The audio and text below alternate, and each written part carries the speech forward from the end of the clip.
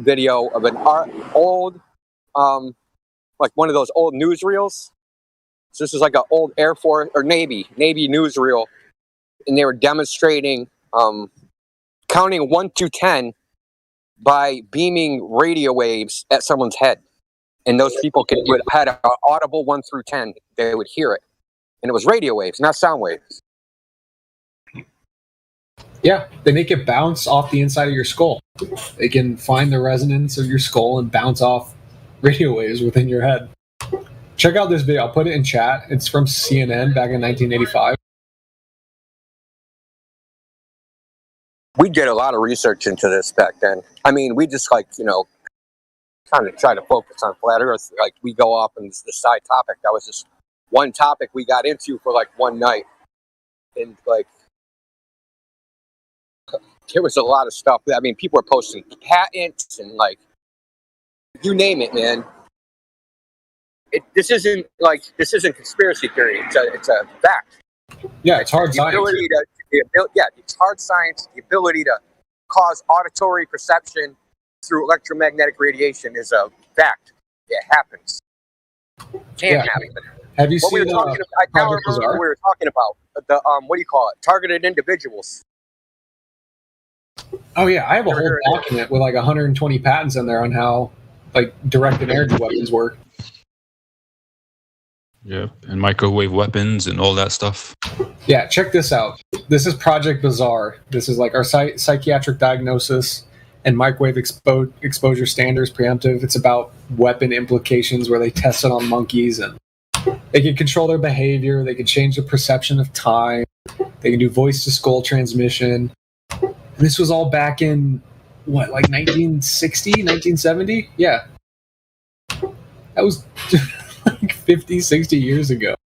What we have now is so far beyond this.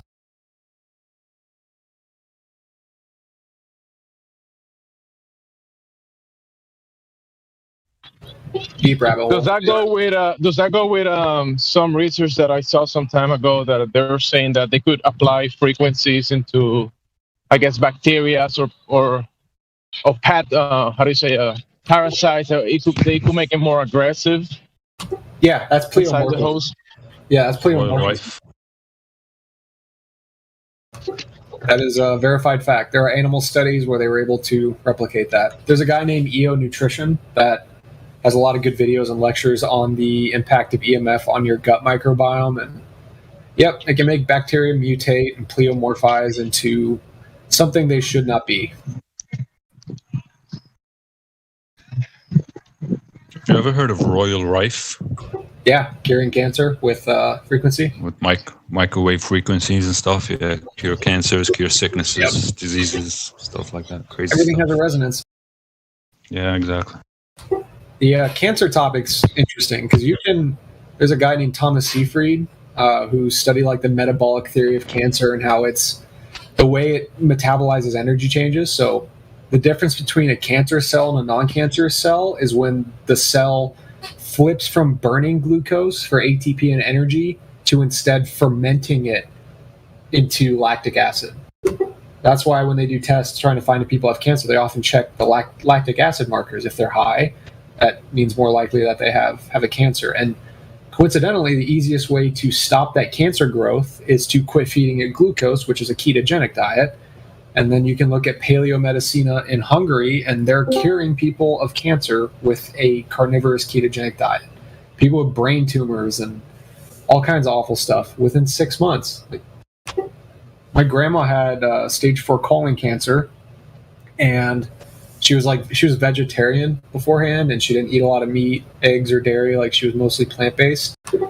And I went down to Missouri to see her to kind of give her a bunch of information, explain what's going on and whatnot. She didn't want to do chemo or radiation. She wanted to stay far away from that because she knows it's toxic. So I got her to do a carnivorous ketogenic diet with kefir and raw eggs and fasting and whatnot. And in 6 months, stage 4 colon cancer completely vanished, gut totally healthy, no sign of cancer.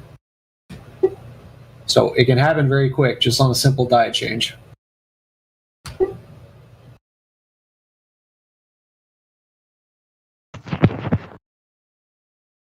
If you want those papers from paleomedicine, I'll put them in chat. They're really interesting. They even cured a person with type 1 diabetes. Most doctors say type 1 diabetes can't be cured, but they're successfully doing it. Hey, I want that. I'm a type 1 since I'm like 8 years old. Are you? Okay, hang on. Let me link it to you. Every time someone says diabetes, I'm like, yeah, let me hear that. Type 1 specifically. Here's an archive of all their research. They have one child with type 1 diabetes mellitus successfully treated with a Paleolithic ketogenic diet, 19-month insulin freedom. He got totally off insulin. Just stopped eating sugar, stopped eating carbs, ate nothing but meat and fat, no more insulin needed. It's crazy. There's another one too.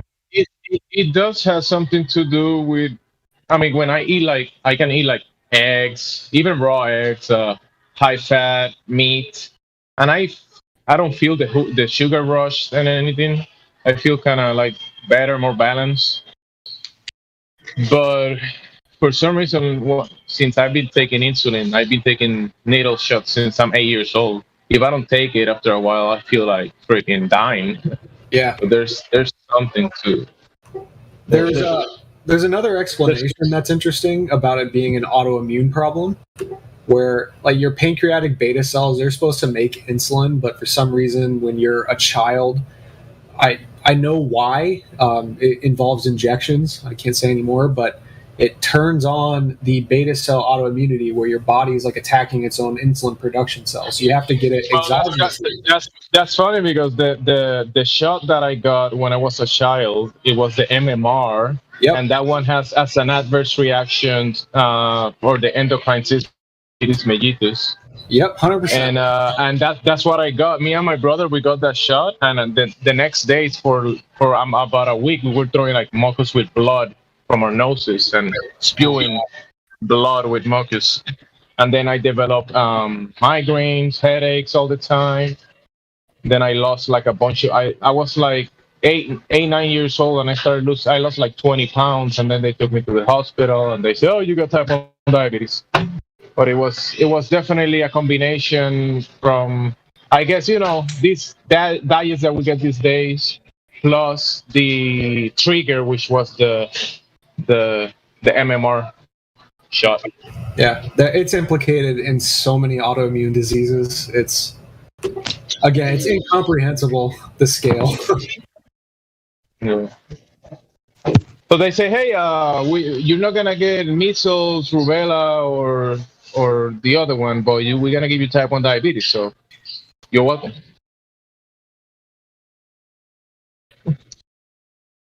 So are you saying meat is like good for you? It's necessary? Yeah, it's the most important food in any diet. Animal foods in general, like you can get by without meat, but it's not ideal. Yeah. As long as you eat eggs and dairy and you're getting fat soluble vitamins, you're good. But yeah, you should eat meat just because like meat contains taurine. I don't know if you're familiar with Red Bull. They put taurine in Red Bull because it just makes your brain feel and work better, and that's only available in red meat and some types of animal milks like goat milk. Well, me at the extreme of type 1 diabetes is kind of extreme. Even the insulin itself says that it depletes my minerals in the body, magnesium, and all this stuff. So me being at the extreme of kind of like a bad sickness, the best I feel is when I eat like good meats and kind of high fat, kind of protein, high fat stuff like that. Meat, eggs, I feel fine.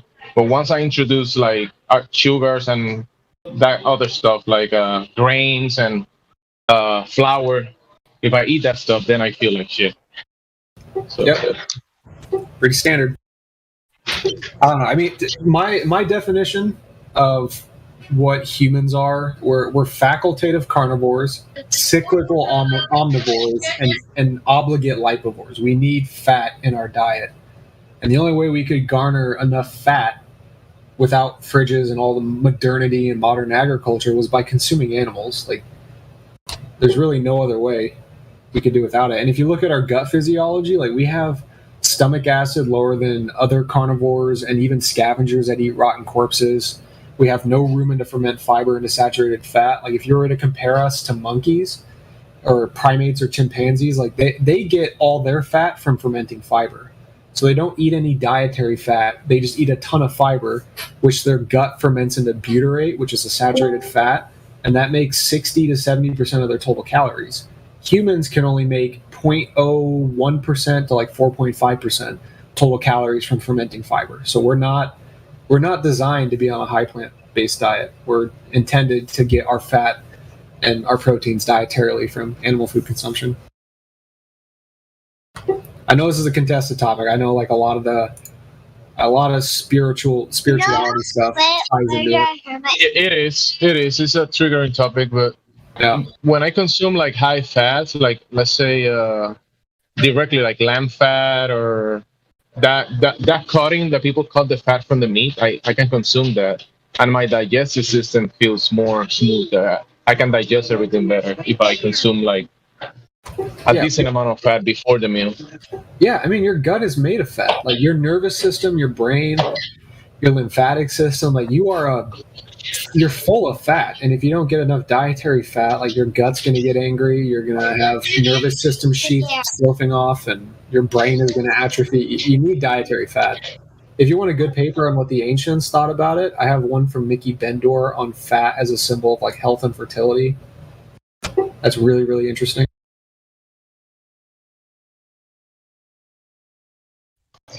Is that why they put it in the, like they've been demonizing fat for a long time? Like fat is bad for you. Yeah, it's an inversion.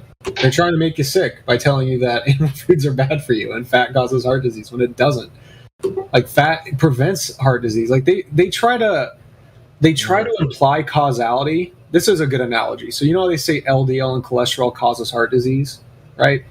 They make the LDL and the cholesterol the causal mechanism in that, and they ignore why it's there in the first place. If you read like some of the mechanistic explanations of how it develops, you have this thing called a glycocalyx in your arteries. It's like a little film, like a microvilli film that protects your artery from damage. High blood glucose makes that villi drop 80%, which exposes your arterial wall and your intima. So if your arterial wall gets injured by something you eat, like high blood glucose or high omega-6 or inflammation, LDL and cholesterol zoom to that spot to try and repair it. So it's like your house is burning down, the firemen show up to put it out, and the scientists stand there and go, oh, look, every time a house burns down, the fireman's there. That means the fireman is causing it. That is their logic, simply as simple as I can put it. They blame the thing trying to fix it as the cause.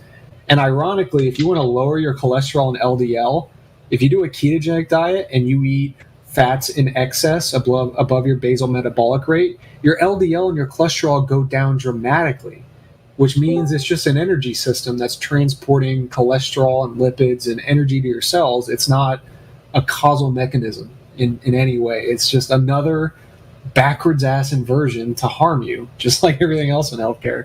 It's fucking crazy. So this whole vegan thing is like a psyop? Yeah, it is 100%. That's a great way to put it the way you said it about the firefighter and stuff. Yeah, I learned more about heart disease and the causality of it from two software engineers than I ever did reading cardiology papers. They're ideologically possessed and still stuck in the 1950s, thanks to Ansel Keys, who got all of his funding for those studies from the sugar lobby and from the Seventh-day Adventists, who are plant-based vegans. It's just severe conflicts of interest all around, suspect funding, and the science is just bad. There's no evidence for causality, just association.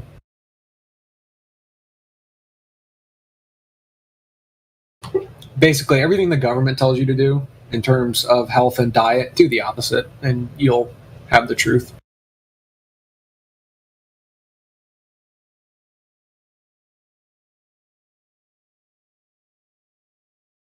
Everything is inverted in this world. Yeah, dude. Like, seriously, everything.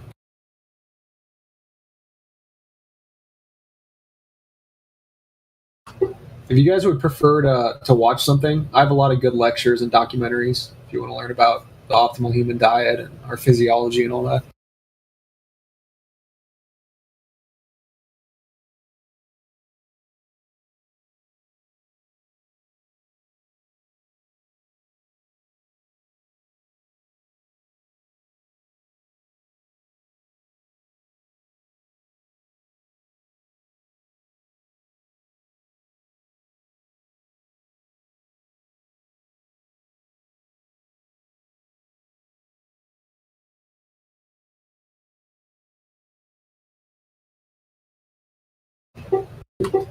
Yeah, I know. I'm sure there's a lot of. If there's a vegan in here, I'm sorry for if I'm offending you. I was a vegan for a year and a half, and then a vegetarian for another year and a half after that, and it did not help my health at all. It made it far worse. So if you're on a vegan diet and you're supplementing and you're feeling okay, just try to look at it with an open mind. Don't vegans have trouble getting like vitamin B or something like that? They have trouble getting a lot of things. They have trouble getting enough zinc due to anti-nutrients and phytates binding it. They don't get enough cholesterol to make vitamin D. They don't get enough proper form of vitamin A and retinol because they can't convert beta-carotene to vitamin A. They don't get phospholipid omega-3s. They don't get enough magnesium because all plant foods are devoid of it because our soil is devoid of it. They have to supplement or they fall Can't apart. they eat peanuts? They what? Can't they eat peanuts to get magnesium? No, if you look at, there's a graph from early 1900s till now, the magnesium content of food has dropped 90% across the board in all foods. We have completely farmed it out of our soil, and they don't add it back, so the plant foods that you're consuming will have far less magnesium than claimed. I do know a lot, yeah. Yeah, all the numbers on magnesium content in plant foods is based on research from the early 1900s. It's not tested in the modern day. It's just they don't care to test it. If you look at German nutrient databases too, they'll tell you they test their food every year for the nutrition content, and you can see the trajectory of magnesium and other minerals dropping dramatically since the early 1900s. Magnesium chloride has very high absorption. That's probably the one to take. Yeah. Yeah, the only two sources of magnesium, or actually three, glycinate's okay, but magnesium chloride, magnesium sulfate, and then magnesium glycinate. Those are the three types of magnesium. Oh, what's the sulfate do? That's Epsom salt. Sulfate is a detoxifier. It's like a sulfur. It's got sulfur in it. If you ever go to a store and get Epsom salts to bathe in, that's magnesium sulfate.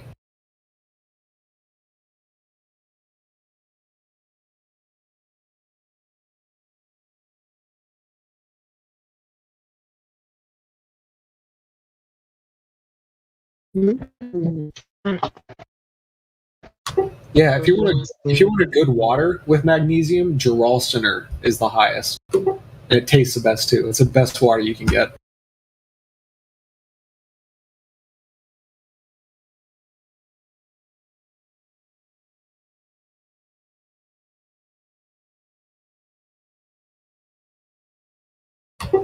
Another thing to keep in mind too with veganism, whenever any diet is being pushed on Netflix and by corporations and Monsanto and mainstream media, you should be wary of it. And they're pushing veganism like crazy now. It seems like they never want you to use your discernment, with the dieting included. They just want you to trust their authority.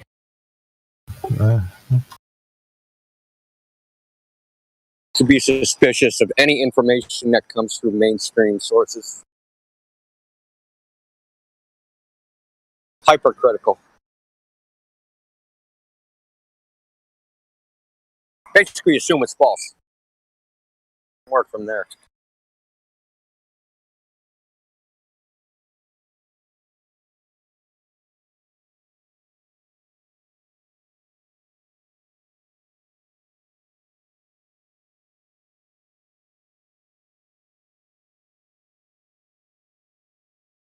So, you don't think vitamins work?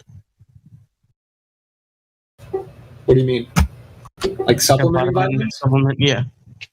It depends. Like some of them are in the proper forms. Most B12 that you get nowadays is a cyanide combination. It's cyanocobalamin. It's got a cyanide attached to it.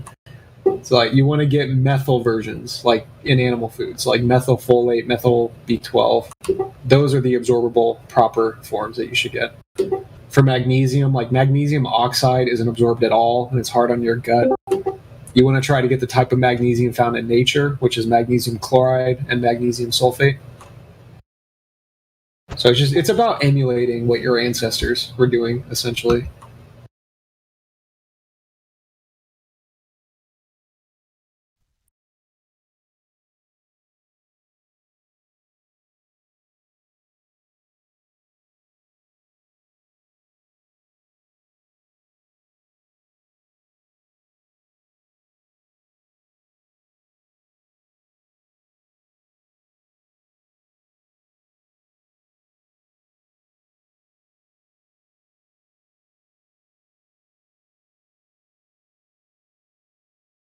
I thought B12 was water soluble. Yeah, it is.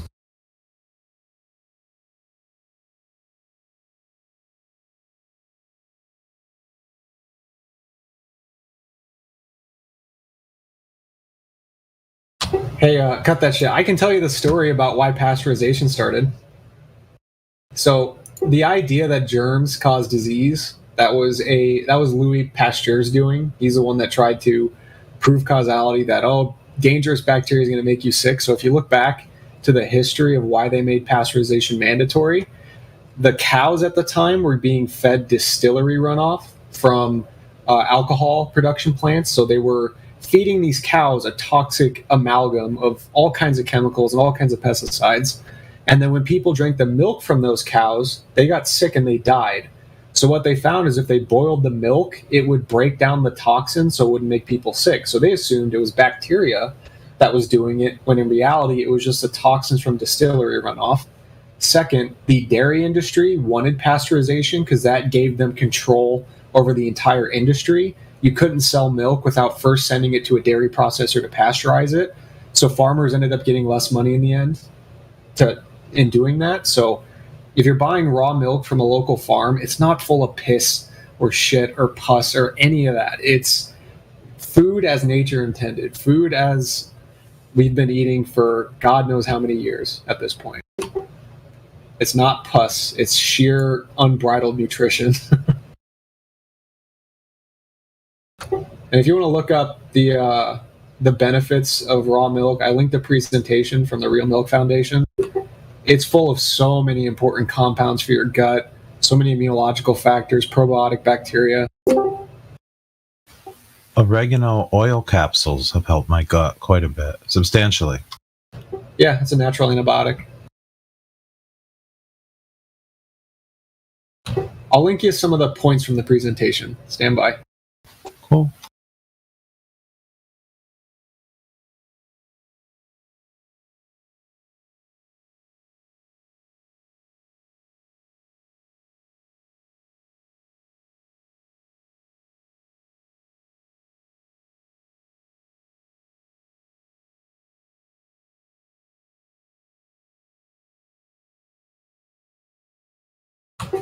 Do you see all these compounds? Medium chain fatty acids, fibronectin, lactoferrin, lactoperoxidase. All these things are what make milk healthy. When you pasteurize milk, you're not getting any of the immunological compounds. You're getting less vitamin B12. It's harder on your gut.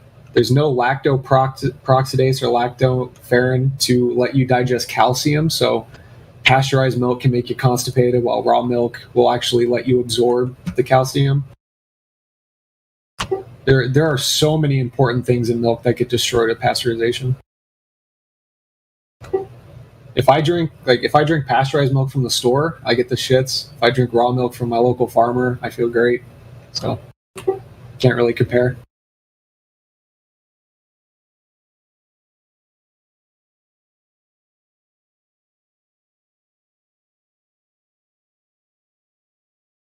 Do you think that's why lactose intolerance is kind of like on the rise?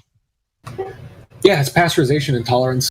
And lactose isn't lactose without the gut bacteria to digest it. It can give you the shits, like it can make your gut upset, but That's the thing with raw milk. Raw milk already has bacteria in it, like lactobacillus, that consume that lactose for you and turn it into glucose. So if you pasteurize milk, you're getting lactose with none of the bacteria, so you can't digest it. If you're getting raw milk, you're getting the lactose with the bacteria, which digests it for you. So then what is Fairlife milk if it's lactose-free milk? Yeah, they put an enzyme in it. They put a lactase enzyme in it that eats all of it. That's high ultra heat treated pasteurization. They bring it up to 280 degrees, and then they put the lactase enzyme in there to get rid of all the lactose. That shit is toxic. Ultra high pasteurized milk is completely oxidized. It's devoid of most of the important nutrients. You're not getting any of the calcium out of it. But they claim there's protein in it. Yeah, it's oxidized though. Yes, I have, Travis. I love Paul Stamets.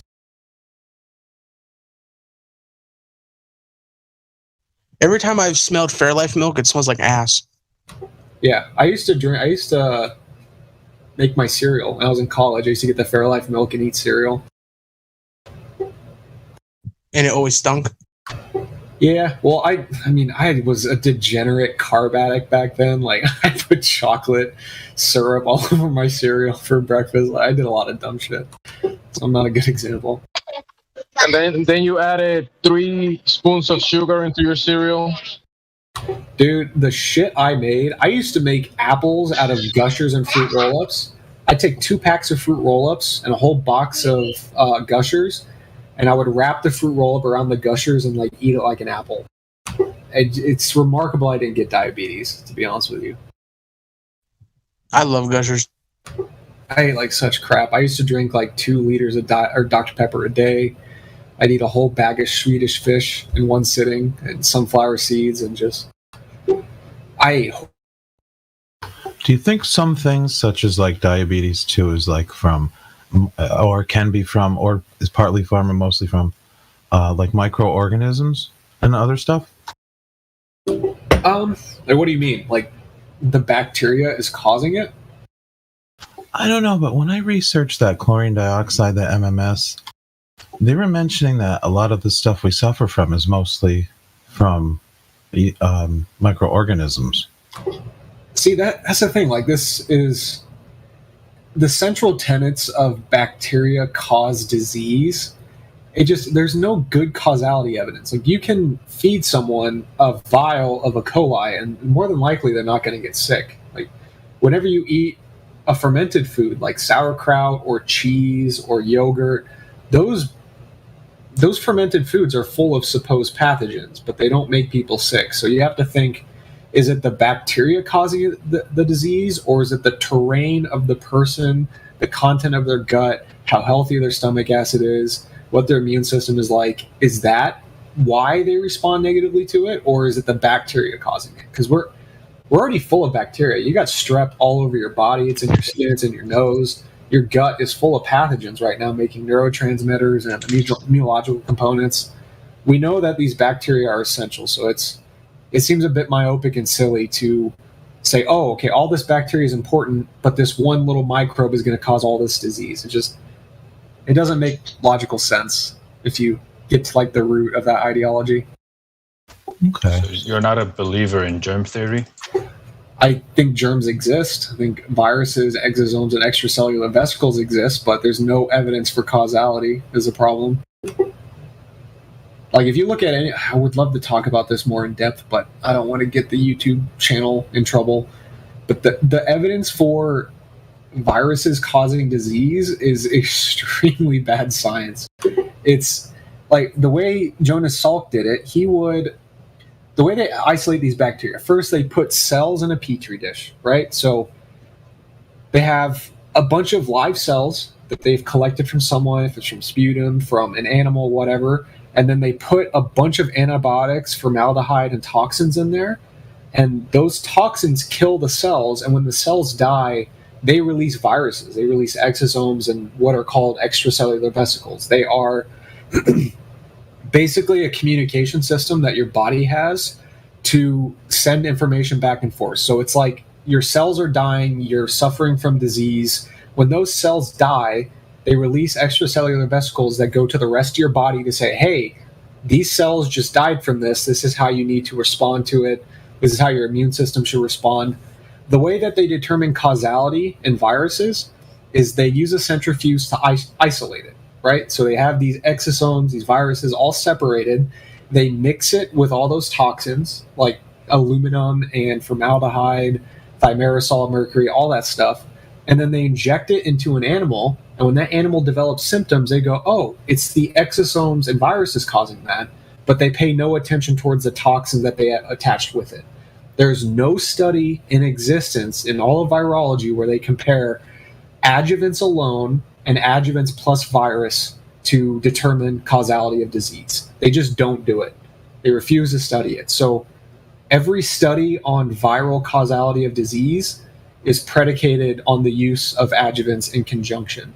Otherwise, they can't do it. Like, you can't keep the viruses replicating inside the petri dish or inside the injection without including the preservatives and the adjuvants with it. It's based on horrible science. Like, the bedrock of virology is horrible science. It almost sounds like, yeah, we'll add this and add this and add this, and then it will have reaction. Then we'll go back over here or something. Yeah, it's like it's a dupe. Like, it's duplicitous. It's literally duplicitous. It's, again, an inversion. And if you look at what Joe Salk was talking about, like, he was a eugenicist. I wanted to exterminate minorities and everyone else. Like, yeah, virology is built on horrible science. So is the conversation of, do germs cause disease or do viruses cause disease? It's all based on flawed ideology and lots of assumptions. I think what matters most is the terrain, like your own health, your own nutrition, your own microbiome, your immune system. That stuff's supported with good diet and health. So by this logic, if bacteria cause disease, why can I eat 6-month-old rotten liver and feel amazing? Like, if they're supposed to make me sick, why can't I do that? It doesn't make logical sense.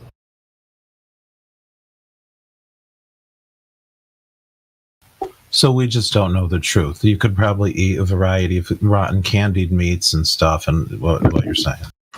Yeah, it's always toxins. Like, I think virology's intent was just to gaslight us against toxins. You can take the DDT thing, for example. Like, they sprayed DDT all over the country for a decade, and that's when polio came about. And if you look at what DDT does to insects and animals, it's a nervous system paralysant. Like, it'll paralyze your nervous system with exposure. And we were literally spraying it in babies' faces as soon as they came out of the womb, because we didn't want to let them get malaria, which didn't even exist, like, really at all at the time. So, like, it's always an inversion. It's always a gaslight. There's some toxin in the environment, be it heavy metals, a pesticide, something. And then when the disease starts becoming prevalent, they create a jab for it. And then say, oh, the jab is... Sometimes you're just going to have to believe in it. Like, he put up an example, like, you can prove that if you crank up the heat with water inside a pot, the water would boil.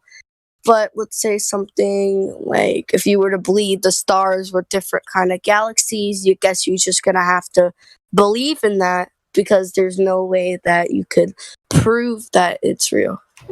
Yeah, and this is where Koch's postulates come in. Like, he's the guy who put the criteria together to determine causality. Like, they can't even isolate these things. Like, you cannot isolate a specific extracellular vesicle and get the entire genetic code from it. So what they have to do, like, if you want to look at the study where they isolated the current cooties, they put it in a petri dish, they showered it in antibiotics, they got a partial genetic code from a high cycle RT-PCR test. Then they had to go to a gene bank from GIS or GIS-IAD and GenBank from the NCBI, and they had to put them together. So the current strain, the current genetic code that these tests are testing for is based on a speculation. It's based on them going, okay, we got partial code here. We're going to go look at a gene bank of previous types of viruses, merge them together, and go, oh, this is what it is. And then they put that in the test, and then they run enough cycles, and you can find it in anyone. part of the genetic code in this current strain already exists in human chromosome 8. So if you run enough cycles, you can find it in anyone. Literally anyone, you can test and find that specific genetic code. So it's all just bad science. It's all contrived. The best thing about this is that when people get sick, they blame the animals. Oh, it's the bird flu. It's the birds. Or oh, it's swine flu. It's the pigs. Yep. It has never been proven. The transmission from one species to another causing disease has never been proven. They have tried from like 1920 up until 1960 something, like right after or right before Jonas Salk did his thing and put out his methodologies and whatnot that basically consist of all jabs in the current day. They tried to prove causality and transmission. They would take horses, ferrets, dogs, all kinds of animals. They would suck out the mucus from a sick animal, inject it into a healthy animal, and they never got sick. They would put bags on a sick horse's head, transfer it to a healthy horse, never got sick. They could never prove causality and transmission. So what they did instead was contrived isolation studies, mixing it with toxic adjuvants, injecting it into the brains of monkeys or whichever other animal or whichever other like intravenous exposure. And when they got sick, they would go, "Oh, it's a virus that made you sick." They ignored the adjuvants entirely. They never cared to compare adjuvants alone to adjuvants plus extracellular vesicles and viruses. So there's no causality. Like there's literally no evidence for causality. That doesn't mean I don't think stuff can be transmitted. Like it's obvious when children get smallpox, right? Like or not small, chicken pox, and they come near each other. Like there's something happening there, but how do we determine it's a virus? Could it be psychological? Could it be a nocebo effect? Like you see someone sick, they make you sick. You see someone yawn, you yawn. Like could it be as simple as that? It's complicated. It's not as simple as single virus out of infinite numbers of them is causing disease while the rest of them don't do anything. It's just myopic and dumb and reductionist and very simple-minded to imply causality. Yeah. I have a good documentary on how they did this with AIDS. It's called House of Numbers. Okay. I see you're very ogenous pilled. Yeah, well, partially.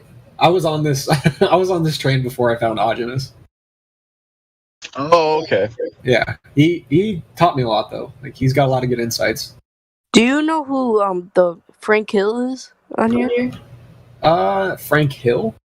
Yeah, he's like one of the members. No, I just joined the server a few days ago, so I'm still fresh.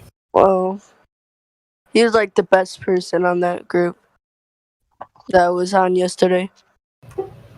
There's a good book by Dr. Thomas Cowan too that goes through all the evidence of like viral causality and disease. Yeah. I'll put it in chat.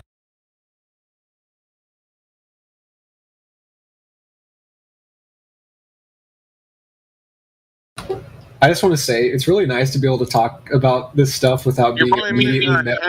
Because you spoke yesterday to him in the VC second, the young guy.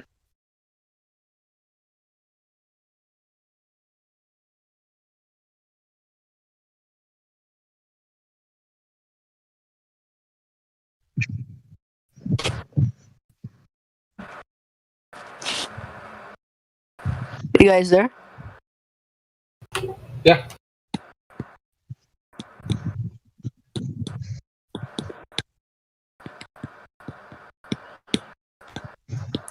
So to go back to the thing you were talking about, that somebody couldn't, somebody would think something was, but couldn't prove that it actually was. Like for them, like the flu, the bird flu or whatever, that came from the bird, but people never proved it because they tried so many ways, but none of them actually proved if the animals were the reason why you're getting sick. Yeah, it's a question of causality. Like, it's the same thing. Like how Witsit Austin talks about like the lack. It's like it's what's the word? It's like a reaffirmation bias or something like that, or reaffirmation fallacy, where they assume something and then experiment based on that. Yeah, reification fallacy. Bias. Exactly. Yeah. So it's the same concept. Like it's a reification fallacy where they base it on early research in virology that was first funded by the Rockefeller Foundation. Like Rockefellers are who created all of virology. The entire education system for it was created by them. And they assume causality even though there was no evidence for it. And all the evidence that they use to say this is causality involves the injection of toxic adjuvants like formaldehyde, aluminum, polysorbates, mercury, and all kinds of other stuff. So they never segregated it. They never did a study where they go, okay, let's see if just the adjuvants make this monkey sick, and then if the adjuvants plus the viral component makes them sick. They never did those studies, so there's no evidence of causality. It's all speculation, fundamentally. I'm really sorry, but I gotta go. I gotta go to sleep for school tomorrow. Oh, no worries. Good night. All right, good night.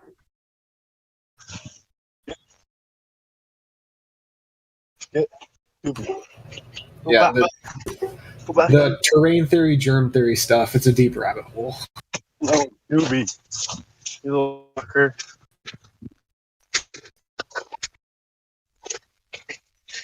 I'm gonna catch a little oxygen.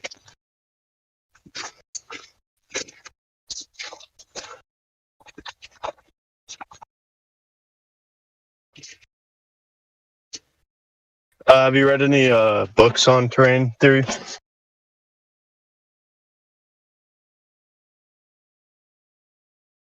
Yeah, I've watched a lot of lectures too.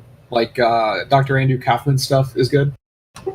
Thomas Cowan has some lectures on it as well, on I can't say the word, on autoimmunity as a result and the evidence for causality.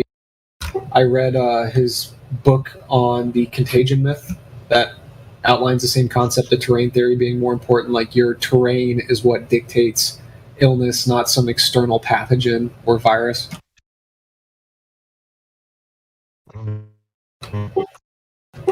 I have another doc. I can't remember where I put it.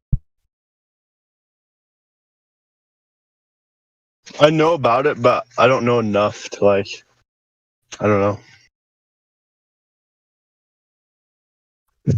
I mean, it's complicated. I'll tell you that. It's just, if you read, if you go to Google Scholar or any research site and look up Salk's early research on how they were proving causality, it's such bad science. It's also barbaric and fucked up what they did to kids.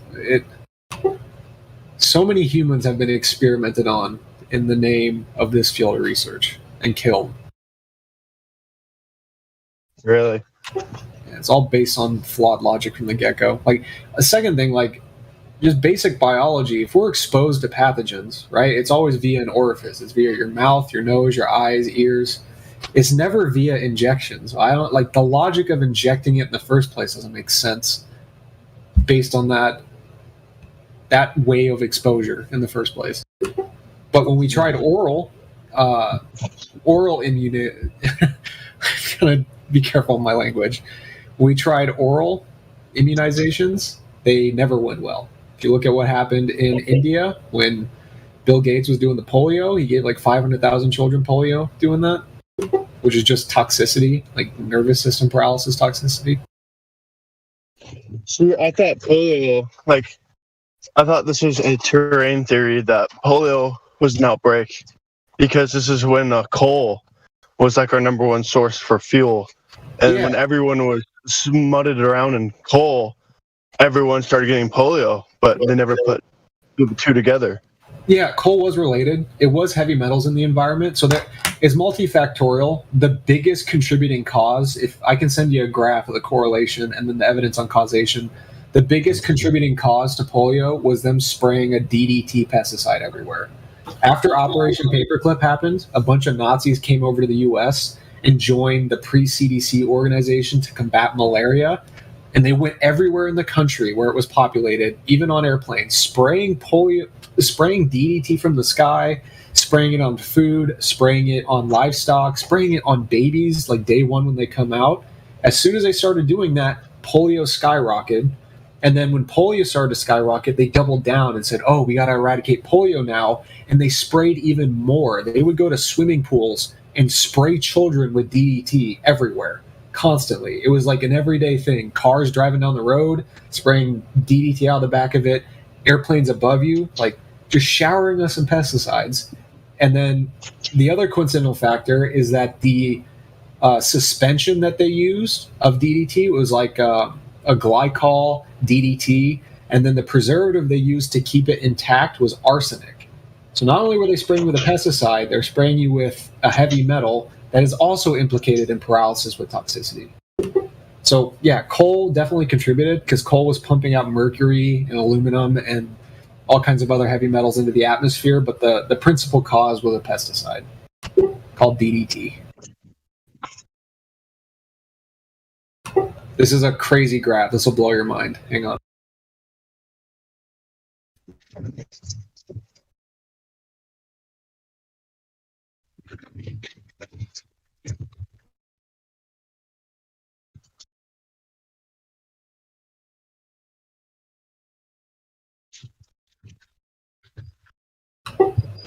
Look at that graph. Look how perfect it correlates. It's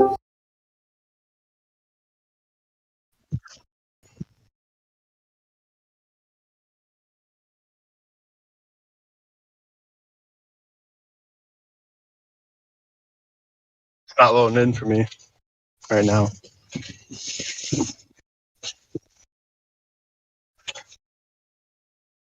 Oh shit! Yeah, I see it. I have another one too that's a lot more clear.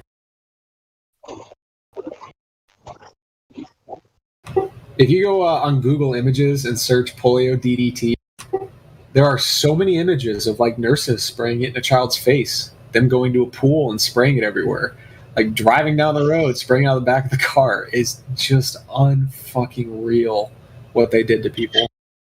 Yeah, I remember in Puerto Rico, they used to pass by with trucks and spraying this gas all around the neighborhoods. They will pass by, I think like once or twice a week, and they will just pass by and be spraying this cloud of smoke. They used to say it was for mosquitoes. Yeah, I mean, it paralyzes mosquitoes. It paralyzes lab animals and mosquitoes. And the Nazis knew this. Before they came over in Operation Paperclip, they had studied and created DDT as a biological warfare weapon. So they knew what it would do, and yet they came here to the USA and sprayed it everywhere. And then they pretended like, oh, no, there's no evidence it causes disease, even though there was mountains of it.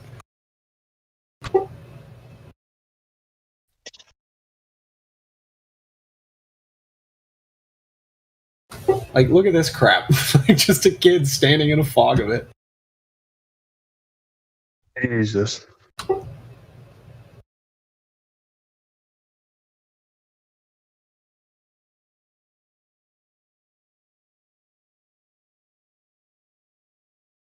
They even put it in wallpaper. There are ads from the 40s where there was a company making wallpaper with DDT in it.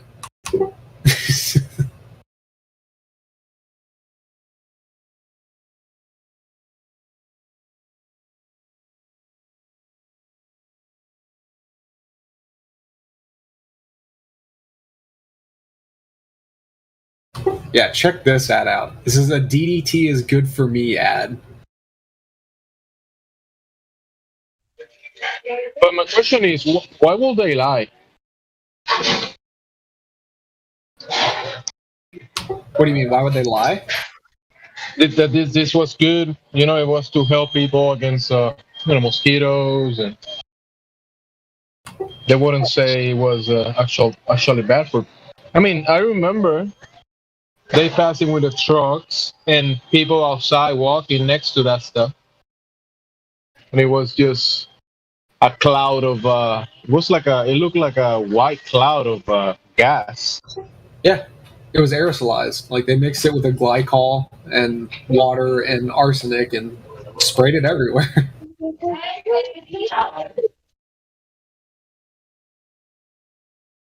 Honestly, like, you know what's crazy is there's more hard evidence for polio being caused by DDT than a virus itself. Like, it's that bad.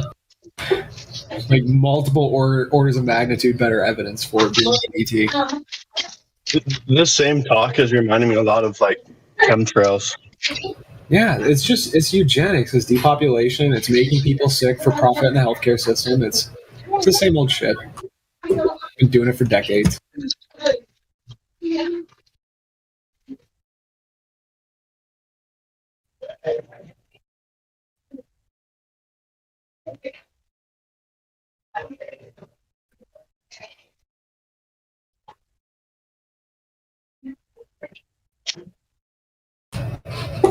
And if you dig hard enough, you can find this with every pandemic. Like smallpox was due to bed bugs and people getting infected because they were vitamin A deficient, vitamin A and D deficient. Every single cause that they tell us, it's some toxin or something environmental instead.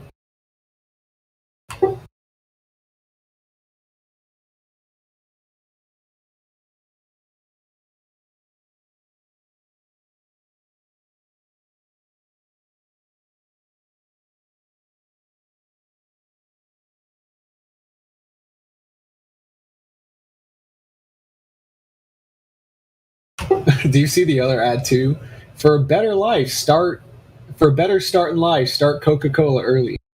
How soon is too soon? Not soon enough. Laboratory tests over the last few years have proven babies who start drinking soda during their early formative period have a much higher chance of gaining acceptance and fitting in during those awkward pre-teen and teen years. This is just disgustingly manipulative and just evil. I don't know if they're trying to be like haha funny, or like that's like they're being serious in this ad. I mean, advertising in and of itself is psychological warfare. Yeah. I mean, that's how it started. Well, what's that guy, Edward Bernays? He was like the first big advertising guy, big PR guy. He talked about this stuff. He talked about manipulating people willfully. And I mean, the CIA director back in 1950 said, "We'll know our disinformation campaign is complete when everything the American public believes is false." It's pretty much where we're at right now.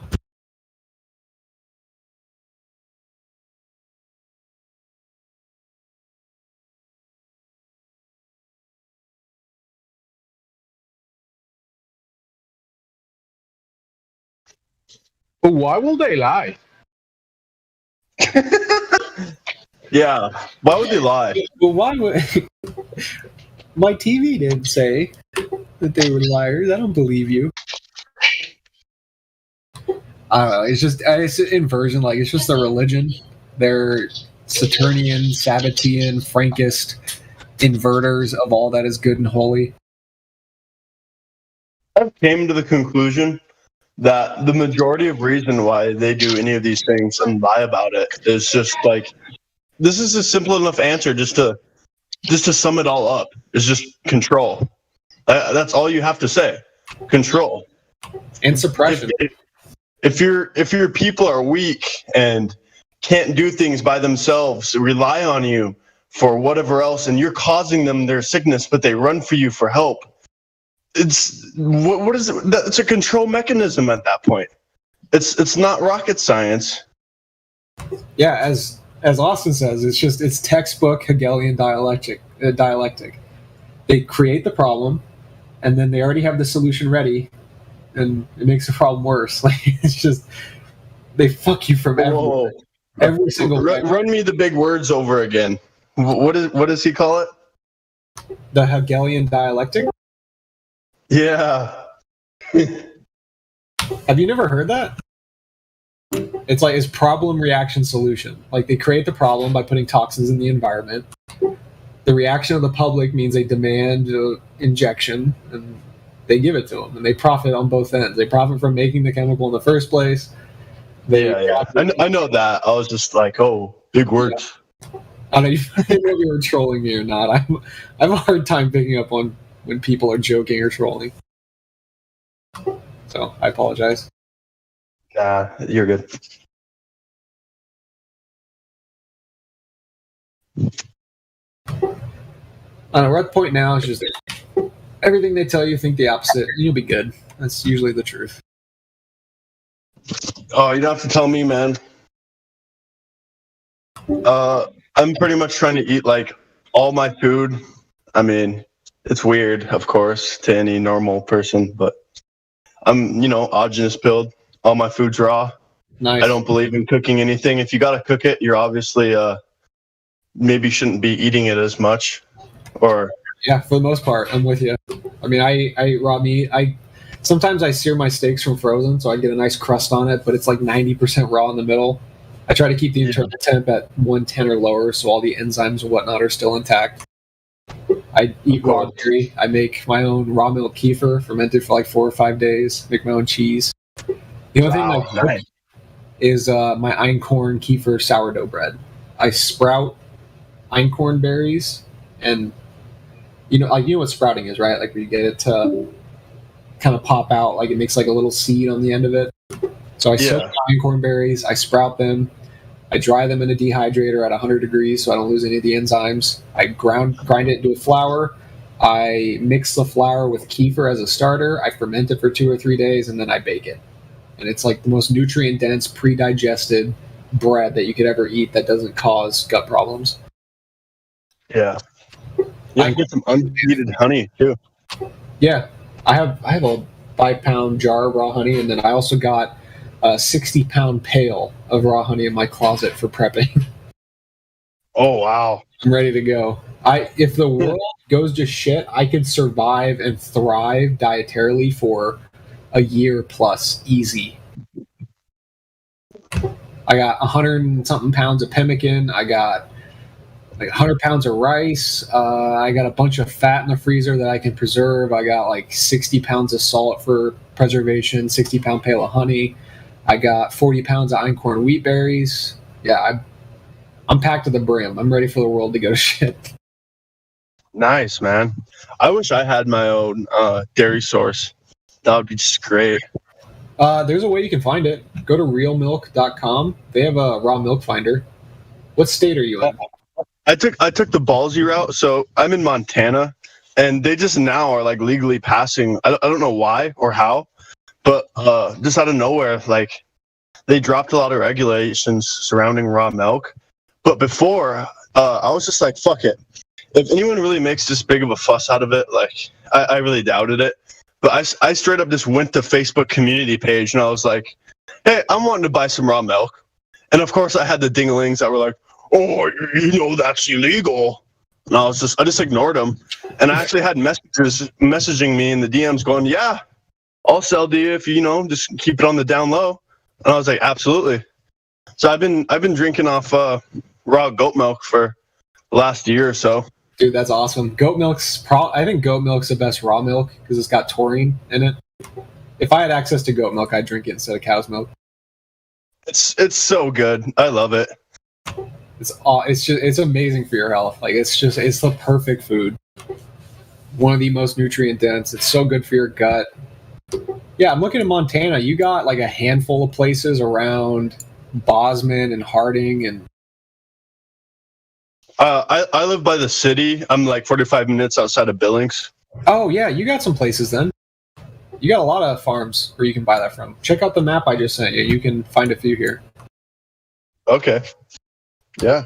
Isn't it weird, like, that they make raw milk illegal in the first place? Like, if you look at the statistics for foodborne illness, you're more likely to get sick, according to the government, from raw lettuce by like 10,000% than you are from raw milk. Yet they don't make it mandatory that you can't eat raw lettuce or that you can't eat unpasteurized lettuce. Like it doesn't.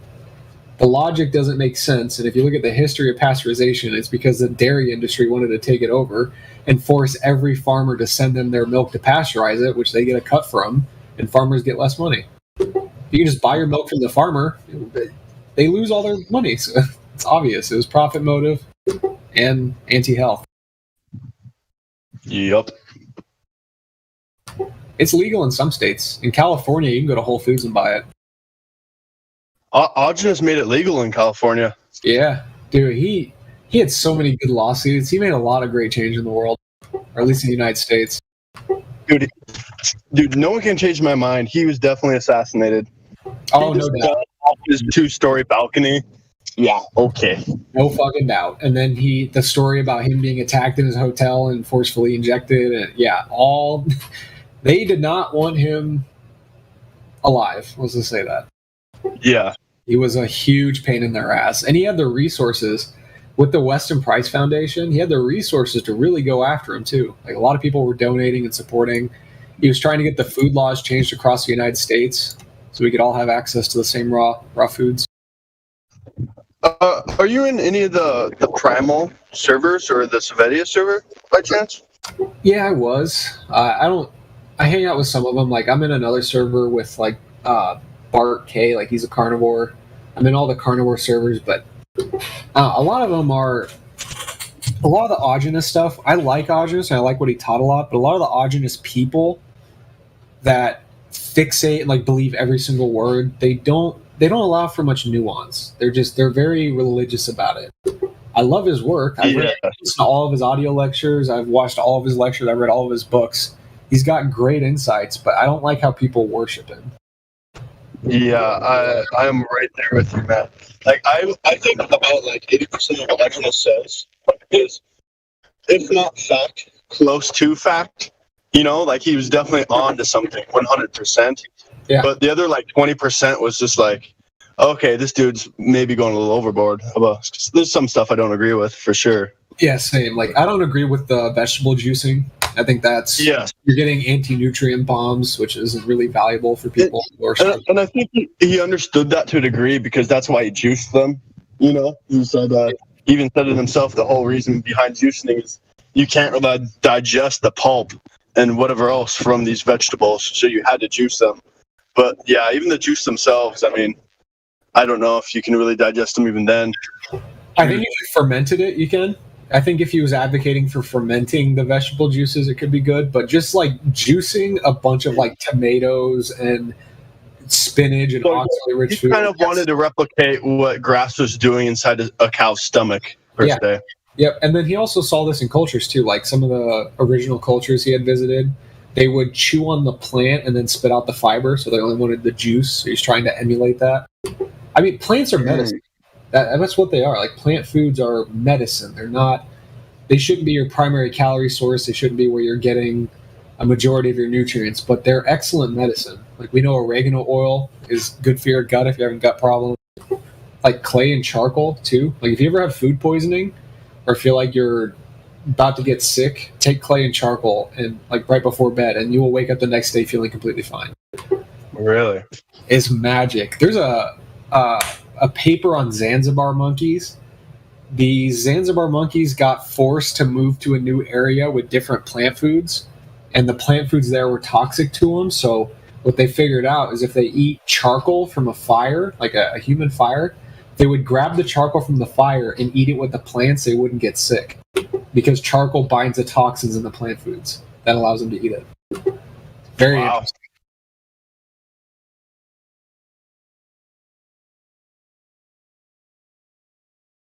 Right now, like, I guess this is a little off topic, but I'm kind of at the crossroads with raw chicken because I see a lot of it, like, raw foodists, like, actually advocate for raw chicken, and then half of them do say that, like, they just completely avoid them, and I understand why. Is because, you know, they are fed an unnatural diet when they're at these big plants where they're just cooped up and whatnot and just fed grains. I could understand why they could be somewhat toxic because they're not meant to be eating grains their entire life. They're supposed to be in the wild, eating insects and whatever else kind of plants, not just grains and sludge. They love worms. Yeah, of course. Have you ever seen what a chicken does to a mouse? My mom has chickens, so I've seen chickens are like a raptor, like a velociraptor when it comes to trying to eat a mouse. They are violent. Yeah, they are. They all just swarm. But what was I about to say?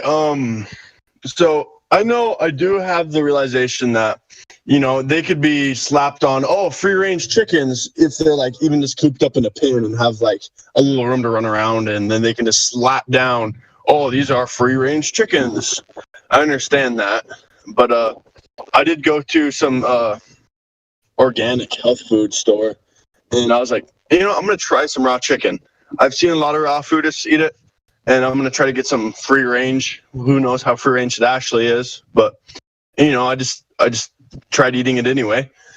I bought 2 pieces of this chicken, and I put them in the fridge. And so the first day that I bought them, I ate the one, and it tasted amazing. Amazing. I was like, wow, this is completely different from the beef I've been eating raw. And I was fine the whole week. Now, so this other piece of chicken was in my refrigerator for about a week. And it's not like my refrigerator is warm by any means, but I mean, it was a week. And I ate that piece of chicken. It was all right, you know, still good. I was probably on the shitter for a fucking straight week. A week. Like every 45 minutes went by, I had to go to the bathroom ASAP. It was not good. Like, it was old chicken that you left in your fridge, but was it from the same source or from a different? Yeah. It was the same brand and everything. I bought it with the first chicken, and I just left that one in the fridge for I don't know how long exactly, but definitely maybe no longer than a week. It's definitely a week, 7 days, 6 days, and worst experience ever. It's interesting. So there are a lot of variables in what causes that, and why some people react in such a way. Like you said that, so you same source. It was just in the fridge for longer. I know when you're exposed to new bacteria, your gut can go through a bit of an adaptive problem. So when you get introduced to new gut bacteria that populates your gut, it kills off all the old bacteria. When all that old bacteria dies off, it releases lipopolysaccharide, which is literally the most inflammable, it's the most inflammatory gut substance that your gut can possibly make. And when that's being churned out, you're going to have some severe digestive upset. I've seen that happen with people in raw milk. Like when they first they shit their brains out for a few days, and then as soon as they start drinking more, everything settles down and they're totally fine. So it could just be like an adaptive reaction. Or it could have been what you ate it with. If you ate the raw chicken with a bunch of water or something, or high pH vegetable juices. I think I had it with raw milk. Oh, see, yeah, there's a lot of religious stuff about combining meat and milk. So I don't know if that's related. I mean, I always eat my raw beef with raw milk, but yeah, I've never eaten raw chicken with it before. Yeah, animal protein versus digesting lactose. It's like 2 different types of processes that can be antagonistic in the stomach. So you should really drink probably one or the other. Otherwise, it's a bad combination that kind of works against the working of your stomach. You need strong acid to dissolve something like protein. And for milk, you need like lactic acid, which is something else. It doesn't quite work.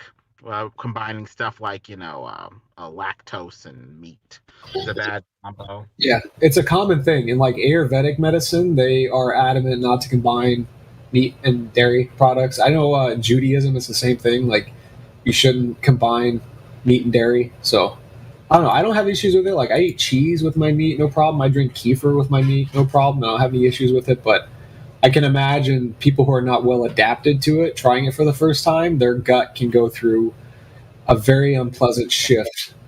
The digestive acids going on down there. Sometimes you gotta, get good gut flora and all that stuff to really get a digestive machine, like a furnace down there that can digest anything. Yeah. But you don't have the right enzymes and stuff. Digestion can be a bit of a pickle too. Yeah, Felix, that's another thing. Salt, that's one thing I completely disagree with Augimus on. His evidence on salt and like seeing people with headaches get more headaches when they eat salt, I don't agree with that at all. For one, like every culture throughout all of history sought salt for a lot of different reasons, for food preservation, for keeping up their mineral content. If they sweat a lot, they need salt to help replace that sodium.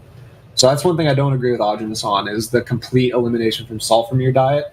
because you're I feel like you're getting the sodium and the potassium just from the blood. Yeah. Oh, if you're drinking blood, that's perfect too. It's just your stomach acid is hydrochloric acid. The chloric part of that is made from chloride. So if you're not getting enough dietary chloride, your stomach acid isn't going to be a low enough pH to properly digest food. So salt's quite important for your stomach acid. So you don't think just eating raw meat is enough? No, it should be. It's just you gotta like if we're trying to emulate what our ancestors were doing, they were eating the whole animal. They were eating all the organs. They were drinking all the blood. They were eating the whole thing and getting plenty of sodium from that. But they were also getting it from salt rocks. Like I mean, salt used to be everywhere. Like you get that animals travel thousands of miles to go to a salt lake. Like we observe this with cows and ruminants and wolves. Like they seek out salt for a very specific reason. And I mean the word salary comes from salt. We used to pay people in salt because it was so valuable. It's like Really? it's not. I don't think it's rational to avoid it. I think it's good to try and emulate like the ancestral diets, but I don't think eliminating salt is emulating that. I think it's the opposite, personally. Yeah, I definitely need to do some research on that because I don't know a whole lot about that. And so, Yeah, it's worth trying. Like if you want to try your raw chicken experiment again, try it with some salt. You probably won't have the same reaction. It's good for your gut too. Like if you don't have enough sodium in your gut, your tight junctions open up, and it makes your gut permeable. You need some salt. We got to remember too that the water that they were drinking was way more rich in sodium and magnesium and all kinds of other minerals. So they were getting it from natural spring sources too. So it's not like they were putting rocks on their food, as they were getting it from their water. They're getting it from eating nose to tail. They're getting it from salt mines and salt rocks that were everywhere. So we've always had a good amount of salt. I'm just having a hard time with the concept that other animals actually like I don't understand where do they get their salt from? Like, do they get them from the same places as well, just like from the river and stuff? Like, I mean, of course they do, but like just finding rock salts or salt rock. Like, Yeah, I don't know where you'd even go to do that, especially where I live. the ocean. So it depends upon like this is why most civilizations were near the ocean, because that was an immediate access to salt. I mean, Hippocrates back in like Hippocrates, the supposed like man of medicine, he used to prescribe people salt water. If they had gut problems, he'd tell them to go drink a cup of seawater and it would go away. So it's interesting. You look at like the old way we used to treat stuff and like where we set up our civilizations. It was always near sodium, which is that's what the ocean's made of. It's all salt, pretty much. So we always had access. Animals would go to the sea and drink a little bit of it and get their salt that way. They would find salt rocks all over the United States, all over Europe, Russia. I mean, they're everywhere. Salt access is pretty much everywhere. Makes sense. I'll find an article. There's one on wolves traveling to salt lakes. Another thing I noticed too, like I do understand the whole salt thing. I know it's important because when I was on cooked carnivore, I got really sick, and I think that's because I wasn't getting any salt. But when I transferred over to raw, I really don't have a problem with my salt just because I'm eating the animal raw. Because I think when you cook it, you just eliminate a lot of that stuff. It just dumps it down. But one thing I have noticed is raw eggs, like especially like if you really taste the yolk, there's a saltiness to the yolk itself. Like you can taste the sodium in it. Yeah, definitely. That's a good way. Yeah, see the cooking thing. It's when you cook meat. If you overcook it, you're cooking out all the minerals, all the potassium, all the taurine, all the glutathione. Like you're left with like 50% of the nutrients, and it's all just basically protein left over. Like you lose so much overcooking stuff. It really it dumps a lot of the mineral content. Most importantly, so yeah, it makes sense. If you're eating raw meat compared to cooked meat, you're gonna get way more minerals. I wish I could eat eggs. I want to eat eggs so bad. Wait, why can't you eat eggs? I'm allergic, I got No. a flu jab when I was in my teens, and it made me permanently allergic to eggs. But have you tried them raw? Yep. I've tried every preparation, every type of egg. I've eaten a century egg. I have fermented an egg for 6 months, tried that. I did salt cured egg yolks. I did What raw about a eggs. fresh egg straight from like a farm? Yep, tried that too. Same issue. Wow. What are the issues? What are the symptoms? Severe chronic fatigue, brain fog, depression. I get eczema on my body pretty much everywhere. Wow. Coincidentally, there were egg proteins in the jab I got when I was a teenager, so it's probably because of that.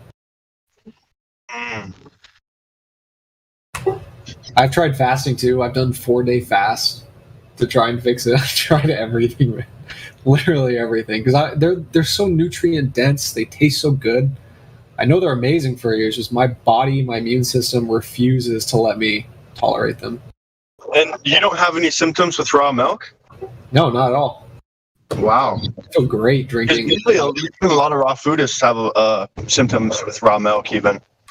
No, it fixed me. Like I did the carnivore diet for 6 months. That fixed about 90% of my symptoms, and I still had some gut problems because I had Crohn's prior.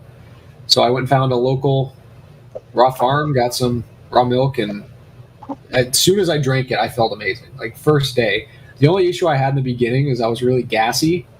I would just fart a lot for like a couple of weeks. There was a day where I drank raw milk in the morning and then drank kefir a couple hours after, and I shit you not, I farted like 4 to 6 second farts every 5 or 10 minutes the entire day. I feel like the most farts I've ever had in my life. I turned myself into a fermentation factory, basically. But outside of that, once I started drinking kefir, my gut has been rock solid ever since. Not a single problem with dairy. I've never, honestly, with all those milk I've been drinking, I've never tried kefir or like experimented with it.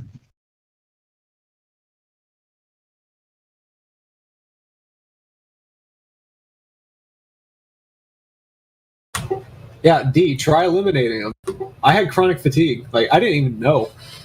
I went vegan in my 20s. Like I think I was 20 when I went vegan, and then when I went vegetarian, I added eggs back, and that's when my chronic fatigue got really bad. I didn't know it was the eggs doing it, and then as I went past vegetarianism into like plant-based keto, I was still eating eggs. Chronic fatigue was not as bad, but still sucked. And then when I was at my wit's end, and I was basically dying, like I was literally near death, I tried the carnivore diet for 6 months, no more chronic fatigue at all. I got raw milk, and then a month or so after the raw milk, I was like, hey, let's add eggs back to my diet. And within a day of eating eggs, severe chronic fatigue, brain fog, depression, like all that. So definitely. I mean, I do kind of have some weird symptoms with raw eggs too. I think the raw milk for me might have kind of helped, but I noticed if I took a break from raw eggs and I'd eat one just spontaneously after a break, doesn't matter if I eat 1 or 3, it's like my blood sugar would drop and I'd get really, really lethargic and I didn't want to do anything. But yeah, I don't know if that's similar to what you're experiencing. No one ever experiments. Like elimination diets, especially the carnivore diet, is so powerful because it gives you a baseline that you can experiment from. If you don't know, like no one knows how much food impacts them. Like if you have allergies, it could be because of the kale you ate. If you have chronic fatigue, it could be the eggs. If you have brain fog, it could be the spinach. If you have joint pain, it could be the almonds. Like one single food can fuck your day up, fuck your life up if you don't figure out that it's a cause. Like that's such a tremendous impact. Exactly. That's like when you're on the diet and then you try something that you used to eat when you weren't on the diet, and it screws you up so much more than as if you weren't on the diet. And you realize, wow, I really shouldn't be eating that, and I can't believe I was eating that. Yeah. It's like your symptoms are heightened when you're in this the state of the diet. Yeah, it's a clarity. Like because you get there's a homeostasis. You get adapted to the inflammation and the reaction, and it just becomes your baseline. So you don't think anything of it. You're just like, oh, I'm always a little tired. I always have a little bit of brain fog, but like you push through it and get past it. But once you remove the cause of that brain fog and then you reintroduce it again, it feels way stronger. It's It's just perception. You just perceive it because you felt what life was like without it. So the comparison makes it feel like it's stronger. That makes Food sense. is everything. Food is everything, man. Do you follow Augenus memes on Instagram? No, but I'd like to see him. Give a link. Yeah, just type in Augenus.memes. I'm pretty sure his name is on Instagram, and he does make a lot of great memes, and he shits on influencers on Instagram who try to say that they're primalists. Like, oh, I follow the raw primal diet, but buy my supplements. He'll totally like shit on him because he's like, yeah, cool. He's just trying to make you buy his supplements. That's what all these raw primalists do on stuff like Instagram. But there's just a couple things because he's one of those dudes who just follows Augenus Vonderplanitz to the T and just praises him. And he'll be like, well, Augenus says that if you're fat, that means that you're really good at getting rid of toxins. The more fat you have, the healthier you are. And so he promotes pretty much like anything Augenus says, even though it's like a lot of it doesn't make really absolute sense. Yeah. You know, he's just one of those dudes. I agree with that in part. I think being too lean is unhealthy because it is a dumping ground. Like your body fat is a dumping ground for toxins. So we live in a very toxic environment, so it makes sense that you would want a little bit of extra body fat on you. But I don't know about being obese and fat. Like there are plenty of studies on having too much belly fat reduces your cognition. I don't know if it's causal, it's just associative, but I think having a bit of body fat is healthy. I don't think being super lean is good for you, especially when your fat cells make stem cells and all kinds they store fat soluble vitamins. It's important to have at least a little bit. Yeah, of course. Every animal has, Yeah.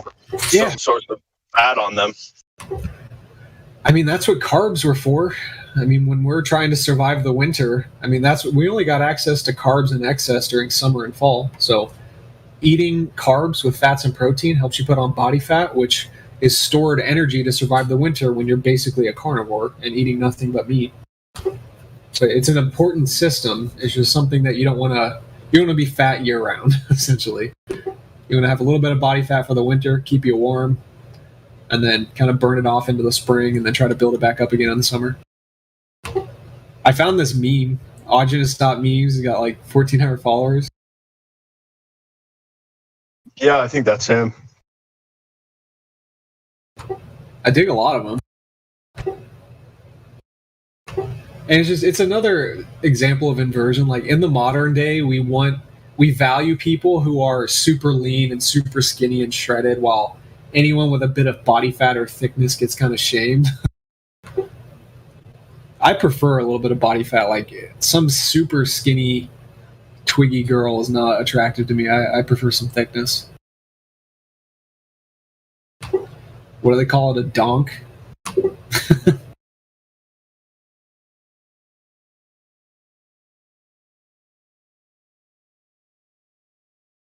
The official Augenus meme server has 1,100 followers. Close to. Oh shit, that's a lot. Is that the one you were talking about? Yeah, this one. This is accurate. Open a jar of high meat. Every living organism with a 10-kilometer radius.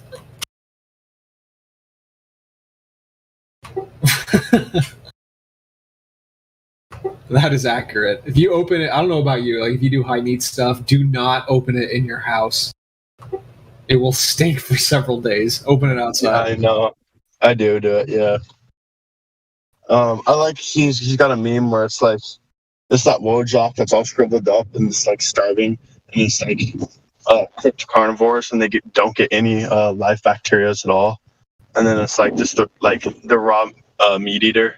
And I think it's like the Mega Chad or something. It's pretty true. I dig it. There are a lot of good memes on here I'm going to keep.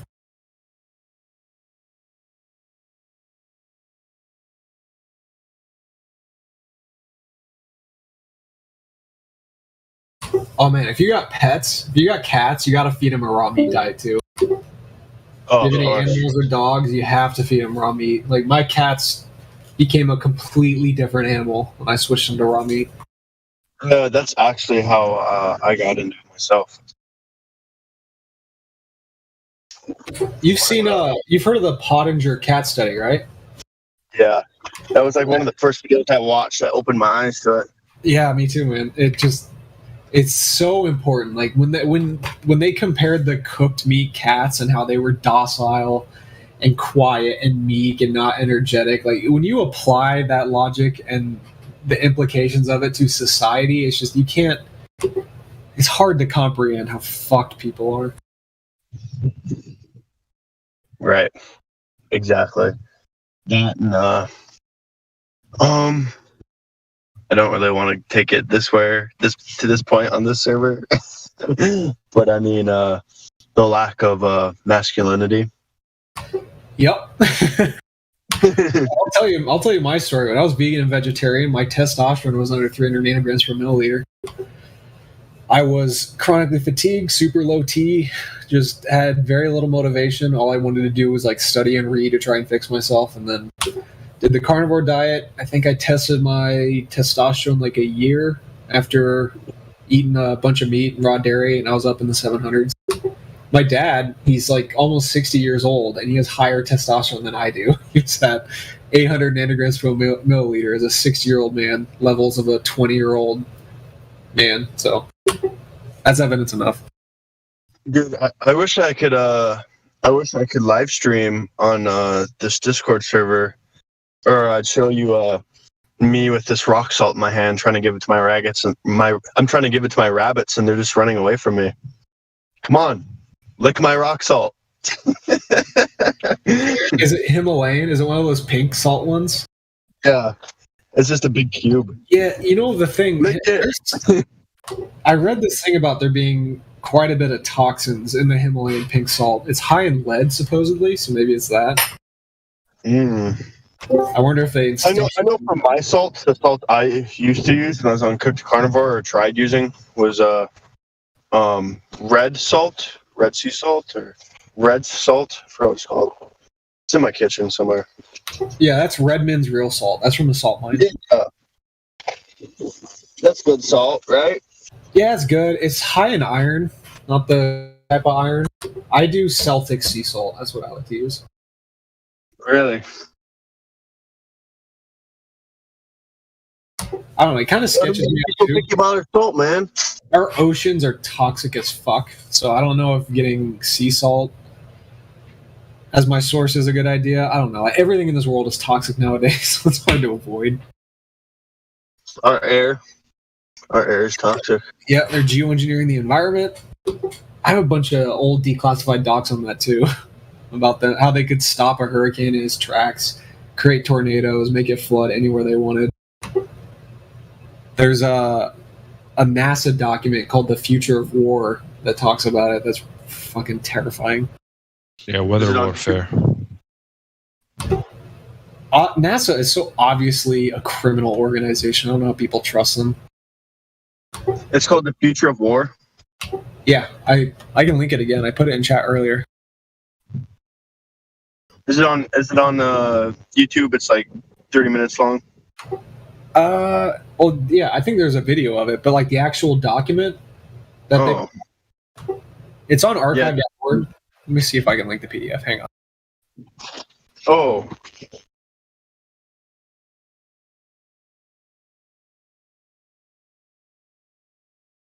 There you go. I put it in chat for you. So, are you a believer that tsunamis are created by the elite? Yeah, I mean, if they can control the weather and like I don't even know how you describe it. Like if they can control the weather with such certainty, they can most definitely create a tsunami. They can create earthquake. You know Tesla's technology where you could like vibrate something and create an earthquake anywhere. That's like what 80 years old, 90 years old. So they could obviously do it now. They could make any place flood if they wanted to with a tsunami. I couldn't find her.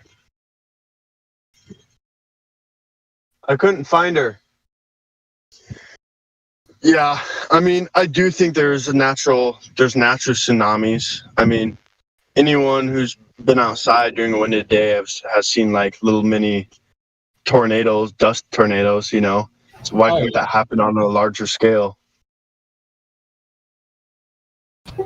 I mean, the question is how much of our weather is natural at this point. Yeah. It's really hard to measure that when you got all these electromagnetic frequencies being pumped into the environment, plus stratospheric aerosol injections, and who knows what they're doing. All we know now is they have the capability to do it. I mean, all those declassified documents. I mean, Bill Gates wants to block the sun, like right now. It's insane. I'm pretty sure global warming's definitely like giving them the excuse to do that too. Hey, we had to put this in the air, global warming and all. Well, they blame humans for all of it when it's obviously a solar cycle. Yes. To say that this is all done by humans is anti-human. It's eugenicist inherently. I have a theory though. I'm sure this theory is an actual thing. I just don't know what to call it. But these things that are happening with our climate or whatever that's being sprayed in the air, or just anything, our system has its own cleansing system that just balances everything out. It's like its own pH. If this were to happen, then this is going to happen to balance it out. I feel like we just have our own, the Earth has its own immune system and its own way of balancing things out. And to think that this crazy thing's going to happen because of the humans, just no way. I mean, I'm sure there is small, of course, atrocities that happen, of course, but on a larger scale, Mother Nature obviously has a way out. Yeah, Mother Earth will self-correct. Have you read about the Sabbatean Frankish stuff from the 1600s? No, I've never heard of anything. Okay, it's a terrifyingly deep rabbit hole. Basically, a quick summary. He was a messiah, a Jewish messiah of 1666, and he taught that the only way you're going to bring about God's return and redemption was through sin, was by doing everything in spite of God, essentially. So it kind of fits into that logic where if you're geoengineering the environment, making everything toxic, intentionally harming people, and everything else combined within it, at some point, like you said, Earth is going to correct and it's going to cleanse. It's going to turn on its own immune system to cleanse us of it, just like it has before. So, if anything, I could see there being an end of humanity, but not an end of the Earth. you know? Yeah, for sure. I mean, if that's what people mean by the end, then I guess they're correct. But what's that? There's a bunch of. They found all these underground civilizations recently. If you look up ancient underground civilizations, these people built massive homes and civilizations into mountains and underground. I would assume if we're going to have another cataclysmic event, those are the people that are going to survive. People that can go underground or see. The thing though is it depends upon where you're at. What if we get mud floods? What if you're covered in 100 feet of ice? You can't get out. There's a lot of nuance and where the fuck do you go? There's a cool YouTuber called the Diehold Foundation that has a bunch of lectures on what to do when the poles flip or when the magnetic excursion happens or whatever you want to call it. It's really, really cool. He tells you what? Diehold Foundation. Oh, okay. He has a bunch of videos on the previous cataclysmic events based on he does some calculations too about when it's going to happen, based on the Bible and some ancient Hebrew texts. And his estimated date was 2048. That's when when the Ice Age is going to happen. Just cataclysm in general, volcanic eruptions. I mean, it did say somewhere in the Bible that God promised not to flood the earth anymore, hence the rainbow. Yeah, I mean, it might not be a flood, but it could most definitely be volcanoes, it could be earthquakes. Yeah, it does mention somewhere in the Bible that I'm sure anyone could quote this better than me, but he'll bring a wall of fire or something. The fire will come. Yeah, that's even scarier. Yeah, and I actually know people who actually take that to heart and have made their house out of brick.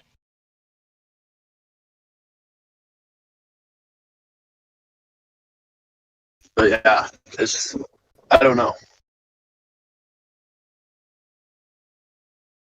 Yeah, here's his channel.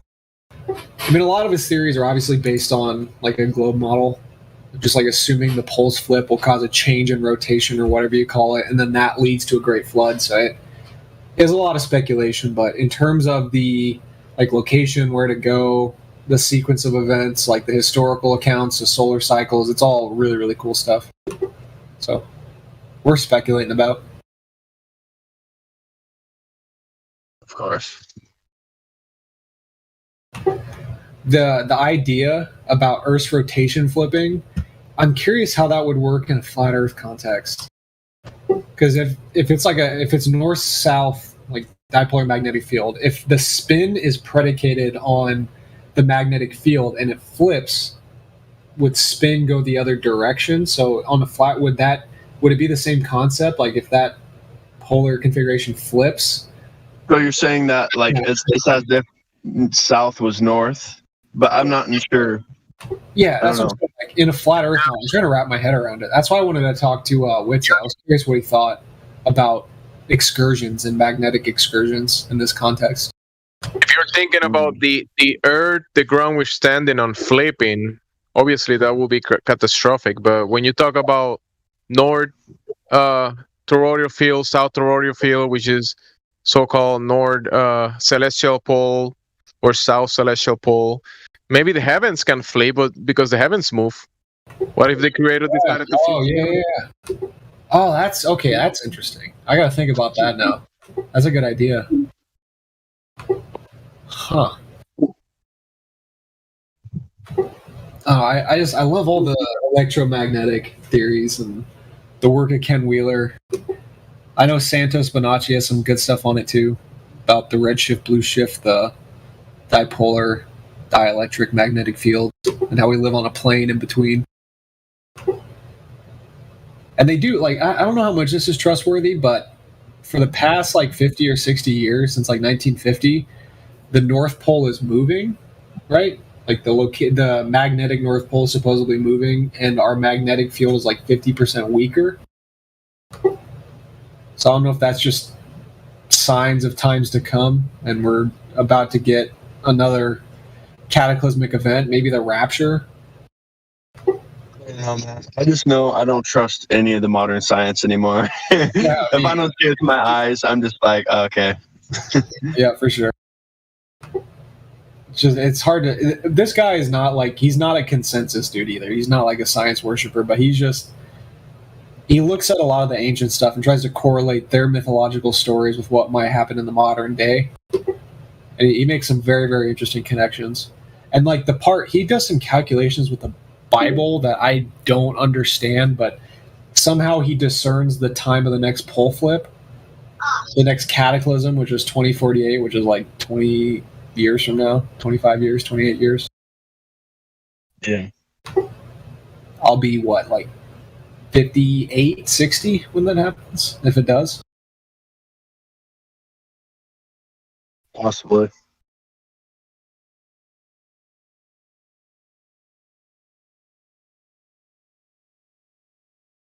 Oh yeah, he's got a cool lecture on language too, on the creation of the Hebrew alphabet. Yeah, the Hebrew alphabet. I don't know, man. The Talmud scares me. I don't know if I'd ever look into that. Terrifying. I agree. The Torah is the good one, right? And then the Talmud is like all the rabbis' influence. And it's like all full of like degenerate, hate goyim, like you're okay to diddle a 3-year-old type stuff. Like, is that? Yes. Yeah. Okay. Yeah, the Talmud's fucking evil. I'm pretty sure it says somewhere that if a goyim speaks badly of a Jew or talks back or whatever it may be, it is punishable by death. Yeah, like, and they're allowed to lie to you they're allowed to lie to you they can manipulate you, steal from you, rape your kid. If you're non-Jew, it's okay, but if you're a Jew, then it's bad. Like, it's fucked up. It's elitism. And I think a lot of that comes, honestly, from the Sabbatean thing. I got a good book by Robert Seffer that goes into that whole ordeal, the Messiah 1666. It is pretty fucked up. They were into some dark stuff that is pretty prevalent in the modern day, and Epstein was probably a part of that same group of believers. A lot of the stuff that he talked about is very, very in line with Sabbateanism. It's a book by him, by Robert Seffer. Yeah, I have it here. Let me link it. Because I thought it was just popular for his YouTube channel. Yeah, he is. But he not that I don't watch it. Not that I watch it, but I know a lot of people push it. That's where I heard it from, like the Sabbatean idea. And then I read Barry Camish's book on it. He's more of a scholar that goes into the history and association. So a lot of what Seffer wrote about, he got from Camish.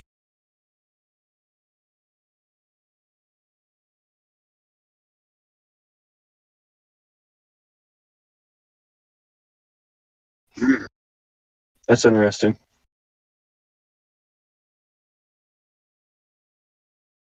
There you go. Put it in chat. It's pretty awesome. It's very scary how pervasive it was, because like he sabotaged Zevi and the Frankists. Like he talked about intentionally claiming to be Muslim or Christian or Jewish or whatever. They intentionally tried to subvert religion. So they were all on the same page, like, yes, bring about God's return, do everything he told you not to, sin, rape, kill, murder, like all the degenerate stuff that God clearly said not to do. He said, by doing that, you're going to bring about his return. So the way that they thought about doing that globally was to have people that were Sabbateans convert to Islam, Catholicism, Christianity, Judaism, and subvert them from within. And they also got into Freemasonry, too, back in the 1600s. So a lot of the cult groups that we know have a great influence in the modern day and definitely have an impact on spirituality. Like they got their hands into all of it, so it's hard to perceive how pervasive it is. And I know, like, when did Freemasonry turn into like kind of an occult thing? Because I know before they were basically just like building shit, right? Like they weren't really occulted. They had some like spiritual teachings, but they weren't really flipped into this evil organization up until the 1600s, if I remember right. So I wonder how much of that was from Sabbateanism converting into them. I feel like they just kind of started out already pretty occultic. But yeah, here's one of the docs. You got the Sabbatean Frankist Freemason cosmology or chronology. Yeah, so it gets into how, because Sabbateanism is like an inverted Kabbalah, like Kabbalistic type teaching. So they kind of like they flipped the tree of life and then taught from that. And like, so if you had a religious tradition that said you should fast, you instead feast. If they said not to kill, you should kill. If they said not to rape, you should rape. Like they wanted to do the exact opposite of what traditional Christian or Jewish teachings told you to do. So with that inversion, then the Talmud comes after, and then they get their hands into Freemasonry, which becomes highly Judaic and Kabbalistic. So it's a deep rabbit hole, man. I don't know how much I believe just based on the history and the timelines, because I know how fucked our history is, but it's interesting nonetheless. yeah.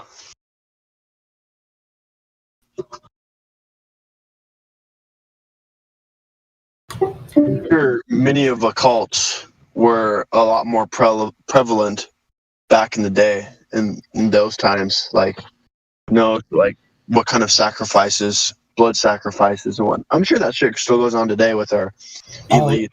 Definitely does. Like Epstein, I have a court doc where these people are suing like Kanye and Beyonce and Epstein and Black Cube Ltd, like corporations, for being involved in this stuff. Like some of the Epstein victims have been trying to sue for decades. You can find some of the court docs where they make claims against him, and it's just reprehensible, disgusting shit like kidnapping, drugging, raping, torturing, all kinds of evil stuff.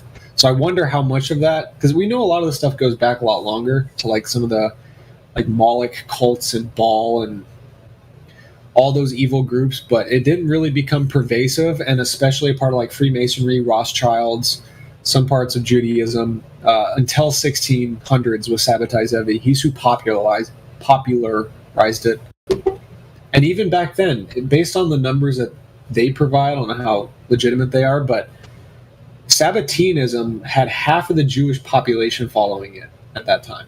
It had over 1 million people. In modern day numbers, it would be like hundreds of billions of people joining this new inverted religion that taught reprehensible anti-moralism, basically. It was a huge portion of the population. People underestimate like how big it was back then. It's barely talked about in our history books now. Yeah. That's interesting why they don't include that in our history books. Yeah, you know, and coincidentally too, that Hitler was against these people. I mean, that was part of the reason why, like, was because of Sabbateanism. Yeah, because the sacrifices and everything. Yeah. The Vatican. I'm sure some of that stuff probably went on. It goes so deep. And like I said, it's so hard to trust history and where it came from and if the timelines are right.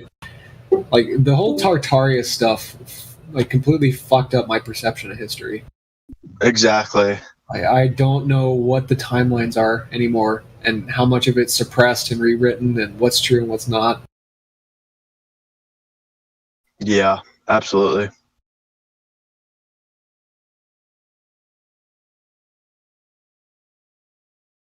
What is reality? Right? They say the Native Americans who were here before the Americans, before the colonists and everybody, they were actually Tartarian. And they had colonies here before we came.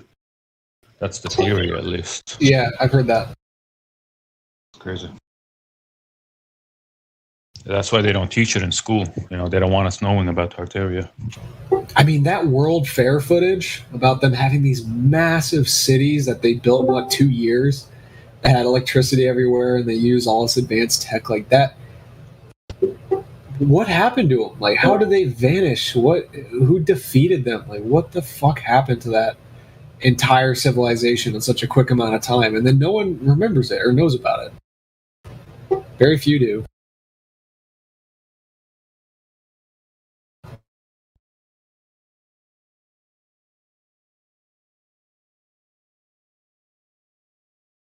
So yeah, that's kind of like the first time I've ever heard of the Native Americans actually being a part of the Tartaria theory. So, like, I understand that they were already established here in North America, but, like, what do you mean? Like, they had buildings as well? No, they were just pretty much like colonists that moved from Tartaria to America, that they were kind of established here and stuff like that. Before the Europeans came and, wiped them out and everything like that. Because I guess they were at war with Tartaria, the Europeans and everybody like that. So they were trying to, like, take the land and stuff. Ah, okay. Yeah. And who knows if it's true or not, but I mean, it makes you wonder why they don't teach us about Tartaria in school. Like, they don't mention it at all. Well, I mean, it would mean that there were advanced civilizations with technology probably beyond what we have now that existed. I mean, it kind of ruins the narrative of human progression in the current day. Yeah, exactly. It destroys all the typical stupid scientific tropes that they all worship now. Yeah, apparently the Tartarian buildings had like some kind of free energy receivers or something like that. Like how they were built. The great thing about flat Earth is once you realize, like, hey, they're suppressing the fact that the Earth is flat. This makes you, like, believe any of this, like that any of this be definitely a possibility. Yeah. It's like you don't really question it at that point. Like, wow, that could definitely be a possibility. It opens up a lot of doors to other things. Yeah, It's like they can lie. If they can lie about the shape of the Earth, like what else are they lying about? You know what I mean? Yeah, absolutely. It opens up everything. It opens up. This is what I appreciated the most about the flat Earth interest was just the fundamental questioning of history. Just that basic default mindset is so important nowadays. I don't understand the hostility. Like, why are people so hostile to people questioning history and consensus when you have evidence and precedent of them continually lying about it, inverting it, and clear agendas that way? Just open-mindedness is non-existent anymore. And it's frustrating to try and break people from it. They end up getting stuck in a religion.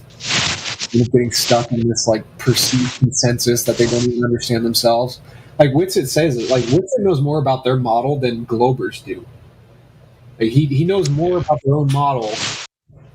They don't even. Yeah, most Globers are like that. They don't know their own model, and then when you teach them it, they're like they just pull shit out of their ass, like gravity and all this stuff that makes no sense. It's like, how can you debate flat Earth? You don't know your own model.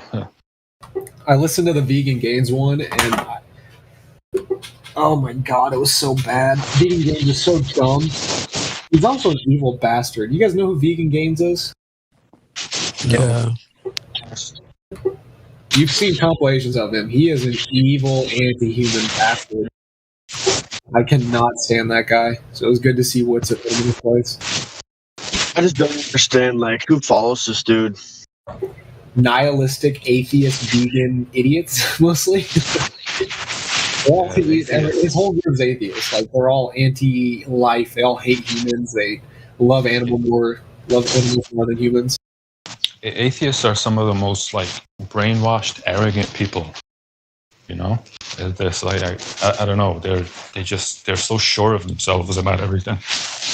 Yeah, and they have no meaning. There's no meaning in their life at all. They just think we're meaningless animals here for no reason, and we die. We don't go anywhere. It must be miserable to live in that type of worldview. I have crippling depression.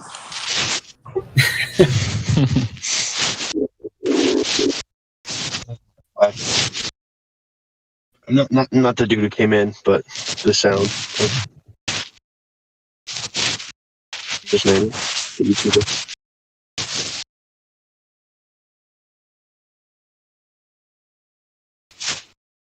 Bro, your mic is still on. Geomancy. Yeah. Thanks, man.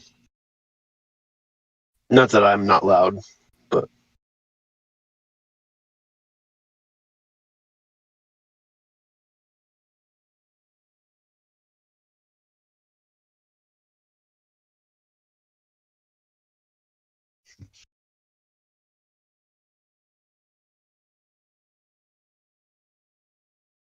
rabbits, man. You gotta take the rabbit pill. The rabbit red pill. They could literally give birth every month to 6 kits. So you have a litter of 6. And they can give birth about every month because they pop in 30 days. And just think, if you have 1 buck and 3 does, and they're able to do that every month, that's an ongoing food supply right there.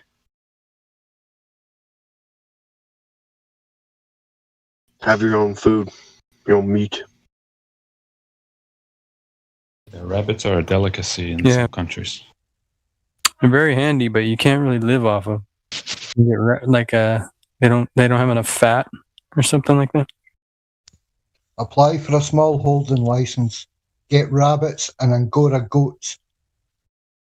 Goats, huh? Angora goats.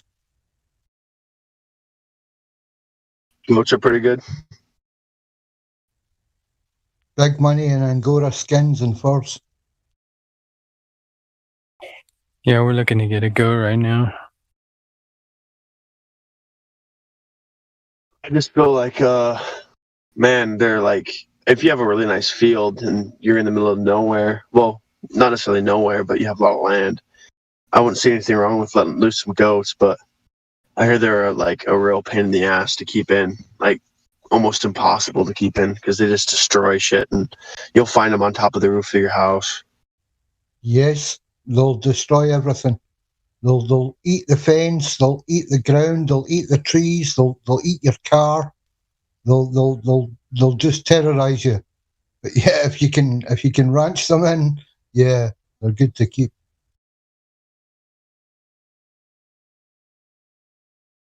Yeah, the thing with goats, like, it kind of makes you wonder why Baphomet is resembling a goat, right? Like, there's just something about them. They're dicks. Like, they destroy stuff. They eat everything. I think it's because of the devil horns. They have devil horns. Yeah, like, there's just something about goats. I would love to have some just for milk, but they're a pain in the ass. Do you have a cow for milk, or you just buy milk from another source? No, I buy from a local farmer. He's about 20 minutes away. Okay. I asked him if he would get goats, and he said, "Fuck no." He had goats. he had goats for a year, and they just caused nothing but trouble and chaos for him on his farm. And a group of Asians that came by were traveling, asked if they could buy the goats for meat, and he immediately sold them. Like, the first chance he got, he's like, "Okay, get the fuck out. I'm done with you. Like, no more goats." They ate his chicken. Like, the goats would eat the baby chickens constantly. They would get. Wow. They will eat anything. They will eat a living baby chick. They'll try to eat a chicken. They'll try to eat you. If you were on the ground, if you laid on the ground and they thought you were dead, they would eat you. Yep, that's what I mean. They will. Goats and pigs will eat everything apart from teeth.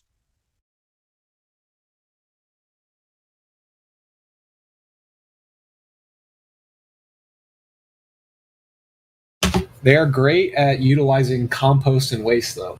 Like, anything left over that you don't want to eat or can't feed to your other animals, goats will love it.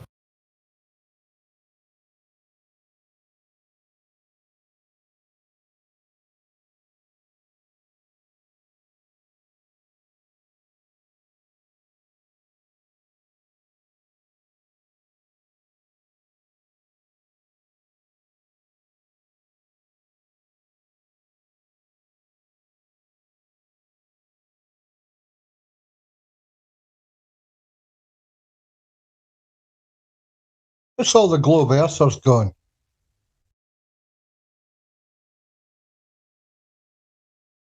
Some globehead in doing this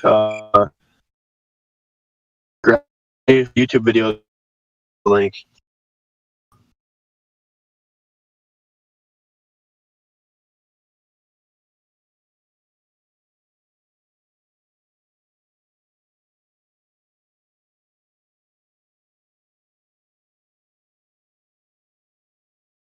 Oh fuck.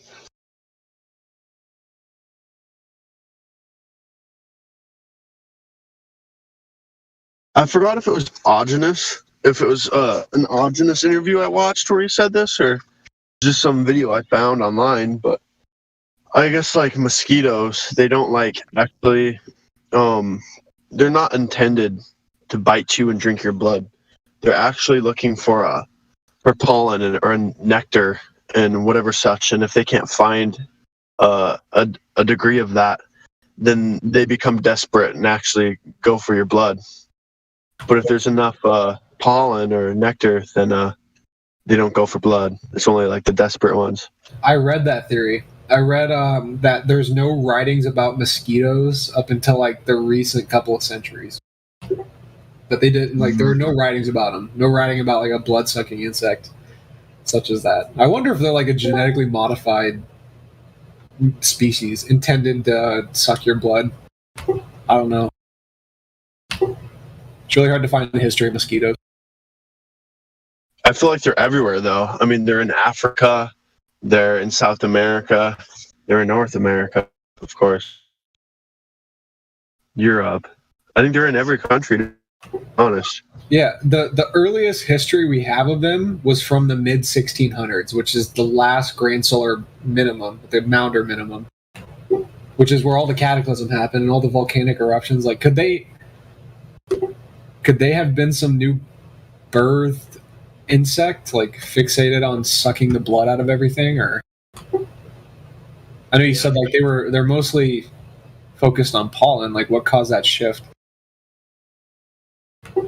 Maybe it was food. Like maybe they were previously adapted to be just like a bee and search for pollen or nectar or whichever. And then when they had their food source decimated, they had to switch to getting their energy and their nutrition from sucking blood from living species. That's an interesting idea. I seen a video on it. It was they had two control groups. One was mosquitoes deprived of pollen. One was with pollen. And so the participants would go in the room with the mosquitoes that didn't have any pollen, and they'd instantly get attacked and bit. And then they went into the room with the mosquitoes that had an abundance of pollen, and they didn't even land on any of the participants. But it was just a video. So who knows? See, I have a ton of mosquitoes where I live. I have a standing lake in my area, so mosquitoes birth and propagate there. When I walk outside in the middle of summer, if I'm sweating, mosquitoes swarm me. Thousands of them. You can't get away from them. And there's plenty of pollen. Like, I'm surrounded by trees and flowers and all kinds of other potential food sources, but they just go right for people. They want to suck every last bit of blood out of you. Yeah. And none of the repellents work. Like, the plant-based repellents don't do shit. Citronella candles don't do shit. And I'm not going to spray DEET all over my body or any of the chemical crap. Of course, yeah. There was one guy who invented... I will be right back. I'll be right back. There's one guy who invented a frequency machine to combat mosquitoes. Like some ultrasonic frequency you can't hear. Supposedly it helps. I don't know how legit those are. The mosquito rings or mosquito bracelets or something like that. Yeah, I've tried all those. They don't work for the mosquitoes out here. I've tried citronella candles. I've tried all the natural sprays with like peppermint oil and all that crap. Doesn't do anything. I wonder if there's a specific frequency that you could emit that will keep them at a distance.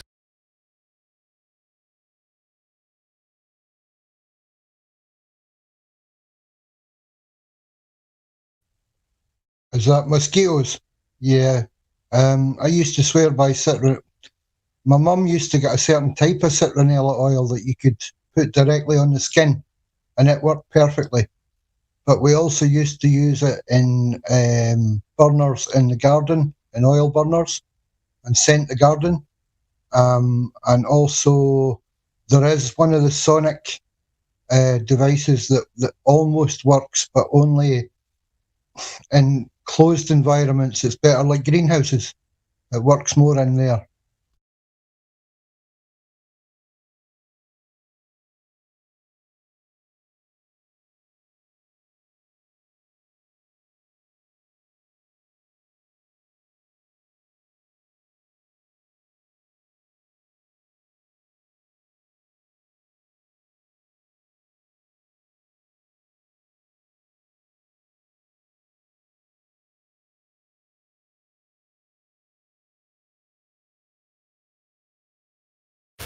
How about good old DEET?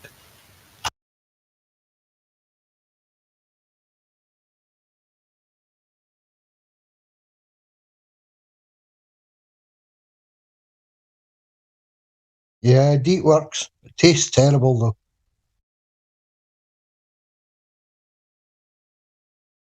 though. I hate those mosquito bites on my tongue, though.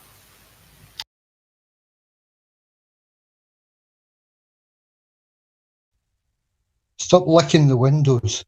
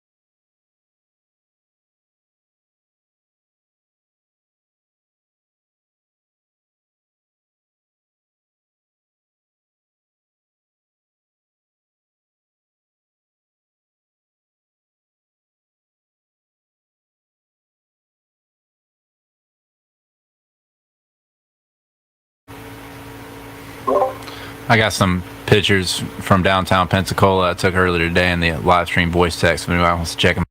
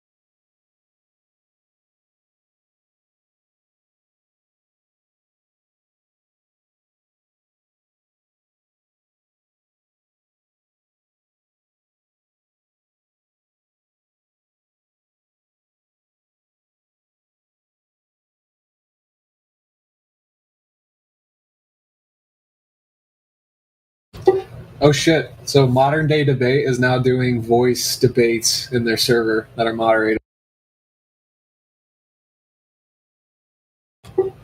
I think they're gonna post them on YouTube as well.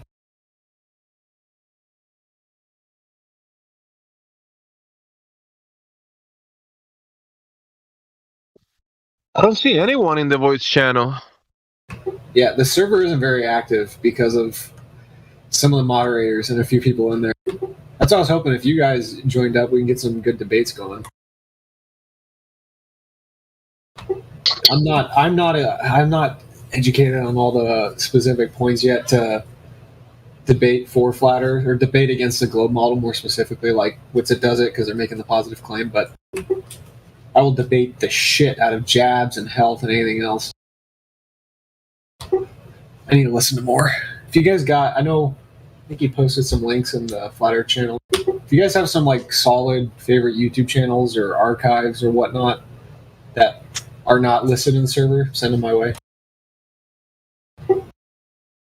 I still got to go through all the channels at the bottom and download everything.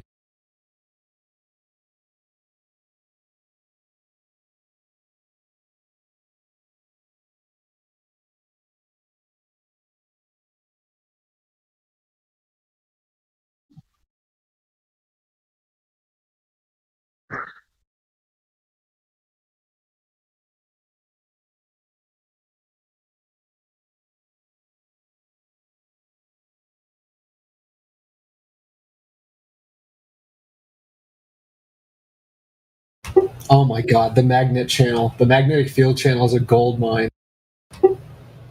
Oh, there's so many cool designs in here. And then like the dielectric plane in the middle. The balanced complete magnetic torus field with the redshift, blue shift. Oh, holy shit, this is just what I wanted.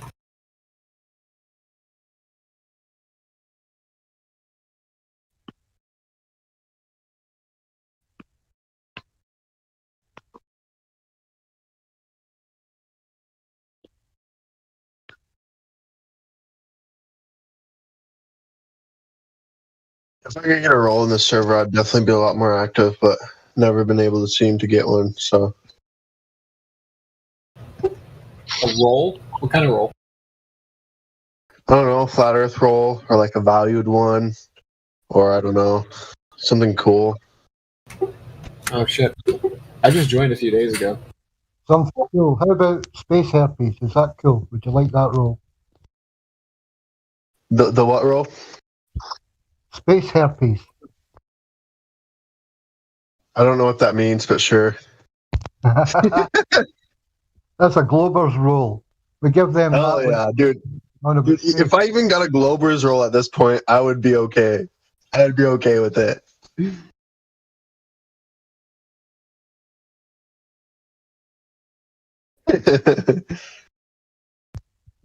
Yeah, when there's a mod around or one of the admins, just ask me. If you want an Earth-shaped role, basically you need to know your model that you're defending. If you want a flat Earth role, you better know a little bit more. But yeah, just anytime there's a mod or an admin around, ask for a conversation to get roles, and there's always another room can be used for it. And if you ask for the tags, well, you're liable to get rather a few, to say the least. Get some Globers in here. I'll debate them. Good man.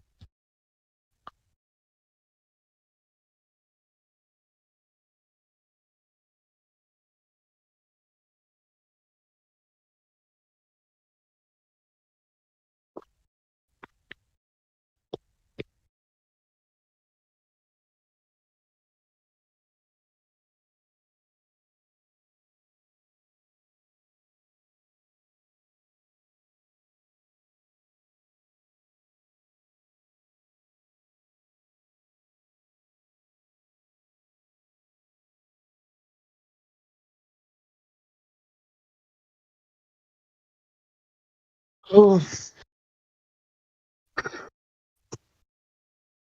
Master Chief is a flat earther? Wow.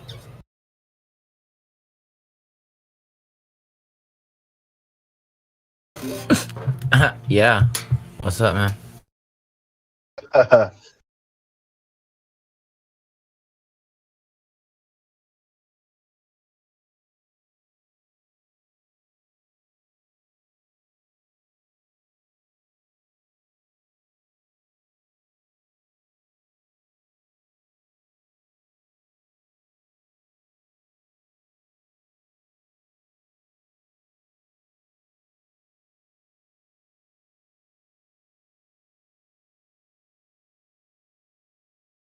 Like,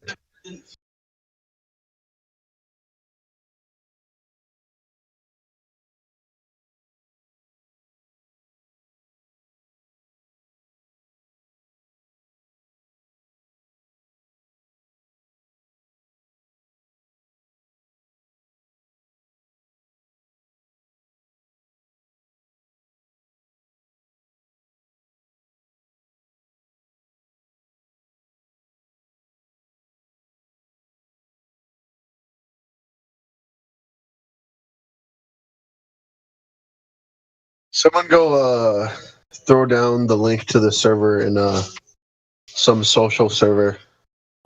Get some Globers in here.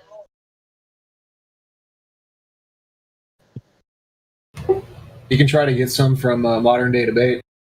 There are many Globers in there. How long you been in here, Felix? I've been in here for over a year, but my account has been deleted like multiple times. So every time I come back, I start out with no tags at all. And I'm just like, oh. And I'm just like, does anyone remember me? And everyone's like, who the fuck are you? And I'm just like, okay. Why was your account deleted? What got your account deleted? Politics. Like what? Because I talk about some of the most. I talk a lot about a certain topic we can't mention in here. It involves genetic engineering and manipulation. I talk about that constantly in other servers, and I'm kind of worried about getting banned. Yeah, well, I was in the Sovedia server, and that one was like, a very controversial server. Yeah. There's quite a bit of racism in there too. So You weren't supposed to do that. Like, morals don't exist, Are you debating for or against that?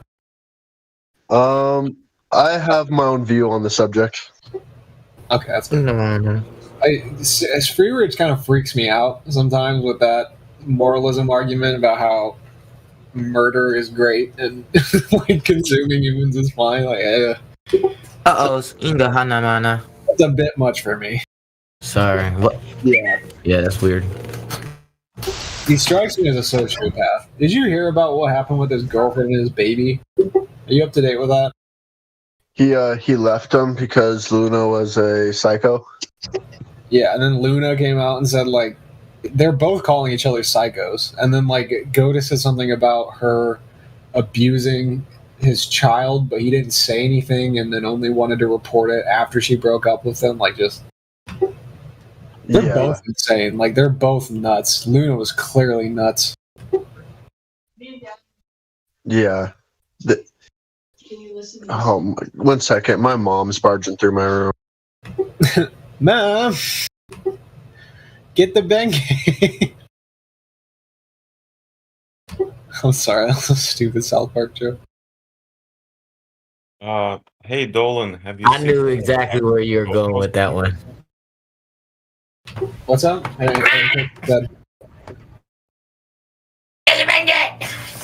you seen the Vibes of Cosmos channel? Ooh, we talking gravy now. You said something about the Cosmos channel? Someone talked when you were mentioning something, so I didn't catch it Vibes again. of Cosmos channel. It basically just showcases the moon a bunch of times, how it's the projection map of the Earth. Oh, yeah, I like that theory. What's that guy? He's on YouTube. He's got an accent. The channel's called Vibes of Cosmos. Used to be Sturgio Studios 10. Yeah. There's another guy with the same theory. Let me find what his channel name is. Yeah, Goj Vlamaste. Godge. I can't even pronounce it. Can you link it in the chat? Yeah, I'll put it in the chat. He has the same theory about the moon being a reflection of the Earth. Smoke weed every day. Does he map it all out? Yeah, I watched it. I watched this like 6 months ago, so it's not fresh in my mind. But yeah, it's like Crater Earth. We live in a crater or something like that. No. That's not it. Yeah, Let me find the video. That's totally different. Yeah, here's a video. Moon is a reflection of a gigantic Earth. That's what he's saying. Let me link a video for you.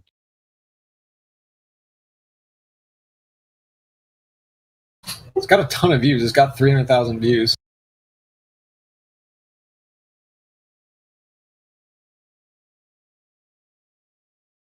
I do find that this channel. Check the last link I posted. You'll see what I mean.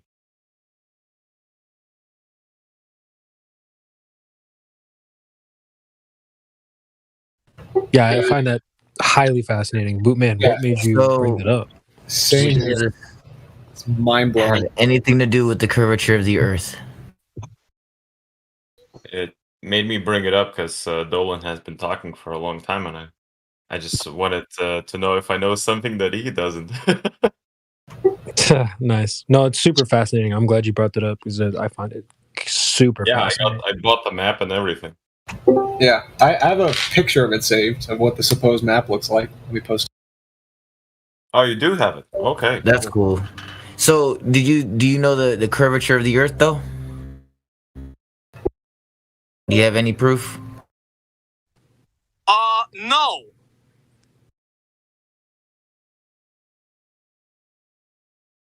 Also, I know you dropped the subject, but about diet, I wanted to ask something since you've researched it so thoroughly. Nah, this is Flat Earth Discord. I don't even know what's going on. I don't know who's talking to who.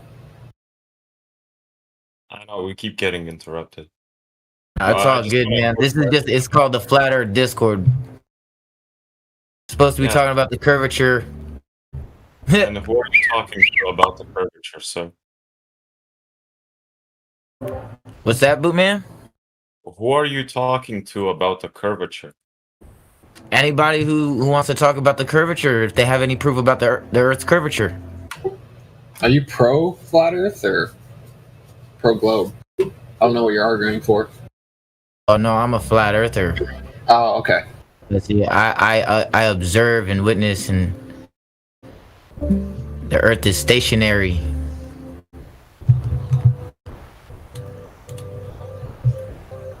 I just want to keep it to flat Earth. Talking about the flat Earth. And what shape do you think the Earth is? Showing proof of the Earth being, Okay, never mind. If you have any proof of the Earth being having any curve, then provide that proof, please.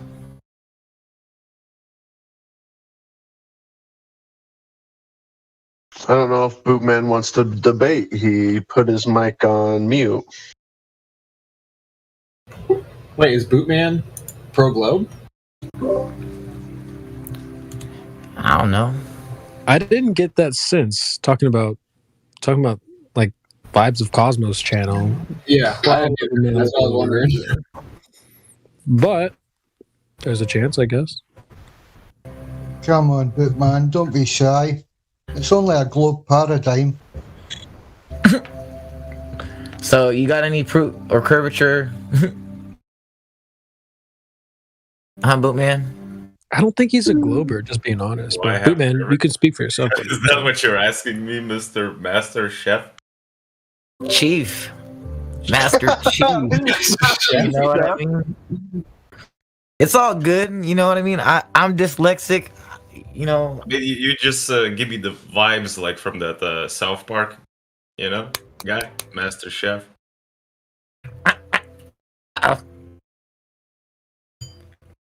Hey, children. Yes. I don't think he has proof of the curvature of the Earth. Oh no, butthead. Oh my god, this moon map theory is mind blowing. Holy fuck! Yeah, Mind blowing. Which is he blowing? Which part of his mind? Which part of your mind is he blowing? It's crazy how the patterns fit. See, so this would kind of support the Admiral Byrd stuff, right? About there being civilizations and lands beyond what we are told. Yeah, potentially. Oh, I dig this so much. It explains mud floods as well. Like, if it travels in a cycle in 26,000 years or whatever to get back to the starting point, everything else is frozen under a sheet of ice and basically just floods everything, and all the buildings are away or buried underground. And it's got the part about the Kronos Sea, like the Saturn being a son of the other, like the farther away land masses. Okay, all right. This makes a lot of sense. So would it be possible like that, like previous human civilizations had a Saturnian sun? That would kind of fit into it, right? Like, so you're saying, like, would it say that the sun that presides over, I guess, the landmass that we're a part of, would that change? Is that what's kind of arguing, that it can change over time, like every 6,000 years? Are we still talking about the Vibes of Cosmos map? Because I don't think we're on the same page.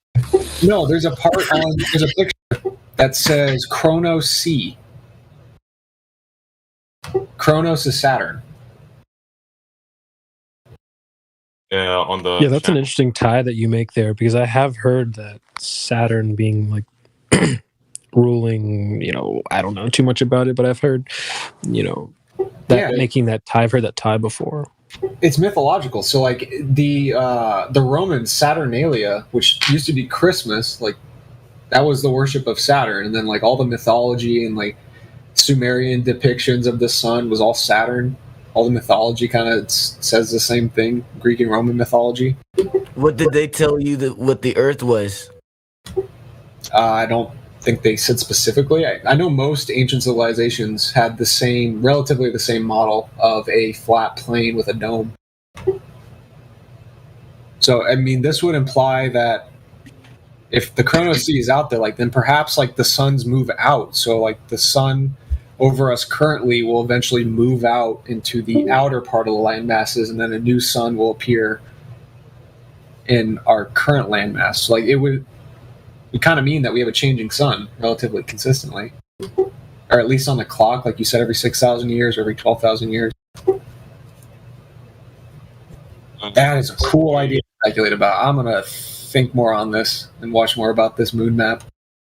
The video creator claims that the movement of the sun is around the North Pole, which itself moves in a circle around the map, and everything that the sun doesn't touch, as in its cycle around the North Pole, is frozen.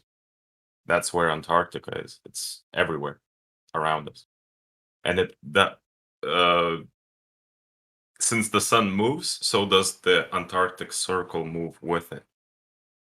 Oh, okay. I have a book called The Saturn Myth that will help you connect the Chronos Sea part to this. Oh, I did not think of it like that. This opens up a whole new area of research I might get into. Does this have anything to do about the curvature of the Earth? No. Enoch, stop trying to test these dudes. They're all flat earthers in here, right? Enoch, though, question for you: have you seen this before? What we're looking at on the live stream voice text? Mm-hmm. This no, is think about it, dude. Like I'm gonna be honest, straight up honest with you. No, you got to think about it a little bit, because like what they're trying to say is, when you look up at the moon, what this channel is trying to say is that what you see on the moon is actually a map of this reality, this world. So if you look at the picture posted at 54 minutes after the hour, there's a couple red circles. If you orient it the right way, you should be able to see, the countries. How the sun rotates around the Earth? Well, the land masses themselves are supposed to be our map, this map, Africa, the 7 continents and all that stuff inside those circles. So if this map is true, right? If what this channel is saying is true, then this implies that there's more land, more oceans, all this stuff, man. That's what this map is all about. It's crazy fascinating that the moon would be projecting a map of this realm. Super fascinating if you just think about it a little bit. No, I think I'm right with you. Let me share with you. I went and ordered my own in the Bahamana. Sorry. In the Ghana. Sorry, I'm looking for my app. Bahamani. Sorry. This makes me think, though, while you're looking for that, it's like if the moon is revealing this type of potentially this type of truth, then what about the sun? I wonder what else. Yeah. The sun, I know it gives off light and all that's beautiful and all that stuff, but is there anything else that we need to know about the sun? This is the epitome of as above, so below. Oh, so I posted. This is blowing my mind. If you look 3 minutes after the hour, I posted this map, and it's supposed to show also how it's supposed to give the rotation where the sun rotates around the Earth. Gives the June celestial and the December celestial. With the celestials, it's supposed to give you the rotation of where the sun and the moon rotate, and how the sun will rotate inward and then outward. And some seasons the sun will rotate, and this has to deal with all 4 seasons of that's what I mean, how we have all 4 seasons, right? And how the sun will rotate around us inward and outward. Does that make sense? Am I making sense? Oh yeah, definitely. Yeah. Okay. Opposite to this. Prior. All right. Yeah, that's good stuff.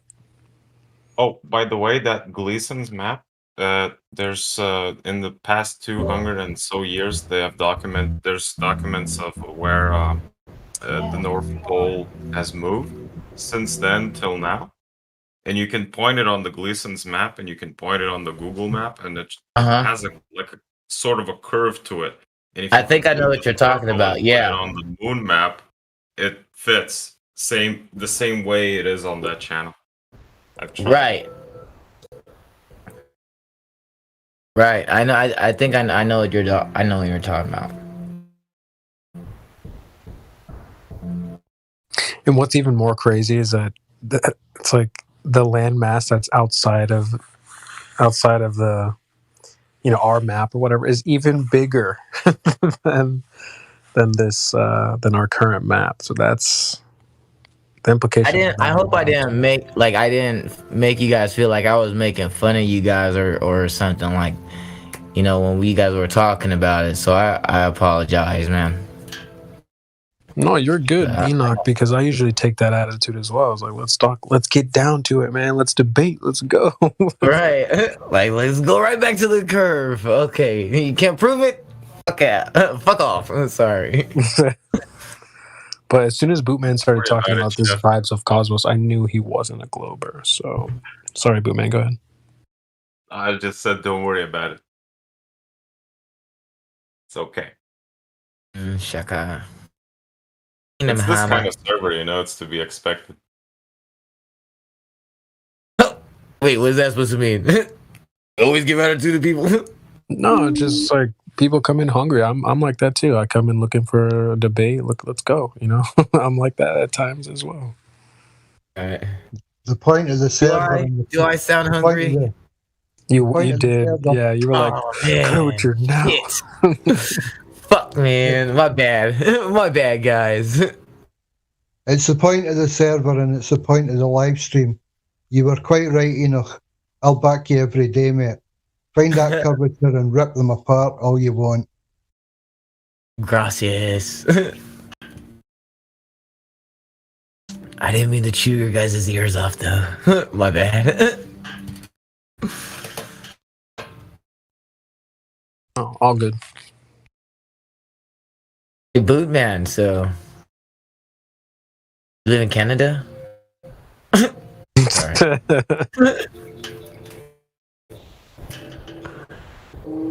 Sorry, what? Oh man, never mind. It was a joke. People in Canada say like, "Are you ootin' a boot?" He asked Canadian Bootman. My bad. No, I have my own Discord server, and I like to boot people off it. Ah, nice. Oh, nice. Because you're racist, huh? No, just kidding. I'm kidding. It's because we're human, isn't it? we're all a little bit racist. You're racist against humans. You're. I'm kidding. I'm kidding. That's racist!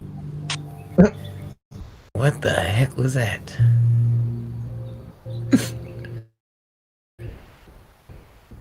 Yes.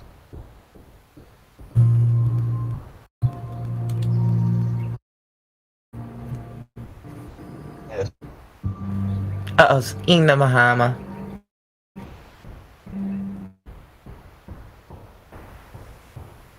I'll be back. Uh-oh, in Chicago. Do I sound like Arnold Schwarzenegger? Screw your freedoms. Y'all.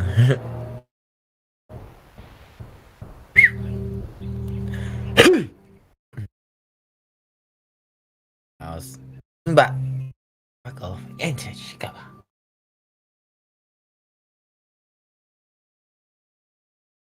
It's pretty cool. A lot of people think I look like I'm I sound 17. Do I sound 17, guys? Yeah, you sound young. Ah, shit, dude. Damn it. Wait, so are you about to tell us you're like 35? No, I'm not even. Damn. Do I? Oh no, I'm 33. I'm 33. Hold on, let me get the spooky music. Shut up! I'm gonna hit you with my zapatos. No, I'm just kidding. That's the spooky 33 music. What the heck? So you're really 33 or 13? Yeah, I am.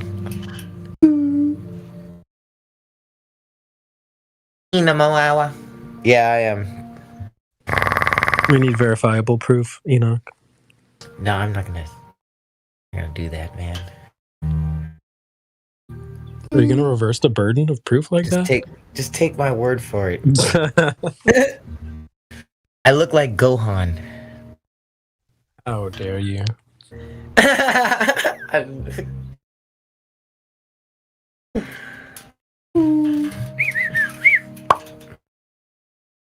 Young, handsome, pretty, and can't possibly be beat. I'm fast. I'm so fast.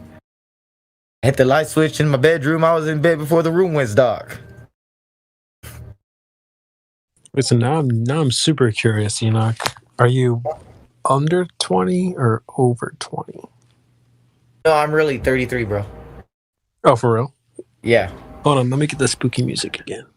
Shut up, bro.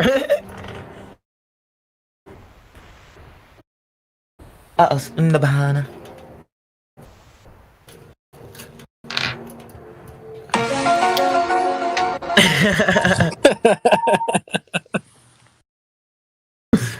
do, do, do, do, do, do.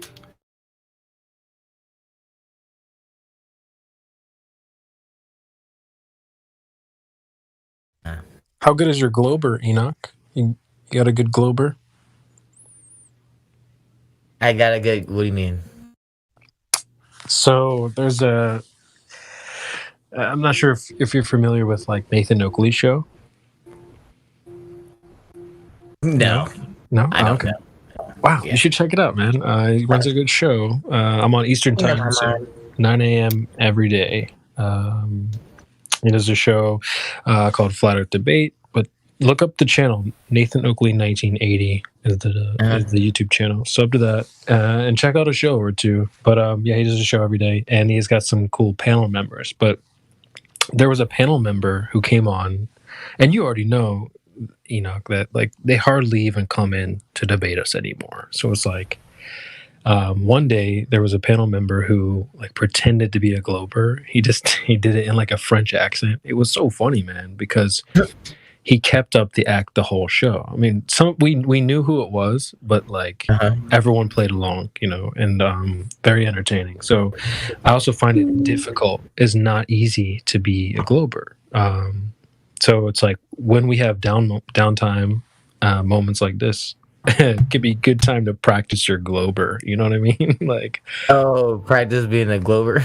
Yeah, it's hard. I mean, it's hard because you have to lie. You know what I mean? And I find it difficult to lie, even if it's like something basic, like telling little white lies and stuff. Like, I'm an honest guy, so I personally find it difficult to play Glober, but it is a good skill. I'd say it's like kind of an entertaining. So skill you're saying the troll the Glovers is what you're saying.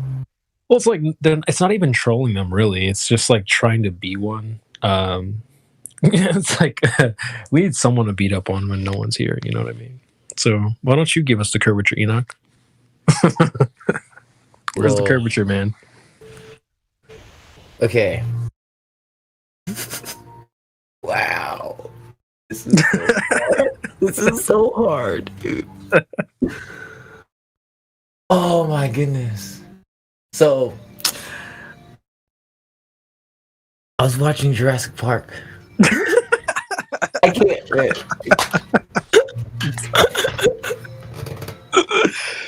Well, doesn't it start off like, well, if we assume the ground's curving, then it's curved. Right. I don't know, something like that. Oh man, this is so hard. This is so hard to do this reversal. Okay. So, do you know who Here we proved go. curvature, Master Chief? You know how My that was? mama told me.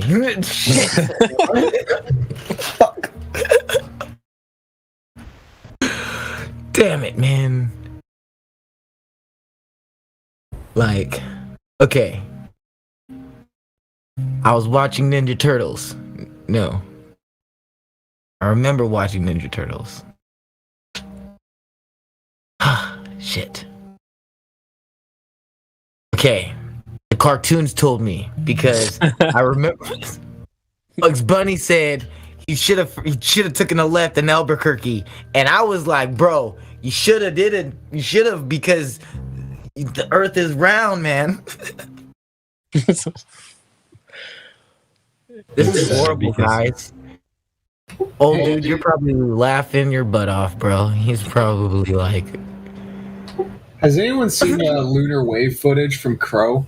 Oh, dude. More I love that movie. I love Crow the Crow. 777. Dude, Shout out shoot, to Crow Shoot 777. the moon. Crow is awesome. I'm subscribed to his podcast. It was $7 a month. How does that work with this moon reflection model? That's very, very interesting. Good question. Good question. I could totally look like the Crow. Wait, so hold on, Dolan. Do you know that Crow came out and said that if he could rename it, he would, and he said he wouldn't call it the lunar wave. He said, I think, gosh, you'll have to forgive me because I don't quite know I think he was gonna call it, I don't know why I want to say firmament wave. Oh, that's how I know the Earth is round. It's because of Santa Claus. Santa Claus couldn't get to everybody in time unless there was a spin of the. Fuck, man. Yeah, what did he call it initially? He didn't call it the lunar wave initially. No, he did keep the first thing he called it was the lunar wave, but then he came out and was like, "Well, I would have." He's like, "I think I would, if I could go back, I would have called it the firmament wave." I think that's what he would have redubbed it. Yeah, whichever you call it, it looks like a television refreshing. It's wild. Yeah, super weird. Fucking crazy. So yeah, it's obvious. Like, there's no way we land on the moon. Just no fucking way. No way, dude. I mean, they knew that back then, though. Usually, when we get into that type of discussion, I love that clip of there's like an old German scientist back then. It was like, yeah, they're not going to land on anything. Yeah, and there's that one guy that came out back in like the 40s or 50s talking about the moon being plasma. Yep, that's him. I think that's the same guy. Yeah, he's like, yeah, they're not going to do that. It's just I don't know how people believe it. Like run by Nazis. The only time we ever went was when it was run by Wernher von Braun, who was a psychological warfare specialist in Nazi Germany. And then on his tombstone, he put the Bible verse for firmament on there. It's like they're just making fun of you. Like, it's the only way you can perceive that. It's just they're making fun of you overtly. And then where's that footage of them, the astronauts on the moon, called Nixon in his office? Like, seriously? It's so stupid. I can't even get cell reception in the boonies, but they called Nixon, and there was like, in the original footage, they've doctored it. The footage you see on YouTube now shows like a 5-second delay, but the people at the time who watched that live said there was no delay in the conversation. It was just like a normal phone conversation back and forth. Not possible. Second, you just lost that technology, and it's hard to bring it back up again. We lost it. Yeah. Aliens took us there, right? That's what they're going to pull on us. And according to the lady that hung out with Braun, she said like that was the last card they'll play is an alien invasion. That's just them and their technology. Bring it on. I see we're joined by Kalsus Felizardas. Forgive me for botching that name, but there, I see you just joined us. What do you think about the phone call to the moon? Do you think that's real? No pressure if you can't talk right there or anything. And there's Weighty Roof. Did I say that? Did I say that right? He came in here too. He knew. Oh, Waiter of Zero. How are you, buddy? You guys both have VC verified role. If you just want to pipe in at any time, feel free to open your mic and say hi. I'm not going to bite. Too many people would have to be on it. Why would they lie?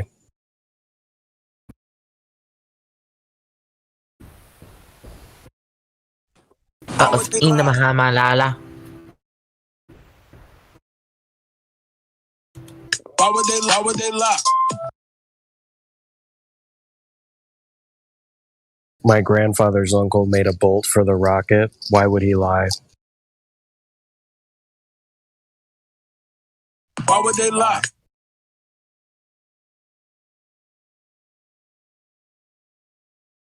My third cousin had a friend who had an uncle whose niece was part of the crew that stitched together the parachutes for re-entry. Why would she lie? Why would they lie? You know, another theory that Santos Bonacci guy thinks is that when you go to the firmament where the stars are, they're portals. Have you guys heard that? He did a podcast on Tinfoil Hat where he described the lights in the sky as a portal, like to another dimension or something. I think I've heard someone say that about the sun, so I guess that sort of lines up. Interesting, fascinating, that's for sure. Cool Got story. some questions how to answer Globus. I've got some questions on how to answer some Globus on some things. Let's do it. Oh yeah, the first one was like they showed this this boat or like a raft on Seattle. It was like it seemed to like be low and then it seemed to be high. I was wondering why was it like below the water? Because I didn't quite understand that. And then it came up, and then it was like 12 miles away or something, and then it came close, and then it was like up close, but I wasn't quite sure what was causing it to be low in the first place. Do you have a picture or something we can reference? It was like a movie. I could probably find it, but it would probably take a long time. It was it was on a Globus server. They banned me there, but so I couldn't go back. And I just wanted to know what the answer was to there, because obviously something fishy going on there. Obviously, it's not real, but I was just wondering what did they do how did they fake this, or what did they got wrong? Because I don't quite understand the science behind it. It's like a barge, whatever, or a riverboat or something on Seattle or something on the lake there. And yeah, I'll try to find it. Hold on. Okay. I was trying Is to it like follow along. Yeah, is it like a time-lapse video where it changes over time? Yeah, it shows the top of the radar at first, and then they're looking on a high camera telescope, and then they see the top, and then it comes up and up and up, and eventually. But I don't know if it could be fake. I don't know what it is. It's just a video, but I was just wondering what was the story behind that. Yeah, they're always using that. That's their holy grail, because I said, oh, have you got any proof of the globe? And they showed me this video, but I'm not sure why it was. Maybe it's a fake video or something. I don't know what it is. So is it just a boat coming back over the quote unquote horizon? It's you got this telescope thing, whatever that's binoculars, whatever that's going in, and you see the mast at first, just a bit of the mast sticking out, and then it comes closer, about 12 miles, 13 miles out. It starts out, and then as it comes closer, it seems to be moving sideways, and then it comes towards the camera, and apparently at 6 feet, whatever, but I don't know if it's it's true. And then apparently then you can see the whole ship. Eventually you can see more and more of the ship, of this boat, and then eventually you see the whole thing. So I'm just wondering what's causing it to be not seen, or what's the story behind that. I just don't quite understand. Well, we have many things at play there, but things do disappear from the bottom up as they go further away, just due to the way that you resolve images, right? Okay. I mean, are you aware of how that phenomenon takes place, even on a completely flat surface that you know? I can't say that I don't know too much about it. No, I just know about like obviously the black swan and stuff, but I don't know about like how that works really too well. Yeah, well, many things can come into play when stuff disappears from the bottom up. But even if it's 100% clear atmosphere and you have a known flat surface, if you have a camera at a low angle or your eye is at a very low angle, things will appear to disappear from the bottom up. Because the smallest angle that you're resolving is at the bottom of the object. So as that goes further away, not only do you get condensing, you also have an angle of incidence. Actually, I don't think they call it an angle of incidence here, but your angle, your eye can only resolve things at a certain angle. I think it's 0.02 degrees. So the human eye has a limitation on what it can resolve. And when you use optics, you can optics will obviously bring things back into view. But So there's basically also you're a saying limitation to the optics as well. So once things reach the limit of the optics, things will appear to disappear from the bottom up. So basically, you're saying the water is blocking the view of the boat at a certain distance because of the eye, No. and the angle of the eye and the perspective of the eye. So when it's over water, you're dealing with atmospheric conditions as well. But just on a long flat table or a long flat floor, you can test for yourself how objects appear to disappear from the bottom up. Because the angle to the bottom of the object becomes so small that it's no longer resolvable. Does that make sense? Have you done any of these tests, or have you looked into the optics of the eye and how it resolves images? Like you're talking about perspective, right? And stuff. Yeah. Yeah, your eye sees in perspective. Yeah, so that perspective angle, yeah. So you basically, at a certain point, that's going to actually, you're not going to see things directly because it's not going to fit into your eye. Yeah, exactly. Yes. You can't see forever. And the smallest angle is going to disappear first. Meaning your eye can no longer resolve things at the smallest angle, and that smallest angle is going to be from the bottom. That bottom angle, your angle to the bottom of the object, is going to be the smallest angle that will disappear first. And on a magnifying glass or binoculars, on a binoculars, you're gonna same thing's gonna happen, but just at a further rate. Yeah, I see. Yep. Correct. So if you're standing at the beach and you see a boat and it appears to go over the horizon, you can pull out binoculars and look, and you will see that full object. And as it goes further and further away, it will begin to disappear from the bottom up again. Oh, yeah, second time. Yeah. Okay, that's interesting. Yeah, that makes sense. So I'm not familiar. If anybody's got that penny on the table thing, you should let him look at that. Have you seen that?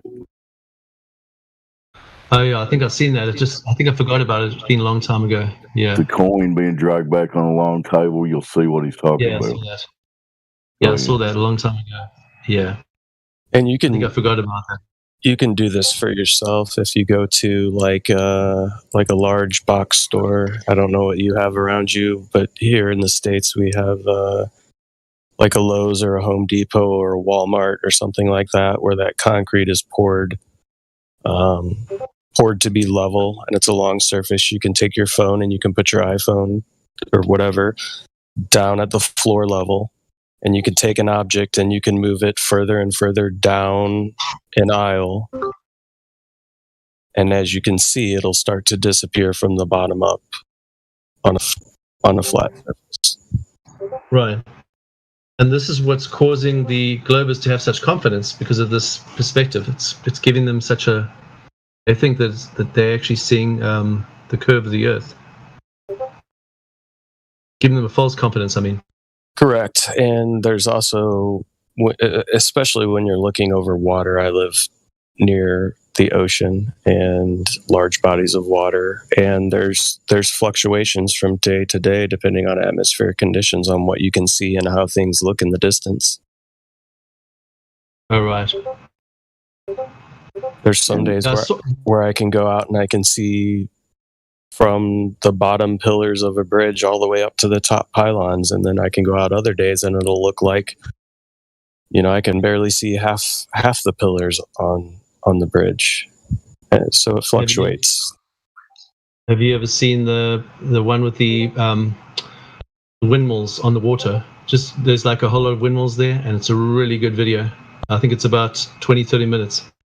It's basically like Black Swan, but it's very good. You got to see it. It's basically all the windmills and the distances and everything. If you have to watch it to understand it, but it's really good. It explains everything and it shows flat Earth really well. It's one of the best videos I've seen on in detail on that. I'll try and find it if you like.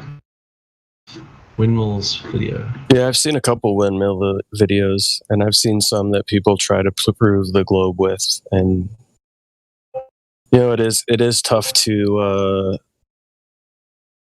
do observations over water. But the thing is, the amount of refraction needed for some observations just would not be possible on a globe Earth if they claim that there's a physical horizon that should be at a specific distance.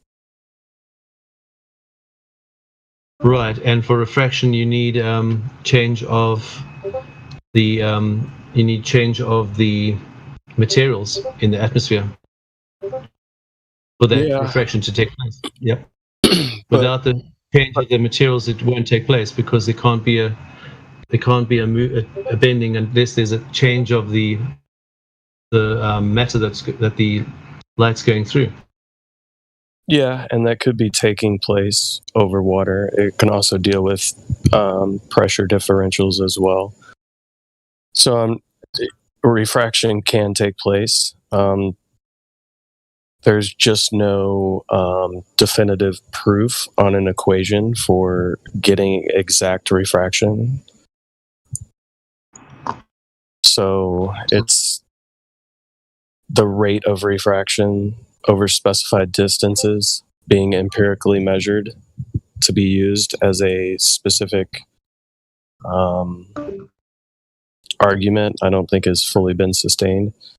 And they like to invoke terrestrial refraction, which also implies an R value, which would mean that they've already measured the radius of the Earth to have a specific measurement, which hasn't taken place, but that's factored into their equation 7/6R. And the problem with that they're having is they've moved away from even claiming that there is a geometric horizon that things are occluded by, because they know that that horizon is apparent.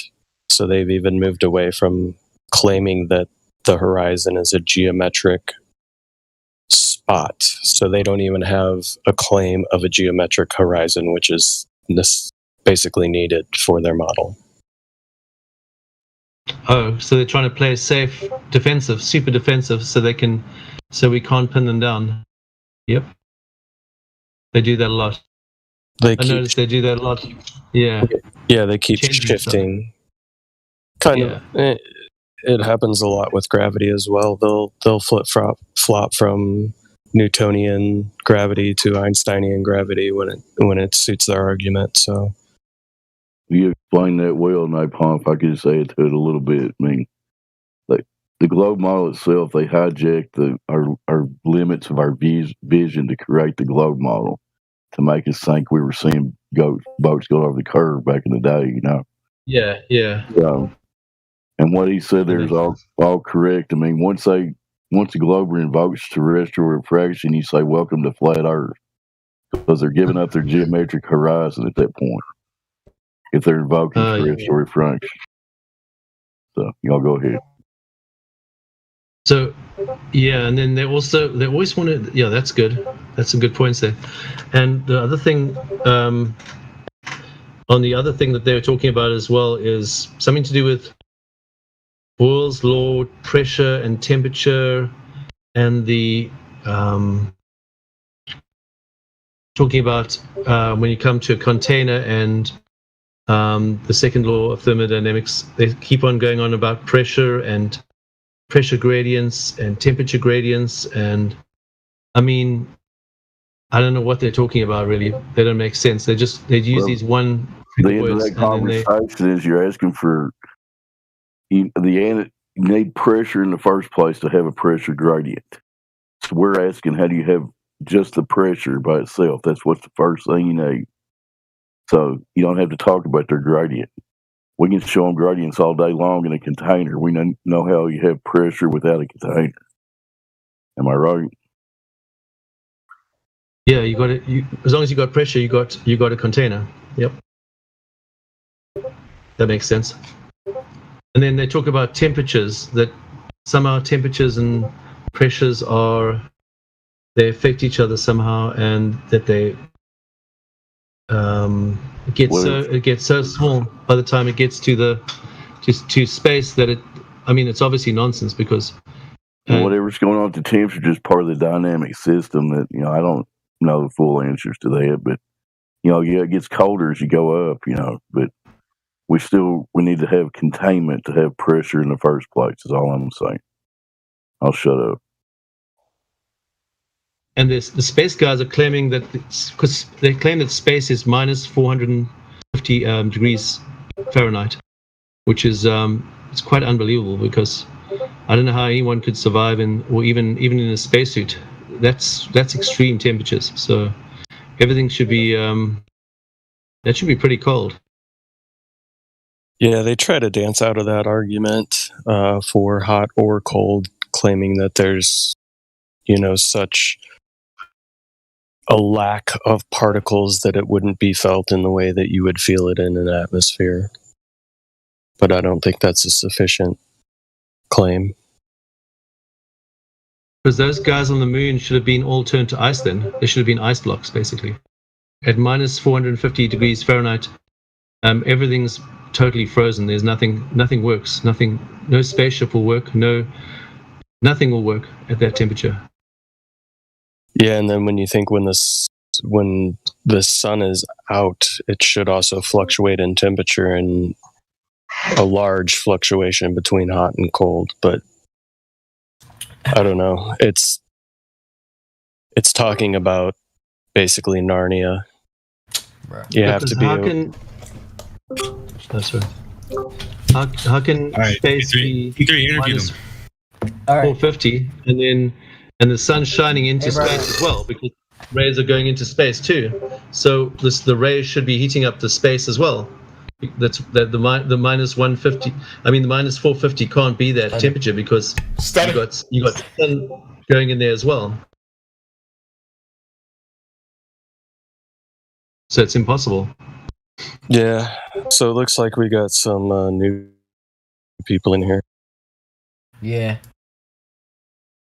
I was told I gotta interview somebody here by Truth Prevails. No, you guys are trying to interview each other, and I suggested you come down here and interview flat earthers instead. You said you wanted to learn about flat earth? Here's a room full of flat earthers. Alright. Shoot. Ryan Eartherton. Yo, Napalm. Yep. Alright. Why are you a flat earther?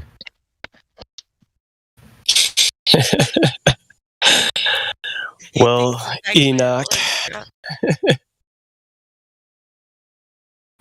Why am I a flat earther? Well, I looked into the globe model and I decided to do a little bit of research and digging on my own. And I realized that they can't substantiate most of their claims. First of which is the radius value that they claim.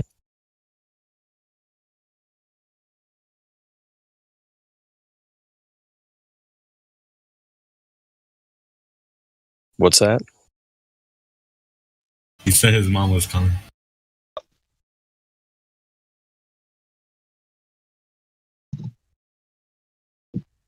It sounds like a school project. I'm just wild guess speculation. On what's currently taking place with these guys. He just asked Ryan why he's a flat earther. Right in the middle, he's trying to tell him he bounced or he went on mute. I don't know. To them, is space really cold, or is it really hot, or is it both? Or Oh, sorry. While my friends are gone, I would like to do the interview myself because obviously T3 is very uneducated in what he's doing. So, can I talk to I want to interview someone else. Yo, Kai 44, bro. How are them chips? Yeah, I thought you were gonna put those away. I was listening. I put them. Oh my god, my friend, you are eating buffalo chips. I can smell them. Is that Michael Smith, bro? Michael Smith, stop harassing you. I do not know Michael Smith. I do not know him. Oh, my fault. The good chips, the ones with olive oil, with the seed oil crap. Olive oil doesn't make chips good. That just sounds nasty. What kind of chips are you eating? There's a good brand. I think I told one of y'all. There's a good brand called Boulder Canyon potato chips that are fried in olive oil. sounds like a hipster chip. Oh, That sounds very unhealthy. Yeah, we know he's eating baked testicle chips, so. Yeah, wasn't it Cheetos or something you said? Rocky Mountain oyster potato chips. I'm eating Cheez-Its, bro. Oh, Cheez-Its. Sorry, Yes. Cheez-Its. Spicy. What? You eat spicy Cheez-Its? You eating them spicy buffalo chips, don't lie. Who? Me? Yeah, no. you. Spicy buffalo chips is very... I don't like spice. I'm not about the hot life. You know what I'm saying? When your boy said you was flaming. I was farting? Flaming.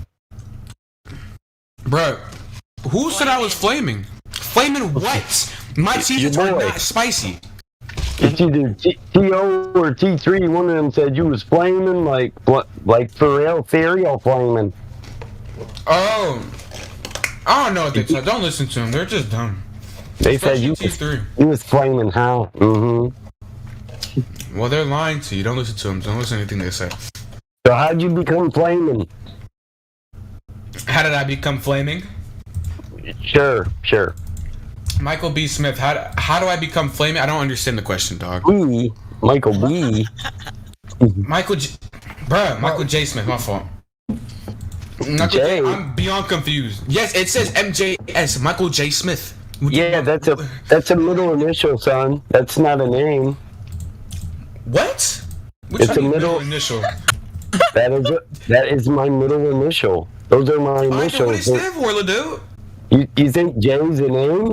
Hey, I just asked you what it stand for, Justin. No. Back to the question. Do you think J is a name? Don't quit playing with me, bro. Quit playing with me. This better get serious here, Michael J. Smith. It's Jonathan. The J is for Jonathan. Of course it's Jonathan. Of course. That weak ass name, nigga.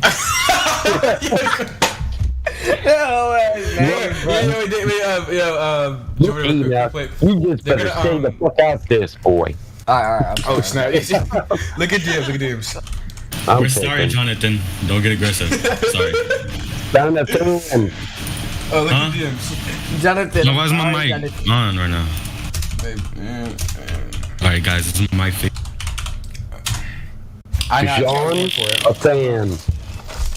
Jonathan. You gotta keep it on the appropriate side here, man. Anyways, Michael. Chips up, man. Bro, no. Jonathan, I'm sorry. Jonathan, why are you so aggressive about chips? Why are you so aggressive about chips? Like, what's wrong with you? You can't share them, motherfuckers. I don't want to hear them. You don't like chips? I can't hear whoever's talking. No, you're probably eating buffalo chips too, you little flamer. I'm eating your mama pussy. Right now. right, Jonathan, I want to apologize. I am a changed man. I'm a changed man. Gotta take her to dinner first. You ain't seen vagina since a vagina seen you. Last time you seen me, you came out of it. What are you talking about? Look up. Look to look. Little virgin talking about nanny. That's funny. Look at this profile picture. Wait. Yo, Michael. My friend's last name is Smith. Do you know who Joe is? Joe Mama? No, his name is Joe Smith. Man, I don't know every Smith in the damn nation. Come on, dude. There's a thought. Michael, bro. I'm just gonna call you Michael J. Smith. Don't get it twisted, Leduc. Wait, Michael, you know Joe? I know Joe Mama. My name is Corey No, Joe Smith. You know someone named Joe Mama in real life? Yeah, they've been trying to get a hold of you for years, did they? What? Bro. What'd you say to me? I said, Hey, watch out, dude. Hey, watch out, dude. We get serious here, real quick. Keep that person down. I gotta hear that real quick. You don't know who I am. I'm not one of them. I promise to God, I'm not one of them. I'm not one of them, bro. Don't try that bullshit, bro. My soul. I think you're behind like. You just call me Ferdinand? Ferdinand? Truth, are you a female Delson? Or Am I what? I'm sorry, you just remind me like a girl version of Delson, bro. Yeah, you sound like the man. Like you just said. Hey, he's a male Karen. That's basically what he's saying. Jonathan, lower your tongue. Yes, Karen. Lower your tone. Rebecca. Now we get him up and come back. Hey, bro. Let's cut this bullshit off. Where the bitches at, bro? We're talking to him, bro. We're talking to him. They brought chips. Yeah, truth prevails. Truth prevails. Are you there? Truth prevails. Are you there? The girl. Hello?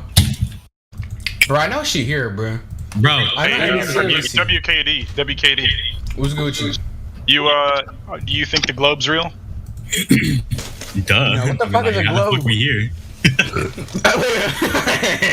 No, it is not real. You didn't answer my question. I just did say no, it's not real. Why? Do I need to read Jerusalem chapter 3 verse 12? I'm being so Do we serious need with to you, bro. describe the circumference of the sun to you, bro? Yo, man, Dylan, are you religious? How far away is the sun from the earth? I think 73 million miles. There's no way it shines that bright. Bro, If you don't believe in the globe, you should know this. The sun isn't. Okay, hold on. So Yeah, you you're do gonna- know that the planets aren't real, right? No, they're Yes, they real. are. Space isn't real. Okay, space, can you space justify isn't that? real. I can. Let me get my. Hold on. Let me get the proof. They're balls of light. Michael, why are you waving at me in the Who said that? Who said that? Who said that? Was that Dolan? I didn't wave at you. Joking. Who said their balls are light? Because they're not lying. Well, how many times you gonna say balls? WKD, you said that the globe's You not. did get them. Michael J. Smith, do not DM me again, bro. Do not DM me. You got them. According to Santos, they're portals in the firmament. I don't know what you're talking about. Santos? Who's that? Is that in the Bible? Santos Bonacci's Thanos? yeah, he did this pod. He did a Oh, podcast on Santos. Tinfoil Sorry, I Hat. got confused, bro. Yeah, go look up. He has a podcast on Tinfoil Hat about syncretism. He talks about them being portals. Wait, I don't believe them as portals. That just sounds a little. I think they're just planets, bro. Did this motherfucker just go Pac-Man? Okay, so Shut up, our Jonathan. planets like holograms or some shit? 'Cause, like, how come we can see them? His mom walked in. WKD. His mom walked in, Giab. WKD's nuts. Alright, you guys need to go to bed then. No, Nigga, we're it's trying to not. debate. No, you're No. not. You're playing Are games. you voting? You're playing Let's do games. this. Let's We're not playing isolate them. Let's isolate them and do them one at a time. There you go, guys. Talk to T3. All right, let's talk. All right. Anybody got any questions? What's going on here? Do you believe the globe's real? No. I got a question. Oh my god, Michael. What does that T stand for? Tit? You got tit 0 and tit 3. Oh, bruh, it stands for these. You know what that is? And then WKD, I'm scared to say what that means. Oh, these nuts, Michael. Y'all cobble these? Y'all cobble these? I don't like your cars. Yeah, that's cool. You don't have to. I dust you in a race, just letting you know. Anywho, let's get back I on doubt track. it. All right, let's get back on track, guys. Your Nikes ain't got the horsepower, bro. Oh my god, bro. I I don't got a wear Nikes. question I wear for Adidas T3. running shoes. You I would got a get question dusted. for you, T3. Can you hear me? Who is that? This is Dave Hinkle in Kentucky. How you doing? Hey, Dave Hinkle of Kentucky. I'm doing pretty good. Whose idea of the three y'all to troll the Flat Earth server was it, and why? Bro, we're not trolling. We're just trying to learn. Michael J. Smith is trolling. What are you trying to learn? What do you want to know? Yeah, I just want to learn about flat Earth, bro. Come on. What do you want to know about it? Give me a specific question. There's plenty of people here who can answer anything you're I gonna want to ask. know how, like, And don't say where's the edge, and don't say cats would have knocked everything off or anything stupid. all right, I'm not gonna say shut up. nothing stupid. All right, like, why do you guys think that? Jesus. Bro, shut up, Dolan. Damn. Do you want to see a piece of our evidence? Maybe you got 5 minutes. Yeah. Can somebody post the black swan? The black swan. Yeah, I got you, bro. You know that the claim of the globe is we live on a spherical object. So they call it oblate spheroid or whatever. But they claim the radius is 3959 miles. You agree with that? The radius of what? Earth? The Earth, the ball that you supposedly live on. 3.9 miles radius is right. 33,959 miles radius. You know what radius is of a Yeah, I know what ball? radius is. Okay. Well, using that radius number, we can calculate the distance to the horizon. Feel free to look up the equation, do your own math, whatever.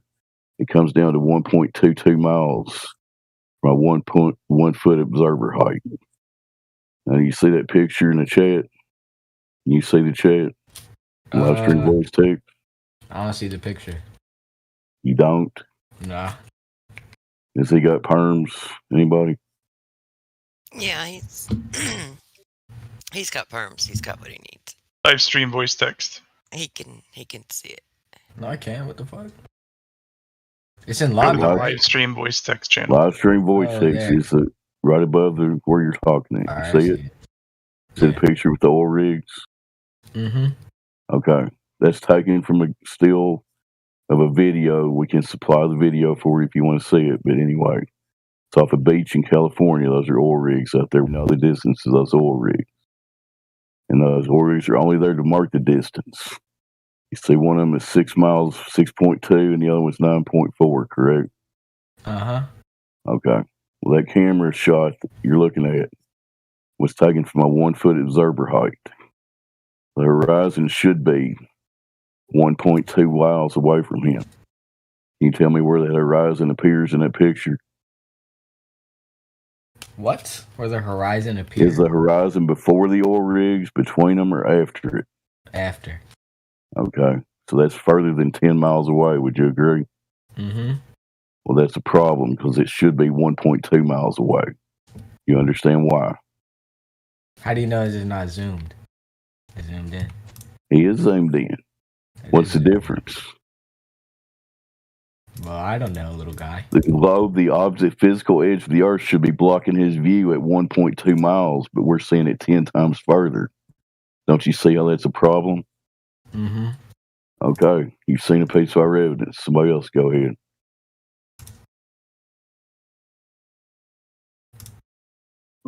That's just one observation of many thousands that have been done in the last 4 or 5 years. That's So a false equation. if you actually engage this subject with seriousness, you'll see that the globe model is actually a joke. No, Somebody it's else not. talk. Yes, it is. It's a complete idiot. You got to be an idiot to believe the globe if you investigate it. You think we're on a ball zipping around through space with the atmosphere attached, going 4 different directions up to millions of miles an hour. Well, I That got a makes question. sense. Is Go it ahead. other planets globes too, or are they just flat? Somebody else take it. I got to go. Well, what other planets do you speak of? Like Jupiter, Saturn, Mars. the And you moon. know that they're what? What do you know? What do you know about them? Globes, planets, How do you know this?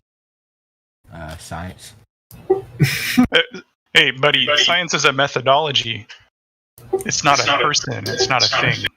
It's a religion for them. Yeah. So when you just invoked science, do you even know what science means? No, I need backup now. Hey, can I ask you something? Are you a spiritual, religious person at all? Yeah. Do you know what the speed of the Earth is revolving around the sun? Do you know what they tell you it is? No. It's 66,600 miles per hour. You see the insult in that, like the willful insult in that. What is it? What does insult mean? Insult. It's like they're rubbing it in your face.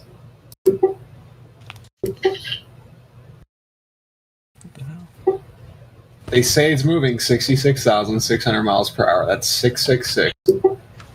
Do you understand where your model came from and from which people?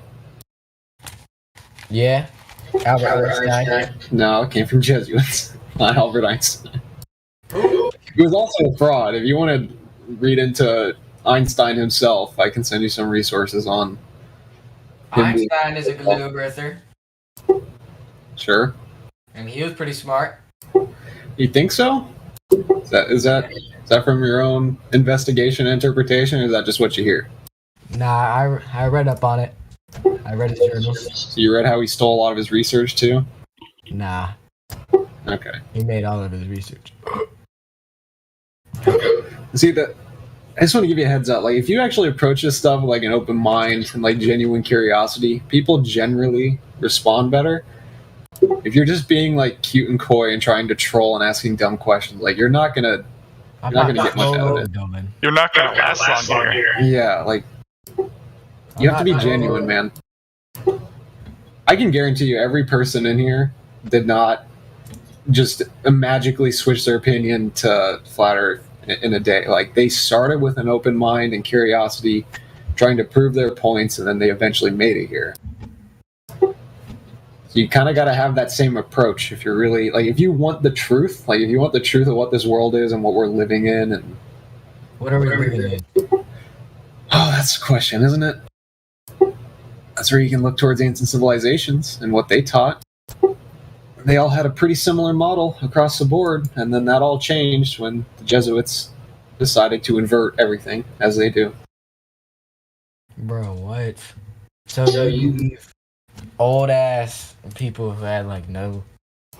No, they were not old ass people. They were clearly far more advanced, like in so many ways. Like, there's so much stuff that they built that we cannot build today. They had knowledge of cycles, and you underestimate the intelligence of the people that came before us. I think we're devolving, honestly. I think we're getting dumber. Yeah, definitely.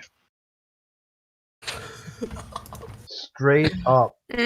Yep, definitely dumber. So, T3, do you have any questions about the Black Swan that Dave went through you with? Or you were talking about planets, right? Yeah. Oh yeah. Okay. Yeah. So- why is your planet? Yeah. Okay, so you observe. What do you observe in the sky when you look at a planet? I don't know. I don't look at fucking planets, bro. Okay, well, it's a luminary in the sky. Do you know what the word planet actually means? The etymology of the word? No, bro. It's wandering star. It's a what? It's wandering star. That's what it means. It's just a wandering star. It's a luminary in the sky. We can't go to the planets to see what shape they are, right? We just observe them. I don't know if anybody has any pictures they can post in the live stream. Yeah, that's an interesting, like, what they look like without all the image editing and filtering. Like, they look like amorphous blobs of light. They don't look like a physical solid object. Yeah, thanks. Truth, she posted one for you 59 minutes past the hour in the live stream if you want to look at that. I'm just saying, is it a flat or a globe? Like, Well, see, I observe it to look like that, and I observe it to be a luminary in the sky. So that's all the only thing I can tell you. I'm not going to make stuff up. I can't go there and physically tell you what it is, right? I can't get there. So I'm not going to make up some lie like they did. But look at Saturn. That looks like a globe. It looks like an eye. It looks like the all-seeing eye that's all over Egypt. But see the problem, right? You're talking about planets and what shape they are. But we need to talk about the shape of the Earth. Why are you looking to the sky to determine the shape of the Earth that you're standing on? Because I'm saying, if all the other planets are globes, or if they were. But I ask you again, why are you looking to the sky to determine the ground that you're standing on? What it is? Told you. The fuck? Yeah, but okay, so if I'm gonna measure my hallway to see how it measures, I'm gonna look up at the light and determine that my floor is a light. Like, that's ridiculous. Oh my gosh. I'm saying, so if I look up at Saturn, right, why would we be flat if Saturn's a globe? Like, that makes no sense. You're still thinking of the planet as a rock in outer space. That's what Mars is, isn't it? I just told you that we can't. How do you know that it's a rock in outer space? Where did you hear this? Bro, what? Where did you hear it? Did you hear what I said? Like, we can't go there, right? Have you physically gone there to verify that it is in fact a rock? Yes. Okay, then please provide evidence that you did that. I didn't bring a camera with me. The cameras weren't on. Well, then I guess it didn't happen. I guess it did.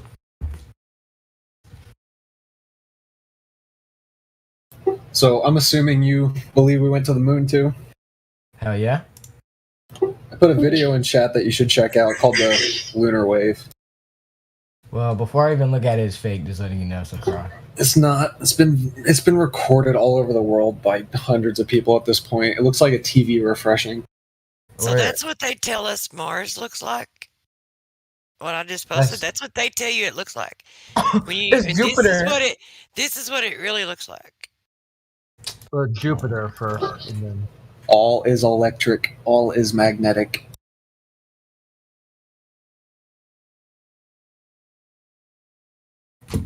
Is this too much for you, T3? What, bro? What are you guys talking about? I'm so confused. That's why I'm asking if it's too much for you. Where are you lost? No, nowhere, man. Are you lost out on space on your spinning ball?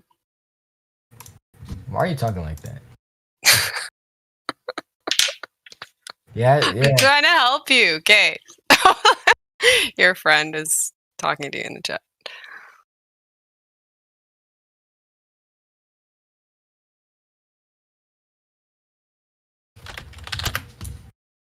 Yo, Redford Bear. What's up? Are you a MILF? Jesus. What does that have to do with the shape of the Earth? Nah, I was... Wants to know how hard he should simp. Shut up, Dolan. Hang with the simp, walk with the limp. Oh my god, Michael! Michael, stop ruining it, Jonathan. Damn. Yeah, listen, a real motherfucker could pick up on that. Oh my god. A real one don't have to ask. Shut up. A real one would thank her for being a MILF. Shut up. And talking to your lame ass. Bro, you selling so hard, Johnny. Alright. Yo, wrecked ankle bear. Yes, No? T3. What that mouth do? Again, what does that have to do with the shape of the Earth? No, because if you look at the circumference of Saturn, right, and then... Do you really want to finish that sentence? Yeah. Yes. Be nice, T3. Come on now. I am. Come on. Bro, hold on. I gotta screenshot this, bro. I'm sorry. It's okay, bro. Settle down. Oh my god. Bro, look at the group chat. Oh my god.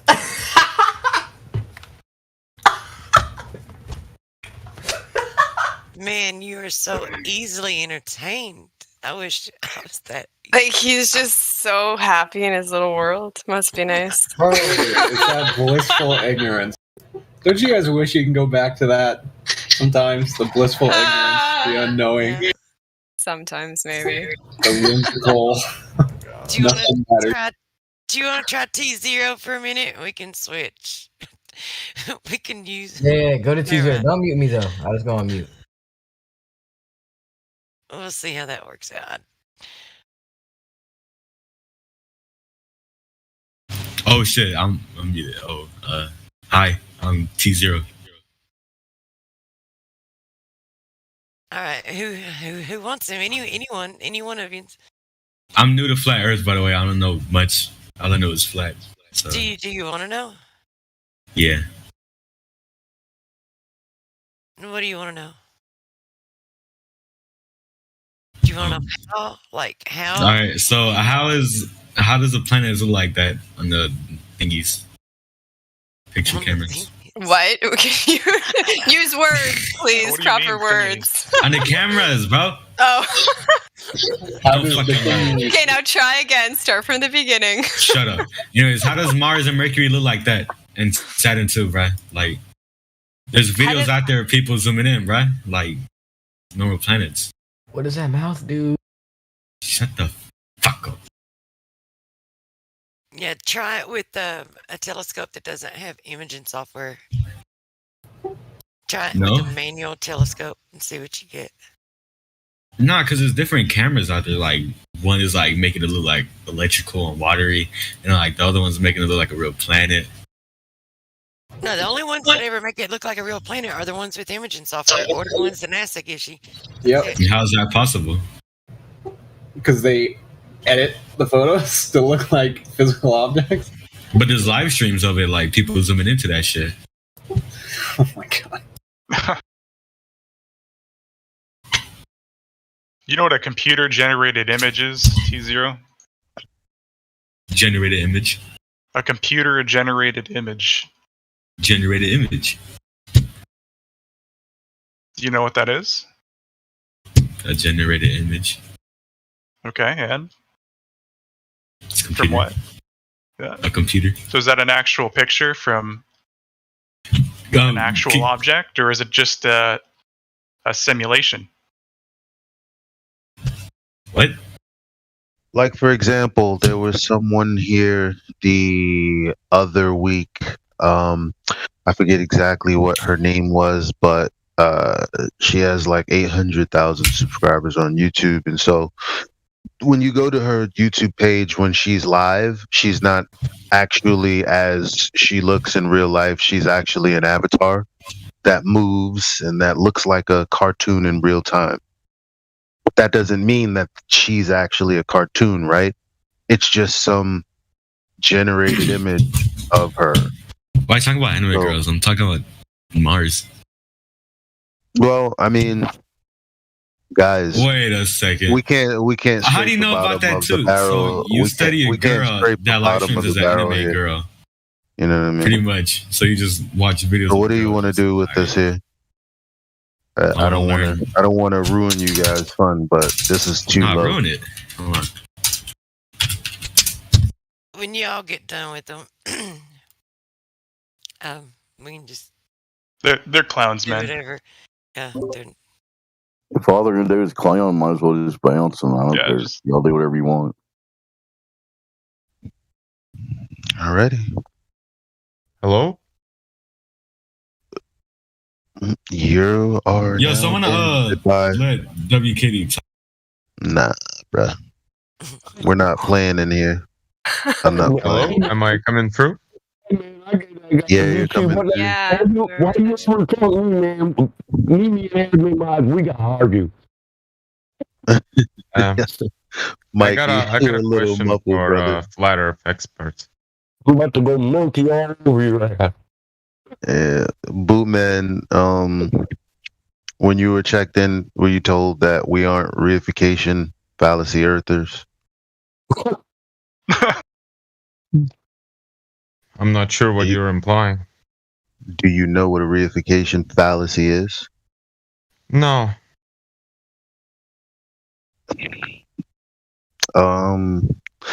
All right, I'll give you the benefit of the doubt. Just to let you know, whatever the Earth is, like an orange or a pear or a hanger or a chair, didn't mean to make that rhyme. These are objects that I can picture in my mind and I can describe it to you, right? When it comes to the Earth, none of us can describe it to you because it's not an object that we have visualized. But we do know for 100% certainty that there's a claim out there that it is a ball with a radius of 3,959 miles. Based on geometry, we should be able to measure this drop over distance. And no, you can't measure any curvature at all. In fact, it's as flat as far as we are capable of measuring. So is the answer no? I made tons of statements. I don't think I was answering your question. I was just preparing you for the conversation. I just have a simple question. Well, when you say, is anyone a flat earth expert? Like I said, when you say flat earth, it kind of sounds like you mean a reification fallacy, which none of us. It sounds like you went to Google and you were like, haha, that. No, this isn't that. Well, that's your assumption, but okay, shoot. I get what you mean. I get what you mean. Let's see. Shoot. Go ahead. Ask your question. Now you're going to be hit with an extra layer of scrutiny just because you said you get what I mean. So I'm expecting you to consider that. I get what you mean. I get that the name Flat Earth for the Discord is mostly to just attract people to come here and talk about how the globe Earth, to talk about the globe Earth fallacy that everyone's been indoctrinated ever since they were kindergarten attendees, right? But before that, but I want to actually ask a real question about flat Earth, and there's these flat Earth maps, like the Gleason map, there's no the moon map, and so on and so forth. There's no such thing as a flat Earth map. It's just coordinate systems that are imposed onto shapes. It could have been imposed onto a banana. They just haven't done it. Okay, but they take known distance, known values, and they put them on either a 2D model or a 3D model, or I don't know what other, that's it. We don't have a separate map from everyone else. We're all going off of the same known values. All of us, everyone on this earth. There is no separation. So, how do you visualize, in your head, for example, the sun's travel path on whatever realm we're living in here now, so that it makes light in Australia have a longer day rather than night? You don't? No, I just live in New York City and I see the sun do an arc around me. That I don't have to visualize anything. That's what I see. That's it. Do you try to? I have. And when I did try, what I did visualize the path of the sun to be was more like an oval shape, because I was speaking to multiple people across this realm, if you will. And that was across the span of 5 different countries. And we were attempting to share what the heading of the sun was as we were talking to each other, so we knew what direction another person was. That's as best we got. But one thing I do know is it doesn't make sense that you light up 5 different countries on a ball. Not on Google, it doesn't work. But I mean, what was the center point that you were measuring to? Was it I didn't say I measured it. I didn't say I measured anything. No, I mean, sorry, English isn't my first language. I mean like you say, you were in different countries and you looked at the sun, right, and try to see where it's going. Like, what was the reference point? Yeah, what was the reference point? Myself and others. So myself was my reference point, and someone else was someone else's reference point. I can't be at two places at once, so I only have my reference, right? Yeah, but can't you and the other people who are far away from you in another country have the same reference point, other than the sun? No. Really? Well, how do you mean? Okay. Maybe I'm ignorant. I mean, how do you mean? We have north, right? Okay. We have a compass.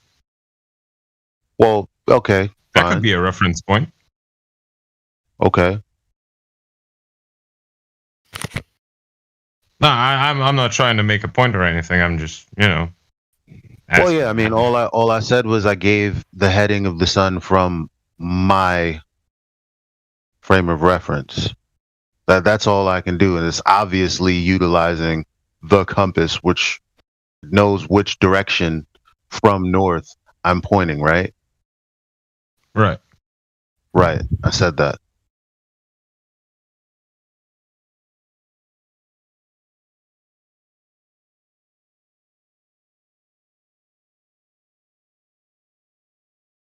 Do you think anyone else would be able to answer my question? Bootman, I'm just curious because I know you've been in here before. You've been in this community for years, right? Yeah. Yeah. I can't remember though what it is. Like, were you a concave earther? Is that what it is? There was something. No, I just don't know what this is. That's why I go through other discords and ask them to explain their reasoning if they're willing to, so I could just get some ideas. I mean, am I chopped liver, or did you want me to read you a bedtime story? Because it is 11:17 where I am, p.m. Well, that's up to you. No one's forcing you to. All right. Well, there's this magical earth that spans as far as the eye can see. And the distance you can see seems to line up with the Rayleigh criterion, which has been hijacked by the globe earthers to mean that the farthest you can see with your eyeballs is 1.2 times the square root of the observer's height in feet. However, when you change the optical equipment, that is obviously not true. And there's wondrous lights in the sky that spin around us. And I don't know what it is. Did I offend you in some way? Oh, you hear my sarcasm? I'm trying to tell you the story based on things that I know. You want me to make things up too? No, I was just wondering if you have any idea why Australia can have longer days than nights. I mean, if I could call God up on the phone and say, yo, what's up with that light? What's the angle? What exactly is it? And why the hell does it shine the way it does over there where I don't live? I don't know. Maybe you should. Maybe there's an Australian in here that might have an idea. But if no one's in Australia to answer your question, then maybe you have to wait till someone from Australia gets in here. I don't know. Well, I wasn't sure I had to wait. Maybe there's some people who can answer right now. Except not you, obviously, because you just said. Well, if they're not in Australia, they can't give you their direct experience, so they'd be giving you someone else's, if anything, right? Wouldn't you want someone who experienced this to talk? I mean, which one is better? Secondhand or first? I mean, I don't really care if the person has experienced it or not, if he has ideas about it. That's silly. Whether or not they experienced it. That's silly. You may as well just believe in the globe then, because you don't have to experience it. You can just have an idea Nobody has to verify it. It can sound cool, and it's like, whatever. All right, well, go be a globe earther. Nobody's stopping you. Don't Can you you already be have right an about idea? something without Don't having you to already? experience it? Don't you already have an idea? I mean, you didn't come here for or maybe you did, but if you came here for ideas, you can just leave with the ones you have. True. But if you came here for things that we can know empirically, that's a different story. That's what we're here for. We're not here to play games and tell stories.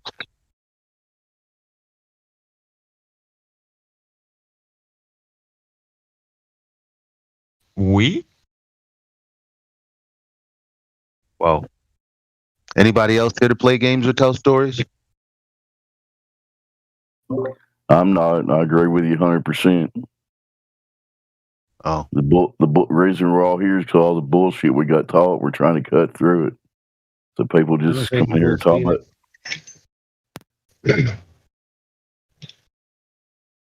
Nope, we don't do that. Okay. Sorry. There's a politics server. They discuss ideas all the time. Sure, there's a mathematics forum somewhere. Maybe those are the places you need to go for ideas. Philosophy server. You'd probably enjoy that much more, right? I've been here and there, but nobody could answer this question, sadly. Okay. Well, sorry we couldn't help you. I'll answer No it problem. for you. I'll be back a couple of months later anyway. There's I'll answer someone it. that wants to answer. Go ahead. Yeah, I'll answer it. But can I clarify? What exactly was it again? So, what kind of travel path should the sun have on a flat Earth model, any model, where Australia would have longer days than nights? At what time of year? Right, because that happens everywhere at certain times of year. Well, That's take why Gleason's map, for example, because right? it's nonsensical. We'll take Gleason's map, for example. Australia is on the side, right? And during Australia's summer, their summer days are longer than nights, right? How would that translate to the sun's path in order for that to happen on the Gleason's map or any other map or any other model? Like, I don't care. I just want an idea to see how it looks. It happens in Michigan too. How would it have to travel to happen in Michigan? During the winter, we get longer nights and shorter days.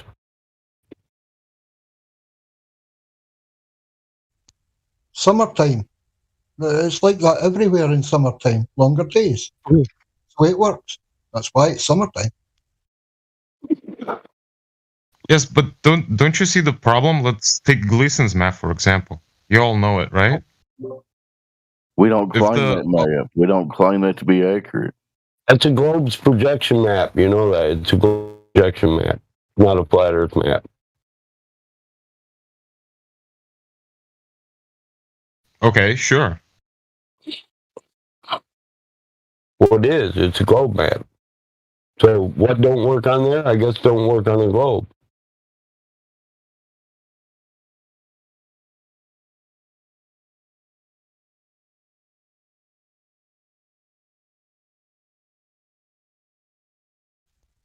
The other major factor that you're forgetting in all of this is none of us know where the sun is.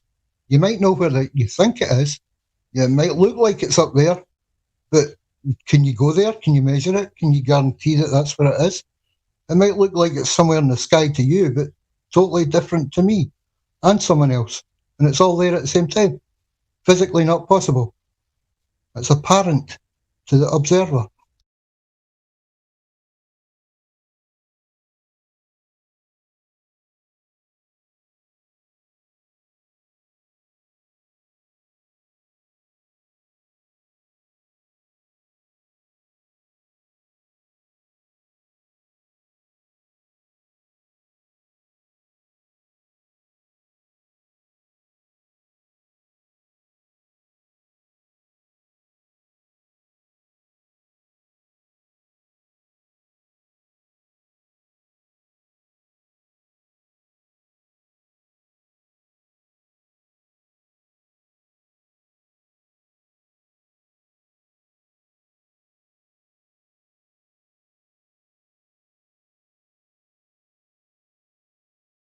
So is that all your questions, Spookman? Was that it? Yeah, that was it. Okay. Nobody knows. We can't. The answer. We can't give you an answer to something we can't investigate properly, like old Dave just told you. Can I ask you a get it. question? Yeah, sure. What's beyond the observable universe? When you say universe, what do you mean? The heliocentric universe. What's beyond the observable heliocentric I don't know, universe? man. I didn't write the fairy tale, so I can't tell you. Damn. You gotta ask Nobody the author. knows. That sucks. No, they said they didn't know. It sucks. Nobody knows. All right. Well, have a good night. Even the author doesn't know his own story. That's great.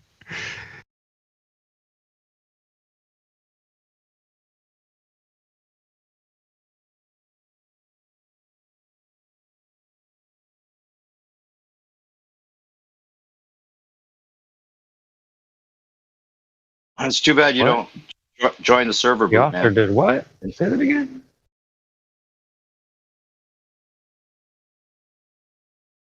Did you leave? Say what? Did you leave? Boot man. Yeah. What? What's going on? What did you Hey, just say at the end there? yeah, what'd you say? You were talking about the what's beyond the observable universe. I didn't write the story, and the author apparently doesn't know its own story. I So was talking about that. what can I tell you? You know, that's what I said. Author doesn't know the story. Too bad Yeah, you don't there's just join something the like that. server. Why don't you join the server, Bootman? Then, if you have some information you're looking for, I just put a video in the live stream voice text that you can check out that explains time zones in a figure 8 formation. It's a possibility. There's no way to send you a message either, so. It's on the live Oh. chat. Yeah. When you're trolling, that's what you Live do. stream How voice you text, yeah. text yourself. Yeah, live stream voice text. If you were to join the server, you could get some. You could actually research some of the stuff people post here.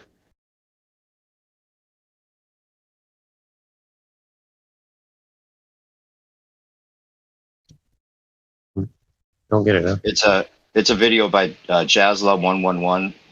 It's called Figure 8 Time Zones. Look it up.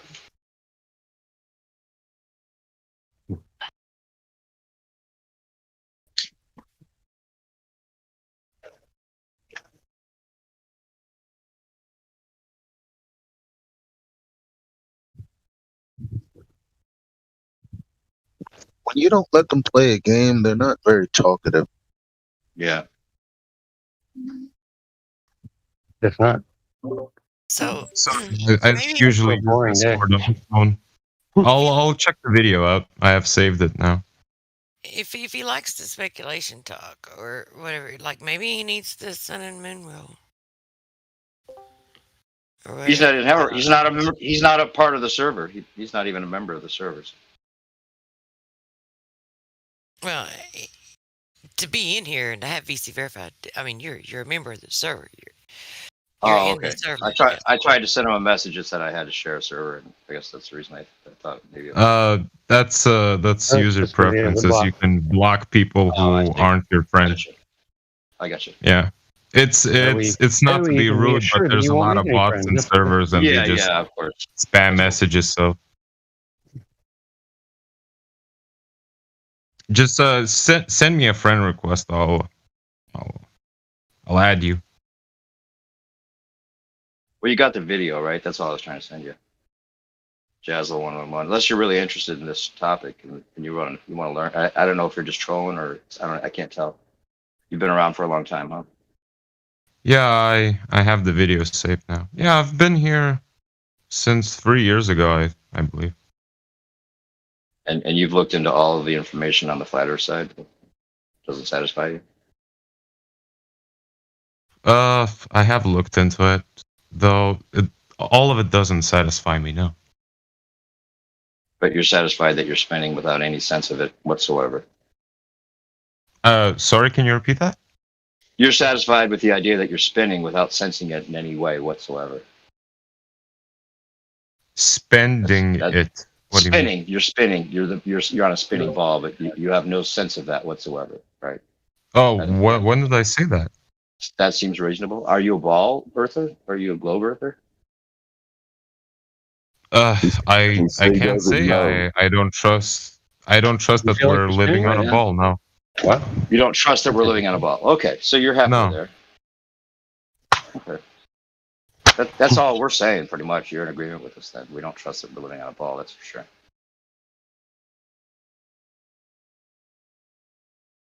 But you're expecting it all to be figured out for you to be like giving up the ball completely, huh? You have to have all the right answers for the time zones and everything before you can give up on the belief of possibly being on a I ball. mean, like I don't have to subscribe to anything and say I believe in this or that. You know, No, if I don't agree. have I agree. I'm fine complete with that. proof of I agree with that. one or other model, I don't have to subscribe to anything. I'm just looking for info. Right. It just sounded like you were trying to say that we were kind of silly for thinking it might not be, that it's definitely not a spinning ball.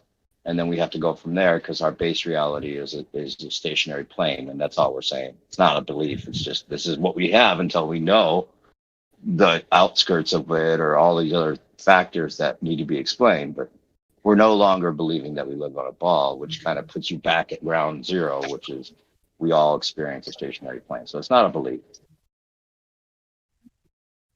I understand where you're coming from.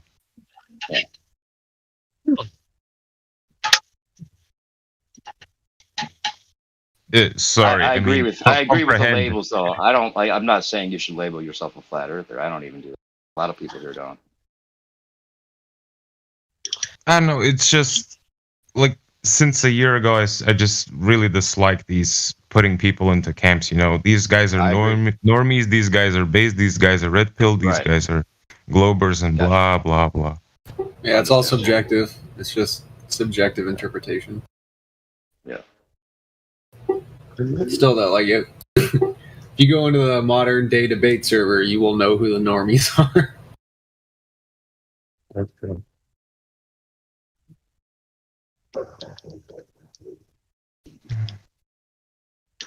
Well, if it would be funny, you know, this condition of normies, I'd be laughing. But as of what's happening today, it's I don't know. I can't laugh anymore. It's definitely not funny. It's more terrifying. I feel bad for anybody that doesn't have discernment about this.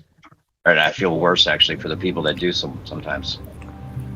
It's so meaningless. Like when you get stuck in this science worship, it revokes all the meaning from your life, and you feel like you're just an animal on a spinning ball is gonna die and go nowhere. Like it sucks all the meaning out of everything.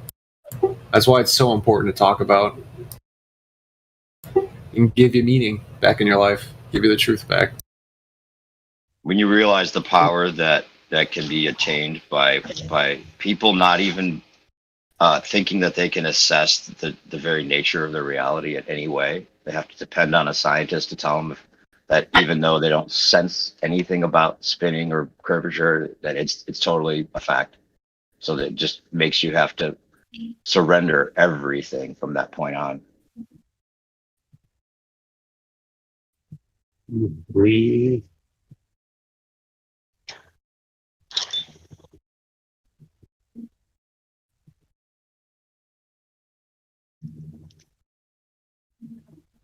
It is brutal sometimes, you know. Even like in a lot of these areas, like for example, science or especially like the medical industry, like people just blindly believing things and believing in authority. Don't get me started on the people medical doing industry. their job without even knowing what the hell they're doing. And that's everyday stuff. Like, don't even get me started on the medical industry. That is the biggest evidence of overt inversion out of anything.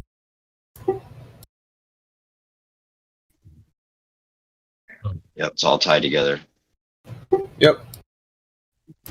It's one big cult of elitists that want to invert every truth possible and make everything the world believes the exact opposite of what is true. Yeah. Weaponizing information. Yep. CIA quote. I can't remember his name, but he said I know our disinformation campaign will be complete when everything the American public believes is false. It was our first CIA director. Casey.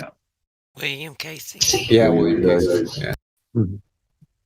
There's another quote that I can't remember who said it, but it was make the lie big enough that any common man would be paralyzed at the sight of it.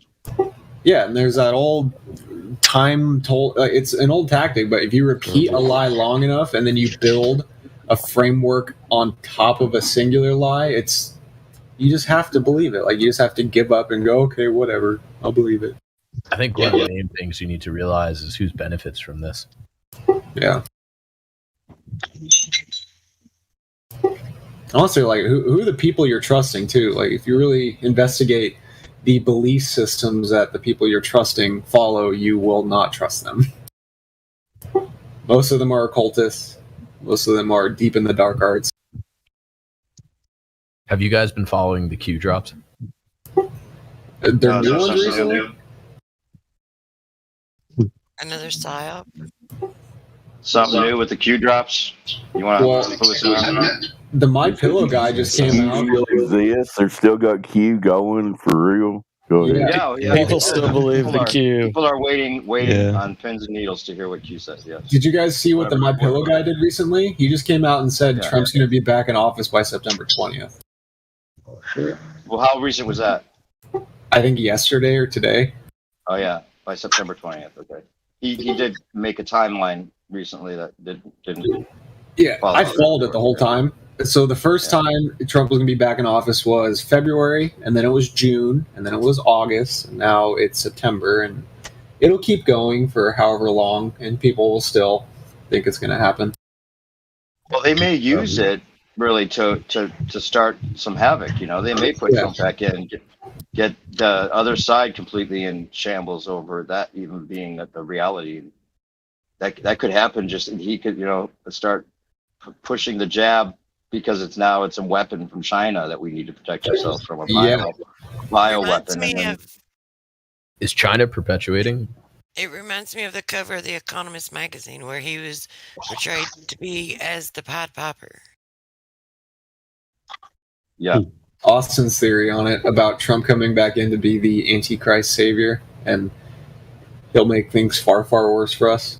Because if we have full economic collapse and societal collapse and medical collapse, I won't say from what, and he swoops in and as a savior, everyone's just going to buy and do what he says. And then if he makes something mandatory, you're going to go, oh, he's a good guy. I trust him. He says there's a bioweapon, so I'm going to get it's going to devolve into like deity type worship, like dictator deity type worship, I think. It would work. It seems like their best play.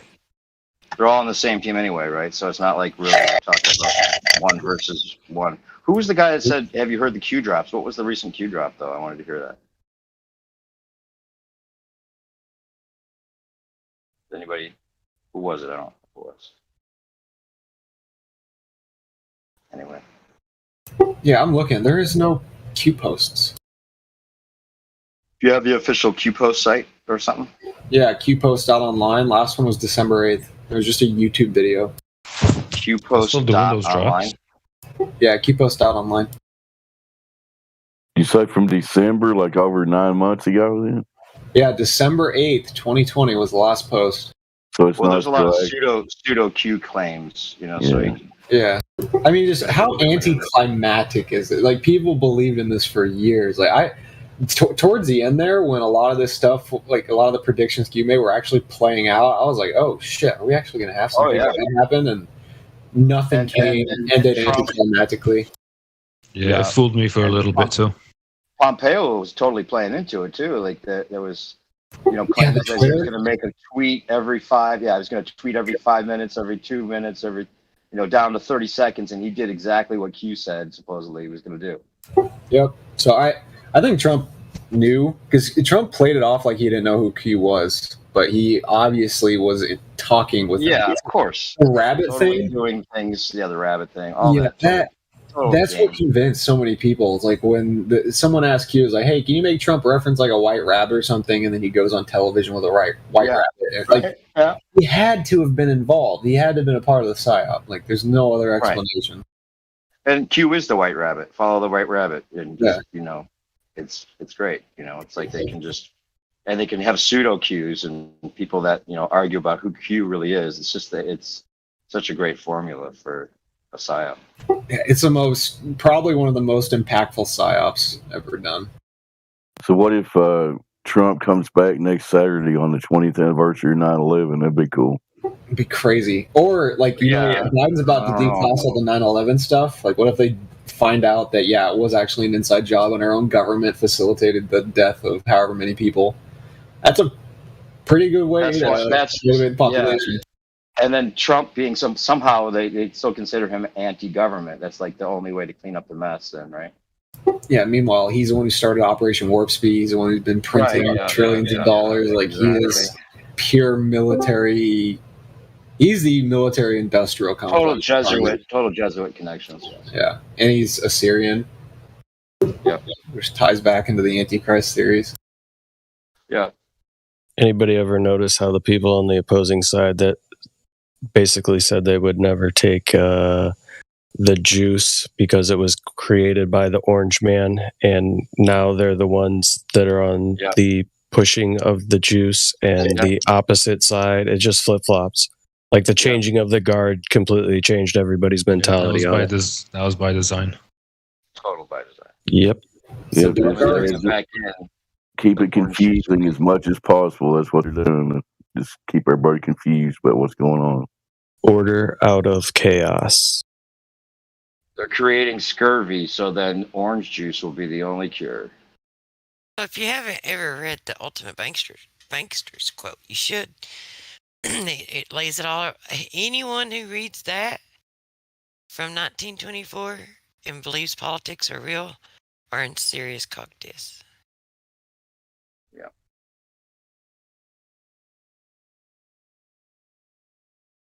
So the guy that came in and dropped the Q thing, have you heard the latest Q drop? Do you think he was just trying to associate Flat Earth with Q?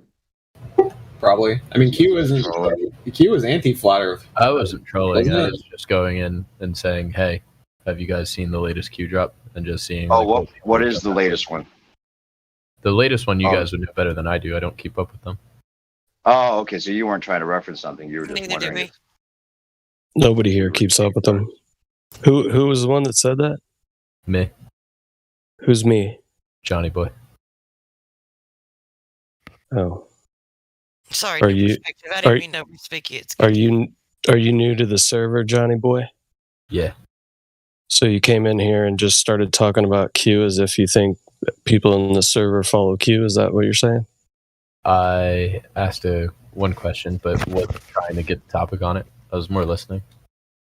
You were listening, and then out of the blue, dropped Q. That was actually my first question to interject into the conversation. Yeah.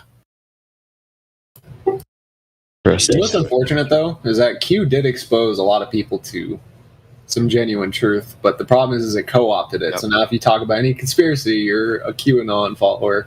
Yeah. It co-opted the whole culture. It's controlled opposition, same thing. Imagine though, like let's speculate that some big event did happen. There's like an EMP or some shit, and then Trump really does swoop in with the military and saves everything. Like it's going to be hard to imagine how many people are just going to bow to him and worship him. They won't have a choice. They won't have a choice. They'll have a choice. They'll be between a rock and a hard place. So.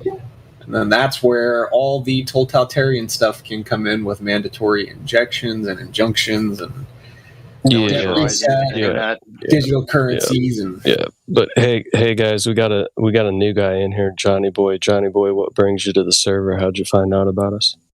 I saw you guys getting trolled from another Discord, and I wanted to come and see what the Discord was about. You guys see if we're Q-tards. What's up? See if we're Q-tards to start with. No, not really. I'm trying to get a gauge for what everybody's belief is. Most of you guys haven't even, when I was like listening, most people didn't say, hey, like claim total flat Earth or anything like that. And I watched a couple videos that got sent yesterday when I was in the voice check-in. So yeah, I was just like kind of listening. I wasn't like trying to insult or nothing like that. Don't sweat it, dude. Just because some of us get pissed off because they hear Q shit, don't mean the rest of us do. I mean, the Q stuff has like some credibility to it, and then sometimes I agree. I agree. I mean, you know, there's an asshole in every group, you know. Yeah, I mean, for me, it's just about listening, you know. So I'm not really too upset. When I say Q-tards, I don't mean that in any derogatory way. To be honest, it's just that the way that you know, there's a certain extreme anything could be taken to, you know. I think there is a lot of good information that came out through that, and it's mixed with disinformation a lot of times, just like anything else. Yep.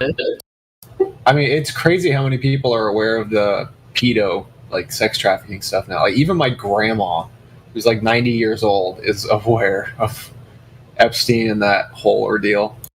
So it did expose people to real conspiracies that have validity, but it co-opted it and made it now inadmissible to talk about. And if you want to bring up any relevant conspiracy, you're a Q-tard, you're a Trump supporter, you're an X, you're a Y, you're a conspiracy. Exactly. Yeah, it works so perfectly. It's slow hand clap on that one, people. Slow hand clap. Masterful psyop. Yeah, very, very much so. So can I ask Johnny Boy a question? Yeah, I don't mind. Do you think the Earth is a globe spinning in space? Am I gonna get kicked out if I say yeah? Oh, no, my honest answer. Yeah. You think you do? Do you believe it or do you know it? I think I believe it based on science experiments and the use of a pendulum experiment, and then also from what I've seen with my own eyes. Well, would you mind answering 3 questions real quick, and then I'll let you talk to everybody else? Yeah, sure. Do you know of any time in history that someone did a direct measurement of the curvature of the Earth and how they did it? No idea. Good answer. What about the motion of the Earth? No idea. Okay, another good answer. Could be the fastest ever, 3 points. How about the vacuum of space? We exist in a gas pressure system. Would you agree we're all breathing? Yeah, we are all breathing, aren't we? Okay, to have gas pressure, as far as we know, with scientific demonstrations, especially the second law of thermodynamics, if you don't know what that is, it's okay, but to have gas pressure, you must have containment. So do you know how we can have gas pressure here on Earth without a container? No idea, honestly. Maybe the spin. Well, you answered those all questions. So right now, you came in here, you believe you live on a ball, but you have no proof for it. It's just a belief, right? Yeah. You think somebody smarter than you figured it out at some point, right? Okay, Yeah. well, thanks for answering the questions. Honestly, you guys go ahead with it. Yeah, I'm chilling, man. Thanks for having me. Welcome. You have any questions? No, nothing. I was just listening. Okay. For me, I just figured you guys, like, from a social perspective, I'm a pretty social person. I figured you guys probably get insulted a lot by people that come in here. You know what's funny about it is that we can't really be insulted, and that's the funny thing. Is like it's not insulting after you realize that you're not on a spinning ball, and you realize that the reason that people are trying to insult you is because they have a belief they're trying to defend. Then you know nothing can really affect you after that, because you're like, you believe that you're on a spinning ball, but you have no sense of it, no scientific proof of it. Everything totally works the same on a flat Earth, and you don't even realize it. You're just talking from ignorance, so it couldn't be insulting. You know what I'm saying? What's the significance if you're on a flat Earth or not? Does it matter? Think about it. Think about it. I wanted to chime in. When you came in, you did say, I want to know what you guys believe. And in here, we're not necessarily so much about belief. We're more about evidence. And so that's one misconception people have when they come in. They think that flat Earth is a belief. And if you actually look at what a belief is, it's something that it's something that doesn't have evidence. So what we're trying to do here is get evidence as to how the globe is true, as evidence as to those things more than anything. So just wanted to throw that in there. Yeah, it's think about it. If you're dependent on the authorities or quote unquote scientists to explain that you are spinning even though you don't feel it. There's curvature even though you don't see it. People are walking upside down compared to you because of a force that they don't really call, they can't call a force, but somehow it's strong enough to keep everything wrapped around this ball. Like all these things are just assumptions, and when you realize that none of it's at all the case, then it puts a totally different perspective on a lot of things that you really can't understand until maybe you get there. You're no longer a speck of dust and made of, existing in this vast, infinite galaxy of mini galaxies, or however they say it exists.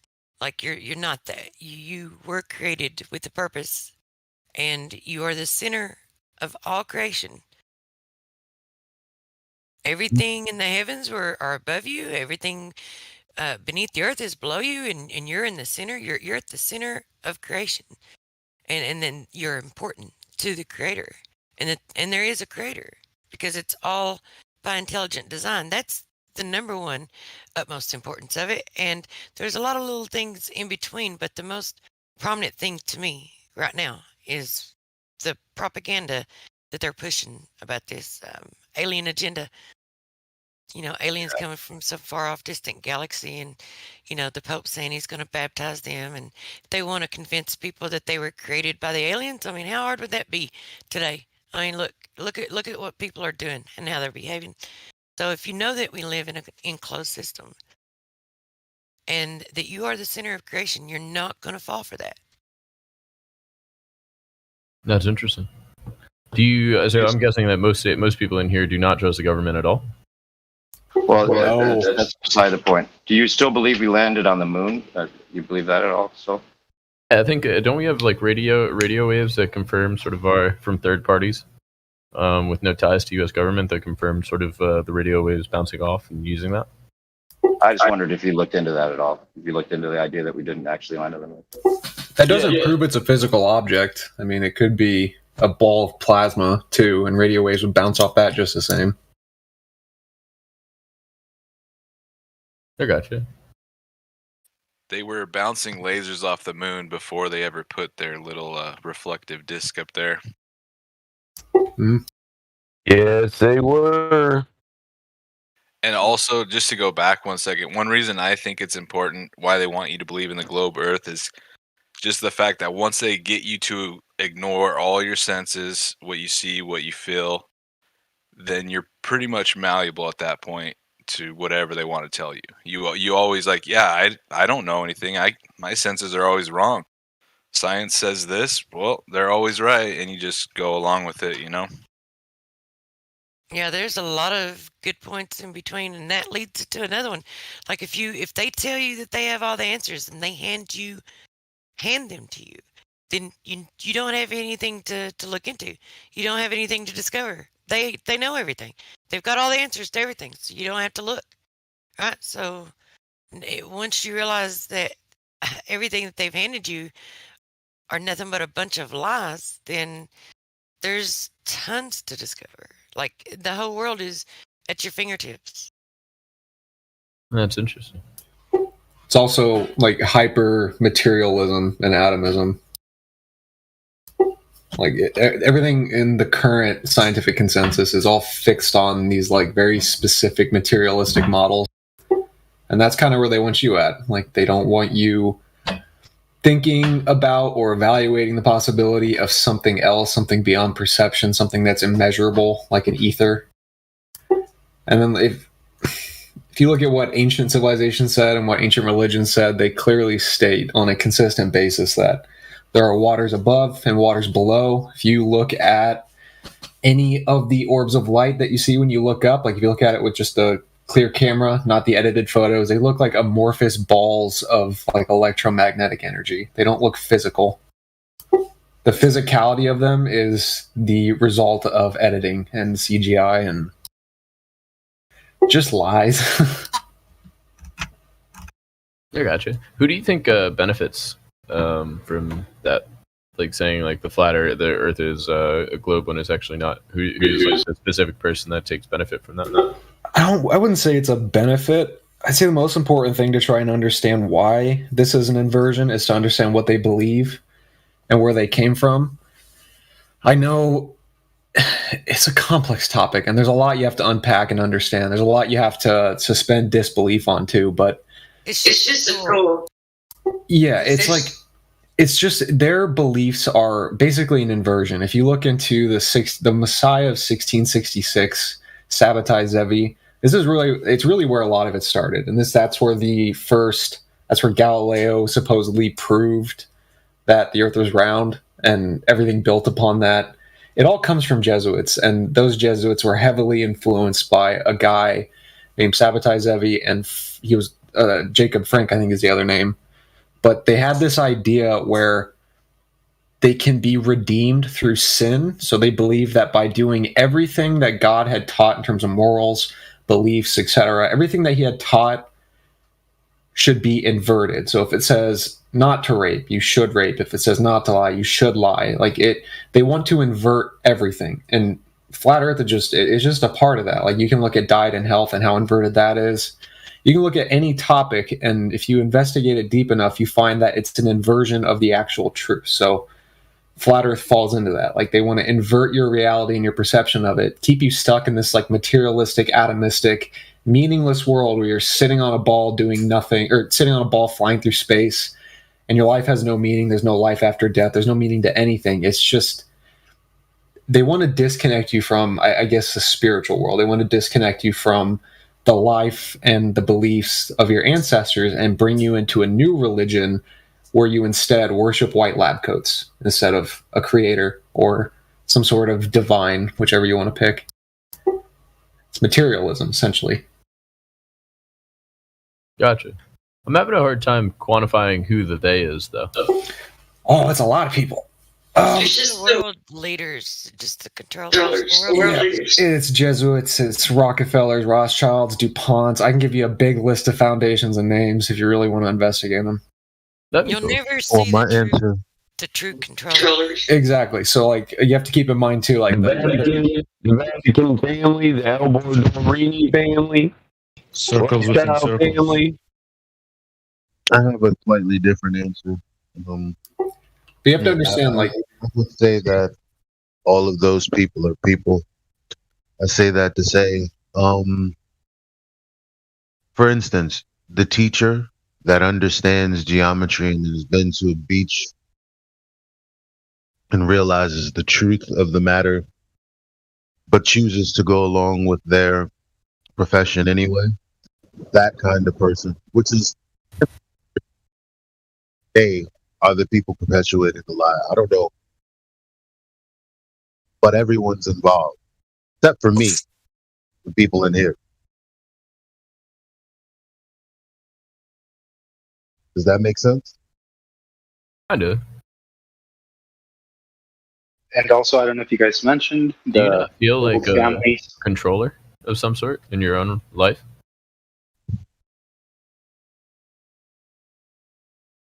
Like, do you not feel powerful enough to like change the course of history, given one life and one chance? That's what we're trying to do. One person at a time. can I ask some like presupposed questions about, like, do you believe conspiracies exist? Do you believe like people in power come together to try and influence perceptions for whatever benefit? Like, it can be monetary, it could be spiritual. Like, do you think people come together and do that? Not really, no.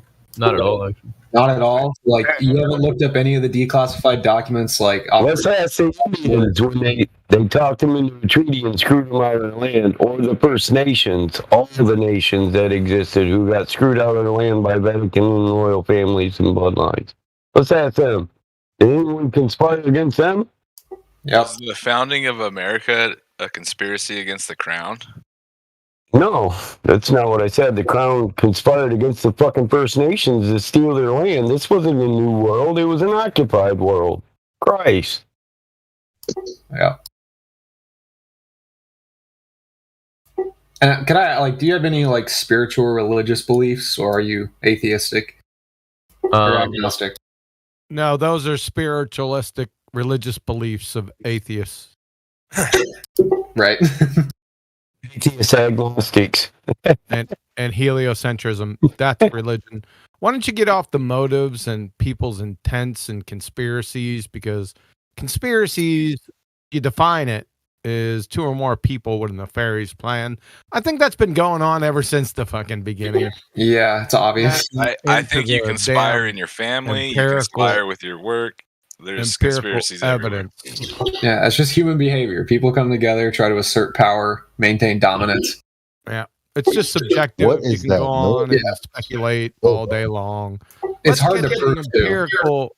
I'm sorry. Let's get to the empirical evidence for the spinning ball space monkey religion. Could we do that? I hope so. And not how we feel about conspiracies and such. Yeah, I agree. I do. One thing that is important, though, is trying to understand their belief systems. It helps inform on their motivations and why they do what they do. Yeah, we know. I was discussing the beliefs. For me, We've been doing this for years. yeah, I don't really like what I was saying before. I don't like. This might probably be the end of the conversation, but like, I don't really think it matters if the Earth is round or if the Earth is flat. My world, everybody else just lives in it. You know what's wrong with that? That's profound. Okay. So let's get to Sorry. the empirical evidence for spinning ball space monkey religion. Yeah, I think you could argue both at a level that probably I wouldn't understand. You could do either both sides. Really? That's Yes. deep.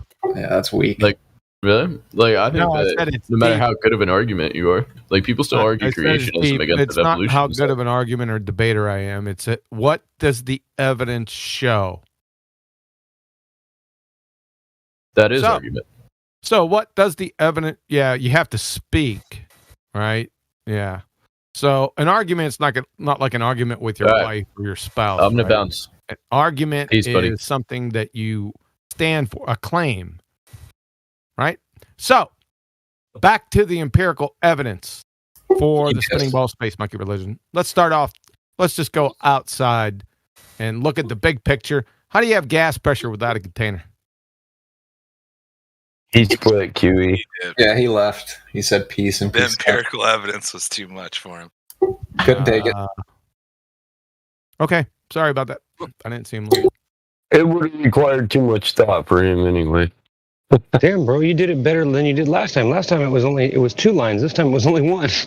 You scared him off. You speak with too much authority, man. Scare him. Just want to get to the point instead of Yeah. skirting. I know. I get sick of that. Too. I agree. I don't see how you could blow it off, as it just doesn't matter either way. Yeah, just the one thing I noticed. The one thing I constantly notice is like people don't understand the motivations. They don't understand the why behind the lie. They can't get past that. They can't comprehend it. They don't care to understand what they believe, so they get stuck there, and they can't get past it. Yeah. I mean, I read something today. It was like an Instagram post that I was actually kind of surprised. It was like, I guess, a motive that I hadn't really considered, which was that, if it's flat and there's, I guess, a boundary around it, I guess a lot of people have said, I don't know what you guys necessarily believe, but that there's like an ice wall, whatnot. So if there's a boundary and there's obviously much more of the world or land outside of it, right, than what we know of, then obviously what is outside of that? Are there other people outside of that? And, is the artificial scarcity of resources, operating as a large part of whatever control mechanism is in place? Yeah. See, the thing is, like, by proving flat Earth, you disprove so many other consensus points, like especially climate change being human caused, and it leads to so many different directions that people they can't go, oh well, this is a lie too. Oh, this is a lie too. Like, oh, this is bullshit, and they just dismiss it and stop caring. Yeah. It's about your approach. Like, you got to be it's a mark of an educated mind to be able to entertain a thought without believing it. You got to entertain it first. A lot of people can't do that. Yeah. Yeah, they can't get past the why. They can't get past the why would they lie and why does it matter. Yep. They have to find that for themselves why it matters. Exactly. It takes a lot to get to that point, though. I feel like a lot of people don't even care enough. It's so much time too. Like If when you you're empty, it takes a long time for that. I mean, I mean, the when you try to understand their belief systems, you have to read and investigate so much, and like you have to really understand these complex metaphysical concepts. It's not an easy thing to go try and figure out. Okay, why are they doing this? All right, let's figure out what they believe. What do their beliefs entail? It's also like what he was saying before. I don't remember who was saying it, but like like the teacher or like random people who are just kind of living their life and kind of maybe benefiting off of the way things seem to be. Like it's just a lot easier to keep going along with a life that kind of benefits you and not knowing or not caring about what it really is, because I guess in a way you benefit it from it and you're satisfied with that. Yeah, it's comfortability. Yeah. People just want to remain comfortable above all else. And like Ken Wheeler always says, people don't go searching for the answers to questions they think they already have the answer to. Yeah. He says another thing, you are not your he's not the one beliefs. that says that, by the way. He's just parroting. Be careful about what Ken Wheeler says. There's another quote too about like how you are not your beliefs. A lot of people get tied up and it becomes a part of their identity, and they don't remain objective and curious and open-minded. That's true. Yeah, I heard it from Ken Wheeler. Not sure the original. Yeah, the original was well before the tattooed Jabba the Hutt decided to parrot it. Yeah, I don't know who the original is. Yeah, it's way before him, hundreds of years. It's almost self-evident. I don't know if he claimed that he came up with it though. Well, I don't think so. He's big. Doesn't he know? Like he reads like ancient Sanskrit texts or something like that. He gets a lot of his like quotes and interpretations and like metaphysical ideas. He should read an actual science book. That would probably help him out. He reads ancient Pali, I think, is the language. Yeah, Pali. No, I mean, I don't know. He's never really addressed his beliefs on what he thinks we live on or in. He's kind of he skirts around it, but he has posted videos of him like measuring moonlight being a colder temperature. He also went on a podcast with a flat earth. He went on a podcast with Santos. He definitely wasn't the first one to do that. Yeah. Surprisingly, though, like just in the past month, he went on a podcast with Santos Bonacci talking about the ether. Ether, what's that? Yeah. It's a good question. I guess that's the end of that topic. Yeah. Something we can't prove. Yeah. Oh, maybe he'll come around eventually. Doubtful. Well, what is the medium that light waves in? Light waves. Light's not a wave. Oh, it's a particle? Yep. Like an electron? It's not like an electron. Light is energy. I was going to say, I think it's a lie. Yeah. Light is about, I believe. 100 Light is alive. 6, probably more, 110 years ago. Just 110 years behind your continuing education credits. Have you guys ever heard of the rope hypothesis? The what? The rope hypothesis. Rope hypothesis? You know what a hypothesis is? It's a guess, right? No, it's not. It's a predictional supposition in the natural cause and effect relationship. You have an independent and dependent variable. So put the independent variable and dependent variable in text chat right here. I'm in the wrong text chat, by the way. I'm there now. So it's not a hypothesis unless you can post the independent and dependent variable.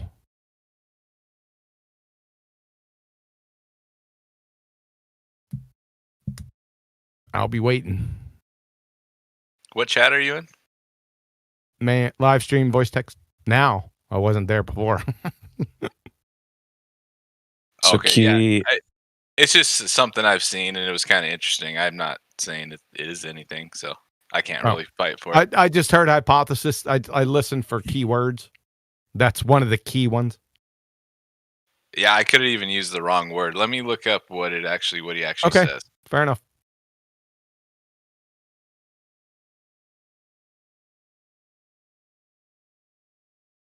I'm interested in the photon QE. It's a particle. Yeah, it's a packet. I don't want to say packet, because that's what they say it is. It's not a packet. It's just it's a distinguishable boundary, a discrete amount of energy and momentum.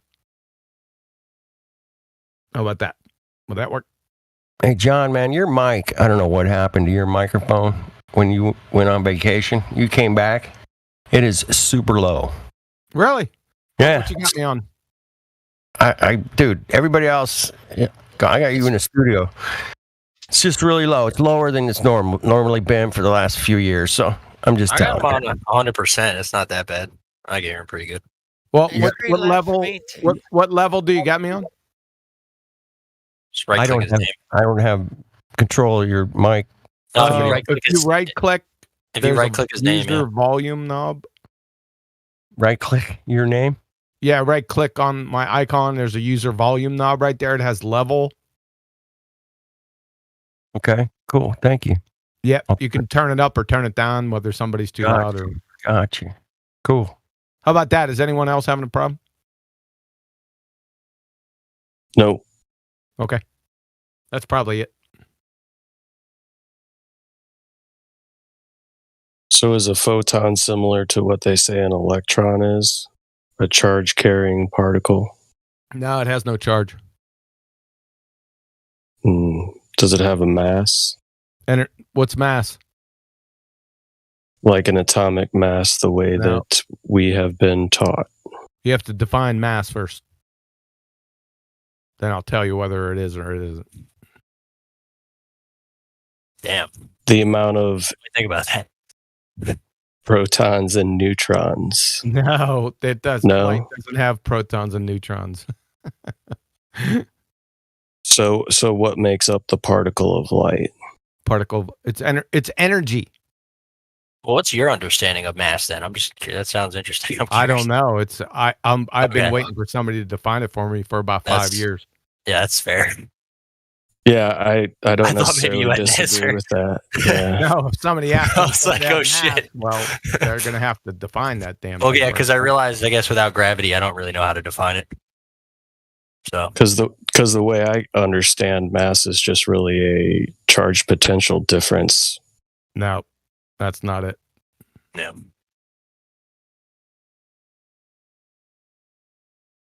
So you believe that quantum mechanics is real? I don't believe anything. I know things for absolute certainty, or I don't know them at all. So you know, like quantum tunneling and superposition and all that kind of stuff. You think those are I'm real familiar phenomena? with it. I had a weird feeling like a couple years ago that quantum mechanics was kind of bullshit, but I don't know.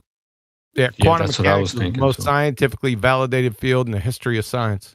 Scientifically validated, you said? Yeah, experiment after experiment after experiment. So it is familiar flip flop with the double slit experiment and all Yeah, that. that's an experiment. Yep. So it has been validated, you think? Yep. The most. What about I'm gonna say quantum this one more computers? time. It's the most validated field in the history of actual science. Wow. What about quantum computers? Are quantum computers real? I'm not into quantum computers. Go up to MIT and ask them about it. Gotcha. Probably not yet.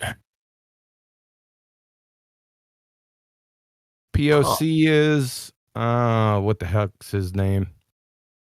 From MIT. Seth. That's his first name. Seth. What the heck is his name?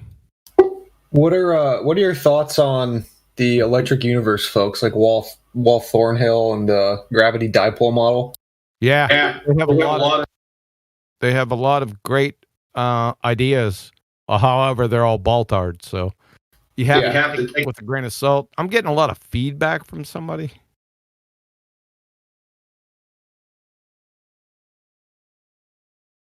Whoever that may be, I don't know who it is, but I'm getting it.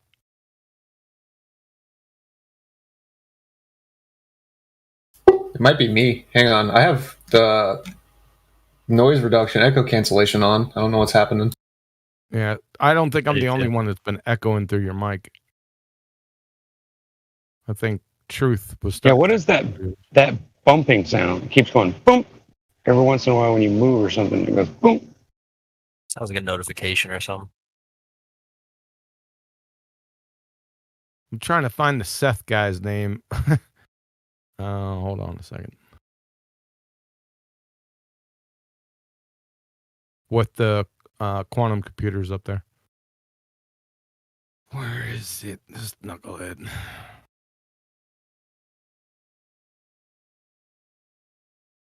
I'm going to be here all night. Let's just type Seth and let's see if that does it. Seth. Oh, boy. Seth Lloyd.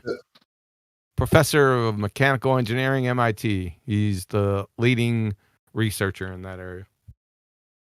Can you guys tell me if it's happening now? The beep noise is when I hit my push to talk. So I turned off the voice cancellation. So one of you guys could say something just to see if it echoes. Go ahead. Leave it open. Hello, hello, hello, hello. Cool. All right. So it's not echoing. All right. My bad. Sorry. That's all right. It happens. Well, I have a question. Isn't like the bending or the supposed bending of light around, I guess, really large masses, via gravity, I guess, wouldn't that, I don't know how that would be explainable then without gravity. Holy shit. What's mass and what's gravity first? I know, that's what I'm saying. Well, that's what I'm getting at, is that I thought you said that it's, I guess, a bit experimentally shown. So I'm like, no, I'm just confused. What's experimentally shown? I didn't mention anything about mass or gravity. Oh, no, I know that. I mean, the quantum mechanics. Yeah, that has nothing to do with mass or gravity. Really? Yep. What does it have to do with? I'm not like, I actually don't know. Quantum mechanics has nothing whatsoever to do with anything mass or gravity. Gravity isn't even in the realm of possibility in quantum mechanics. And what's mass? Yeah, okay. Fair enough. Yeah. Oh, man. Do you think mass is electromagnetic in nature or like electrostatics? I think at best, mass is just mere concept. So it's something we're trying to describe, I guess. Yeah, I don't know. According to secular, I don't even want to say science, secular sycophants. It's the resistance to acceleration. That's a big fucking problem because that's the same definition as inertia. Yeah, I've heard that before too. Yeah, you got a big problem. And then if you go the other route and say, well, it's just the amount of matter. No, it's not. Not from the Royal Society of Chemistry. They say that's not it. In fact, they say that's not it. So I don't know. I'm not the one claiming mass. People that bring up mass, I ask them. Well, I guess what I was getting at is then, I mean, I guess if you're talking about light particles, right? Light particles. Yep. If you're talking about light particles, I guess the idea was that they were bending right around an object. Particles don't bend. I guess that's fair. But then what is that concept really about then? Or is I that don't just know. I not think true? you're talking about Arthur Eddington in 1919, where he conjured some, gravitational. I don't know why. I thought that was like theory of relativity. Yeah, Well, no, actually, it's not, because the general theory of relativity was published in 1915, and Arthur Eddington's so-called experiment, which wasn't an experiment, is in 1919. So I don't know what they're talking about. I'm gonna have to do some reading then. Yes, and didn't Einstein take his research too, or Einstein stole research from one of them, or copied it per se, like plagiarized? Yeah, there's a lot of stories about that. Just remember, like, it doesn't matter anyway. Special and general theory of relativity are not actual scientific theories. They're not established. Right? Yeah. Yeah. So it doesn't really matter. So those are not solid. No, they're not scientific theories. To be a scientific theory, you have to be validated by experiment. and it has to be within that paper. I challenge you to go find me a single scientific hypothesis in any of his papers regarding special or general relativity. Well, maybe All that's Einstein what I was was a I might have philosopher. conflated. I might have With a conflated calculator. quantum mechanics with the theory of Holy relativity. shit, man! You keep on under talking me. I'm sorry. So I'll say it one more time. All Einstein was in those two quote unquote theories, philosopher with a calculator. Yeah. Yeah, Tesla had a lot to say about Einstein. He had a lot to say. Math magician. Yeah. I got you. Good luck. So they're not scientifically validated. It's just pseudoscience. It's masquerading as science, but it's not. So pseudoscience by definition. Oh yeah, that I agree with. Yep.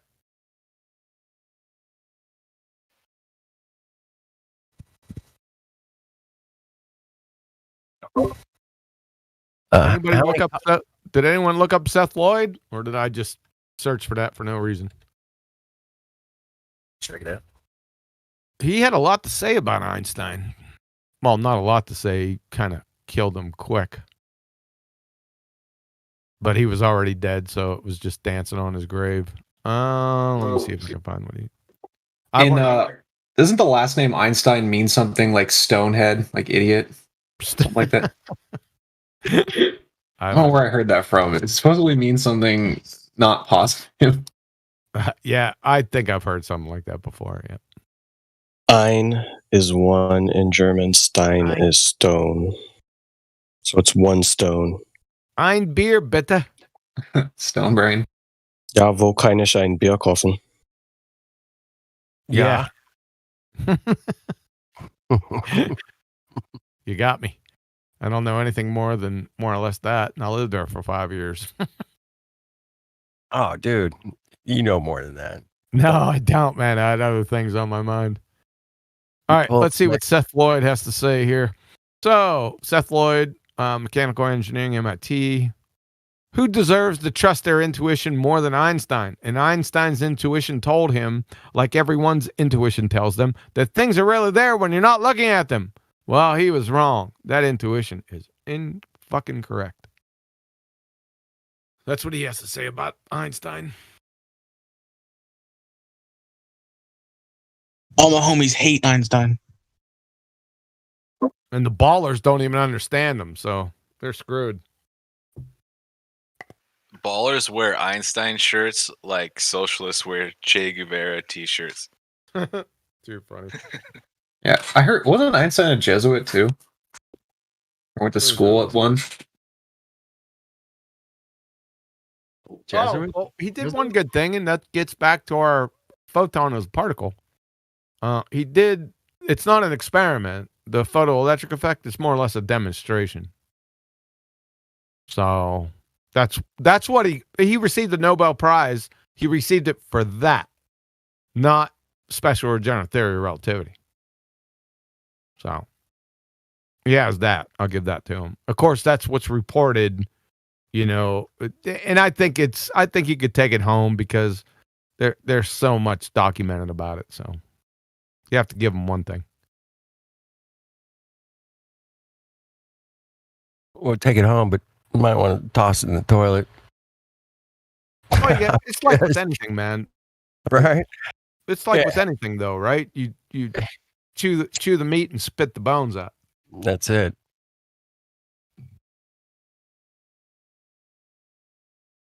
Yeah, that's what Tesla said. Yeah, I remember reading that. That's pretty, yeah, and he wasn't only talking about Einstein here. He was talking about the general direction of physics. Yep. I don't even want to call it physics. It wasn't physics. Philosophy. It's mathematical magicians with philosophies and a calculator. There you go. Yeah, that's why I brought up the rope hypothesis earlier. This physician, this guy, he says the same thing. He rags on it's just math, it's bullshit, and he has a model for how like gravity and magnetism works, and it's kind of interesting. He is a Glober though, so. Not that everything Globers say is incorrect. So like I always say, you have to evaluate each claim independent of the other things, right? Yeah. So just because I didn't mean to say just because the electric universe, those guys are globers, is to dismiss everything. I did not say that. I've, studied some of their concepts, and they're right on point, I think. Have you read David Talbot's The Saturn Myth? That's what got me so involved in the electric universe, is just the mythological associations. I know the name. I don't know if I can't regurgitate it. Oh, I'll give it to you. Hang on. I'll put it in chat for you.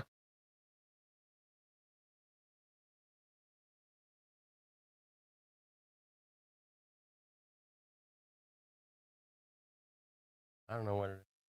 I think we're skirting around an issue here, and I used to talk about this all the time. Remember, don't conflate the pseudosciences with the actual sciences. It's very important. I might bring this up more and more.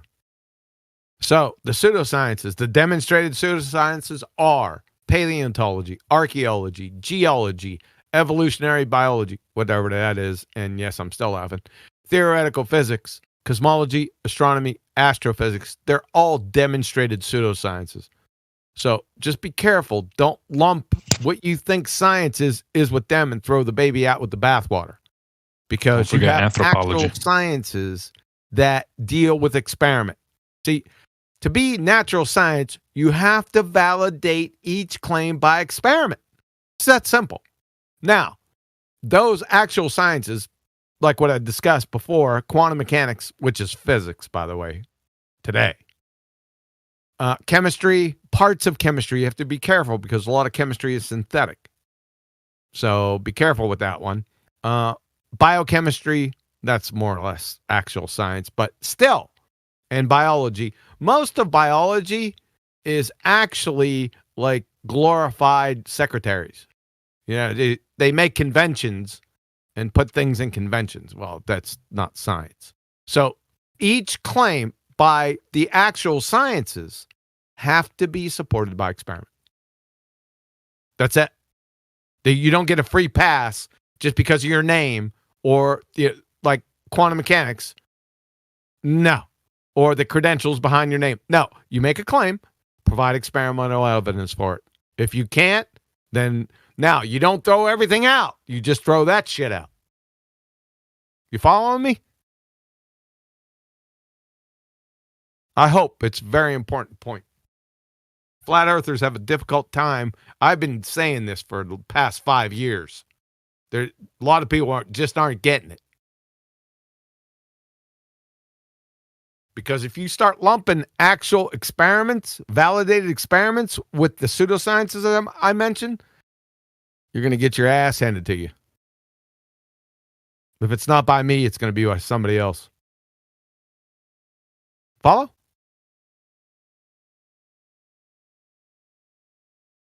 Hope so.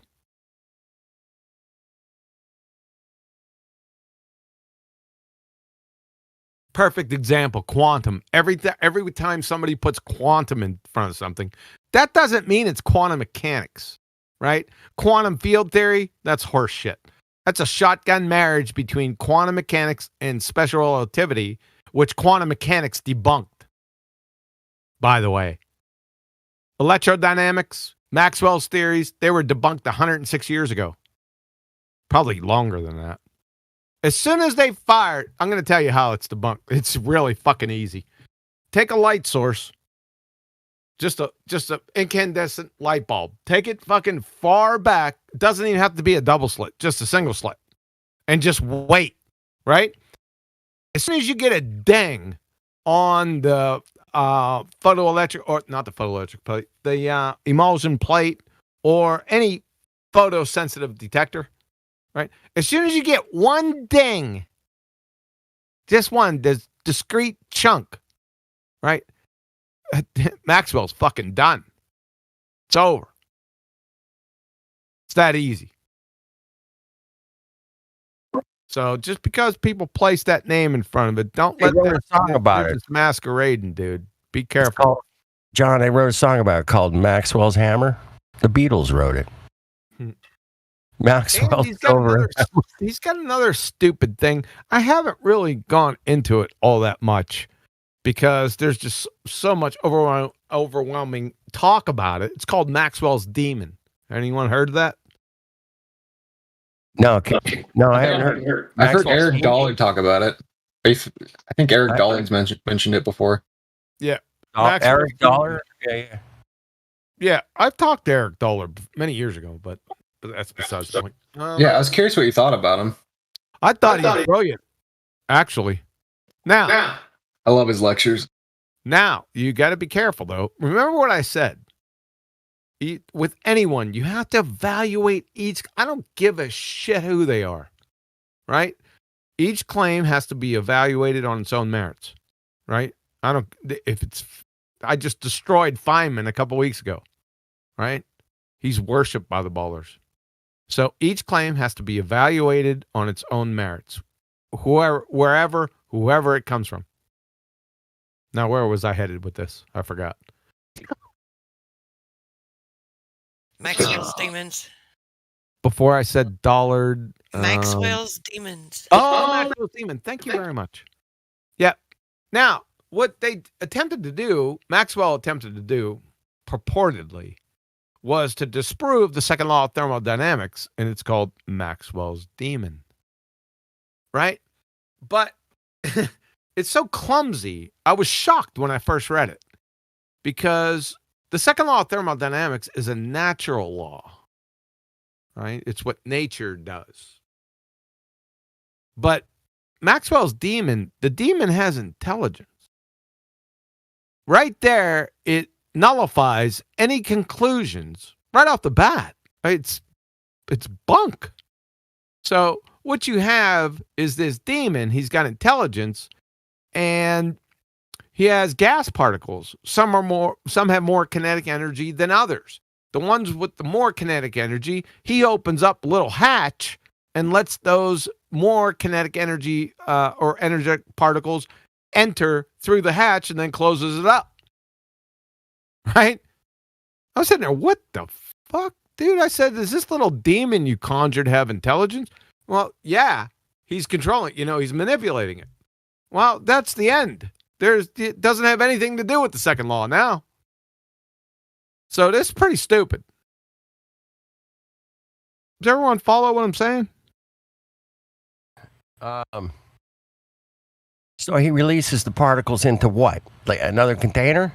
No, yes, because laws can't be gas must be manipulated. in a container. He lets Yeah. the more energetic particles in because not all the same particles have, let's say you have a gas.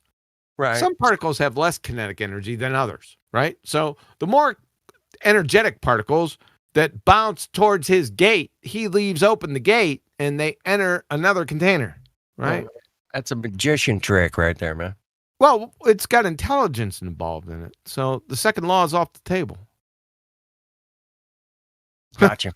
Because it's a natural law, nature. Right, yeah. That doesn't. Yeah, you follow it. Yeah, that's why I was shocked when I first read it. I was like, no, James Clerk Maxwell was much smarter than that's why I question the published material on this. I don't. Now you've been through 1,000 papers, easy, maybe 2,000, and you've dissected them, man. Thank you. Yeah, well, it's not only Maxwell. Einstein and Newton just get clobbered to death by quantum mechanics. They have no hope. They're finished. I don't know why this is so shocking to people. This has been demonstrated for about 110 years now. But I guess we'll keep going.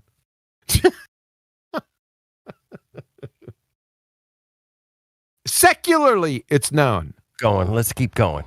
Secularly, it's known. See, what you got, this is the problem. So you got Baltards, right?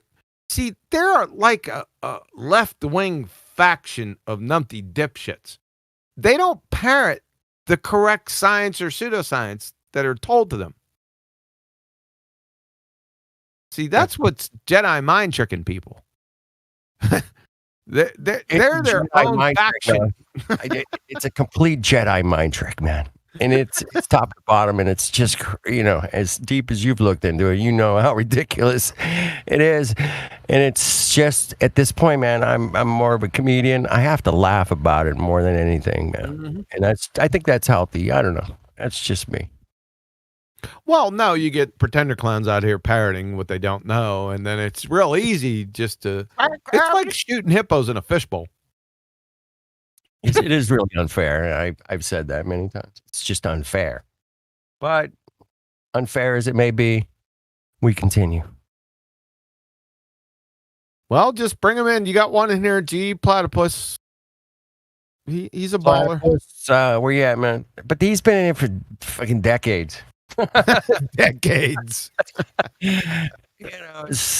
was here before all of us, I think. Come on, Platypus. I'm trying to remember the stupid shit you said the last time you were here. It was pretty stupid. Had something to do with, what was it? Angular velocity? Am I right? Pick one. It could be that. I can't remember. You're lucky. What was one of the girls had him pinned down a little bit. Shines had him pinned down somehow. It was a couple times. It was hot. That was hot. I appreciate that. What was it, man? You remember? Why? What's funny? Why was the sun moving? That's what he was going on about that. Why does the sun move? Can he demonstrate that? Yeah, well, that we were trying to pin him down on that one, but you know how Weasel he is, man. Weasel. He'll weasel it out, so anyway. Well, let him speak. He's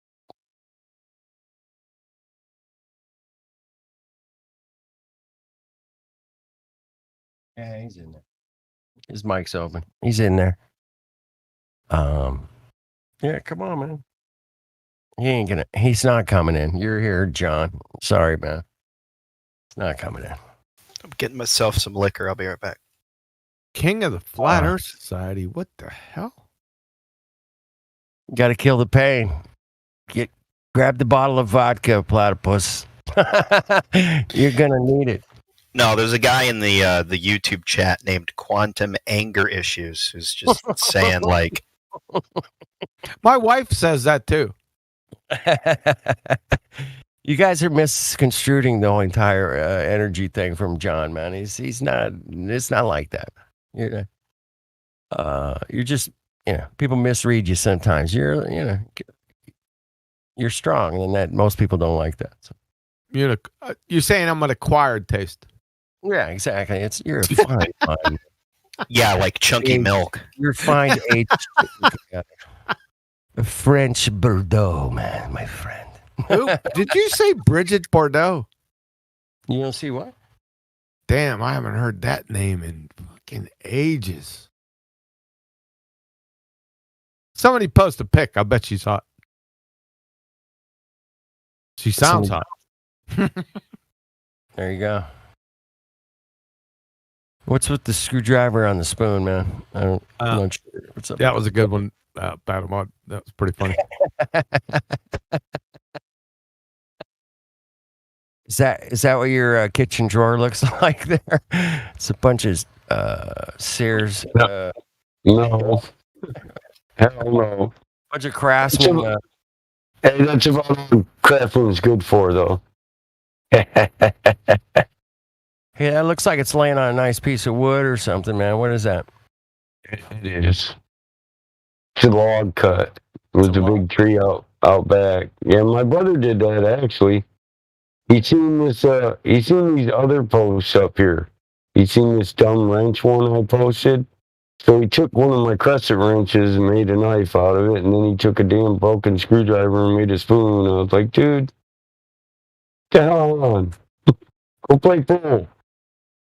Damn, Mike, your mic is like a train wreck, man. It was great the other day. What the hell happened? So hot. His mic is so hot. I had to turn him down big time. Is it too high? Yeah, you're not only high, but you're what they call your peaking with your modulation. Now, Hey, Quantum, have you debated McToon? MC. Yeah, MC Toontard, whatever you want to call him. Have you debated him? Why would I need to debate? Did you watch my Numpty clip on McBooger Eater? No, I haven't yet. I was listening to the modern day debate ones with Witsit. So I was just curious if you've talked to him too. I was looking, I didn't see any. Nick? No, no, that's like King Kong versus Baby Huey. Yeah, that's what I was saying. I wanted to see you just rip into him because I find him insufferable. Like he's the soy boy debunker meme incarnate. Oh, yeah, he's a numpty dipshit, man. He's an idiot. What? Go ahead, say it. Go ahead. McToons, he's an idiot. yeah. Well, that's the least of his problems. MC, check this one out, man. When you get a chance, he's through. I don't even know why he still has a channel. What did I call him? There he is. He got embarrassed. The Witsit debate, Witsit and Kai versus Carissa and him. He got seriously embarrassed, and all the super chats were just memeing on him the whole time. Really? Yeah, I'll link it. It's fucking funny. Well, I listened to a little bit of it. It was train wreck. So. Yeah, it was a shit show for sure. But the super chats towards the end were hilarious. Check that one out. Oh, What nice. kind of super chats was he pulling in at the end there? What was going on? I'll send you some. Oh, okay. Jim Bob was holding his feet to the fire regarding the reification fallacy of bending and warping space-time. Oh, brother. Bendy time. Bendy time. That's different. I'd like to see that. Yeah, I'd like to see that too, man. That would be... Oh, I can't see it. There's no live chat replay for it. No. You sure? You got to hit the button for live chat replay. There's a button on top that says play the chat. Yeah, it says it's not available for this video. Really? That's surprising. I'll find the part where they go to Q&A. That's the funniest part.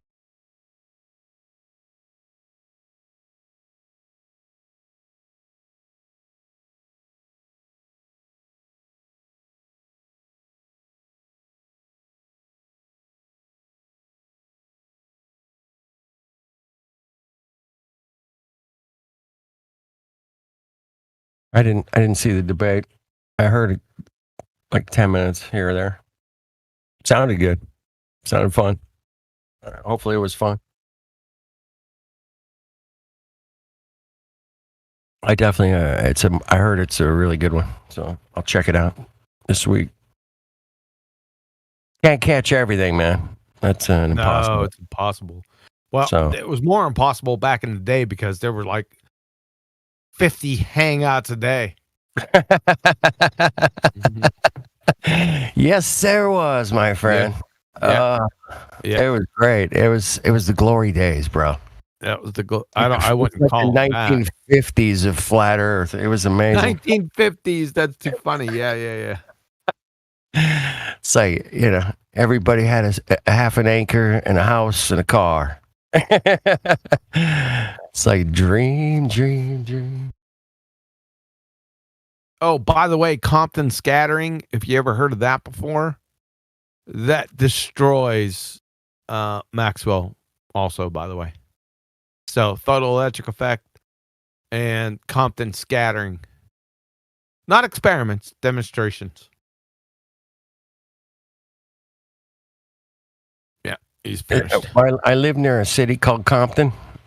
Oh, right. Yeah, I know that one. There's a lot of gangs and stuff over there. It's scary. So scary. No, it's not that bad. You guys, it's been made out. Do not believe the hype. It's not that bad. I've been in Compton, man. It's a fucking paradise compared to a lot of parts of the flat plain, man. It's not bad, man.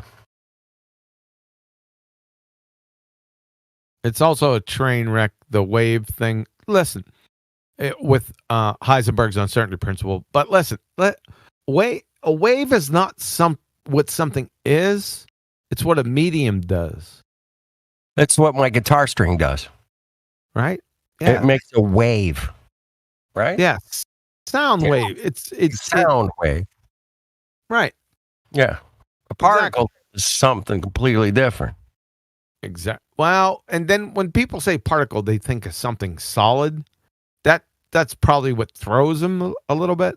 Well, now we're talking neutrons. You know, let's get small. Let's get small. You ever heard that back in the? Remember Steve Martin? Yeah, I think. Yeah. Let's get small.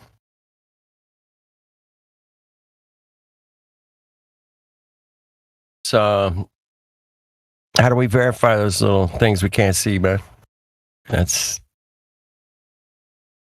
the double slit experiment. Really is the ultimate in proving shit we can't see, right? Nope. No, it's not the ultimate. Well, it depends on what type of double slit experiment you're talking about. They've gotten pretty elaborate. I bet they have. They've probably taken it to outer space. No, there is no outer space. Have they ever done the double split up there? Double split.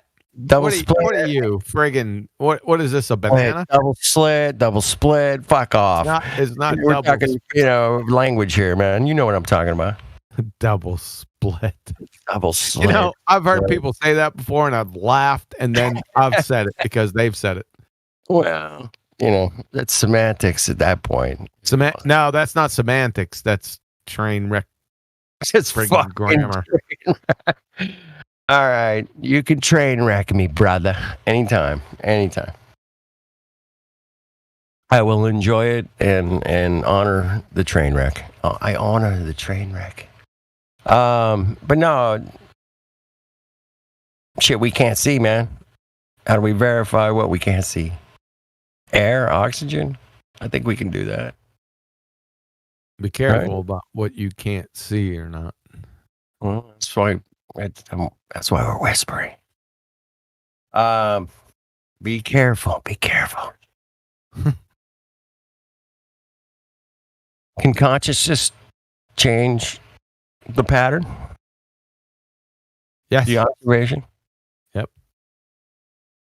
Yes, it can, right? Yeah. I believe it can too. I think if I experienced it in my life. The observer changes the outcome. The what? The observer changes the outcome. No. Changes the outcome. Need an observer. You don't need an observer. You're one step removed. It's go one step back. Information. It's information based.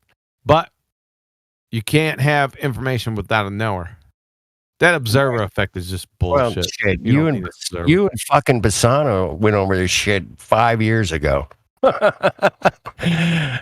You guys had a whole afternoon on that one, bro. I remember. I was there. Yeah, he had some trouble with it. Yeah, he did. We all did. I tightened his shot group a little bit. Didn't seem to help. Yeah, exactly. But it was fun, man.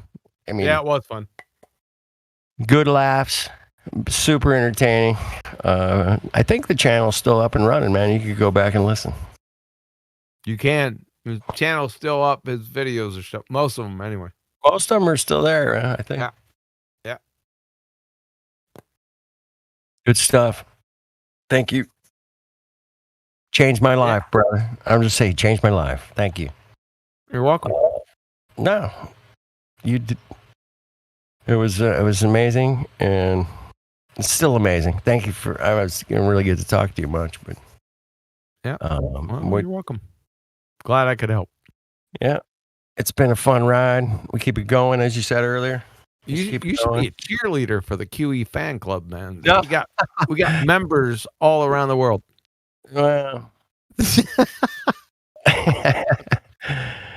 we're just particles, man. Traveling through the fuzz, man. Traveling through the fuzz, trying to find something that we can get in focus. That's all. Yeah, whether it's just focus on the Globe Earth Killers, man. They're already out there for everyone. So go to my website or you can hear them. The new one it's not actually new. It's with the Sextant. So that came out. It didn't come out. I spoke of it in private right when the Black Swan came out. Because when the Black Swan came, I thought about it. In fact, it was the same day. That's about almost a year ago, man. Right? 18, 19 months. Almost. It'll be 2 years. 19. I mean, all right. It was 2 years. Yeah. Okay. Damn. Time flies when you're doing experiments. Yeah. Well, the Sextant just kills it. Well, the Black Swan killed it, but they can't get around the Sextant. This is going to be very interesting over the next few months. The Sextant using it's so interesting. Navigation. I haven't heard not an argument, not even an address of it yet, other than there's no 90. That's all I've heard. Yeah, it's all about the 90s, man. I seen when I first came out with the Black Swan, I said, in a private discussion with people over, we had a Skype group, and when I first come out with it, I said, this is going to cause some problems with the Sextant. Now, I'm not a squid, so I wasn't an expert. I'm still not an expert in the Sextant, but I understand the concept. It's a very easy concept to understand. But I figured it was going to be problematic. So somebody in that Skype group took advantage of that and started researching it for the past 18, 19 months. And look out. Look out, ballers. Take a piss, ballers. Yeah. You're finished. Yep. Miles, the restrooms are in the back and right near the exit door. Thank you. Take a piss on your way out. Mm-hmm. Don't piss in the alley. Thank you. Just simple triangulation with the Sextant. You're finished. They're finished. It's over. No But way I around it. think the Sextant would be focused on the stars above your head. And there's a specific one, man. It never moves, really. Doesn't move. That one. It's a good one to navigate from. Well, 90 degrees. All you got to remember, 90 degrees and Straight up. triangulation. That's it. It's over. Yeah. It's all Guess what? over for him. I'd like to hear an argument against that without laughing. It'll triangulate level, I believe, is the term. Well, to triangulate, you need a flat level surface, or you're not That's right. triangulating. Can't triangulate on a ball, man. Yeah, can't that do it. doesn't work out. That's a bad idea, boys and girls. Yes, Don't it is. try that at home. Don't try it at home. I hope you don't mind me taking a piss with you, John. They tried to Jedi mind trick everyone with 2-minute YouTube searches. These guys are morons, man. Yeah, a 2-minute Google search. Hold on, I got the answer. I Yeah. swear. Yeah. Wait a minute. What? You 2 minutes? You figured it out? Oh yeah. I Googled it, dude. That's our nephews. That's our. I don't know. I don't know if you have nieces and nephews. I don't know. But yeah, I've seen some of these kids, man. They think, oh, I can figure it out in 2 minutes here, standing in line to get my hamburger. Right? Oh, look, what you were talking about is on factcheck.org. Looks like you were wrong. You're wrong. It's on factcheck.org. You're wrong. It says the earth is a ball. It does.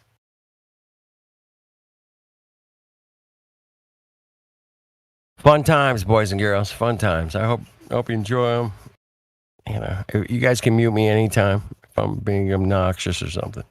I promise you, I'll mute myself, man. I can do that. That's a good idea. It's the technology. All right. Cheers, Mongos. All right, carry on. I'm appreciative of that interview you did with Kai and Crypto. I just keep going back to that Robert Pisano interview with the that manager. It's just like, yo, whenever there's this just annoying dude that keeps on messaging me, and I just send him that video, and I'm like, yo, this is you in 15 years. Have at it. You talking about Robert Pisano's interview with the what was that guy? He was the head Head of Hubble. Was the head of Hubble? He Yeah. was 25 years ahead of Hubble. Yeah. Anyway. Yep. So dude is just sending me, look at these satellites. This is what I work on. I'm like, yeah, yo. You have no regard for natural law. You don't know what science is, and if you really think that all of this stuff you sent me about your satellite information, well, here's a video. That's you. Enjoy your job. Stop talking to us because it's going to cause cognitive pain. So I'm a lot less stressed these days. I used to have to fight my way through, figure out information. Now it's like, no. Is it science? No. Oh, okay. Good luck.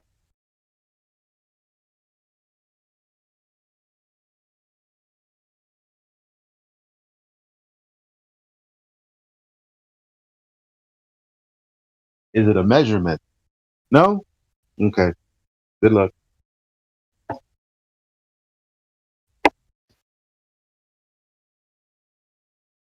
What I always thought was interesting when Pisano was interviewing the guy for Hubble, he's like, hey, have you ever seen it live, camera on the Hubble? Like, you know, you can look and see if the solar panels are good or whatever. And they're like, no, we don't have a camera. We don't have a camera on Hubble.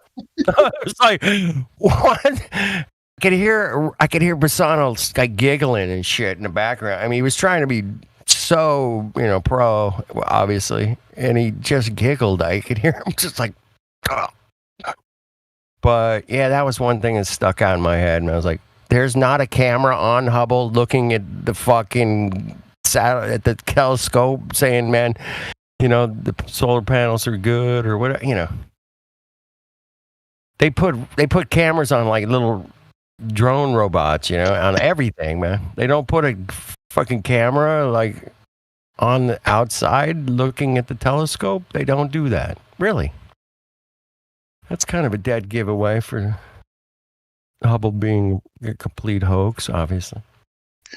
But they were able to transmit from the moon. Dude, they made phone calls on the moon. Are you kidding me?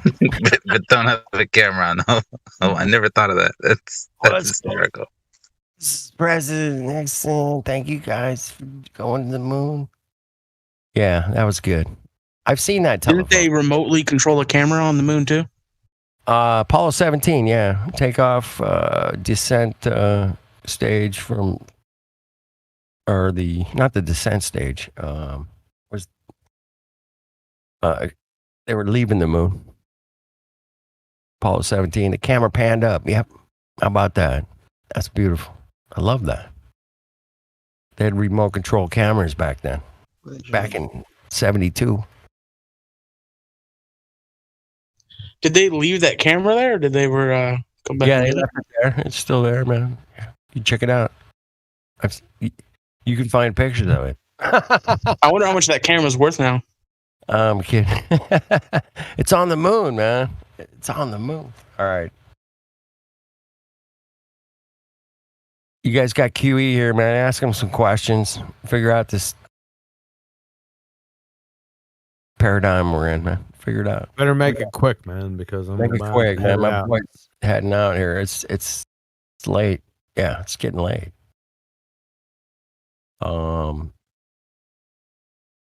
Bendy space time, man. That's my favorite term of all time.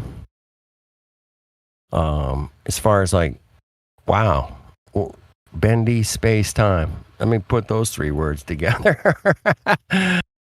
Oh. I just I want to take a group on a boat, sextant an astrolabe, and just joyride the ocean.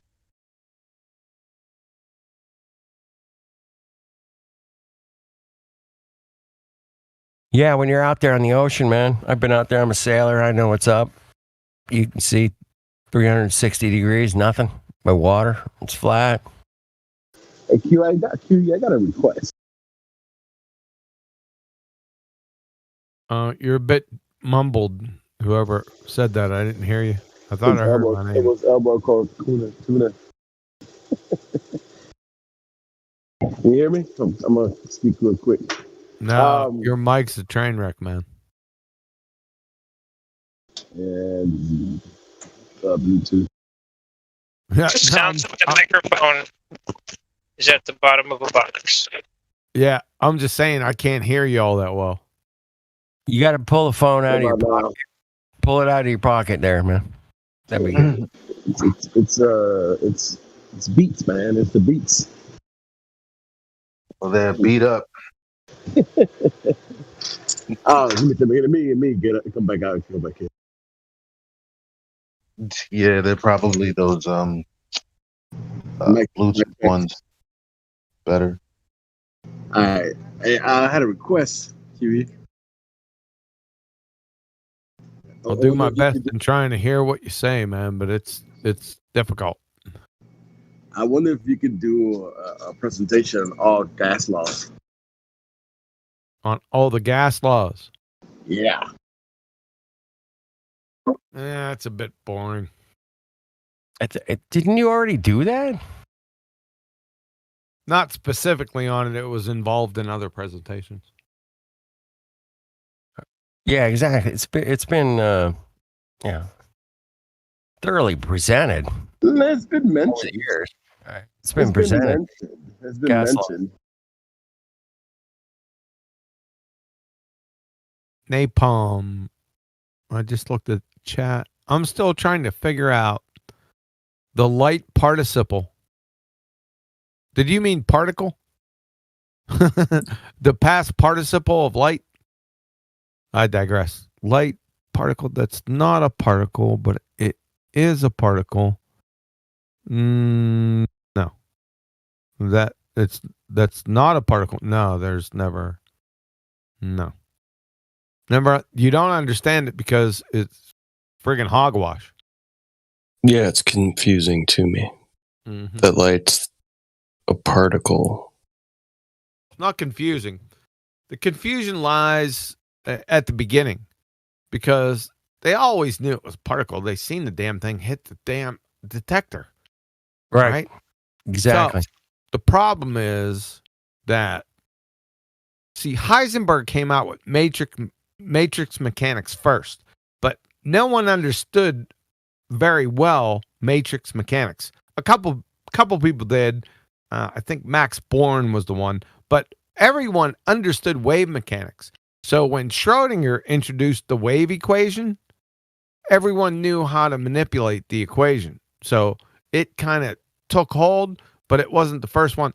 See, matrix mechanics, there's no difference. The results are the same with the wave equation. So, see, it's just this wave thing that's got everyone freaking confused on, well, is it a particle, is it a wave, No, it's the problem with the wave equation. The wave, a physical wave, for crying out loud. R string.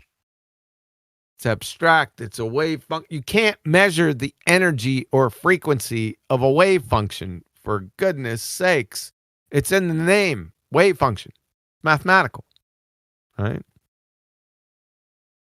So it could all been nipped. It should have been nipped in the bud in the beginning, but it wasn't. It just turned out to be that way. So it's completely different than like sound waves. oh yeah. There's no comparison.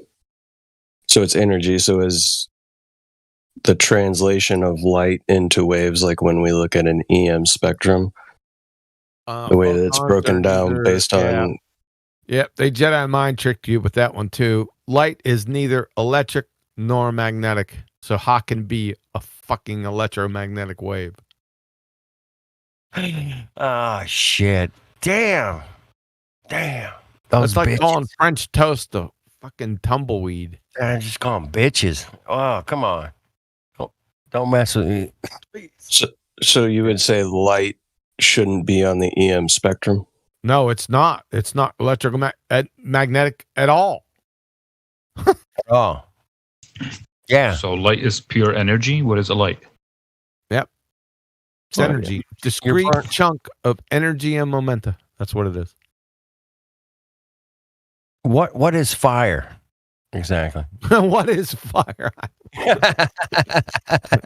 Kind of deep right there. What is fire? Come on, Result of combustion. Come on, Johnny. Give me your best explanation of fire, man. Give me just for fun. Just for fun. Fucking hot. It's fucking Can hot. light be broken down? You're out there camping last week, man. You were out there camping. You guys had a fire going, toasting some fucking marshmallows or something, right? Yeah, definitely stared at it for Toasting most of the. crowd too, you know, toasting whatever. Holy shit! What the hell is fire, man? Come on, just have fun with me, man. What is fire? Result of combustion, possibly. Yeah, the visible effect of combustion. Visible combustion. I like it. That's a good. I'm down. Yeah. You know what's really cool about it, It's man? not combustion. It's the effect of combustion.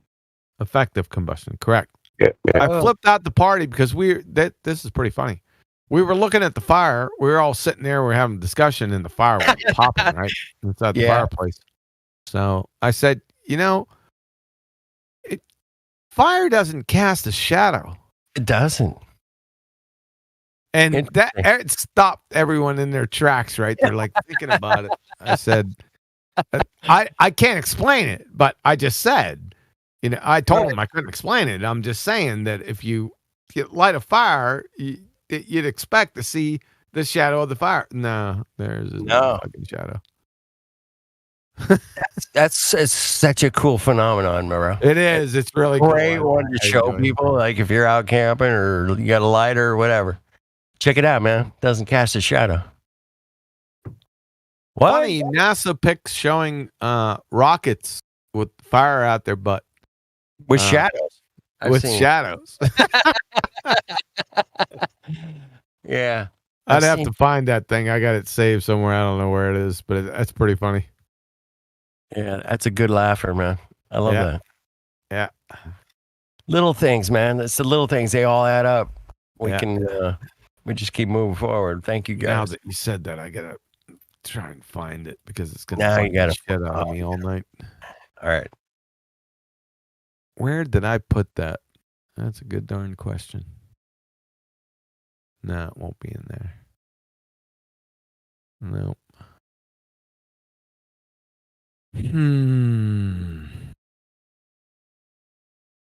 Would people expect the fire to cast a shadow? You would expect that. I would. But it doesn't.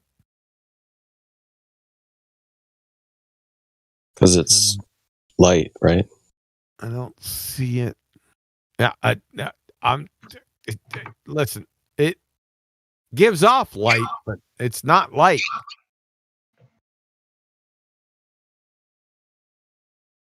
It's not in there. I'm gonna have a good time trying to find that. I should have put it in there, but I didn't. Hold on.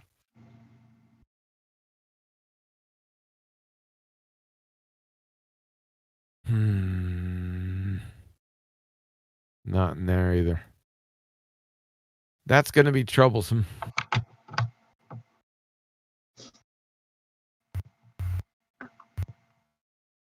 Nope.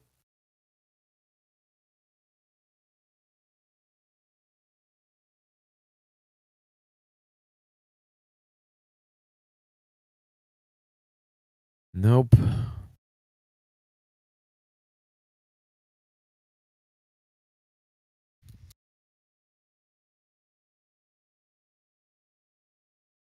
That's not it.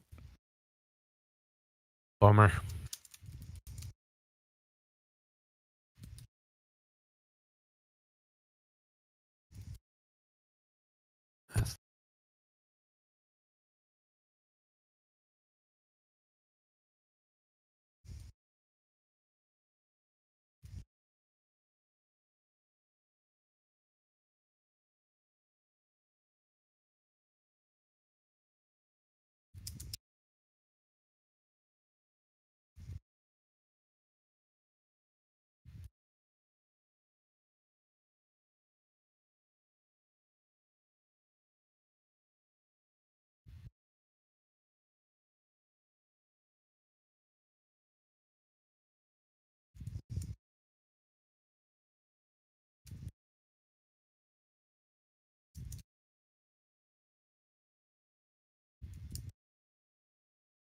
We're doing some research. This is the sound of research. If you guys ever hear this silence, we are researching. Okay? That's what it's called. That's how it works around here. You can hear little clicks. You can hear clicks. And sometimes you can hear people going, oh. But we're researching. Okay? That's why it's quiet a little bit. Quiet right now.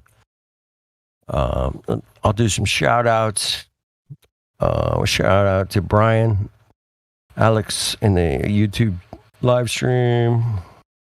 Old Haas, what's going on? Just a quick couple shout outs, man. Seems like they were going at it. Tom's still out there. Tom. Okay.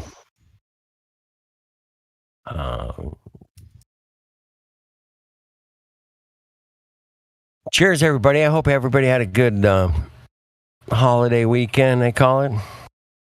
3-day weekend. Today was Labor Day, man. I don't know how many people of you out there labor, but guess what? I'm a laborer, and I own it, and I love it. I'm good at it. So there's that. And I chose a profession that was... it was different. It still has to do with physics, the physics of sound. It's musical related, and there's definitely something to music and sound.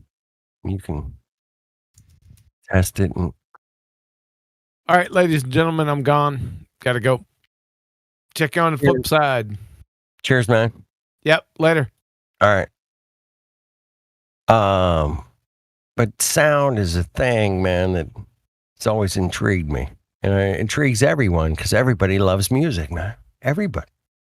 There's not a single person out there, man, that doesn't love music or some sort of music, whether they into whatever kind of music you're into. Well, what if they're that? Love it. When you hear it. When you hear a certain song, you're at a restaurant or, dude, you talk about a mood changing. What if they're deaf? Would they be able to enjoy music? What was that again? Say that again. What if they're deaf? You sound like you're in a fishbowl. I said what? You sound low, bro. I know, man. I don't know what's going on with these beats today. I said, what if they're deaf? Dude, even I've heard if you're deaf that you can feel the bass. Feel the vibration. Come on, make the noise. Look up that girl that was vibrations. So there was a girl that was on X Factor or something that's deaf. Go and listen to her sing and play, and she's deaf. Exactly. Yes, but yeah, they tell us she's deaf. But I've actually met deaf people, and they're like, "I love the vibration of music." I'm like, damn, that's awesome. Was Beethoven Feeling is the thing. The question is, was it Beethoven deaf? Yeah. The question is how deaf, too. I mean, some. I don't know. I mean, I'm not deaf, so I can't answer that. That's impossible, obviously. You'd have to ask a deaf person, man. I mean, there is some music that was made for deaf people that we all love. It was made for them. I'm listening. Go ahead. Carry on. What was the name of the music, man? I don't know. I don't know everything about this particular subject, but I do know that one thing. I love that. It's fascinating. Mr. Holland's opus. Go that direction. Can you open? That's a can of fucking what? I have not a friend, but a friend of a friend that he's deaf. I mean, he has. I mean, I know they understand, feel the vibration. Now, that's for damn sure. Because I mean, at least what he tells me. because he had like subwoofers in his car. So, I mean, it just they feel the vibration. They man, I understand that, but do they enjoy the music? That's the other question. Well, for as much as they can, yeah. I mean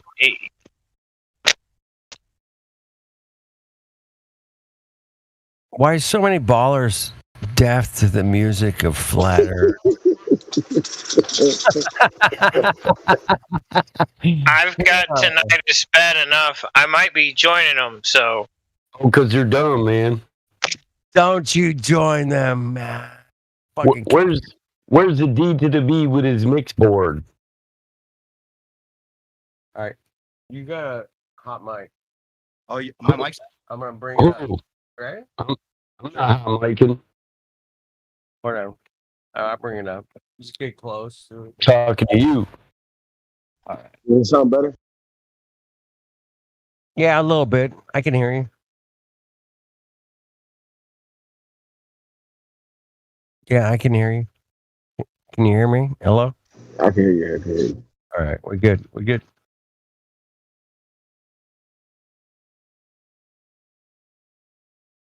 I don't know if you guys know, man. I got a friend, great friend, staying with me. His name is New Perspective. You might have seen him around. Yeah, y'all can call me Dave. You know that. Or you can call him Dave. I call him Dave. What's up, bro? Dave's not here. Dave went to get the stuff. Dave's not here, man. Where's Dave? Anyway, he's hanging out. You need the stuff, man. So if you hear two people on my microphone, you got it. There's two of us here. I'm one. What up, y'all? What's one on charge and one not? One's charging his phone, isn't he? So we're in the same room, so we don't want to echo.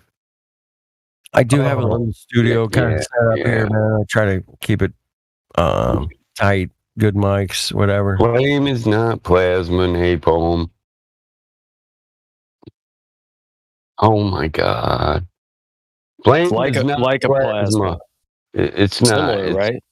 No. What would you consider? Plasma is electrified particles. Come on. Now we're back. Right. What is I was gonna type plasma like. I was gonna type plasma like because I didn't think it was a plasma, but it's similar, right?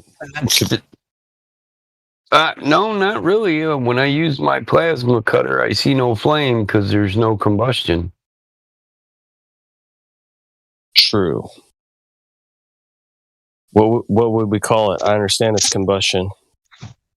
You see a freaking sword? Plasma is Little not white sword. combustion. Yeah, a flame is a chemical reaction, effective combustion that you see with your eyes.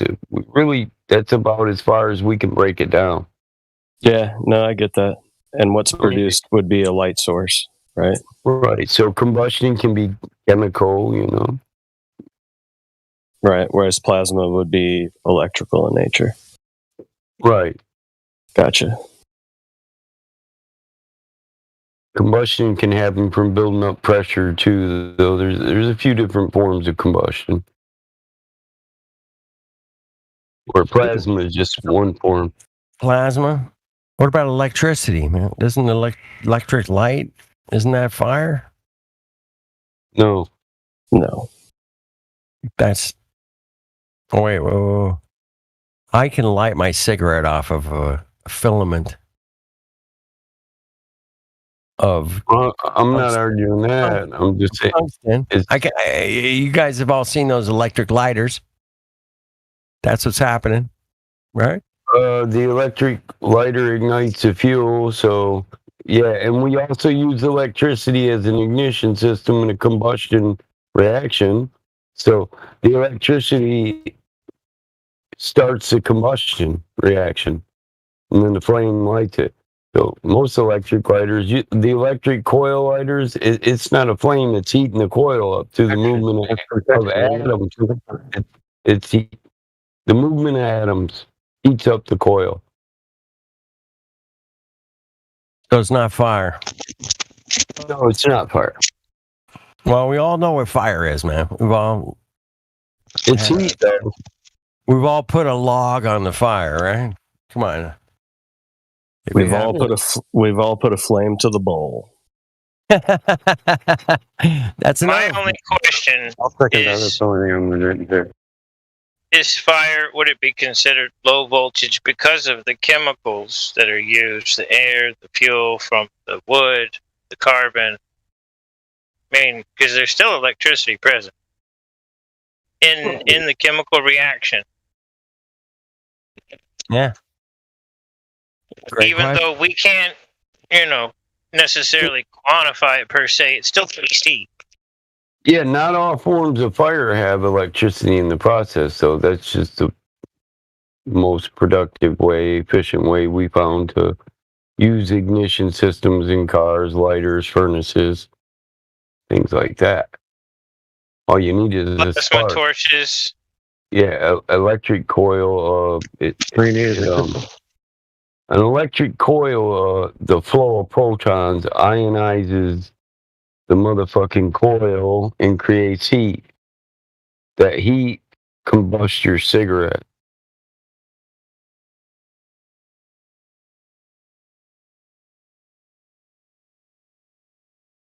It's called a current arc. Arc of current. It's not a photon flow though, right? Arc welder. Have you ever heard the arc welder? Yeah. Yeah. Well, dude, that thing always freaked me out, man. I thought I was going to electrocute myself. I own a couple.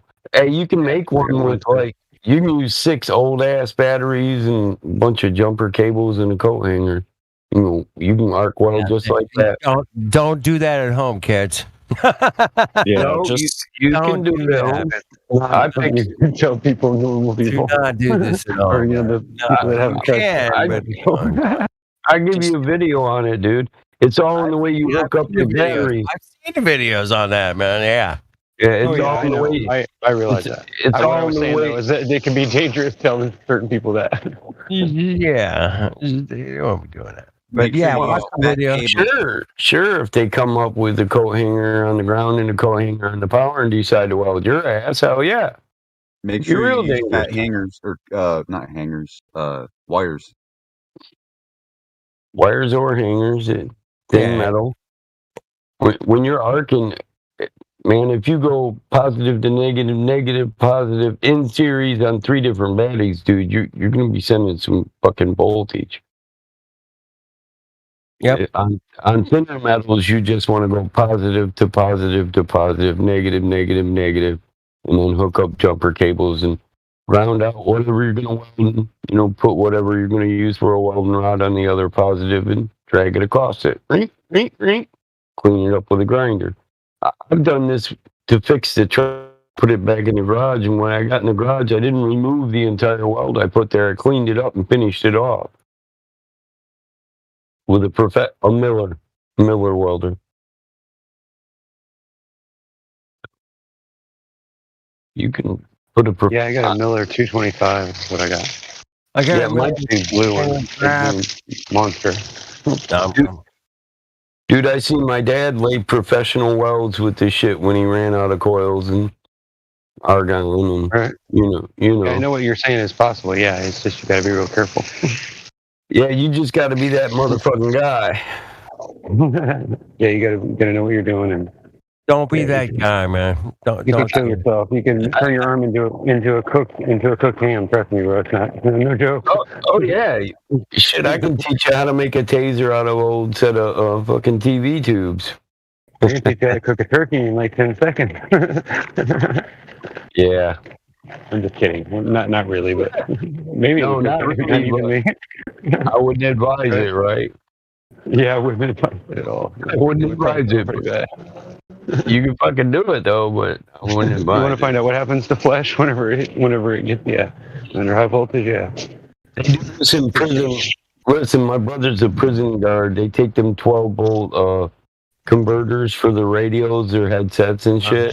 Yeah. And they'll unhook the wires and they'll take leads from pencils And they'll wrap the wires around the leads in the pencil, and they'll put water in a cup on their table and drop the 2 in there, plug it in for 3 seconds, unplug it, and the water's already boiled. They hook it up. Okay, I got you. Hey, they've caught these guys. They hook it up to their desk, their metal desk, and they make fucking grills, skillets, electric skillets. They'll be in there cooking grilled cheese in their bedroom on their metal desk, heating it up with a bunch of plug-ins. My brother's.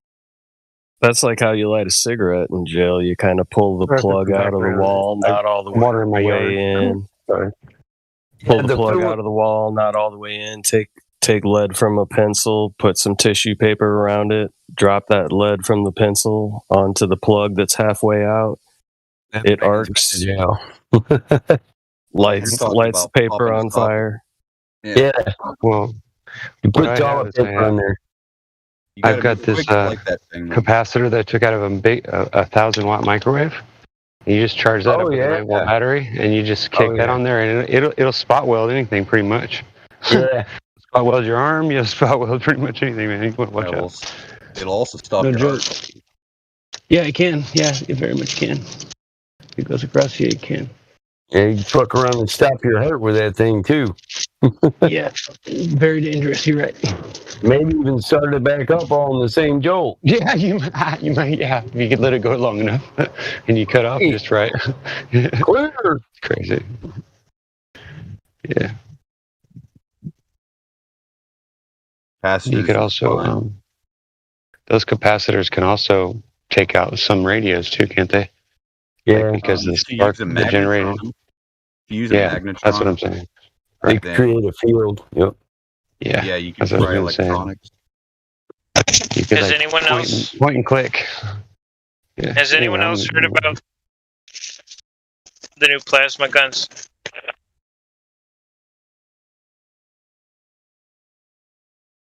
I know about coil guns. You're the capacitor. There was an article that was coming out. We'll charge you up too, Bruce. that just came out talking about police were supposed to be getting plasma guns to detain people more civilly and passive. Why do we have 45 CP? Oh, you're talking about the microwave guns. Burn your skin. Is that what you're talking about? It's advertised as plasma. We're not talking passive suppression with noise. Yeah. No, this isn't noise. This is microwaves that affects your skin. But it's in flashes. Yeah. I know, but still, no. It's just plasma. Listen. We use this in the military, man. They're on top of the Humvees and shit. You could only give them so much, but it'd set them on fire, man. And the whole crowd of people will turn and run right now. Yes, I know. Satellite dish on the back of the truck. Yeah, if you use it too long, you'll cook them inside out. I know. I've heard the stories. They used to back them up to tents. Yep. Back them up to tents and turn it on and just juice it. Heat the rock up around the cave, man, and motherfuckers will come out quick.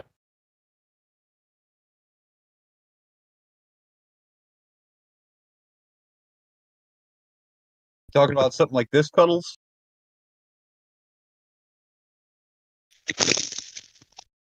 I'm getting there.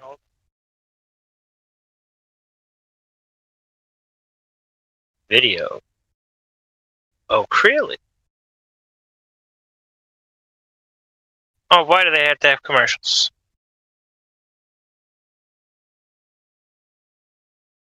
I'm playing through the Discord, and I don't have any. You're probably using a phone, huh?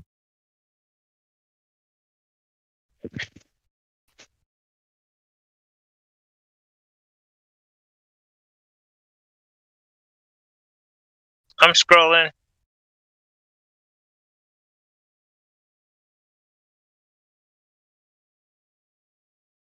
You can use those things to microwave an airplane right out of the sky. You know that, right? Melt the circuits in it. You talking about those damn radio dishes?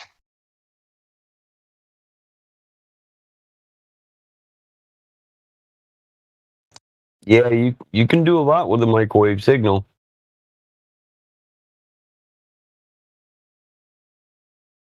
Especially if it's sporadic, right? Or if it goes up and down and changes sporadically into different ranges. Yep. It can't be constant. It can't be a constant beam. I mean, you Aren't there literally. holes? The guy's shooting something, and isn't what he's shooting like leaving holes behind?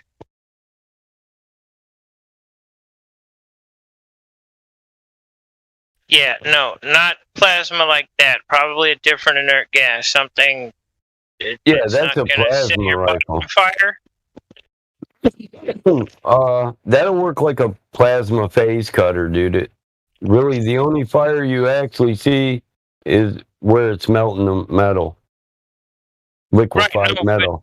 You think it's fire, but yeah, what it is it's liquefied metal. Right, but they're saying that there's a passive system out there to actually shoot people with plasma, like hitting them with a taser and just, incapacitating them without the harm of, say, stopping their heart. At least that's what's said. Whether or not I'm buying that, different story. But different inert gases, when you charge them, and I guess you focus them, well, Okay. So the theory is it's do not different things. Not as destructive as that, where it punched through AR 500 plate. Well, that's basically what plasma is: a stream of energized particles or gases. Yeah. That's what a plasma is. You add electricity to a gas.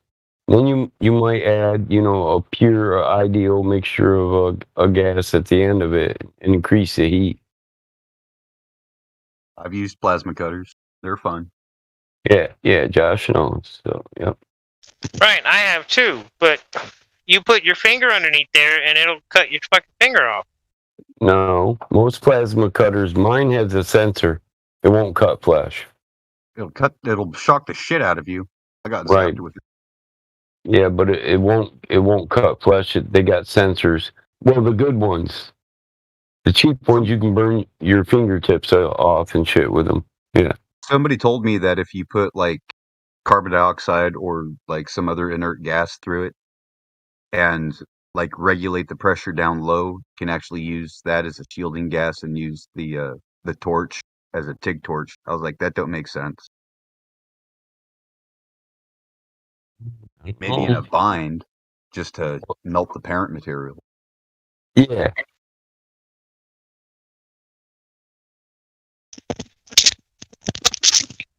I'm thinking that it's not plasma though. I'm thinking it's more like an electricity gun where they're shooting a magnetized ball of electricity.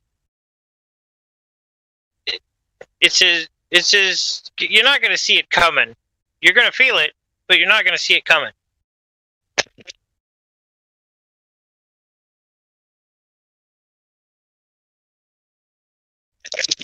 I got a buddy that already made one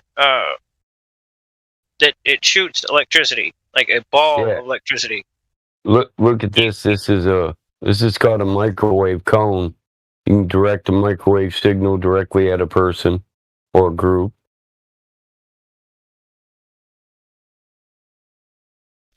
Yeah, that's old tech. I want to say Macedonian, maybe Northern European.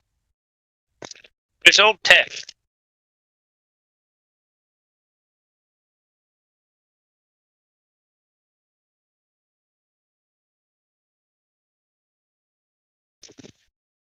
That's the fun thing about studying arms and armament. You realize a lot of these things are thousands of years old. Well, yeah, we get them from principles of warfare and history, yes. Here's a DIY version of that. The microwave cone? Yeah. Old microwave gun. Yeah. Oh, I bet. Got It wouldn't be that hard to make. That's what I was talking about. That's what he was talking about. Look, right there on the back. What's he got, bro? You can make the rounds in their guns go off all by themselves and just be bullets going everywhere. It'd be crazy. Yeah, that's just a waveguide. Yeah, see that transformer on the back that came out of the microwave? I know because I strip them out. If they burn up here, we'll bust them up and take everything out of it that's worth precious metal. Yeah. Just don't break that freaking Beryliosis freaking button at the tip of the freaking magnetron. Don't mess with the magnetron. I don't. Don't try welding it or doing anything stupid. You'll kill yourself. Yeah, I don't fuck with them. I know what's up. Just vaporize the metals that are in there. I don't tear nothing apart that I don't know about. Hell no. That's how you get fucked up. Well, you decharge all your capacitors, where then you put a wire on them so that they stay decharged, and that makes them safe. That's the only thing that makes them safe with them. There's a lot of switches that have shit in there that people don't know about. That if you just bust the switch, it'll fuck you up bad. Oh yeah, sure. That's why a microwave is generally like 7 or 8 different sensors that keep track of the heat and all that inside of the oven to make sure that it doesn't go over and expose people outside to too much, even though it's already doing that. But what they claim is a safe amount anyway. Yeah, within limits. That works. Yeah. Right. Yeah, that works. Shielding, your favorite word. I'm not an expert in nothing, don't get me wrong, but you check into it, you'll find it. I'm right. I did all my research online and stuff, just like everybody else. Like electronics and stuff. I've seen people demonstrate to me, like I've seen people do spot welding on their car, like put the fender back on. I was like, "How are you gonna put it on there?" He goes, and he took a battery, and I couldn't believe it. He took his battery and he took my battery out of my car and he put the two together and he made a spot welder. I was like, I can't believe this. I couldn't believe it. Blew my mind, bro. I was like, damn. I was like, I can't believe that. My dad showed me that when I was like 10 years old. My grandpa taught me about arc welding and all that. That was pretty cool. It was pretty interesting. Then he broke me down into how you get more or less power out of a battery, how you keep it constant, what you can put in between them at the end to keep it at a constant level. Mm-hmm. You can, using capacitors and resistors and diodes and different timers and shit. Yeah, well, if you wanted to, you could take brand new batteries, resistors, and diodes, and just make your own arc welder, and be able to dial it up and dial it down just out of systems and a battery and a big rubber mat. But that's you could do it on small metal too. I was thinking you could use it on small metal. Yeah, that's welding solder. Yeah, it's a lot to tote around. Yeah, it is. Plus the duty on them would probably kill your electric bill too. All right. You could take the basic design for that microwave gun and probably make something to like heal broken bones. That's what I was wondering about. Using sound, and electromagnetic fields, There's a specific tube that you'll need. You'll swap the tube for the cone, and probably put a tweeter or two in there somewhere. I got tubes. But there's a tube. It focuses the frequency. Rayon tube? Yeah. Which kind of tube are you talking about? Yeah, I forget what it's called off the top of my head, but it's old stuff. Like old. Like they used to use these my grandpa to actually heal people. High school. Oh no, it's not that old, I guess. I'm kidding. It focuses all the sound frequency, and it's how it operates. Point it at the spot that's been affected, like the broken bone, and you just push that frequency, and you just keep it steady, and you just move the pipe across the leg with the frequency pointed at the broken leg. Now, something like that would be awesome. But see, that's what I've been looking for. Like, take the microwave gun and then flip it. But push sound through it instead of microwave energy. Take off the cone, put on that tube. Voila. Set the the leg as best we can, put it in a cast, and then boom, heal it in 20 minutes of treatment. 220-mile range from that Navy railgun. Line of sight. Impossible on a globe. I would be a deadly motherfucker with that. If that was a handheld rail gun rifle. Yeah, the Chinese you one just is. wouldn't even want. You wouldn't want. Yeah. If that's got 200 miles direct delivery, bitch, you wouldn't even want to walk near my property. No, I was talking about the Navy gun. The Navy gun, yeah. The Navy rail gun is 220 miles. Yeah. This one's probably I wonder like what the ranges of them rifles. 15, maybe. I don't know. How far do you think that handheld one goes? Probably 500 yards before it doesn't have any effect anymore. It's not that powerful because it's fast charging, and they didn't look like they had any battery. 500 yards. That's far enough, though. Fuck, it is. I want 5,200 yards. He's probably rocking 18650s or the bigger ones with stepper motors and high discharge capacitors. Yeah, but Battle Mod, that's not a rifle. That's not like a sniper rifle. This would be wild. Oh, I know. I'm just saying this railgun prototype, if them dudes came here, they get took out by the bat before they ever seen my... Oh, absolutely. Yeah. I'd see them coming. Be like, oh, really? Oh. Railguns? You guys got to be kidding. Lord is my shepherd, I shall not want. When leaders move beside still water. I'd say a prayer for all of them. Hallelujah. Yea, though they walked in the valley of the shadow of death, they did not fear no evil, Lord. But thy wrath, it comforted me.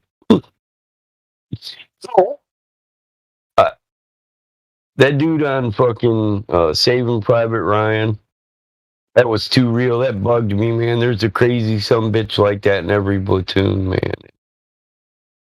Or then there might be that vet that can see himself. Like, was I like that in war?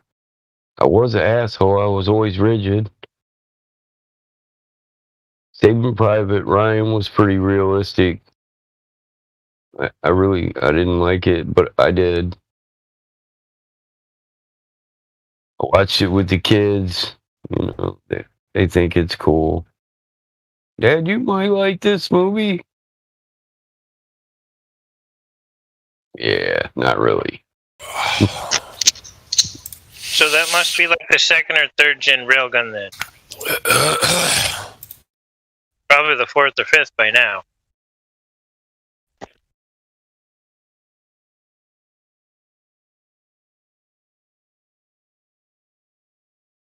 Phased plasma rifle in the 40-watt range. Well, that's not much. No, that's Terminator. Well, yeah, but from what distance? You just tighten up the band on your magnets, man.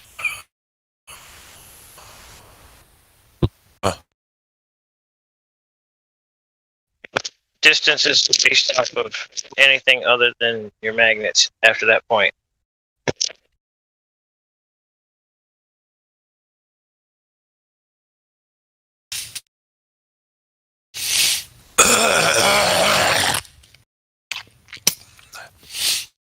Yummy. Hell was that? While you die, you know. Fucking sounds like allergies. What is it? Changing season where you're at? Yep. Sorry, I didn't know my mic was on again. Yeah, change of season. And I got a cat, but I'm allergic to long hairs. He's a short hair, but even still, like, if I pet him a lot and then I scratch my nose, I'll sneeze. Yeah, I get that way because my cats get up here and sit on my lap. I hear you. be kind of like a gut blow. I know.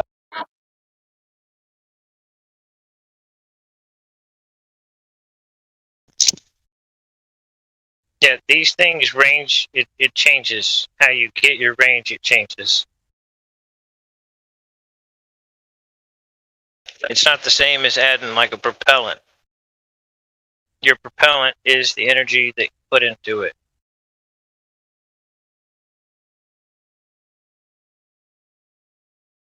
Yeah, I still like the Metal Storm.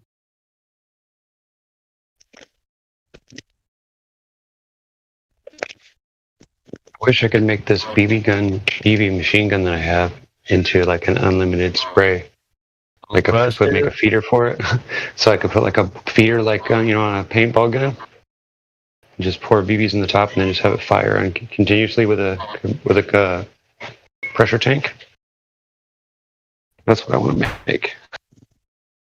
Well, there's a way to convert things.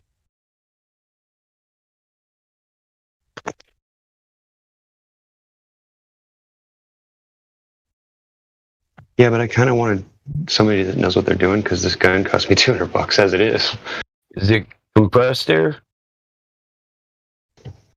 No, it's CO2, but I've heard you can put a changer on it, and you can use compressed air. But you need a tank for it. You need a smaller tank and then a larger tank or a compressor.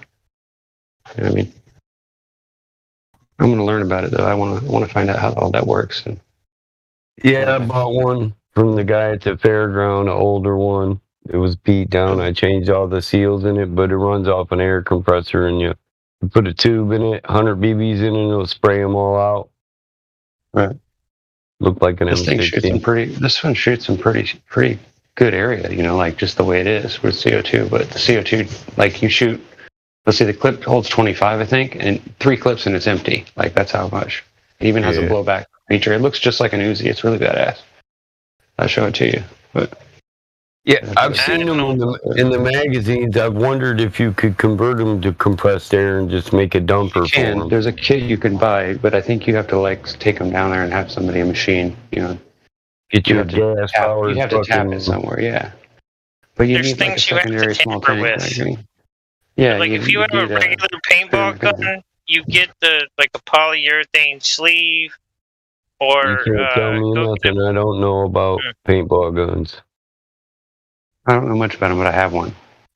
But it'll shoot paintballs pretty much continuously if you had enough CO2.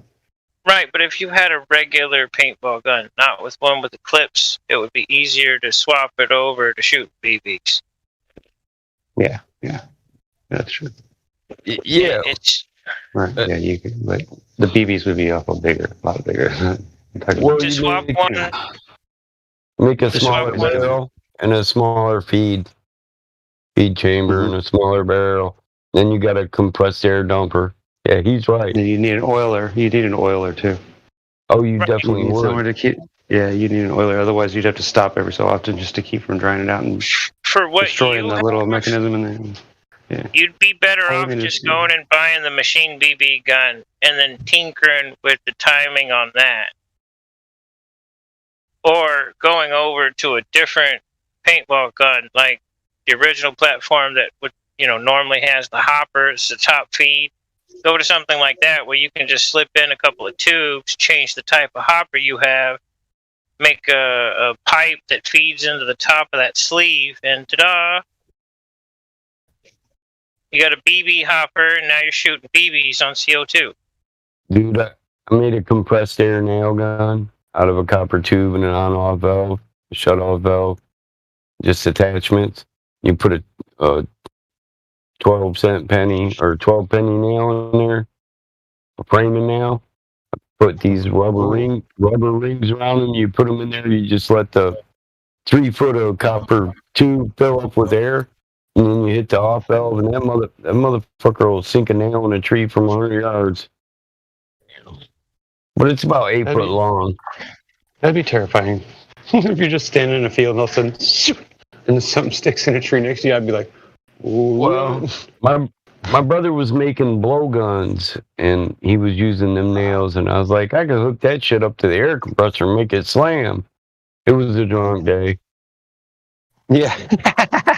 Like Did you don't blow stand yourself up or shoot yourself? don't stand in front of that. That's what I thought that copper pipe would balloon out, dude. Put it under too heavy of a load, it'd balloon out and just explode, you know. Mm-hmm. I only play with it every now and then. I got real guns, but you know, sometimes you just got to. What about creating a chamber that releases a little bit of water with a little bit of calcium carbonate, I think is what it is, to create the acetylene, and then a spark generator to spark it off, send that BB or supersonic out the barrel. Yeah, it's like gas in your pellet gun. Gasifying your pellet gun, yeah. Mm-hmm. You could do it with the paintball gun. I diesel my pellets. Yeah, gasify diesel, same thing. You're dieseling it, yeah. It's gasifying. Well, if you use a brake barrel, same thing. usually you'll diesel anyway. If it's got oil on it, you'll diesel because it hits it once it breaks the sound barrier. It'll cause it to vaporize. It'll cause it to explode, won't it? 1,300 feet. I think it's 14 somewhere in there. Yeah, 13, 14. No, I'm talking about the one that I have. Oh, fine. Yeah, 1,300 velocity.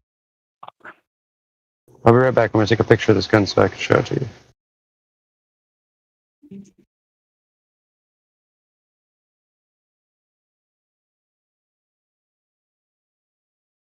But yeah, I have this lead target, and I hit it with a pellet gun. It has a pretty neat effect. Just a bunch of well weights that I melted down and cast at the bottom of a frying pan. Yep. Don't want to shoot anything else through it because it'll like penetrate it and I'll lose lead.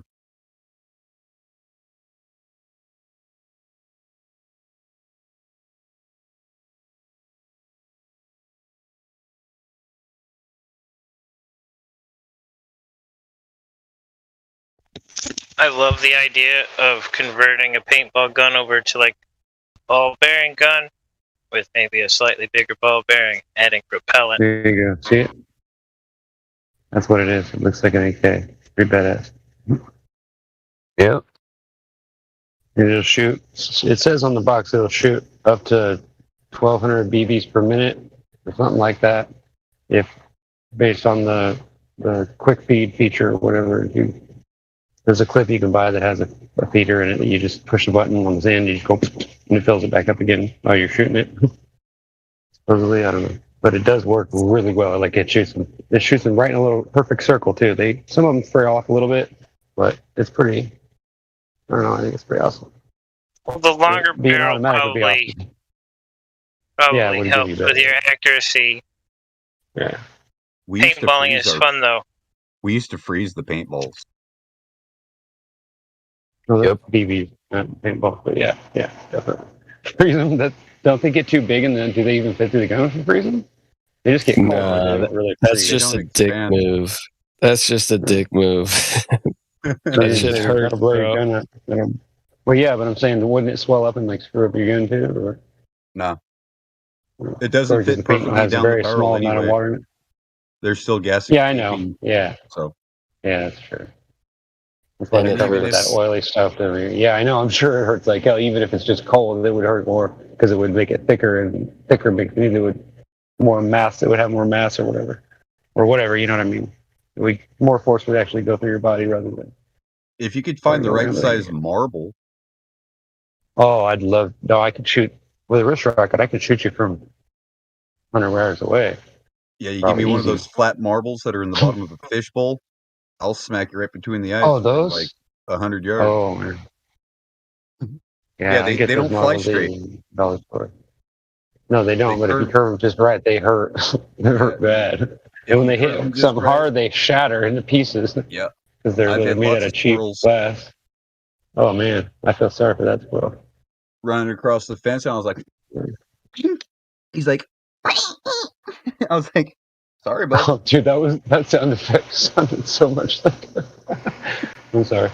That was pretty good. All right, there you go, rookie. That's basically. Yeah, I've got one just like that. I've got one just like that. Only it's black, and it's got an if automatic you- repeater on it. It's got like a If you automatic want to thing that convert shoots rapid anything, fire. that's the platform you can play with, because the end, blah blah blah. The end actually, I think on these screws off, you can change off the tips. So when you slide in your change the barrel, you can change the barrel out. well, So you can make it they're smaller. tips too. Like you can change the tip and the barrel on some of these.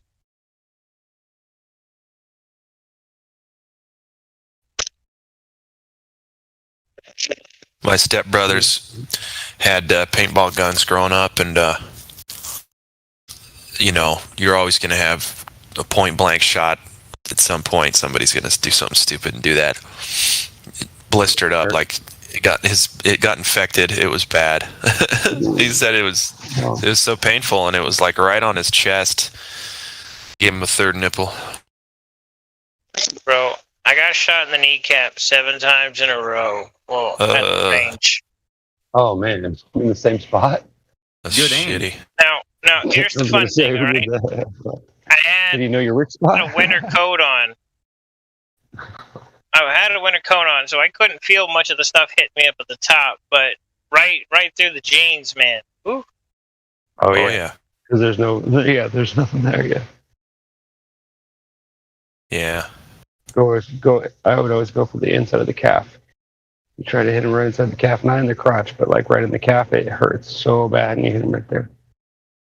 They probably won't want to play anymore after that. See, I've wanted to take one of these, take one of the miniature spark plugs that they make for like the hobby motors, put it in here, add propellant and a gas with like a dual feed, and then convert it to a BB gun. I think that would be interesting.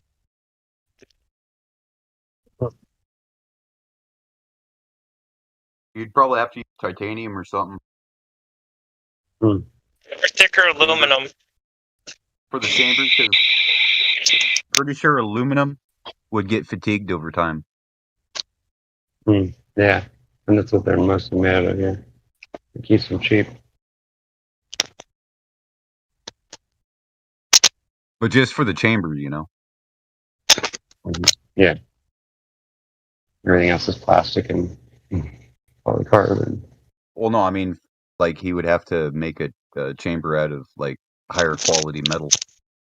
Right. And then the rest can be aluminum. Or if you can get a thin enough paste of it, you could starlight the inside.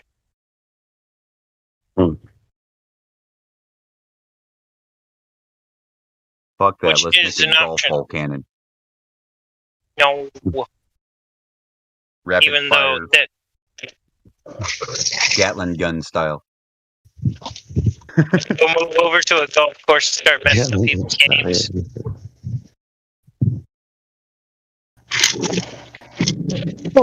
This thing is heavy. While this guy's trying to make his final putt, just make it rain golf balls. They got me a toy here that says it's a neon transformer. It probably weighs 40 pounds, dude. It's freaking heavy. It says it's 60 hertz, 120, 30 million, 7,500. Secondary midpoint grounded to base. Electronics, 220. But I could arc weld with this. Probably get some plasma with that, right? Oh, are you guys aware of what's supposed to be happening tomorrow? No, I don't watch TV. This isn't on TV. Oh no. In the United States. No, I don't mean. Go ahead. The truckers are going to start blocking major roadways into cities. Really? Especially Washington, D.C. Like they've done in Australia.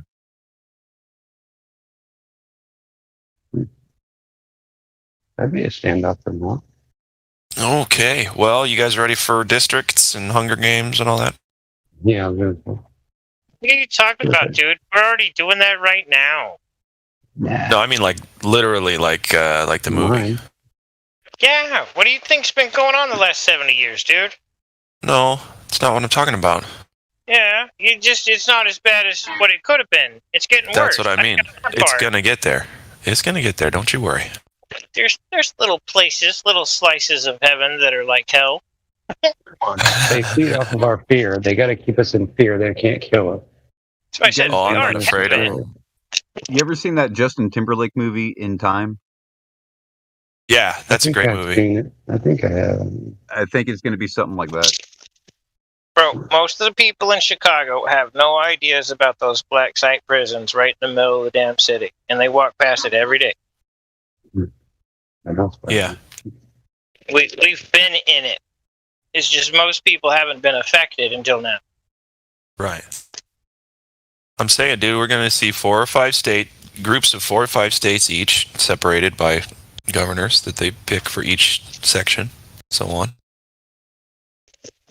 I'll tell you something that most people don't know. Every single state has what I call a Grand Poompa. A Grand Master of the Guild. Yeah. Every single state already has one. Yeah, they got a lot of losers trying to run things. Right, but that's what I'm saying though, is a lot of these like guilds aren't. It's there. Well, there's also some talk on 9/11 this year that there's going to be collapse of the economy because the bonds are already being recalled. They say that every year, or every couple of years. Yeah, but the thing is there was a contract that was made to where like things will definitely be changing, and it was like September 11th back in 2006 is when that contract was struck, and now all these bonds are failing. Well, people are going to equity, so now they're having to pay back what they stole. Is really what's going on. That's why they're crying. Yeah, but there ain't no money. That's the thing, though. You are money. There's something about that. Either you get it or you don't, but that is a fact. Money's meaningless. The only way that they get anything it's more is starting like with you. it's more like you're an asset and you have equity. Well, right, but in equity, we literally are the money. We are the transistor in which the currency flows. Mm-hmm. That's right. It's all Our about water. capacitor. Labor. Value comes from manpower. Labor. Right, that too. Oh, I sent you something, Mike, and I sent a note with it. Definitely read the note. But the something I sent you, he says that in the video, I think, in not so many words. Sure. Let me see. But the video I sent is what we're basically on about. Oh, the reclaimed securities? Mm-hmm. Because that's what it is. When you start at Dominion, you are currency. You are a transistor, capacitor, whatever. You're whatever that needs to be. And the fact that we can create only further adds equity to our value, to our credit.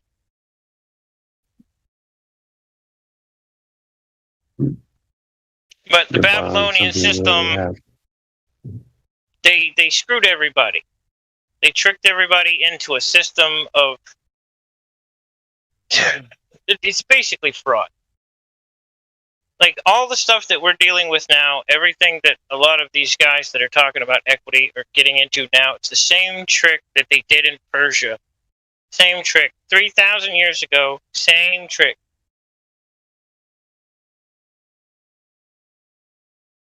They got people to stop keeping private records and start giving other people control over their private records, which were securities, which added value, which held Dominion in equity. And then now you've got them taking credit for securities that aren't even theirs, writing blank checks in your name, and going hog wild.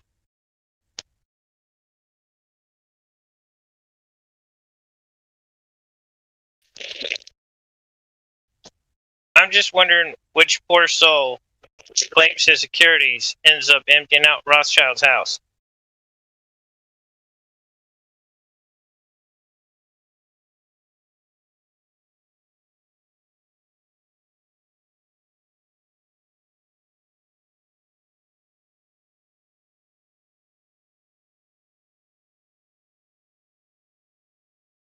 It's interesting though.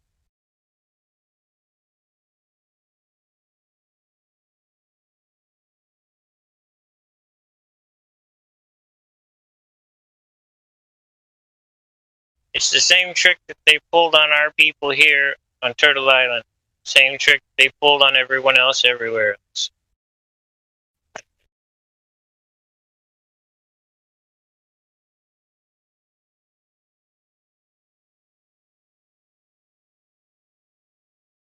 I'm just glad nobody's actually putting themselves in danger by going to a conceptual medium. Traveling at the front end of a big fireball rocket tin can thing.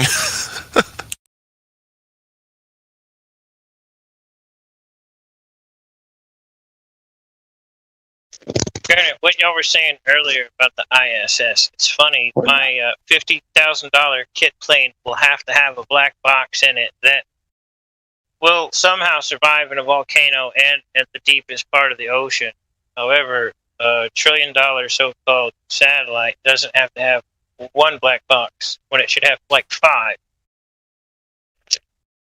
Yeah. How does it stand the heat out there? Oh, remember Complicated Rock? I even have this from her stupid show. Space is 1,000,000 degrees hot, or 1,000,000 degrees but not hot. Oh, okay. Hold on, I have this. I have a meme for this. Oh, yes, I do. She made it for me. 1,000,000 degrees. Science factoid. There you go. Space is millions of degrees, but not hot. Wow. From the Complicated Rock. Transfer. Because of the vacuum. There's no medium to transfer the heat in, is what she's saying. Yeah. Right, but the moment you're in it, there is a medium. Right, you can't be in something without a medium. Right. That sounds like something a cave dweller would say. Science. Science. Space is 1,000,000 of degrees, but it's not hot. That's how amazing it is, bro. Science would say we're off by a few degrees. It's an understatement. We're off by a few million. I'm thinking more like mole people. Mole people?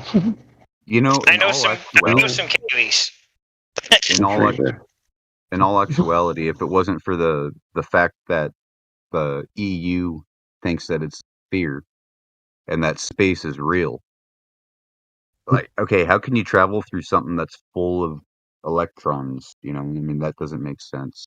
So, like, it's either they're not correct on the things that they're saying with the EU, the electric universe, but it makes sense about the electric universe because the only thing we observe is plasma. Sun is a plasma, right? Or a form of plasma, they say. Electric currents called Birkeland currents that connects everything like a brain, or not a brain, but nervous cells and all that shit.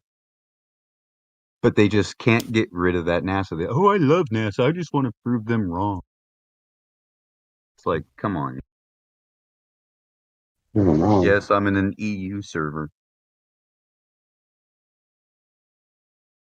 Oh, I get it. Are you chatting in an EU server too right now?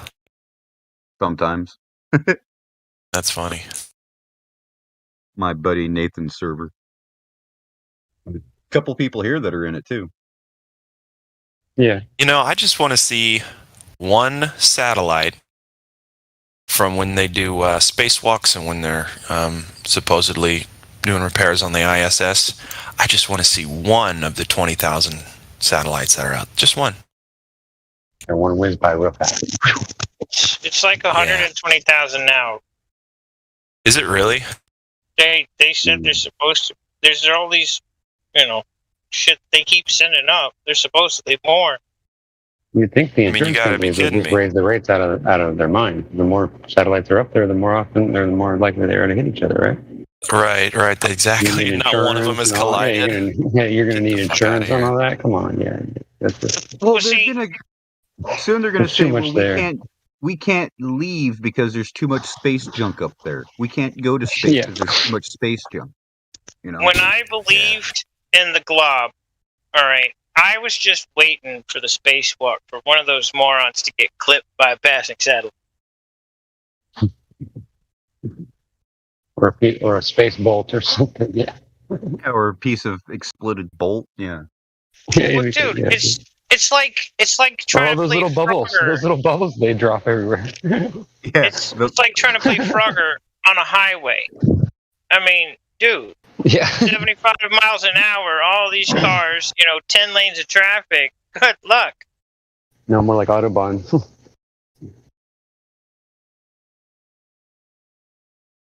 This is fucking hostile. Sorry. I wish I had a soundboard. I'd be good. It's funny because thinking about it, I knew it was BS long before I guess I had the epiphany.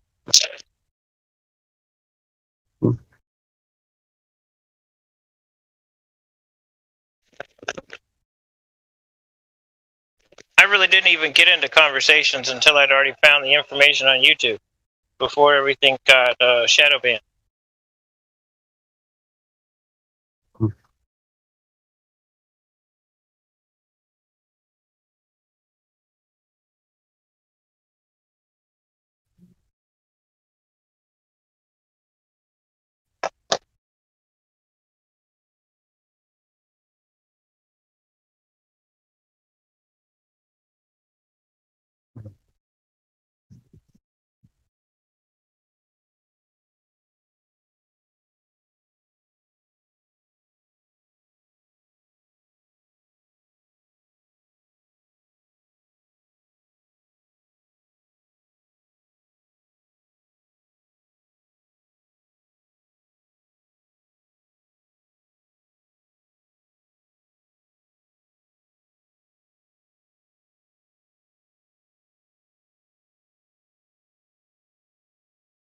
Right in here. Howdy. I know I'm boring. I'm over here. Who wants to come talk about gas pressure cuddles?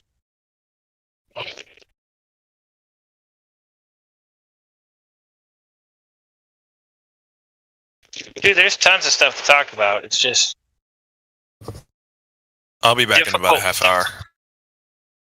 without access Well, to what half I the want to equipment. talk about, we would have to go somewhere else. What, learning curve? No, I mean like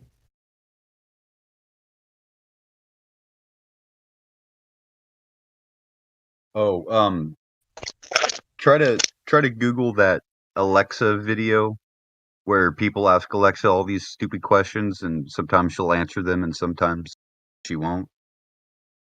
Somebody asked her, when's the world gonna end?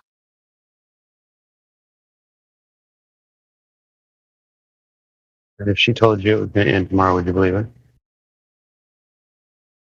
Well, that's the thing. We can't talk about that specific subject.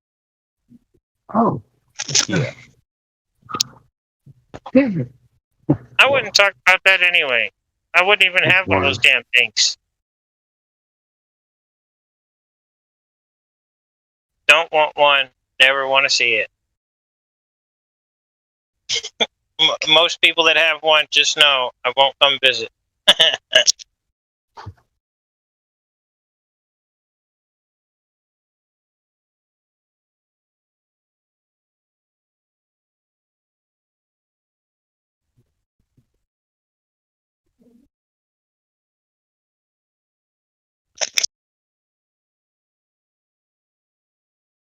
People act like it's something that's worth a damn, and it's really not.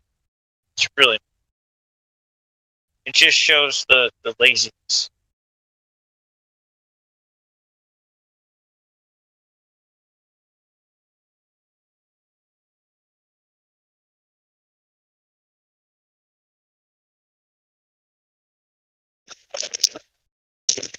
I'm not looking for new friends that are going to ask me what I'm reading for.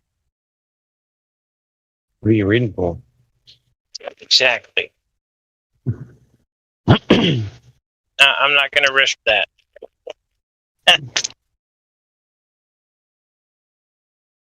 So, do you not want me to send you the video?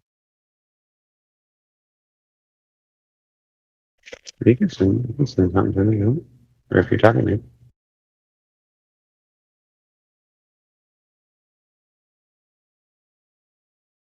You fluffer.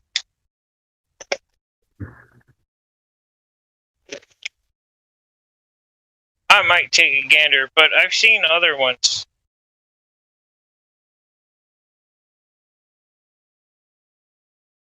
I'd rather watch the scammer videos. Those are hilarious.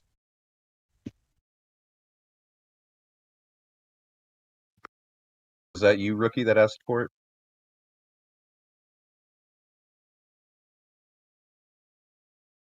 I don't think so, but if you want to send it to me, I'll check it out.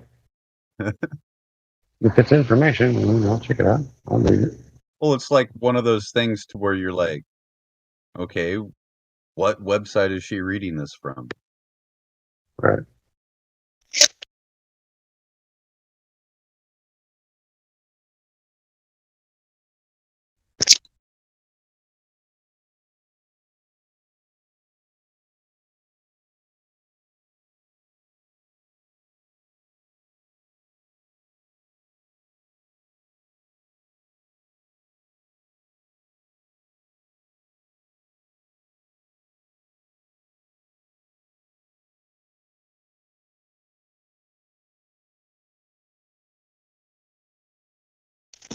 I just want to have the equipment to do the tests that I'd like.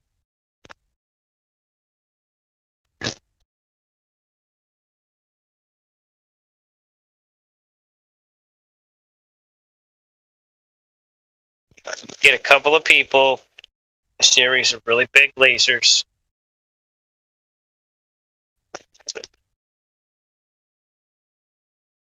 What kind of laser? Come again?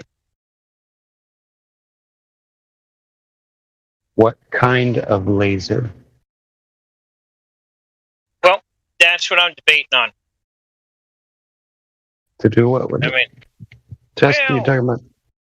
Testing it's stuff? What just are you to do a laser from point A to point B, and then from point B to maybe another point. But the original idea was to have a tall enough tower on a piece of land that was high enough up in elevation that it isn't going to affect anyone directly. And use a big ass green laser up there and just, shine it out different directions. See who can see it and for how far. Probably a fiber optic mirror because it's more cohesive. You ever heard of a buckyball? Yeah. Buckminster Fullerene. I don't know what that means. But The C60. supposedly, some people believe that there's lenses in the sky. I don't know if I believe it or not. Oh, you're talking about like a Dyson sphere? Sort of.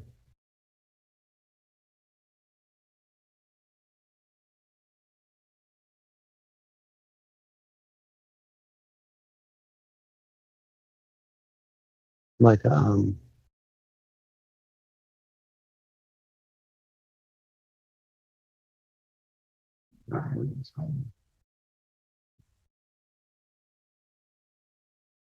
Santilli. Anchilla? Santilli. Oh, Santelli. It's a magnified convex mirror or concave mirror with a crystal dome over the top of it. Supposedly you can see things in the sky, see things that you're not supposed to see. I don't know if it's really sure or not. But I mean, it sounds cool. sounds neat, but because if that were true, that'd be pretty weird, right? If there was like beings above the sky that were keeping us in here, that'd be pretty crazy.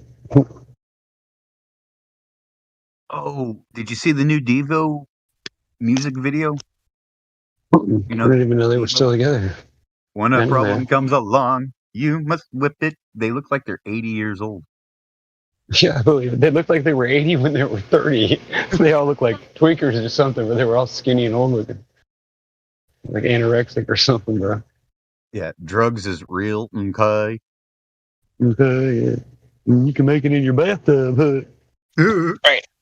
We I'm talking about building chemicals mixed up. a tower for a laser level test as an attraction. What's an attraction? Like every Saturday at 11, 10, whatever, come out to the field, go up to the tower, turn on the laser. You can watch from, 5 through 3. It could be cool to like make a giant TV screen up in the sky. You could have fun and take people's requests, like which direction you want us to point it tonight. Call your friends and family over there, see if they can see it.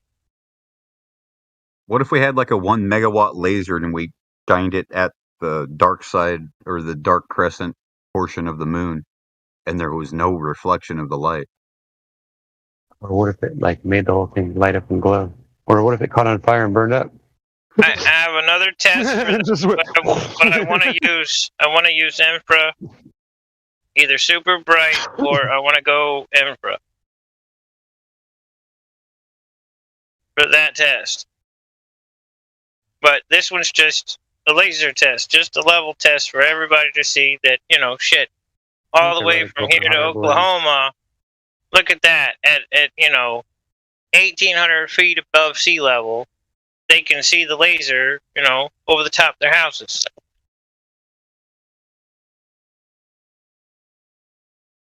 Oh, but it would be cool to go up to the edge of space or whatever it is up there and see it. Get close to it so you can get a sense of what it was for yourself, like that's what I would like to do.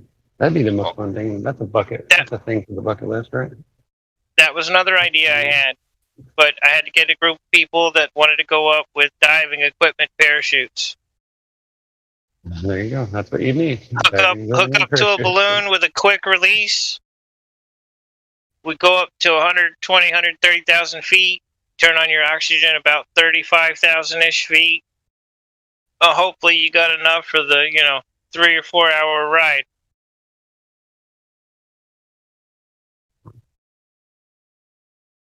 I'd like to see someone, really, really funny, is I'd like to see someone make a demonstration of putting a live animal in something that can go 17,000 miles per hour and see what happens to the body of it.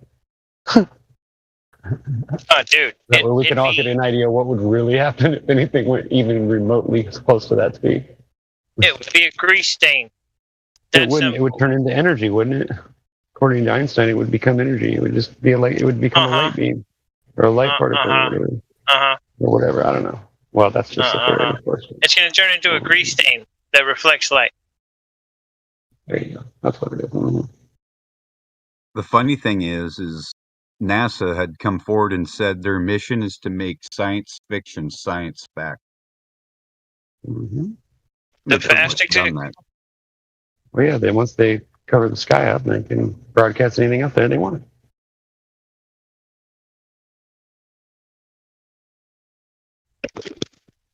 Fastest accelerating thing that people have actually been in and survived. Like 500-600 miles per hour, isn't it? Yeah, you're talking land speed record, specially made rocket cars or dragsters. Right. Or jet planes. Didn't they say zero to 200 in 155 feet? Didn't they say it was the Apollo rocket? They say, but I'm going with land because I can't believe that bullshit. I just don't know how they think they could get something that big and heavy that fast, get going even remotely that fast at all. Much less even with the land speed cars, they have difficulties with people and the effects of the G's on their health. Yeah. Yeah. Not much less if they were to go around a corner and go too fast and they just become liquid and splatter into one corner. And that's under 1,000 miles an hour. Well, you yeah. can. You will probably black out at around 5 Gs, right? And then your organs will start to get damaged at 9 Gs. Right. Yeah. If you change speed, right? Because the rate of change in the drag is so high that it would literally cause physical. It would cause you. Yeah. Something. It would turn you inside out, basically. Like a snail that you shoot salt. These guts on this side over here are going to be on that side over there. And those guts that are on that side over there, well, they're not going to be on the other side. They're going to be somewhere else. And we'll figure it out once we find you. Have you seen those gas tankers, like collapse from the vacuum? Like when they pump them out wrong and they don't, tap them or whatever, they vent them, and they collapse. Yep. You ever seen that? I'd like to see them put like a body or like a carcass of an animal in there, and then do that, and then see what happens to the animal. What happens if they stand next to the valve when it opens? Like show them what real pressure would do. There's going to be a grease stain. Yeah, you'd be liquid. Yeah, it would liquefy you. A grease stain. Yeah. A big grease stain. It's why when you said 17,000 miles an hour, I said grease stain. You're gonna be a grease stain. I thought you were going with like shit your pants kind of thing, but okay. No. I thought we were already going 66,000 miles per hour. Right. Yeah. In theory, if we just jump, we change speed like that, we would liquefy and we just go right into the primordial ooze. If the ground started moving, I'd be laughing my ass off because all the people that are going to be just getting smacked into walls, even though I'm going to be seeing one too, all right, I'm still going to laugh at the thought. Now, what's more scary is what if whatever you can convince the world to believe is what really becomes true? That would be scary. Yeah, now you're talking, Tomorrowland. Way out there. Yeah, I know. That's all right though. No, that's a good movie though. Oh, you're the talking desperation and despair, multiplying desperation and despair. Yeah, the best way to do it though, if they feed off energy, then they need to make you fear energy. So they have to make you scared. And killing you just ends your life, and then you're not going to feed them anything. They got to keep you alive and suffering. So you'll beg to be killed. You'll beg to die. You won't want to live anymore because it would be so horrible. Think about it. When the servants want to become the king, keep a close eye on their tricks. Hmm.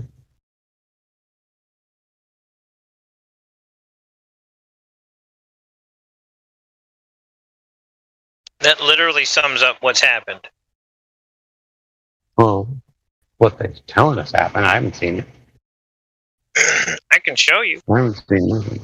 I don't think I can show you on. I'd have to be there. I'd have to be standing there next to you. I'd have to be standing there next to you to see it actually physically happening. That's what I'm talking about. Servants becoming kings. I can show you that one easy.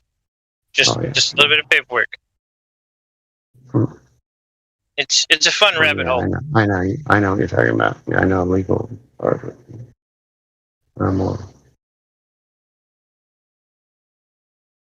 I gotta go. Dude, weather balloons, quick release, oxygen tank, full face mask, parachutes, group.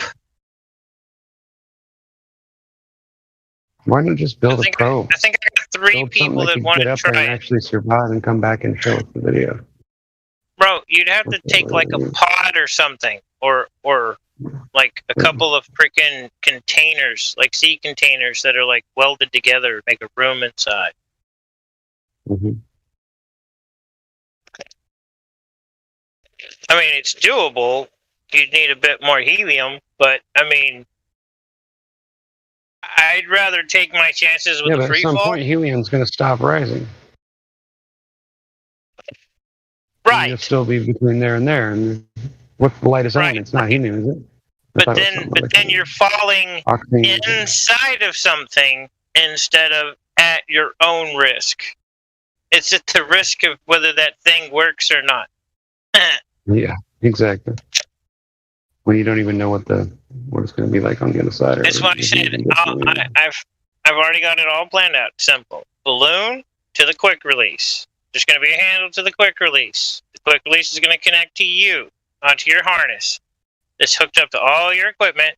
Got it all strapped down to you. Tanks and all. Tanks. A rebreather if you want, just, in case it takes longer than we think. But once you get up high enough, you detach, and it's free fall. Just grow that. Stay up If you want to do like a carbon fiber wing, or take some collapsible hang gliders up, we could land in a different country.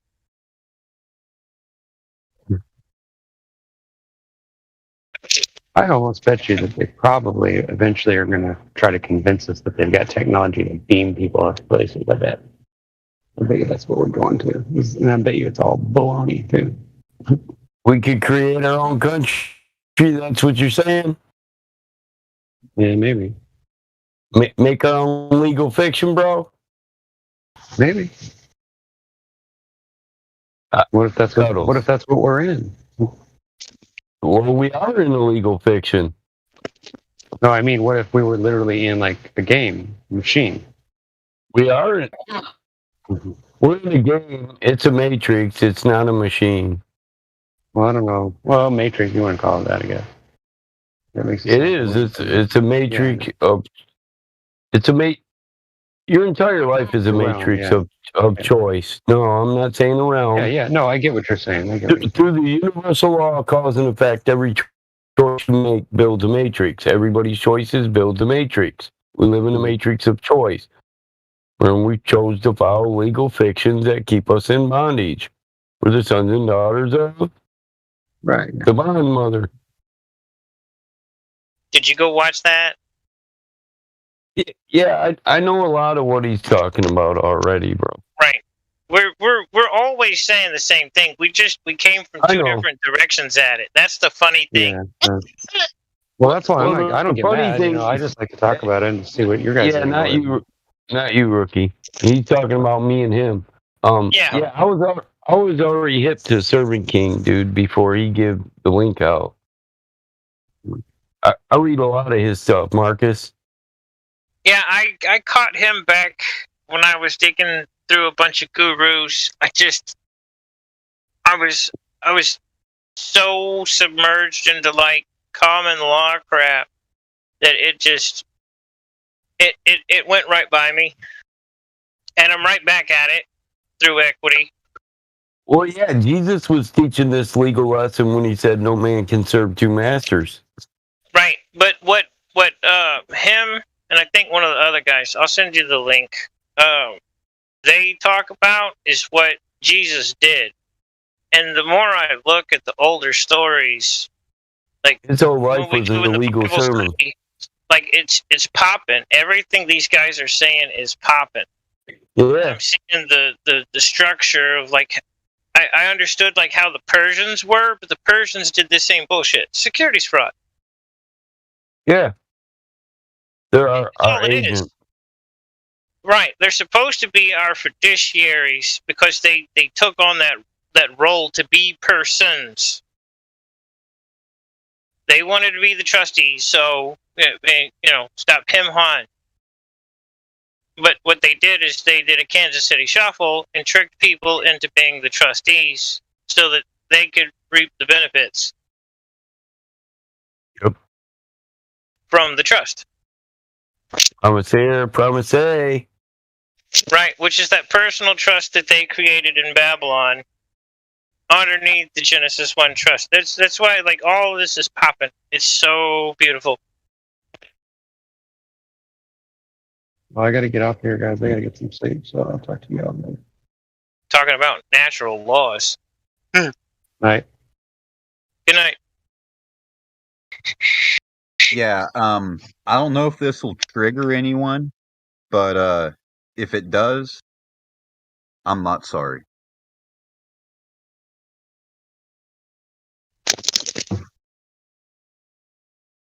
Well, come on with it.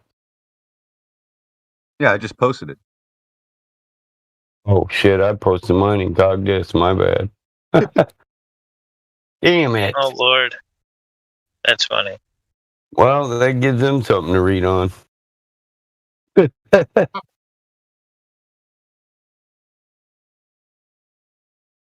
How was I thinking? Them guys up there, that they should learn. Stop. Don't DM the battle mod, man. I just go up there and ban the person that DM me or tag me, and I come back. Usually, I remember to leave.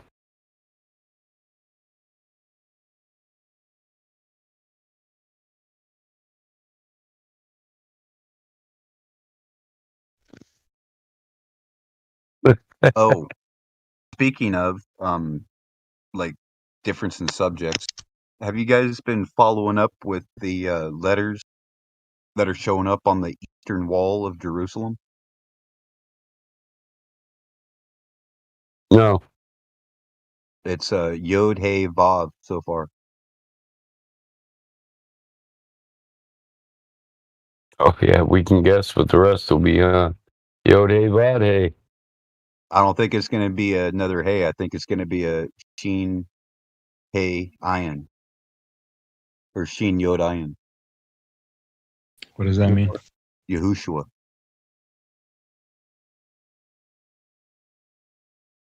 Jesus' real name.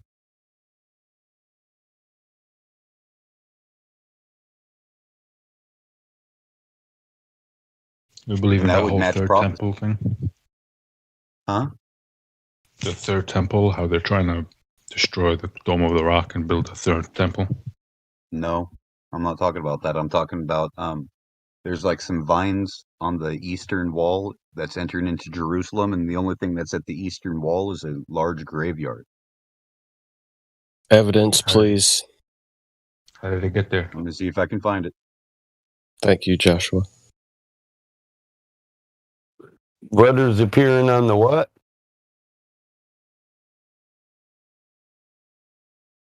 What The wall? eastern wall?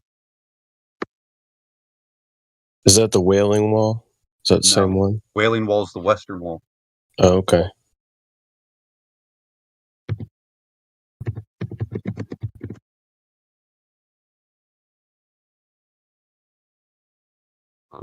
You know. Yep, Not right here. trying to bust your balls, just want to see it. No, I get a bunch of links on it the minute I put it in. Yeah, it's gaining clarity and trying to get it out there. Here, I'll give you an image. They're showing you the letters right here in the image.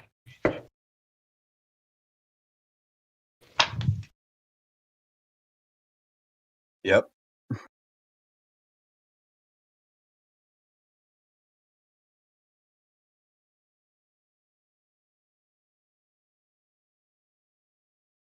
Oh, what the hell?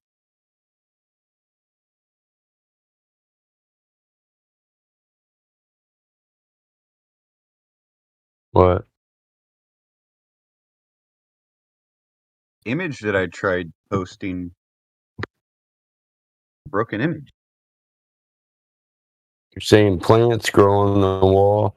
In the photo, the plants have grown to form the shapes of letters. The letters seem to be written in Katav Asherah, the calligraphy style used in writing sacred texts. These three letters are clearly seen Yod Hey Vav. These are, of course, the three letters in God's infallible four-letter name, minus the final N. Hey. Yeah, but what do you think they would do if it didn't have the Hey at the end and it went with the Sheen Yod Ayin to be Yahushua, to be the name of Jesus? Do you think like that would match prophecy, wouldn't it? Which prophecy? The one where he said that he will come through the gates and the graves will open when he comes through the gates.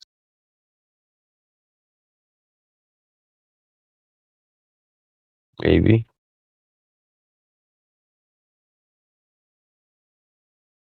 and that his name will be esteemed over all others. Something about the rocks or the stones will cry out. If they will not cry out my name, then the stones will.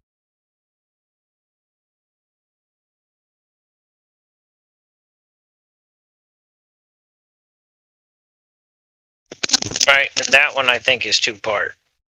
Yeah. Definitely an entendre.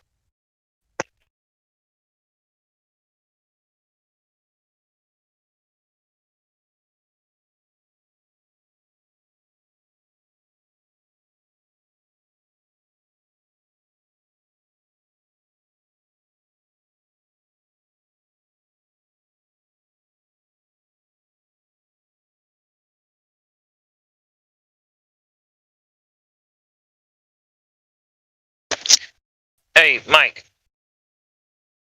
When he got to that little snippet that I typed out, did you catch that? Yeah. Ain't that nuts? Yeah, it is. That's what I was Matter of saying. fact, There's an issue in considering you are a master builder in that fact. Ta-da! Solution. Granted, that means I think you would have to make your own MCO, which is a pretty cool thing to do. MCO. Right. You're the manufacturer. You're the creator. Yeah. So it could be creator or grantor. Ooh. Ooh. Yeah, Iggy says he knows how to do that. Dude. Grantor certificate of origin. Yeah, to write your own papers, basically. You're writing your own papers as if you're the origin. You're the manufacturer. It all began here. You are. That's exactly. Iggs knows how to do that, dude. Right, and that's where I'm catching up. I'm trying to get my internet corrected. I'm about to say screw these people on their contract and just give me better internet and go to the store and buy me a good computer so I can start live streaming this shit myself. Have It's a great idea. shows. Hey, also, you know how people got there's the Fight the Flat Earth folk? There's that guy. And then what we can just say, GE Globe Earth. Check out GE Globe Earth. We could say, fight the girth Earth. Craig needs your money so he can smoke meth, Ma.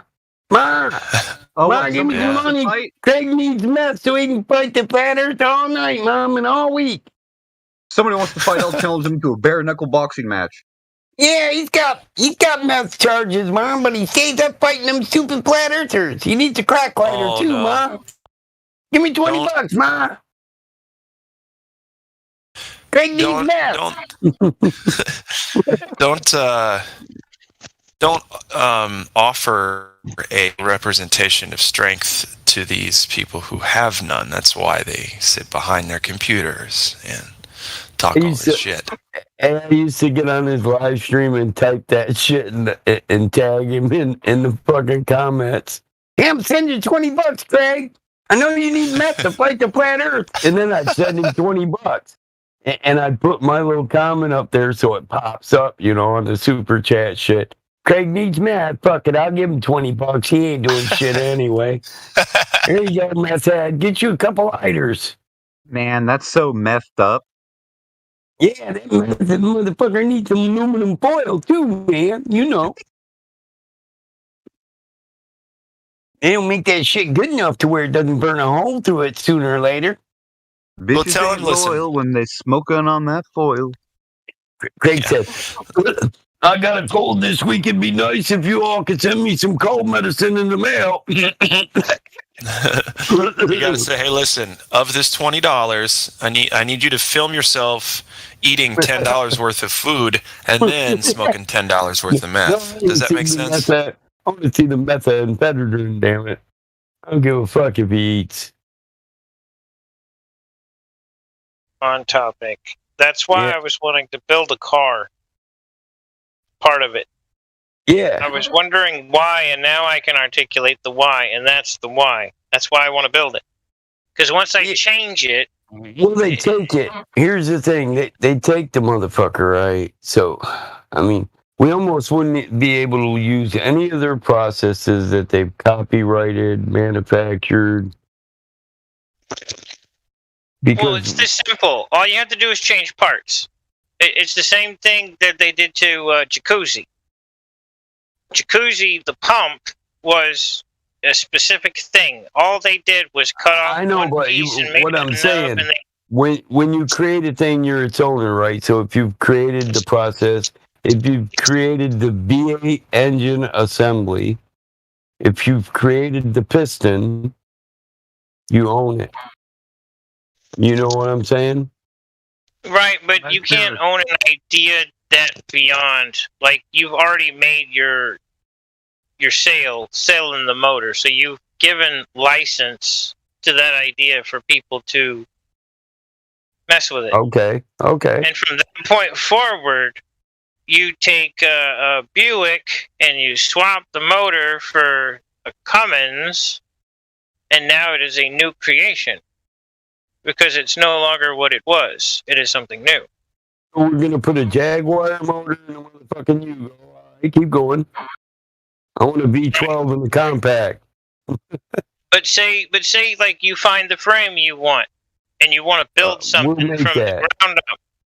We'll make that. When you build it from the ground up, you make your own chassis, brother. We don't need anybody's frame. Well, there you go. Cheers. And now you have a digital MCO too if you're videoing, building the damn thing. Like, it's the equity stuff. It's unreal, but it's so awesome. A build your own vehicle video series. Well, we build a vehicle we own. Well, more like a private digital record for the family estate to hold. That way, when it's passed down generation to generation. Or if it's ever sold, they can transfer that with everything. And then if there's any problems, hey, look, here you go. Here's the transfer of the MCO. Oh, and here's the original MCO in digital format. Just for the jury to see.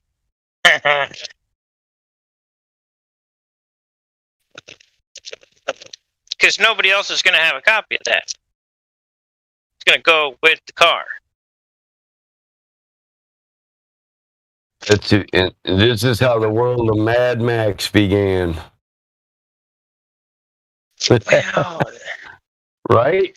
But see, that's the thing, though. That's where the catch-22 starts, is at the dealership. The MCO, once the car is so-called paid off, the MCO is supposed to transfer hands. You're not supposed to have to register it. Because it's household goods. It's considered household goods. It's for the household. It's not for you to do commercial business as a U.S. trustee. Right, residential. Well, no, because that's a whole nother commercial term I know. in and of itself. It's a No, I'm saying that's where they're putting it, is in residential, as if it belongs to a corporation. Well, that's where they backscrewed everybody, all right? They've got everybody's houses listed as residential, which is commercial in nature. It means that you're doing business. Yeah. And that's then what I you mean. have a car, and you've got the car there, the presuppositions that followed from you now being a tenant and having no rights and all these bullshit easements existing that you were never given closure about. Now your car is part of a business.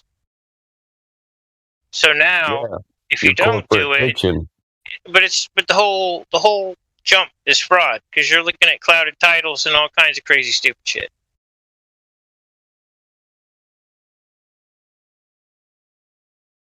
I'm starting to see what they did everywhere. What you're saying is the first caveman made a wheel, and that when it was his, he owned it. But when that bitch rolled down the hill and it run over half the town, and they said, "Oh shit, look at this," they all had the right to make one too. And the finder of it, right? The finder was Keepers, because they was all masters. Well, it's only your true property if you can keep possession of it.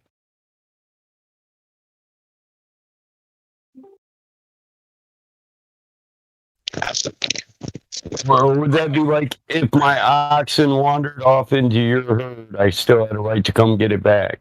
Hey, look, my wheel came down over here and run your husband over, but I want that wheel back. Right, but if somebody sees the wheel and can figure out how to manufacture something similar, then that's at their own discretion. Sorry about your old man. But then that's now you have a market.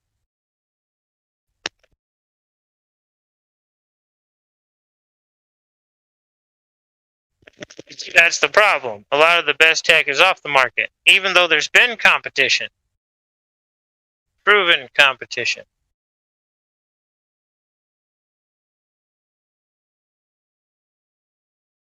Man, I've often wondered where that all started, bro. So to get into the Babylonian shit is like, whoa.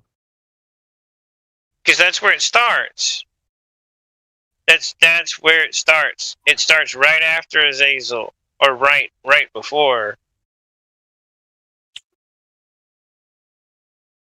But if you look at the original trust and you just having studied some, get who the players are, what their positions are, what their jobs are, duties are, then you see the Babylonian style system where everything is licensed, even though nobody owns anything. It only belongs to nobody and everybody and that one guy at the same time. It's all they did was copy the original trust, put their own twists in everything so they could steal, and then shoved everybody into personal trust.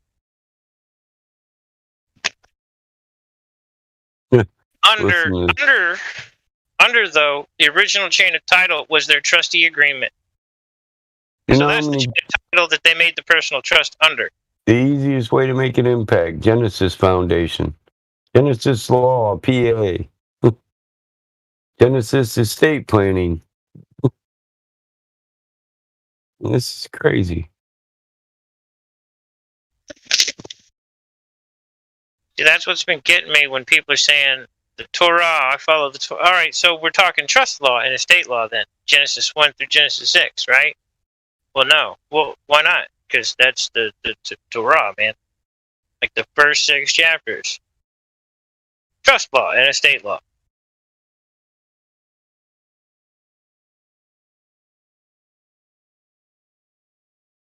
Heirship, blessings. Breach of trust.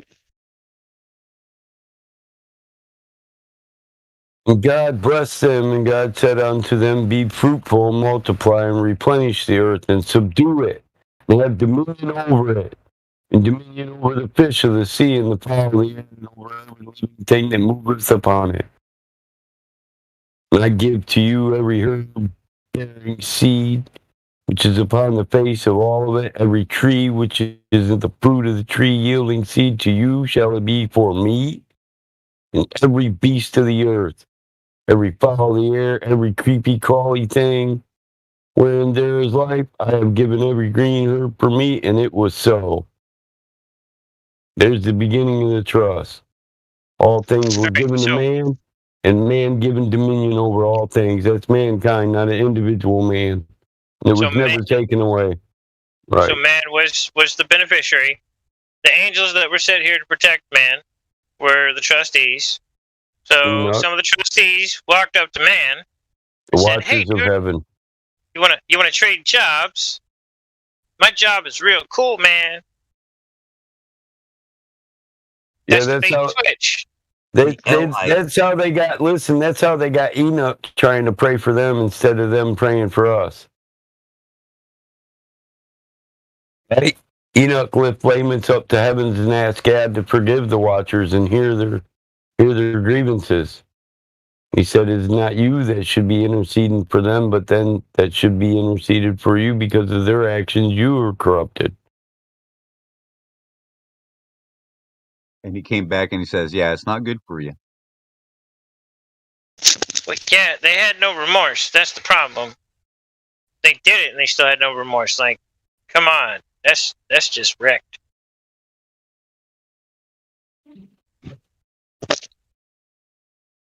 But it's the trustee and the beneficiary swap spots. Basically, that's the trick. So then you're in Genesis 6, you see the trustee and the beneficiary have swapped spots. Trustees breached the trust. So they got they got their butts whooped on several different levels. But then other people, other kingdoms coming up at that time recognize what's been done because Azazel had taught all to do this shit. To enslave man. To take away his dominion and use it for your fruit and for your growth. To suck the life off of another. Succubus.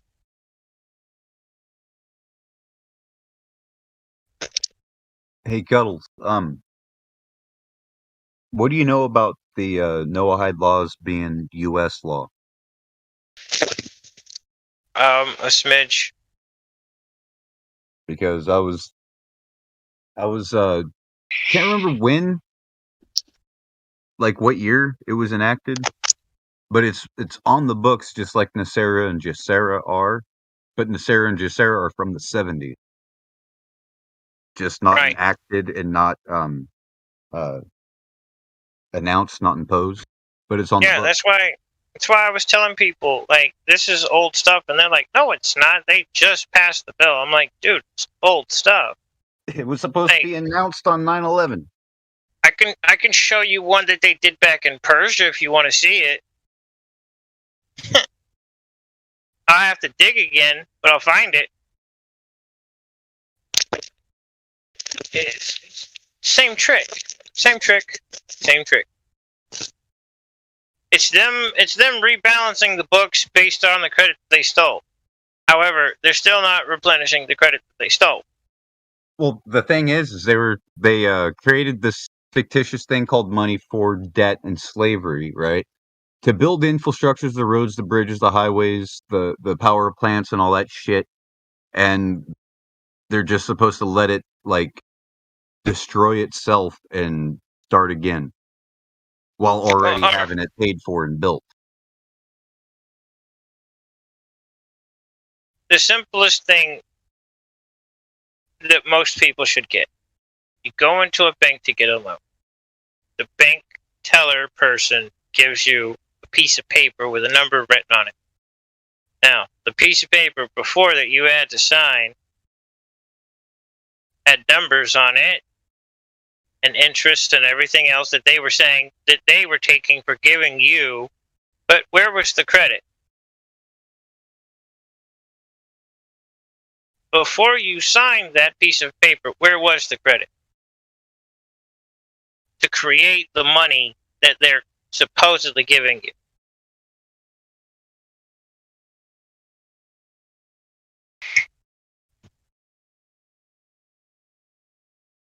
It's the name.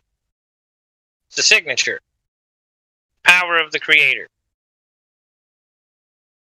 I.e. the one who's signing and giving the thing life. Building that car and turning it over for the first time.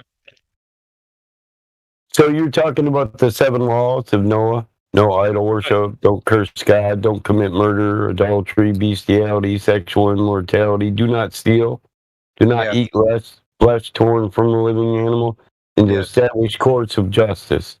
Yep. Those are the 7 Listen, Noahide Mike, laws.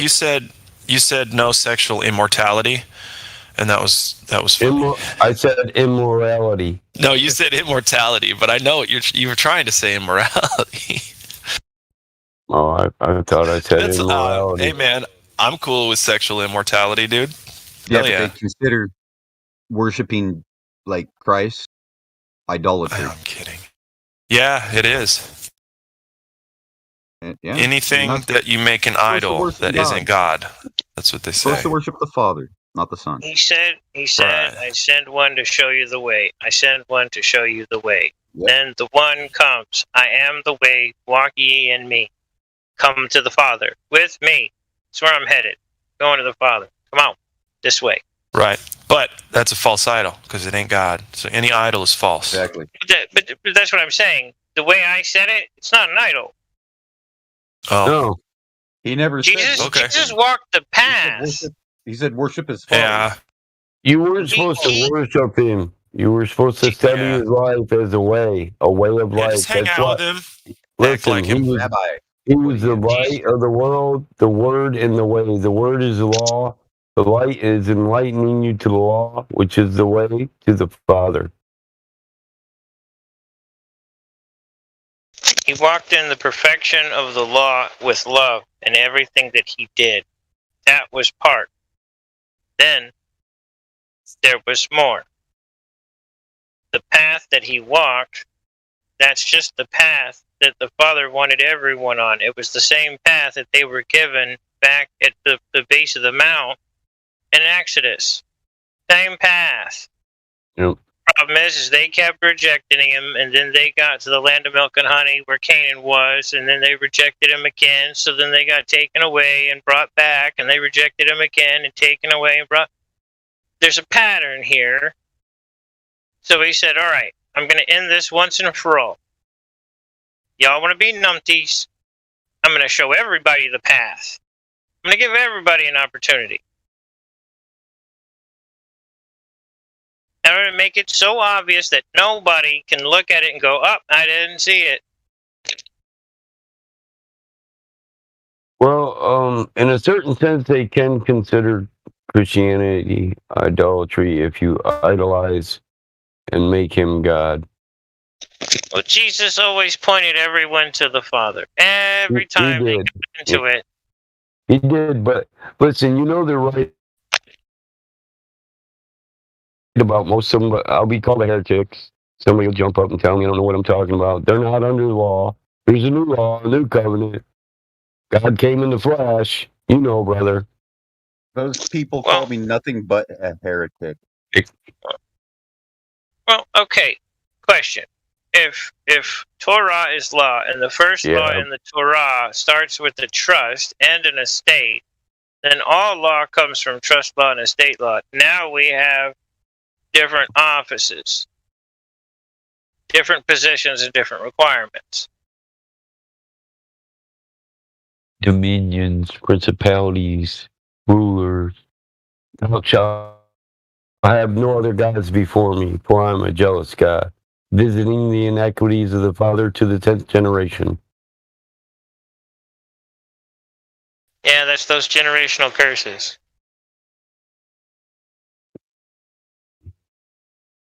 Right, and we can see that's just a natural thing. And whatever you teach your kids to do, they'll be 10 times better than you at it.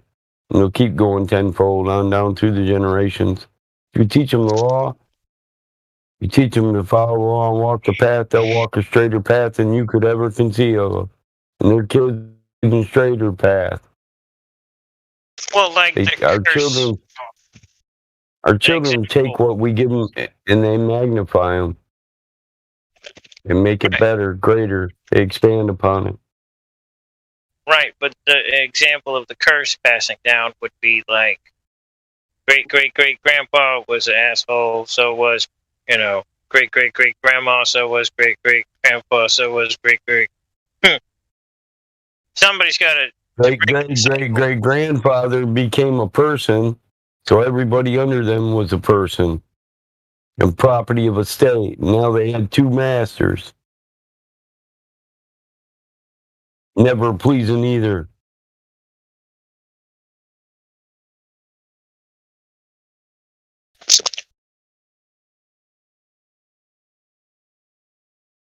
One can't ever get enough. The other just wants your love and doesn't get it. Yeah, see, that bears the question of what I'm studying. Because he did say, I think it's in Mark or Luke, I go to my Father to ask him if I can bring another back with me.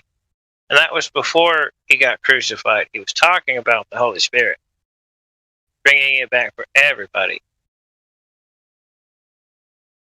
which would pull people over into equity, straighten up the heart and the mind into equity, help them adjust that rudder.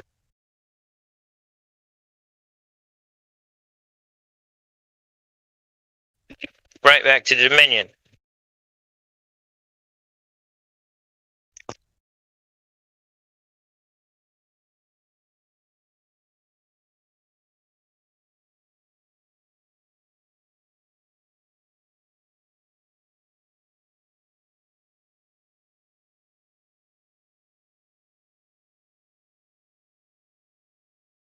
Gas pressure, because gas pressure.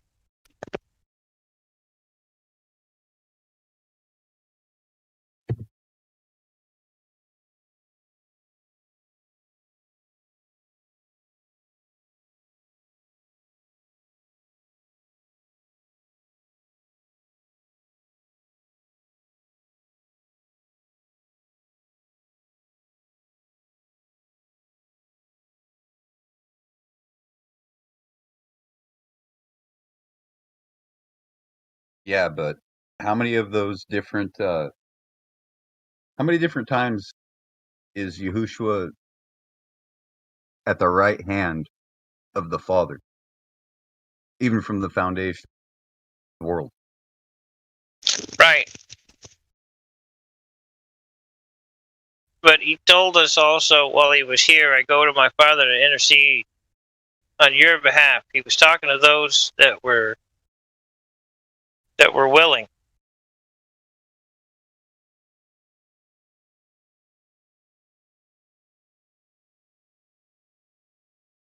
That's why I keep saying, like, that place is nothing like this place.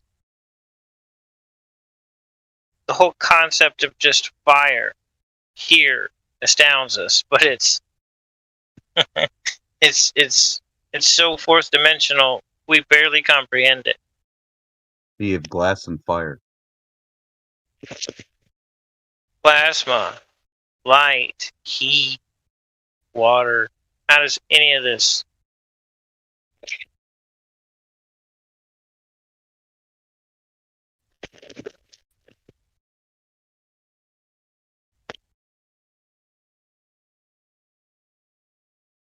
One thing's for sure, the sea of people are starting to rise. Yeah, but the problem is they're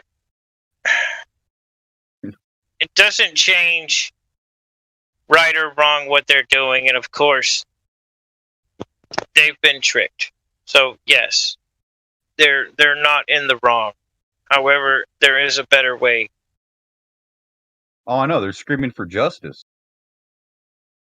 That's what it's about. It's about the turmoil, the noise, right? What is a protest? Nothing but noise. Right. Well, it depends on if you want to go over to Latin too. Then it just gets even worse. Oh, and if you want to get to the Greek, race war is coming. Protest is just begging for the masters to change, make them irrelevant. I know, right? Yelling and screaming accomplishes nothing. Children learn this. Why do you think I've never been to a protest? In parts of what they would call organic law, protest is redress of grievances. But if you're going Latin, pro means no.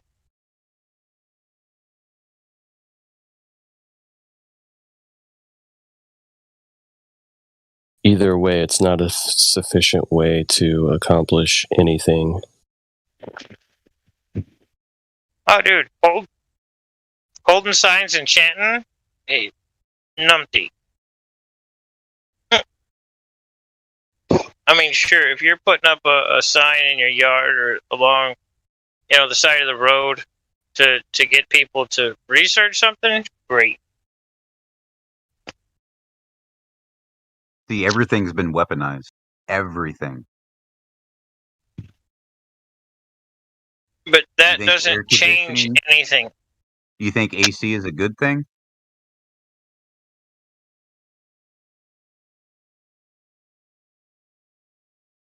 Think about how many, if the power fails, especially in the summertime, think about how many people will die.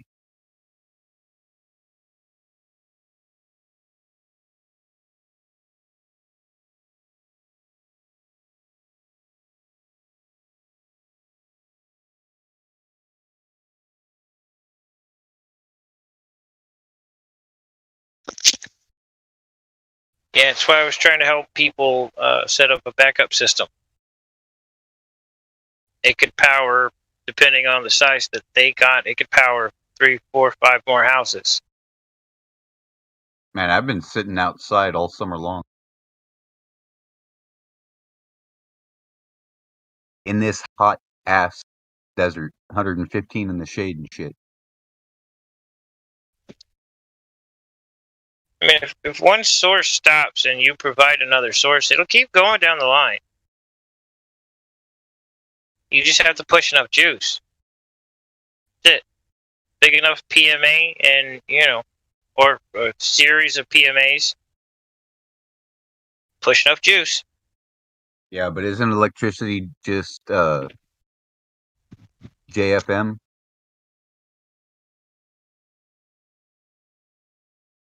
Fucking magic. I mean, there's a lot of theories about it, but we really don't understand how it works. Like, we understand, like, we do this and we do this and this happens, but we don't really understand how it happens. How an electron can flow through a solid. Yeah, and how the fields from a PMA, which is a permanent magnet alternator in this case, for everybody out there listening, when the north and the south go across each other, how that generates electricity. But we don't know where it comes from, but we know how to get it there.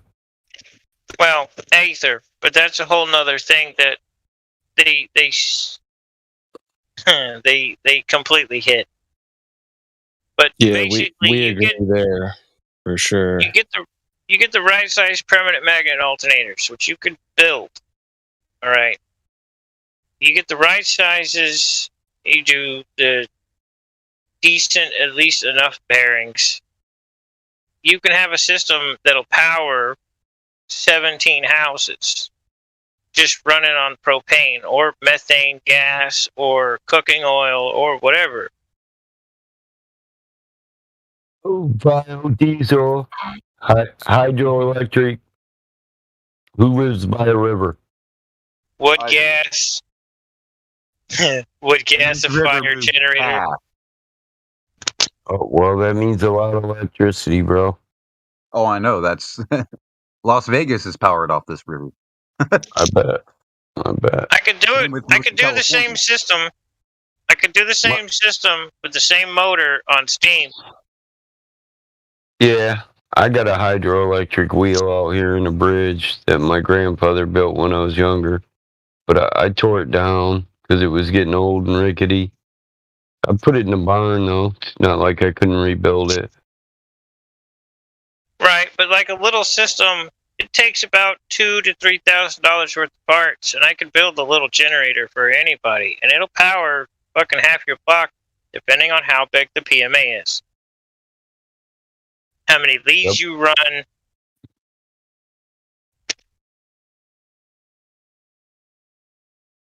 Yeah, and you can up that if you get storage capability too.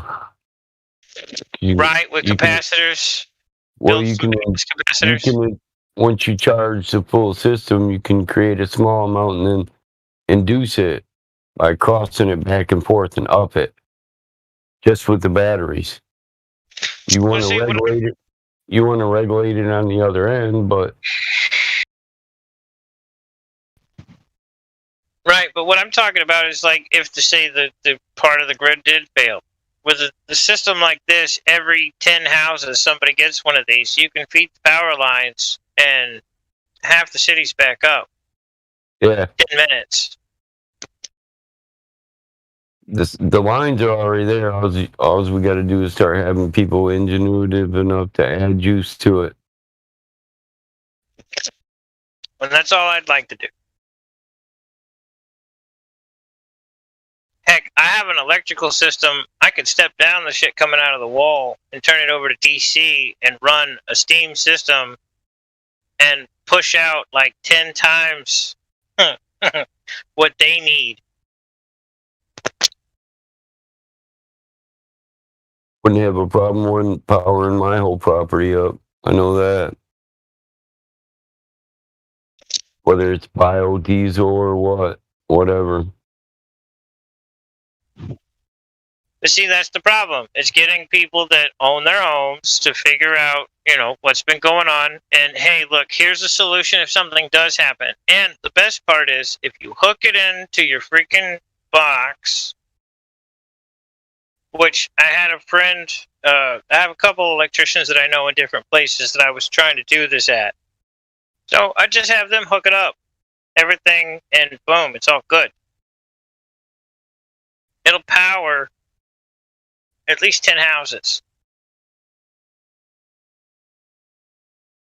3 on low, 10 on medium, probably more on high.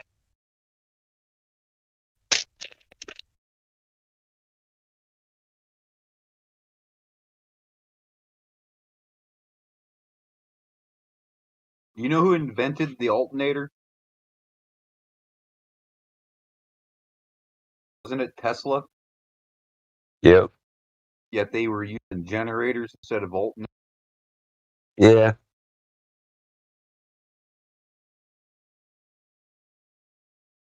Direct current versus alternating current. Well, they use everything that he had set up in every way possible.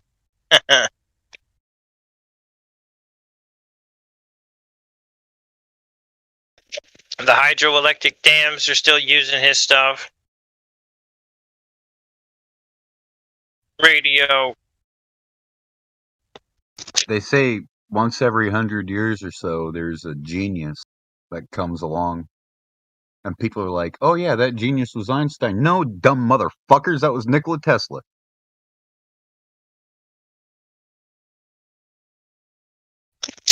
What did Einstein invent? He didn't invent nothing. What did he do to improve us? Nothing. Oh, this age is going to have more, though. This age is going to have more people, though. Not just going to be one. The tech suppression's gone too far. There'll be. They say there's like one every 100 years that makes a change. That'll create something that'll make a change.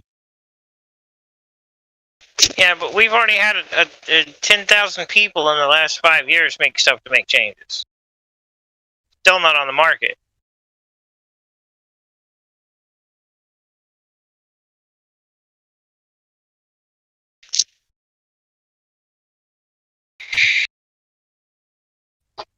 Chinese girl with the hover car.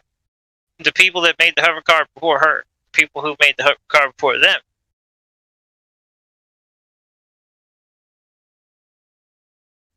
Oh, speaking of hover car, it's not a hover car; it's just a flying car. I think some country that was formerly in the Soviet bloc had come out with a flying vehicle, like commercially available. You can buy it.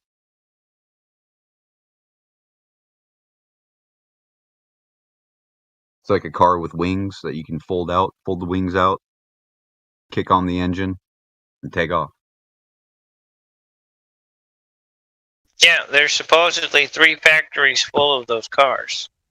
They were supposed to hit the market in 2019.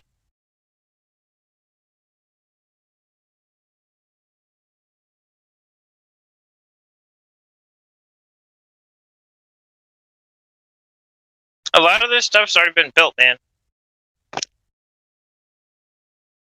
Yeah, but think about it. Why would they allow us to have flying cars? Somebody's having a bad day, they'll just crash it into the World Trade Center. that's where they're trying to deal with things, because they said they didn't release it because they already have enough problem with air traffic control, which I'm not so sure whether I believe them or not on that one. But it makes sense with that many people up in the air, 30, 40,000 people at a time in one area. Well, it's simple. Get rid of the airlines. Right? Well, you still have to go long distances, bro. Like you're looking at these cars, like they're gonna put. You don't have to go long distances. I've never gone no long distance. I'll take it back. All right, I gotta go long distances. I got places to be. Build a boat. It's fun to fly. It's really fun to fly. I love flying. Landing's the hard part. Nah. Without crashing? Look, they do fine every day. I don't know. Every flight simulator I've ever played with, takeoff and flight is fairly simple, but the landing part is tricky. Without crashing. I mean, you could always land it, crash it.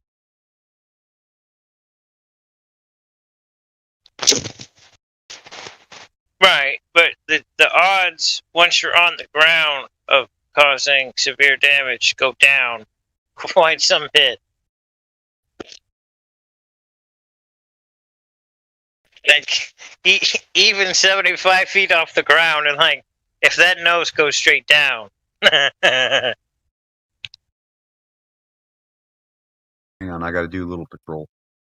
Versus somebody we came in kind of sideways and I caught it, but we still like hit a tower, and only 2 people are going to the hospital with non-severe injuries. It's a big difference.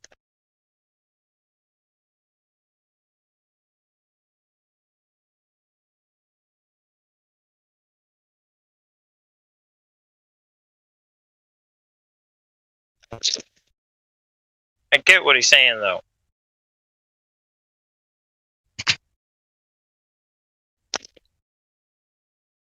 You're basically trying to land a freaking go-kart with wings.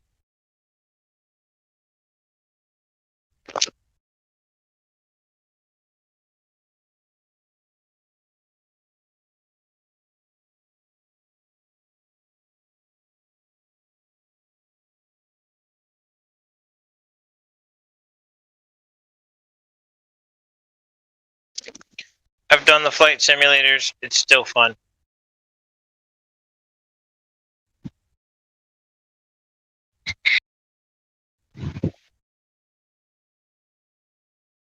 I've been on 4 different planes. I love it.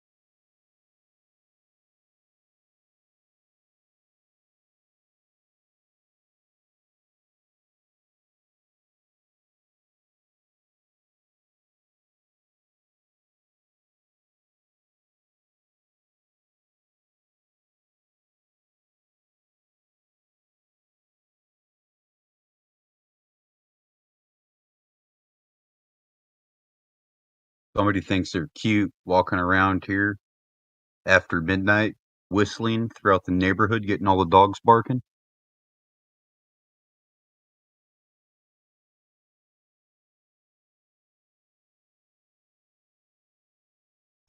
Until one of the dogs comes outside the fence.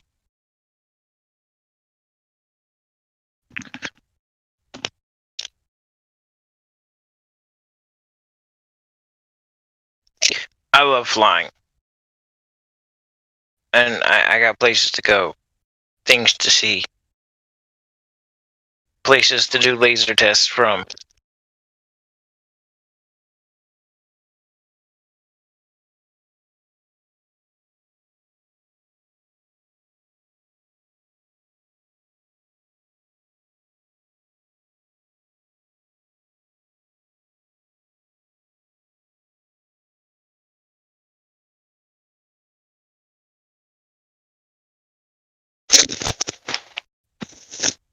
Flying.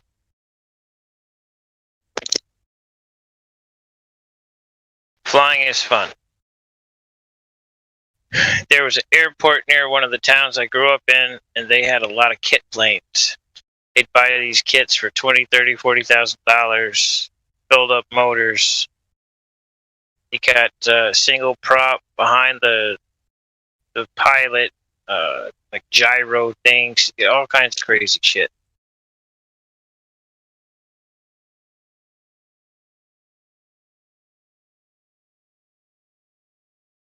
Even in the smallest little craft, these people didn't have a whole lot of problems.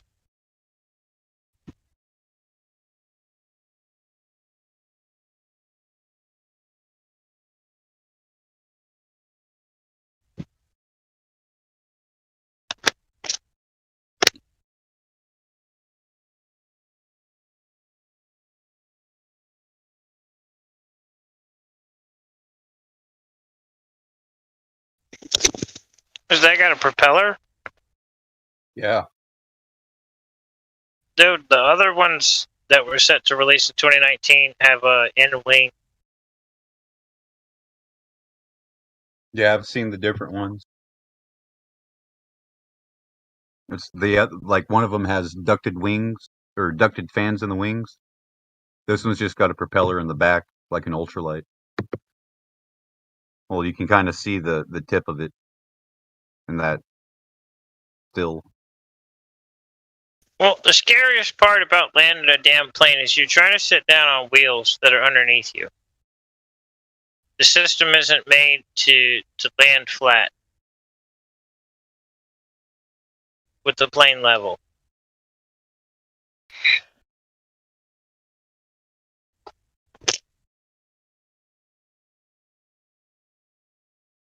But, I mean, other than trying to tiptoe down on something you can't see that's literally underneath your butt, flying is fun.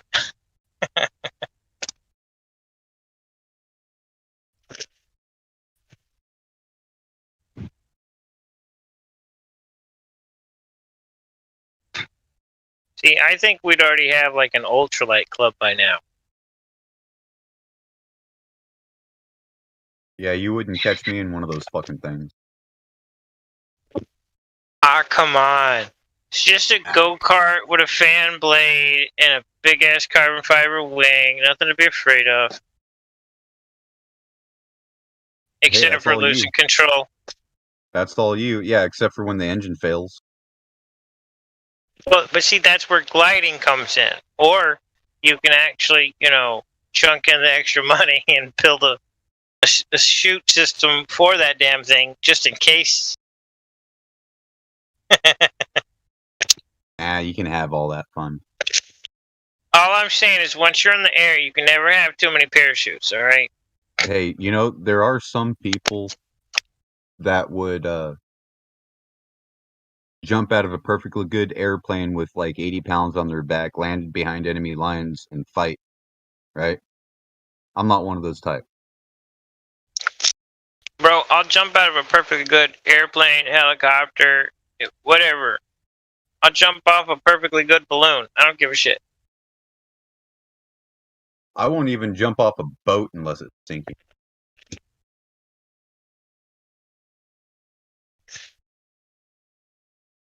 Jaws ain't gonna get you, bro. You don't know about the piranhas in Lake Havasu, do you? Look, I ain't jumping in the lake. I only jump in lakes that I know things about. Somebody had released their pets in the lake. I'm thinking like Gulf or ocean coast.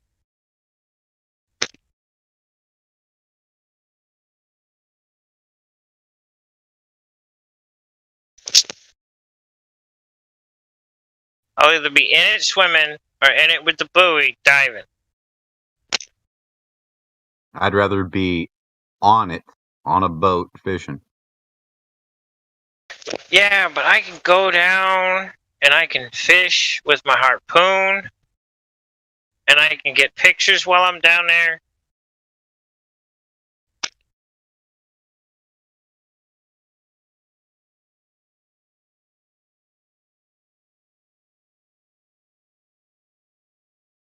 Yeah, and some people Plus, wrestle depending- alligators too. You seen that shit? What, in the lakes? No, alligator wrestling. Probably. But it's been a while because I got better things to do. I mean, good on them. But I'm going to go play with the sharks. Yeah, have fun. Hey, look, I'd rather play with the sharks. I wouldn't even be in that cage. Well, I ain't getting in a cage with fucking bait in my hand. That's just stupid.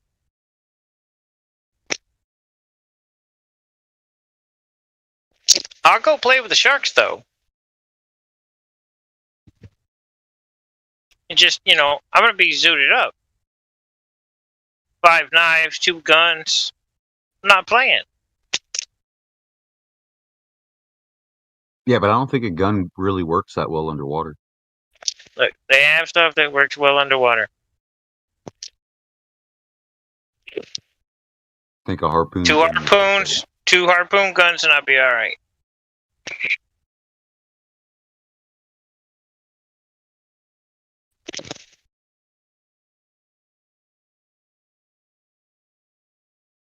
Dude, it's not the falling or any of that bothers me. None of it. It's just exciting to explore. I would go cave diving in a heartbeat. However, I ain't just gonna go cave diving with just anybody because it's not exactly. I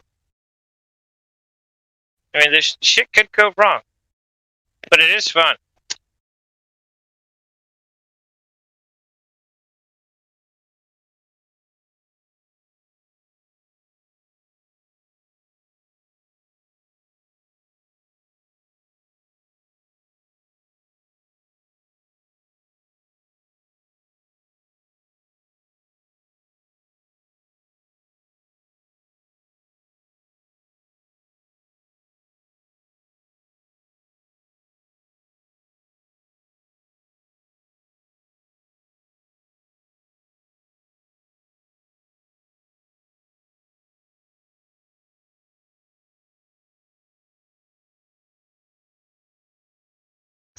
Seriously though, skydiving, or my other idea, 100,000-foot balloon jump. Yeah.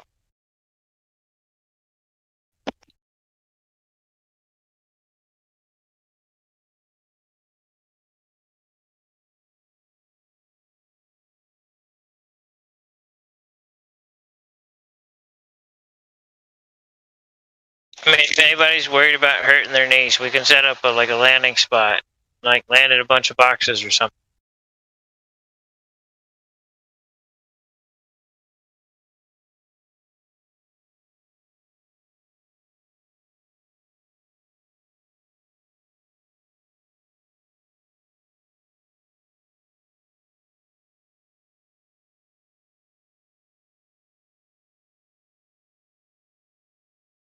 You know what?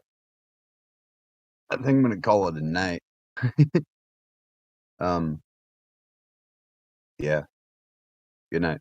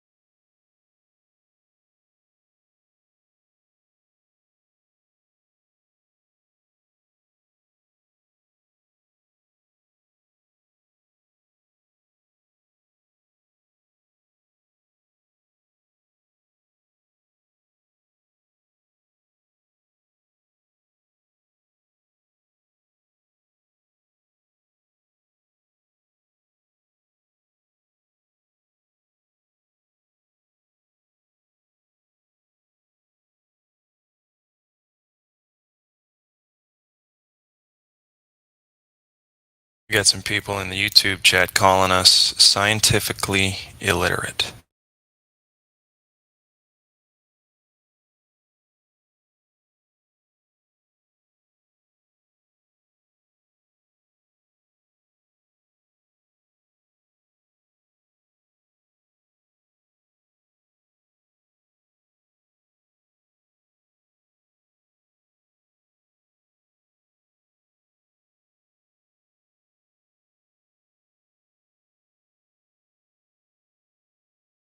It's obvious, right, that we're scientifically illiterate? Neither group, the Globies and anti-flat earthers, they can't find Earth curvature. And the flat earthers can't find Earth curvature.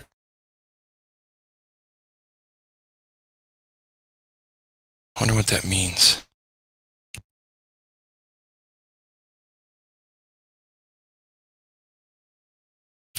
Speaking of high school science, I remember in high school science class that they would teach both Newtonian and Einsteinian gravity.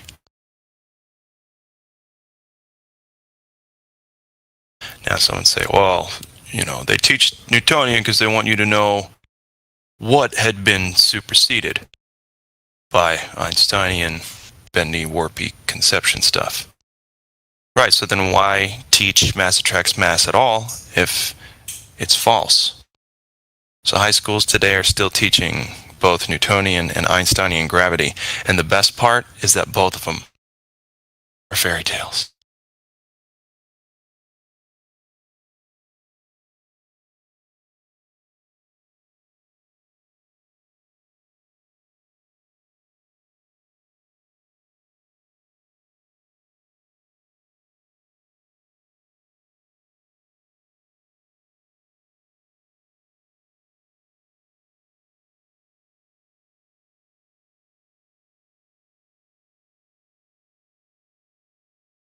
I sure would like to see a demonstration of mass attracting mass, though, if that were still the popular fantasy between the two gravities.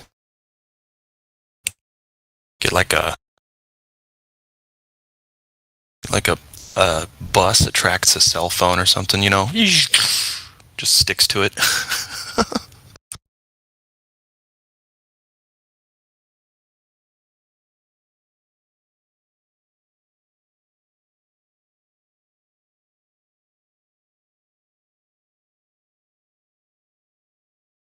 And then we got people in the YouTube chat claiming that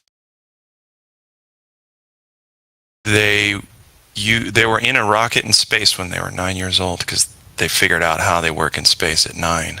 Wow, that's crazy.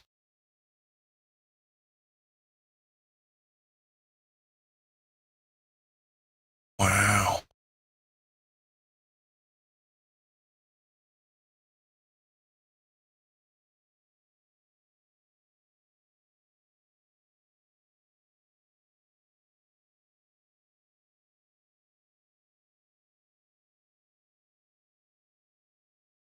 Nine years old, already had been to space. Figured out everything about a rocket behaving in space. That's awesome. Jeez. How lucky.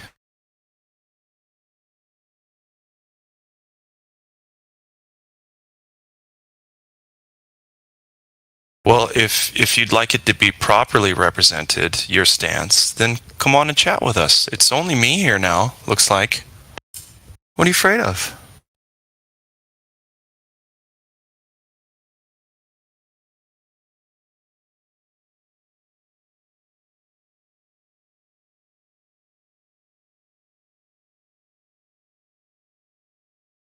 Well, Jack of all trades, can you show me mass attracting mass here on Earth?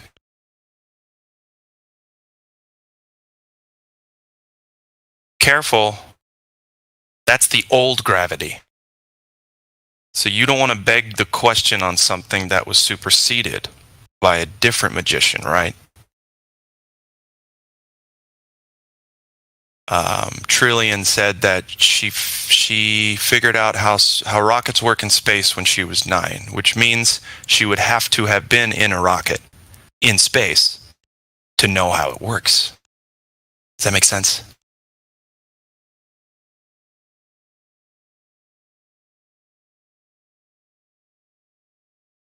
Well, I was told how something works when I was 9, which means that that's the 100% objective truth, and now I know everything about how rockets work in space.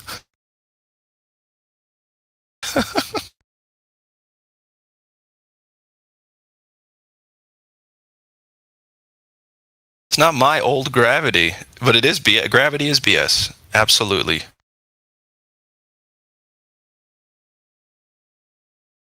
See, the thing about something that's incorrect is that it doesn't matter if it's old or new.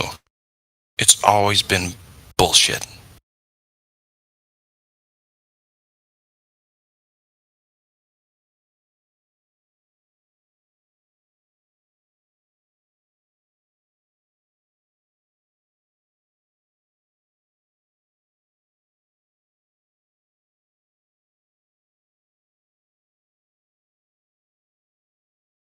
Cavendish, why do you invoke those things, guys?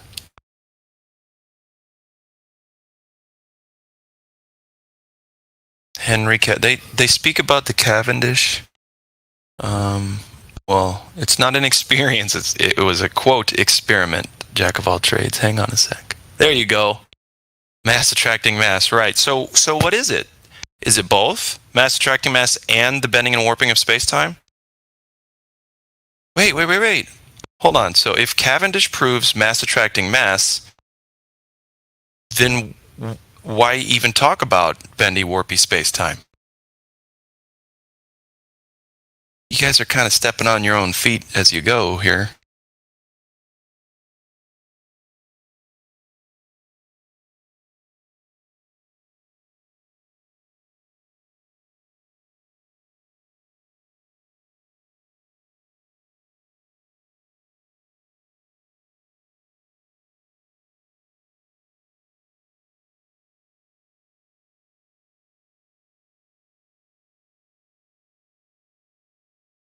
Hey, Ace 1. Oh, dang. I thought we had a potential glober in the room here.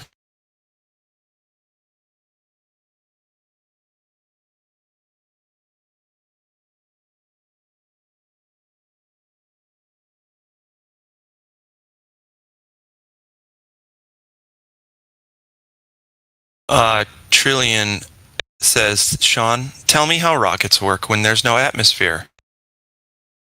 Well, where do we go where there's no atmosphere to test that? I don't know what you're asking. There's nowhere on Earth that doesn't have atmosphere. Atmo. Air.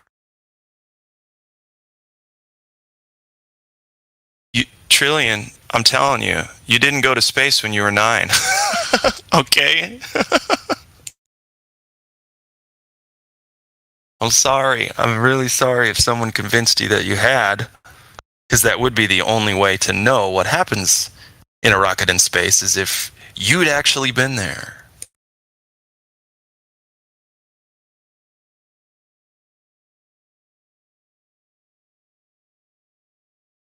Jack of all trades, a flurfer doesn't understand why scientists want to know why mass attracts men.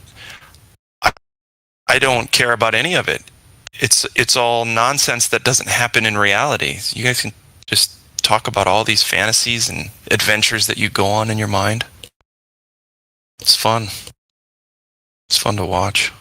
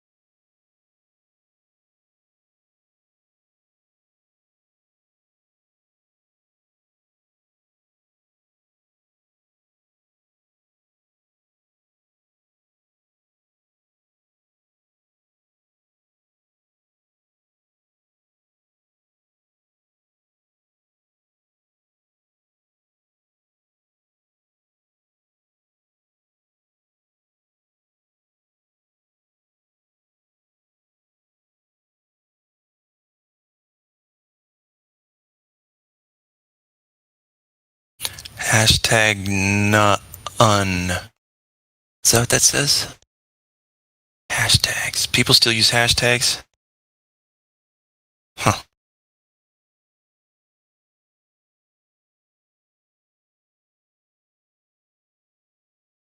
Correct, Trillion. It's not that you don't understand that it's flat. It's a deliberate decision to ignore it for the sake of your ego. That's all it is. Yeah, okay, I'll let you outside. Jeez.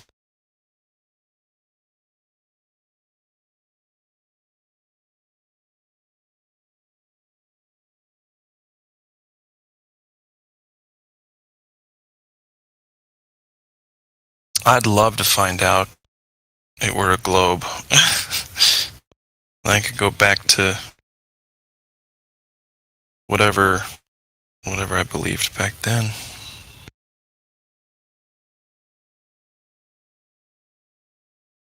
I wouldn't have to worry about how stupid my fellow man is.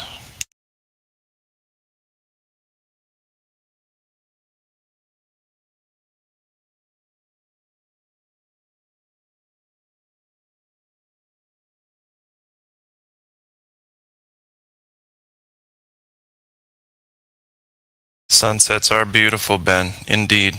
I love sunsets. Because when the sun moves, it does pretty things in the sky.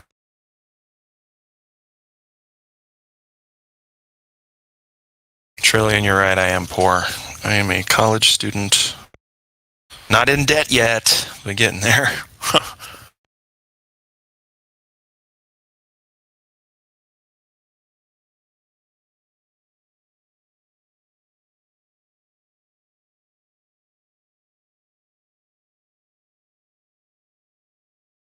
Yeah. We've been having some great sunsets around here. I've been trying to capture them.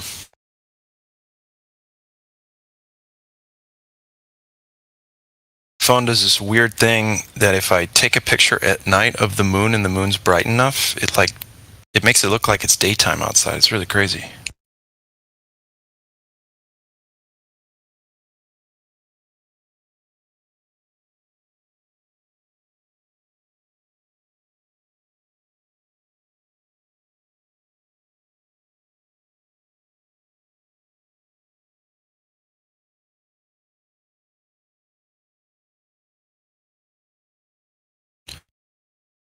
Yes, sky stuff tells us what we're standing on. You got it, Trillion.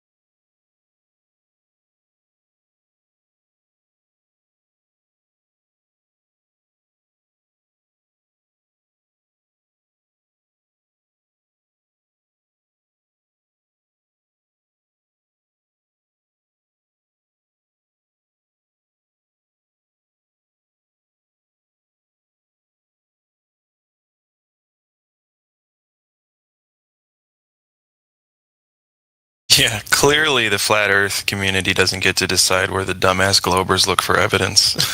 Clearly, you guys are looking up to figure out what's down. It's awesome.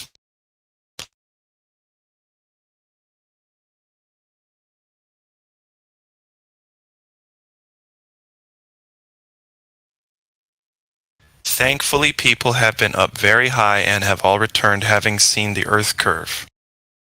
Those are cool stories that I used to believe. And they are cool stories. Shit, can you imagine?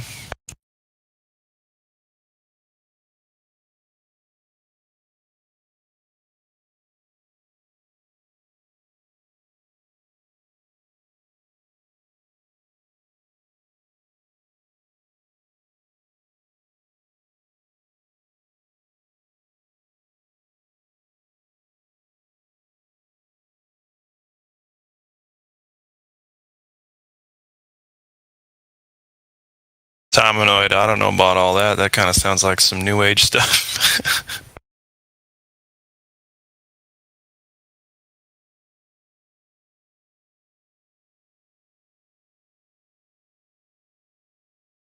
You must go inward to get out.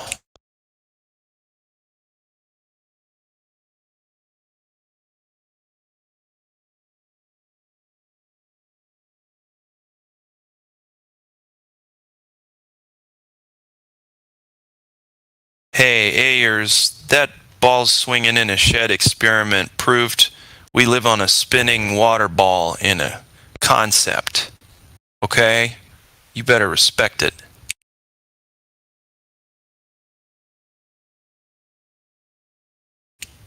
Yes, if you paid for me to go to space, I'd go. Oh, man. Please, I think we've already talked about this, though. If someone pays for me to go high up into the sky to the limit, wherever the limit is, yeah, man. All for it.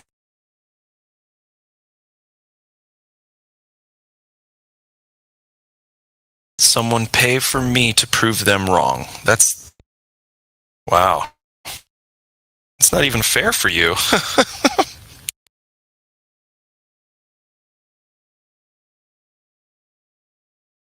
Pretty sure no one wants to do that, Ben. But, hey, I'll go. Y'all get the money together, I'm gone. Me and Dick Branson. Although, I don't know what it would be like to go real high up in a tin can with a demon, I guess. Maybe I don't want to do that.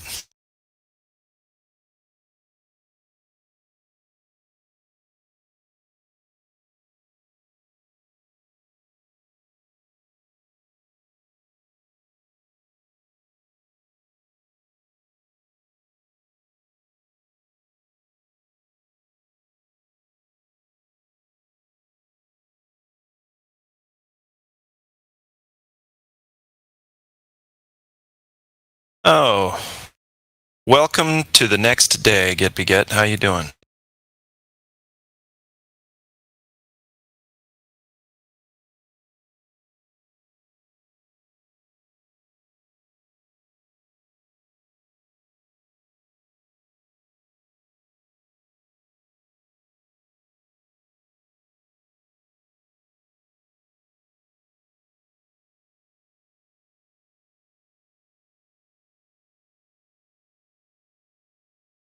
That was pretty good. Tominoid says, the House of Cavendish has long been one of England's most wealthy and powerful noble families. How dare you speak against your peers? I like it.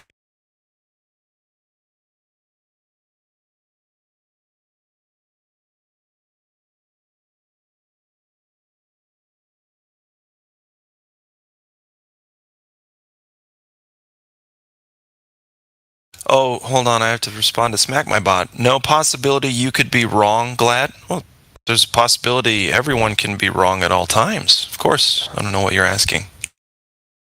Good morning. Hey, buddy. I heard you. I figured you did. Yeah, I was washing my face. Right on. What time is it there?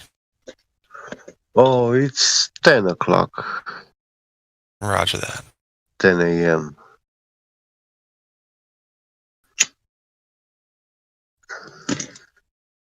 Your place? What time is it? 3:13 a.m. Wow. Yeah, I stay up too late all the time. Late. Yeah. I've been up to 3:34 a.m. also. But then I have to sleep a little bit because I go to work. You're going to work later today, here in a little bit? Yeah, second shift, you know. Yep. Yeah. Right on, man. I'm about to start my second shift of homework. That's good. You study? You in school? Yeah. Mm-hmm. Oh, cool. Studying psychology. Oh, yes. I think I recommended you to read You did, yeah. Yep. Yeah. My branch of psychology is more Yeah. like social work, addiction counseling, and such. Yeah. But yeah, no, you did. People are sending me some really good stuff, actually, stuff that I know I wouldn't have been able to stumble across on my own. Yeah. Also, because I'm going to a Christian university online right now, so it's kind of biased towards Christianity, which is fine. I still get the education that I need, and I know what to search for if I want to remove the dogma from the situation. You know, my people in fact, not Romanians, but in the ancient Greek writers, I think Herodotus writings, one guy comes from northern countries like Denmark or Norway, some sort of country like that, and he arrives to the Greeks and he asks them, he wants to learn medicine, to be a healer, a good doctor.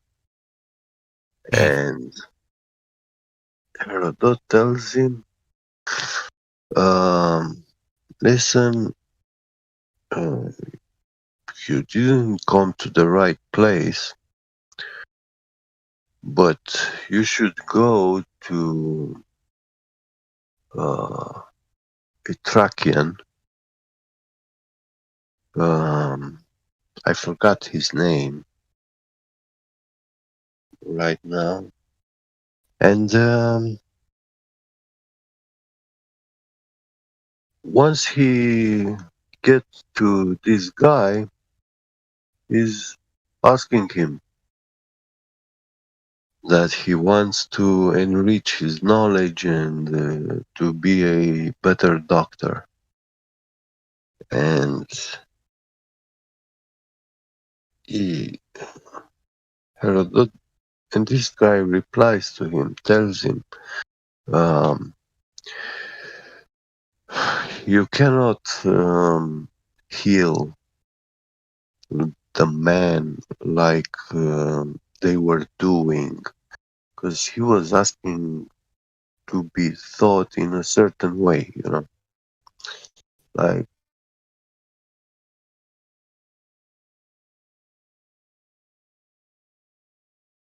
I'm not sure I'm keeping up.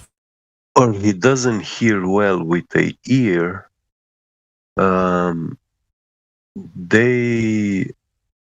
They try to heal that place, that part of the body. But the human body is not made of one thing. It's made physical, a lot of physical systems, and they were saying that it has a spiritual plane also.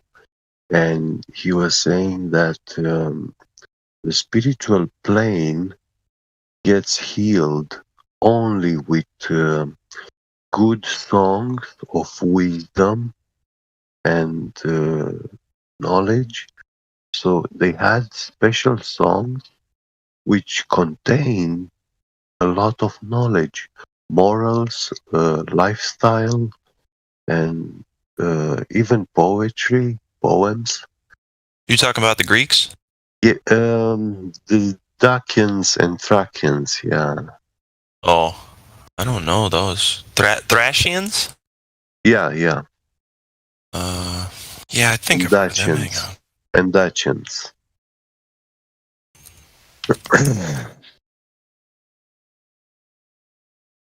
About these people. Yeah, the Thracians.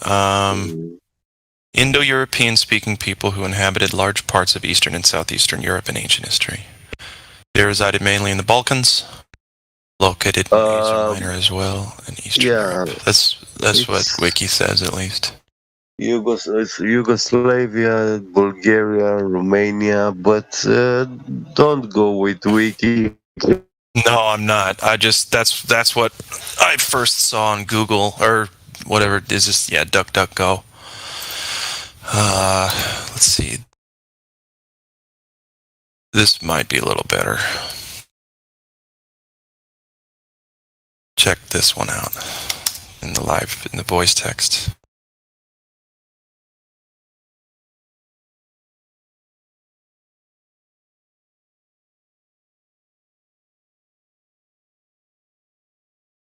Yeah, it doesn't really say where their sources are for any of this information, though. Just kind of doesn't even say who wrote it.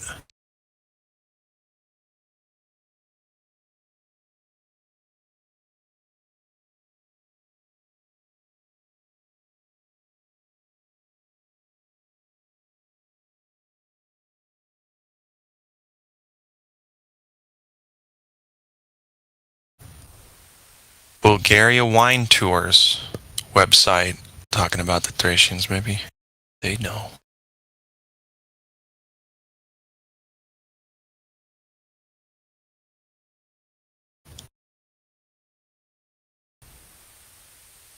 Uh-oh. Yeah, okay.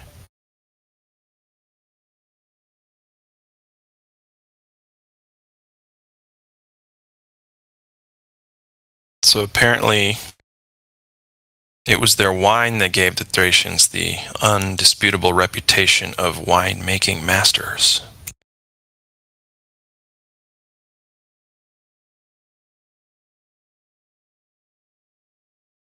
They worshipped Dionysus, Bacchus, as the Romans called him, the god of wine, who inspired some of their most important rituals and cults. Well, there you have it, folks.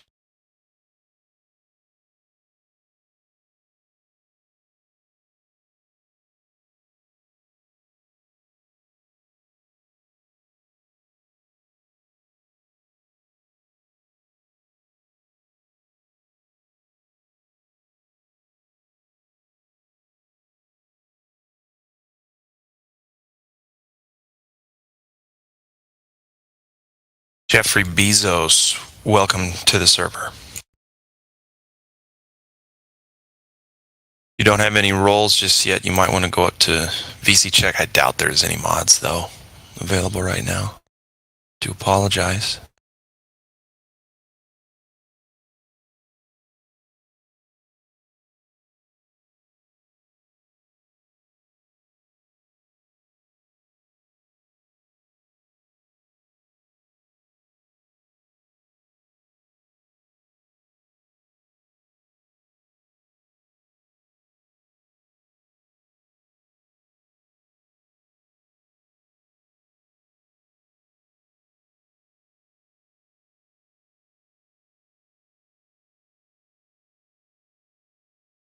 Oh, smack my bot. No, I'm not learning about humankind. These are just stories on a website. I have no way of knowing that any of this is true, but it's interesting to read about.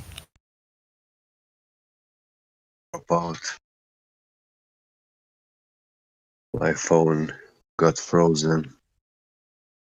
Oh, really? Yeah.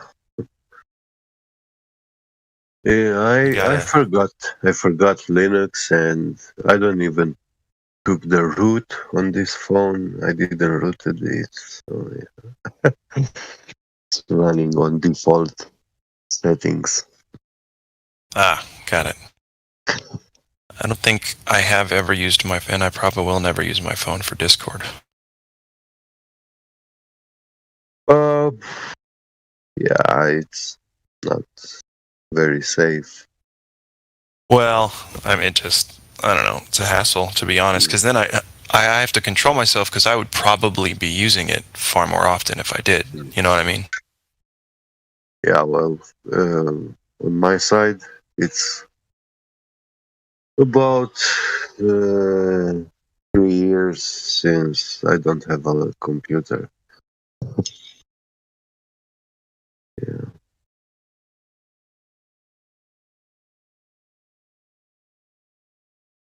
that much I got to hate technology.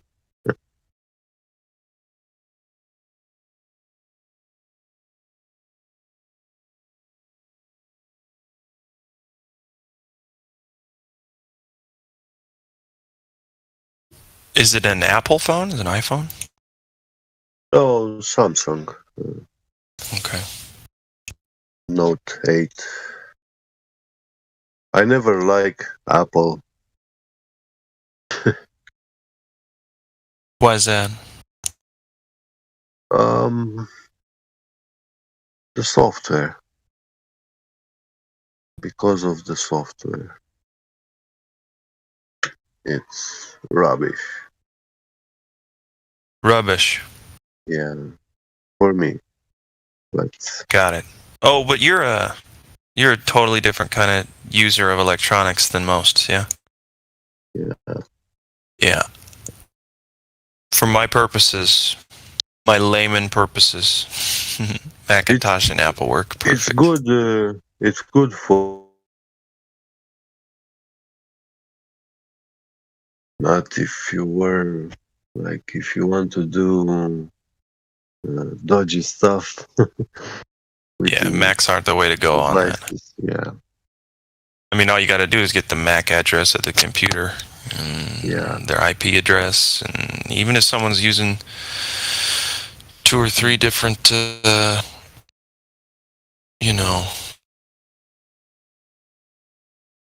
confusing agents, you can still find where someone is, no problem. It's like these kids in their crypto, right? They're like, oh no, nobody can ever hack it. That's the thing. It was created without a back door. I'm like, okay. Okay. No, actually, that means they don't know what blockchain means. No. It's pseudo-anonymous. Yeah. It's not anonymous. It's pseudo-anonymous. Yeah, it's the AI that's created. Well, it's all fallible. That's my point. All of it. Everything is, nothing's perfect, right? So. It's trackable and shit. You can track every IP, every address. When we use it, yes, we can use it in such methods that you can get traced, but it does offer this kind of anonymity, but the problem is you're anonymous for people. And IT experts, they can't find you, but an AI with the right resources is gonna hack you down like in no time, in a split second. That's correct. Yeah.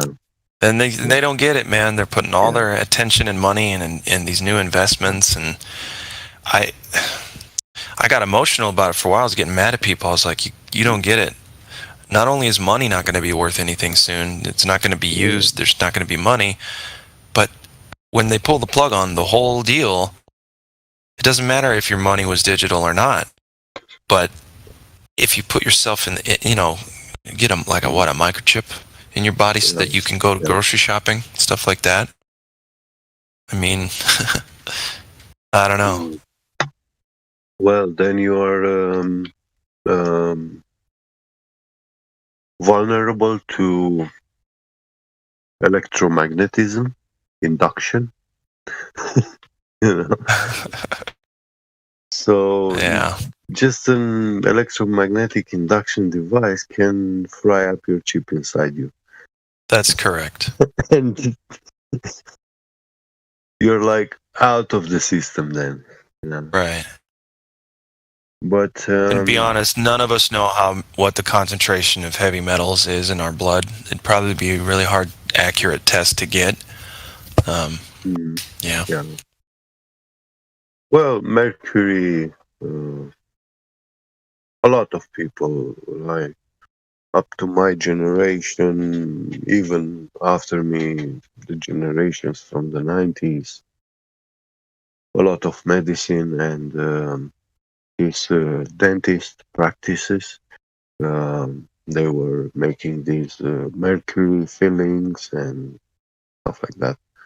Mm-hmm. So if you had such an intervention, yeah, then you have a, like, you see, the warmth of the body makes the mercury evaporate, and this you can see it with certain uh, oh, they have Hang on, brother. I'm sorry. some sort My of cat's tearing cream. something up. I gotta go beat. Oh. I gotta go beat my cat senseless. Hang on. Yeah.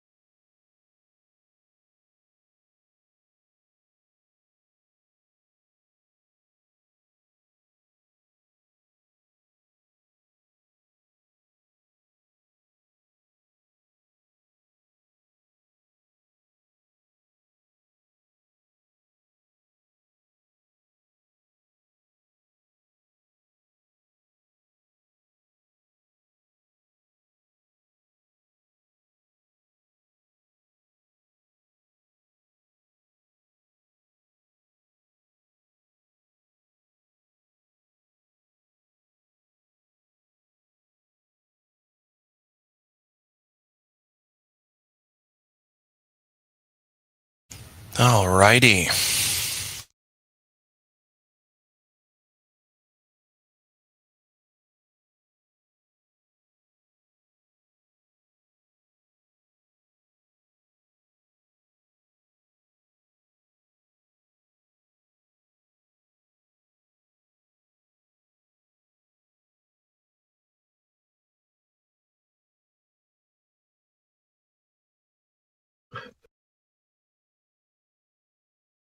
Welcome back.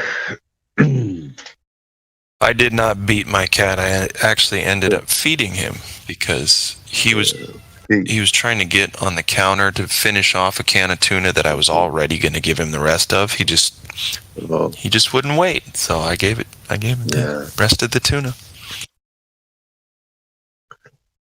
Yeah, that's what I asked the priest was. What is it called? A man that takes something which was made for him, but takes it before it was given to him. And what do you say? It's a thief. A thief, yeah. Yeah. Yeah. He's thieving. He was totally thieving. Yeah. And yeah. That's okay. At that I was going time, to give it to him anyway. The priest didn't like it because it sounds like it's not a sin, you know. And yeah. But yeah, I like this analogy because even in the Bible, Jesus says in his second coming, he's going to come at night like a thief, and he won't be knocking at our doors like he did 2,000 years ago. He was knocking on the doors and, hey, you welcome me in your house or you want to follow me? You know, he came with the trick or treat in the nice manner, civilized.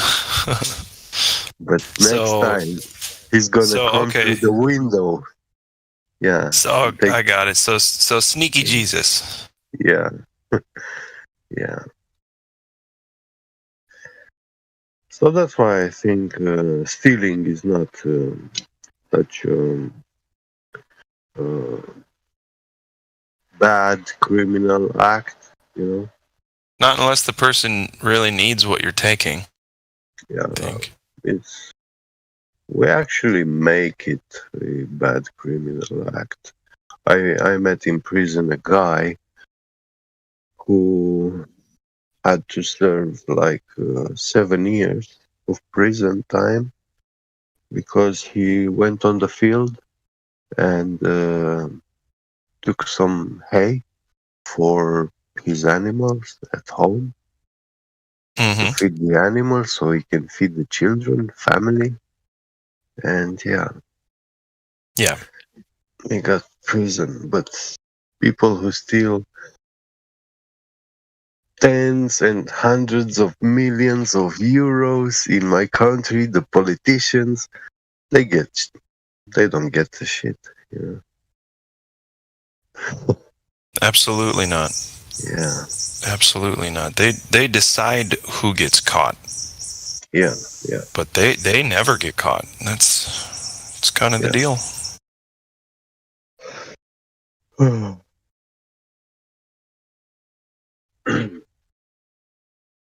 So that metal stuff we were talking before.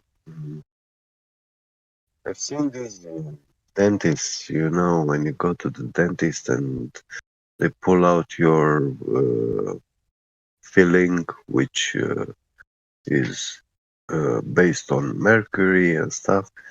They treat it like they are extracting a nuclear bomb from your mouth.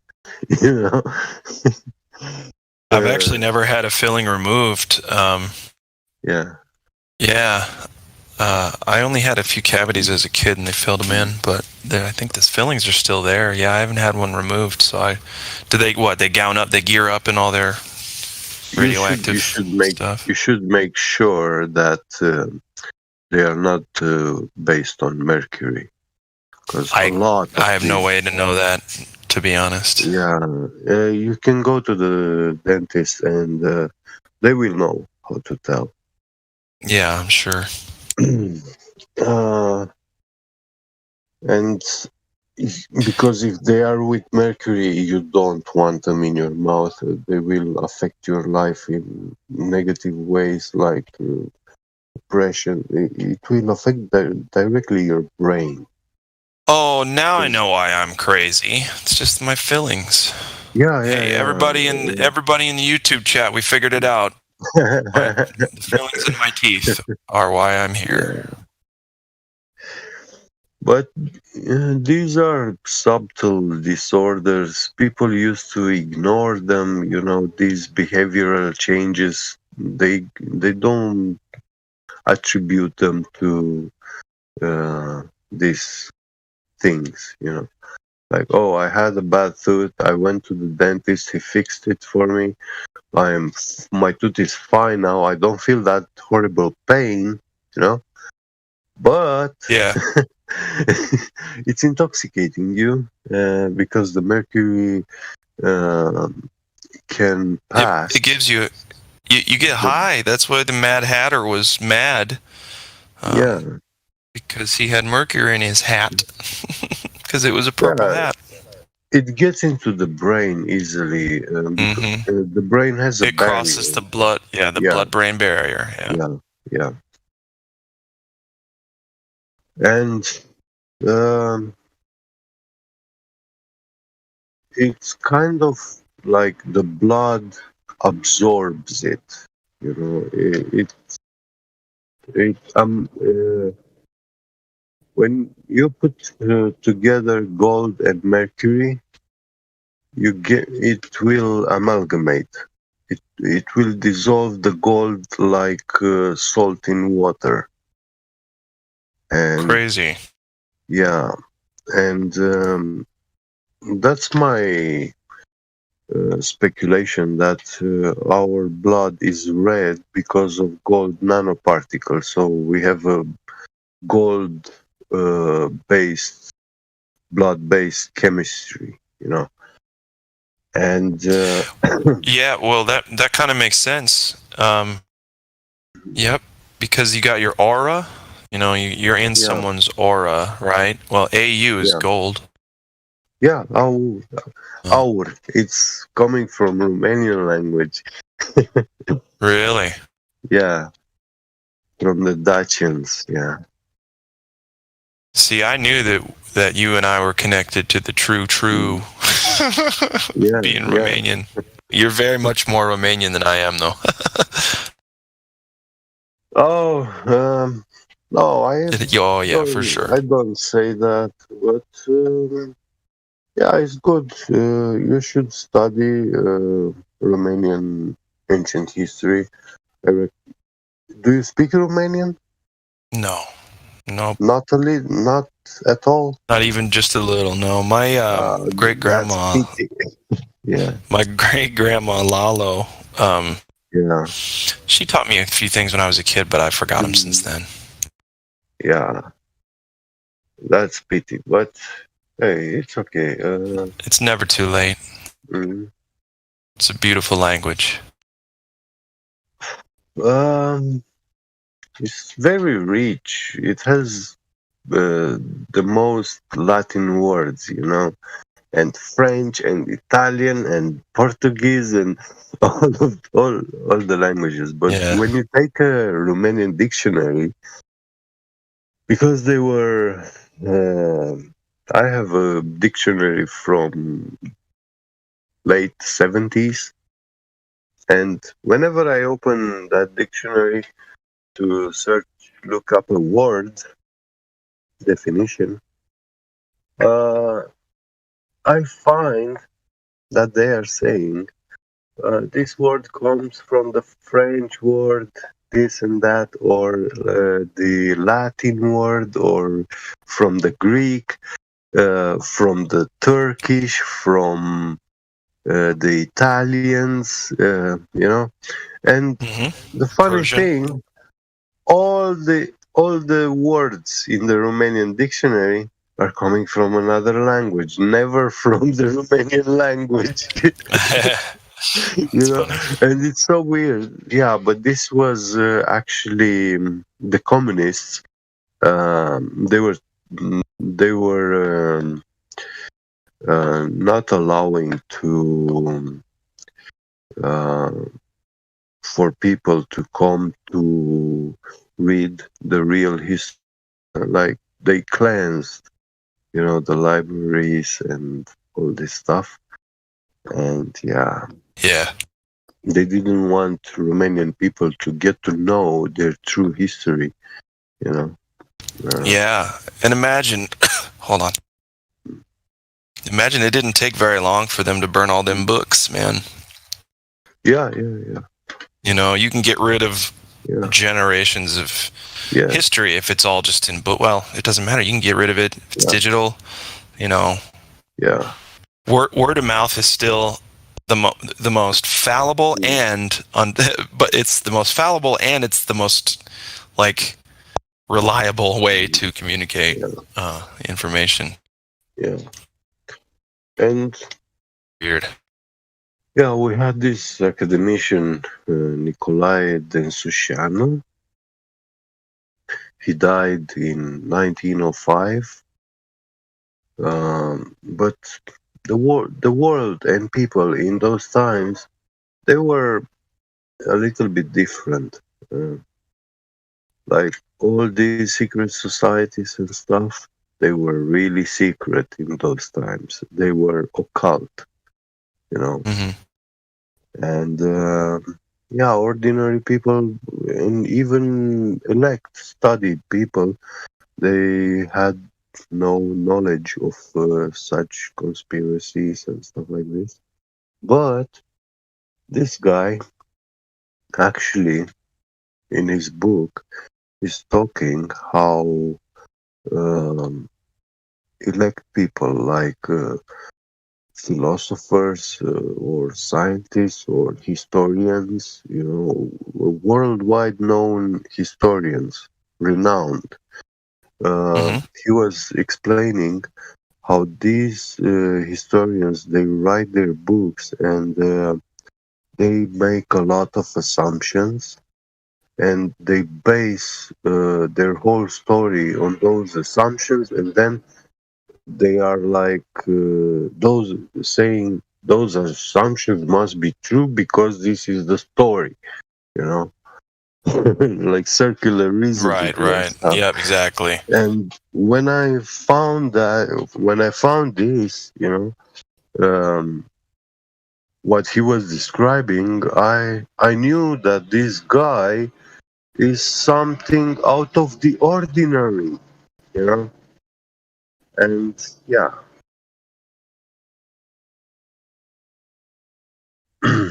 But he studied a lot of ancient artifacts and documents, and he was into Greek ancient writings and the Romanian gold artifacts and ancient ceramics, which he managed to connect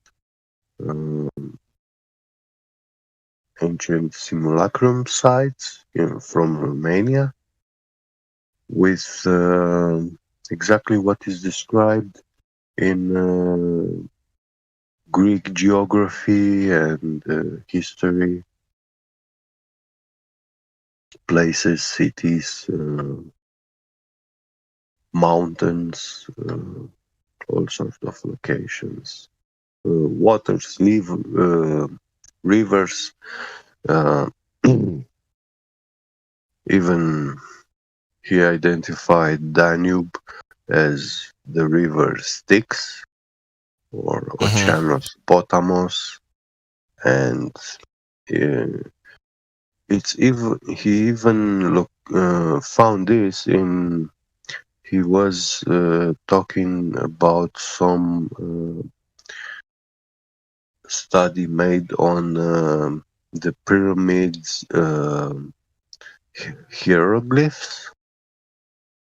The hieroglyphics, and, yeah, and the Egyptian history. He explains how even the Egyptians had this belief a knowledge that after a man is dying, his soul is going to be floating towards a northern land, and at some point you encounter a river where there's a boatman, and you have to pay him to cross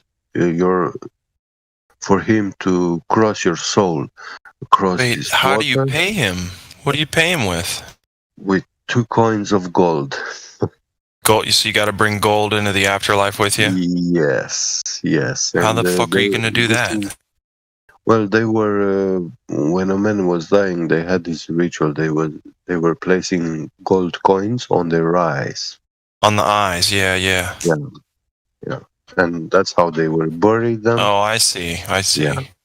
So, isn't Anubis the Greek, or I'm sorry, the Egyptian god that leads you through the afterlife or something like that? Yeah. Is that Anubis? Yeah.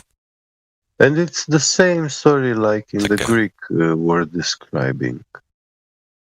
Oh, it's all the same stuff. It's just different interpretations. Honestly, it's probably a much simpler truth and simpler. I don't want to say story than all of these civilizations have made it out to be. In fact, I think it's confused it a lot with all these like just fantasy kind of. You know what I mean? Comic book stuff, because how we've been talking about the same stuff for so long, over and over and over, and it just gets rehashed. But because the truth is the truth, everything that is even made up is still somehow based on some truth. Yeah. Show me in Greece or any other country in the world except Romania. Show me some mountains with thermal baths. Thermal baths? Yeah. Thermal waters. Oh, you mean like yeah, like warm, like I forgot what they're called. Yeah. It's warm. Hot springs. There we go. Hot springs, yeah.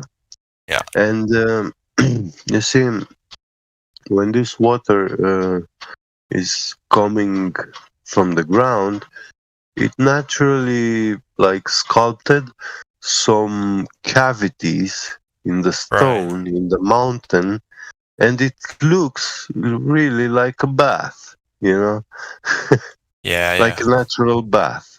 Yeah. It's cool. Show me such a thing, such baths, which they say that Hercules bathed himself. Because in Greek mythology we have this described that he had his special place, mountains, where he was going and bathing himself. Who, Hercules? Yes. Hercules. Well, yeah. So is that why people sought after those areas? They're like, I'm gonna go be like Hercules. I'm gonna take a geothermal bath. Well, we have Herculane baths in Romania, in mountains. Yeah. Cool. And they are named after his name, but it's not from recent name. It's they have this name for thousands of years. Yeah, as it should be. Yeah.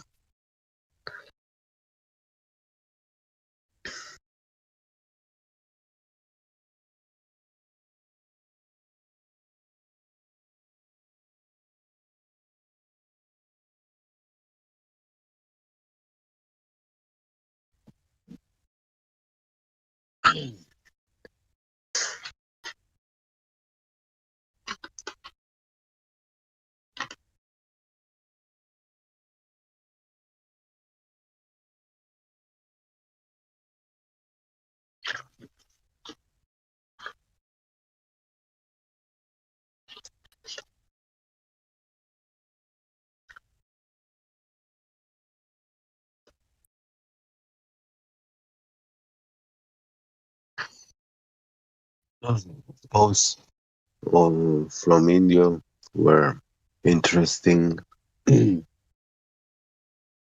the sonar stuff. But I predict if I bring this up to a Glober in discussion, they will say something like that the way sound propagates through the water, it's actually the medium, and you wouldn't be able to tell using sound if it's curved or not, because it would propagate in that kind of manner if it's curved. I just don't know how you could tell really by using something like that. Yeah.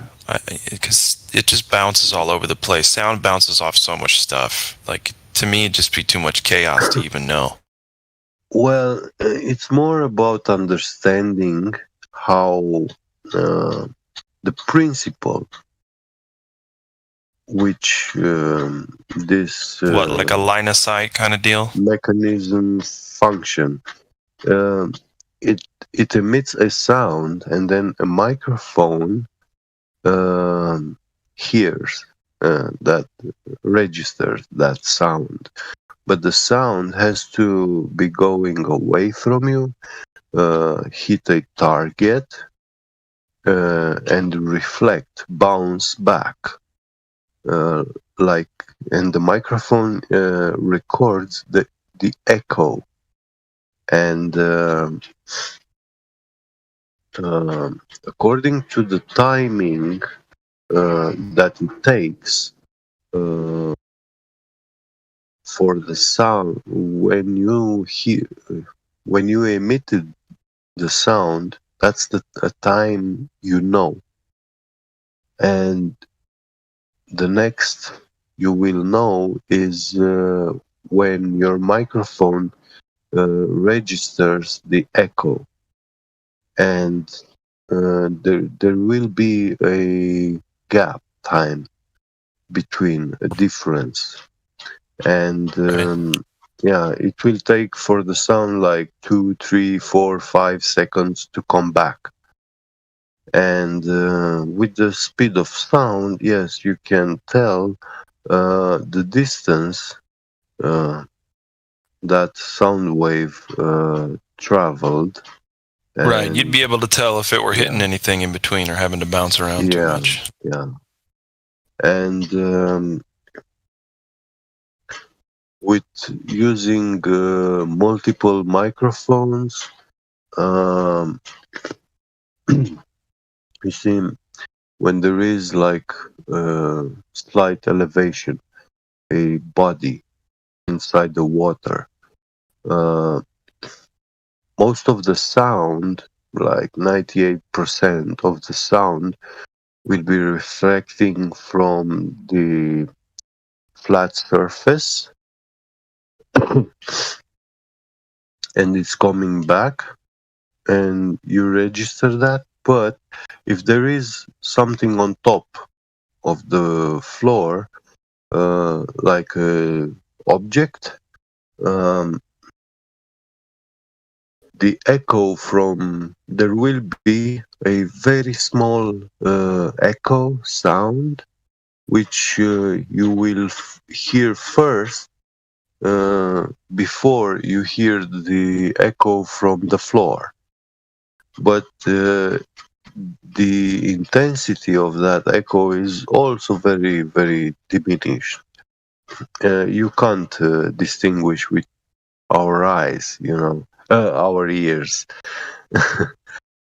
Yeah. We wouldn't be able to tell, yeah. What's interesting to me is that, all right, so air, we all live in air. That is a medium, okay? Yeah. Then a different medium is water. that would be. So if I'm in the ocean, I'm in a different medium than air. I'm postulating that it's not. It's now two mediums, or maybe infinite mediums, right? Because the ocean is in the place where air is the medium.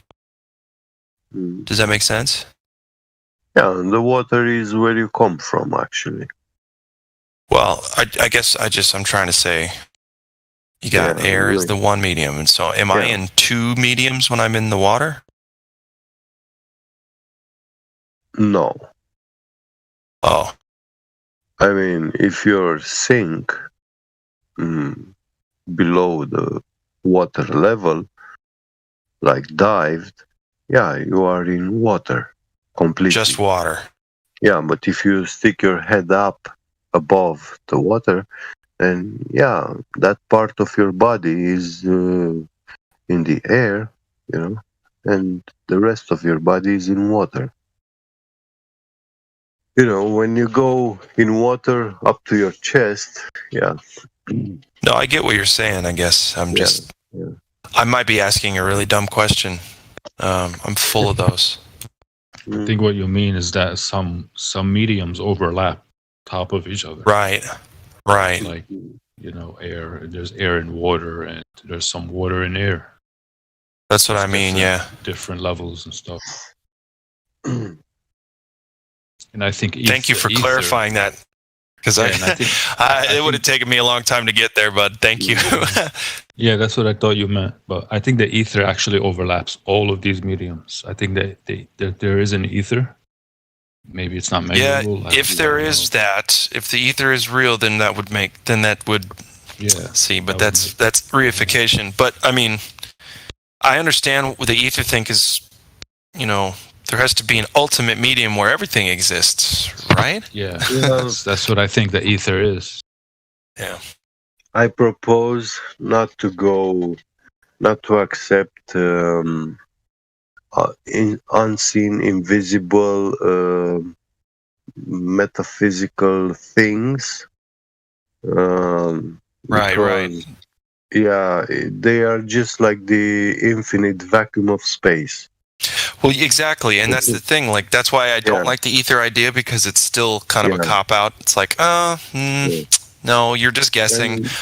But it is. It's not that it's baseless. The motivation to want to find out something like that is not baseless. It's just that we haven't found it yet. It's just like gravity. We can't test the ether. We can't test gravity. What I like to speculate on is helium. And I think helium actually is fits the description of ether much, much better, and even more than that. Like, it's mind-blowing what helium actually can do. I think there is a...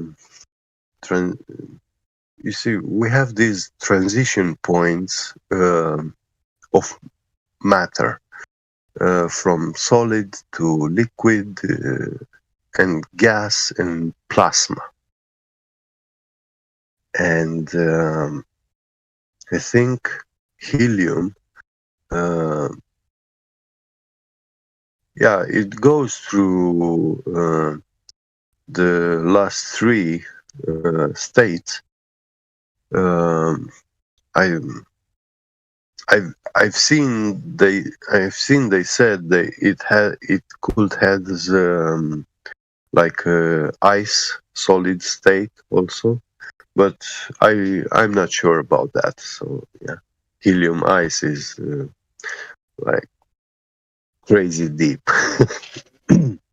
But the other state, you see, when helium keeps rising, and once it escapes the air that we breathe and the pressure gradient, once it escapes that, it goes into it enters a medium which is not a vacuum, but it is extreme cold. the higher you go, the colder it becomes. But at some point where they call the Van helium accelerates so much that they call it highly charged particles. And in quantum mechanics, when you go to read about helium, its fluid and liquid dynamics and properties, and even as a gas, you will see that we already have particle accelerators experiments, which, when they all started, they started with helium gas. They were accelerating helium gas. And once they reach a certain speed, they call those particles protons, or all these fancy names. And they don't call it helium anymore because it has transition. It has a higher energetic state. It doesn't behave like a gas anymore. But I think that one result of existence of helium is that his manifestation, physical manifestation in the world, is what we call electricity. Mm-hmm. Yeah, that makes sense. I think they are straight, very close connected. And to test this, I can think of pretty simple, but it's not simple because to get this helium beaker and stuff like that, to do an experiment like this, those vacuum pumps and the beakers are a little bit, they cost quite some things, quite some money. Not very What do you think expensive. What do you think about the word helium and the word Helios?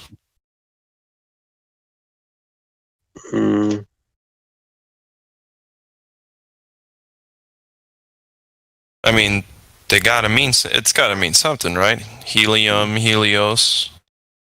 Yeah. The name is like they name helium after Helios, which is a ancient Greek The god of the sun. Yeah. Sun god.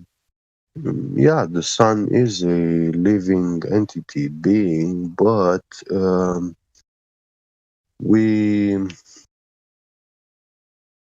it has been paganized, and well, the word amen, it's from Amen Ra. It's all sun god worship stuff. I heard people say that the word amen comes from Amun Ra. I'm not 100%. I mean, I've heard that. Yeah, I've heard it too. I'm just bringing it. I don't know about all that. Some of these words they sound similar, but etymologically they have a different explanation, and for correlation is not causation. Even I am not that well read. Oh, I mean, not well read, so that I can confirm to you that hey, when these people say the word Amun Ra and Amen are directly connected, like, It is a leap. Yeah, they just sound similar. Etymologically rooted. Yeah, I can't. Who knows? Confirm you, but I don't think you can confirm something like that. I know for sure that I can send you to libraries and you will find their explanation that they are not, connected. Right. Yeah. Well, and again, all the anthropology that you can find me, man, I don't know if I can believe it. That's all. Yeah. But do you guys think that helium and the Helios name, that maybe they assumed that the sun was helium because it was floating in the sky? Perhaps. Yeah, me no too. idea. I wanted to say this. The sun could be because helium rises and everything. Sorry. Yeah, it rises, then it has to rain, condensate, precipitate into an ocean, and that means that ocean is of extreme cold. The presence of something magnetic, a magnet, becomes a super magnet if you add a slight motion to that magnet, spin or whatever. It will be inside a frictionless environment, medium. Superfluid helium does show us that, it has a frictionless flow. It flows in two directions in the same time. Just like in quantum mechanics, when they say, in quantum computing, when they say that they have this third state bit of the bit. It's not just 0 and 1, positive, negative, but it is both charges in the same time. So it's like a light switch, which is also, it's both. It's turned on and turned off. Uh-oh. Are you talking about like a Baphomet electrical setup? It's male and female at once? Don't tell me this. Yeah. It does look like that, and yeah. You know what I mean, though? That's like to tell him. I haven't thought of this before with the Baphomet, but yeah, it makes sense. How do you draw the correlation with the Baphomet to electricity? Because you're mixing a positive and negative to get whatever. You're combining both. opposites. Yeah, both. Combining opposites. You're combining two into one. Right, yeah. But I'd also say that positive to negative is maybe just our own subjective interpretation of what we think is occurring, so that we can sort of understand it better, because we think the power flows in a certain direction. Something but like it can the flow sun, both ways. But be careful there, because then it's borderline, well, then nothing is true. And then you get atheists.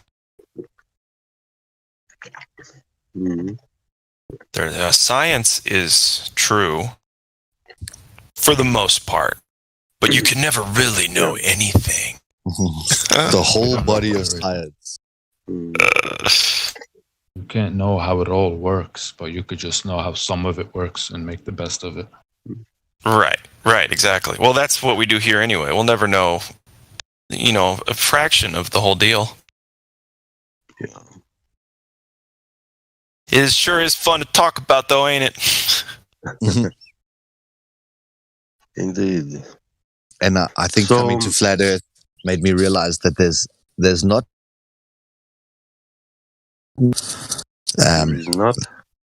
There's not much that you can't actually go self-learn.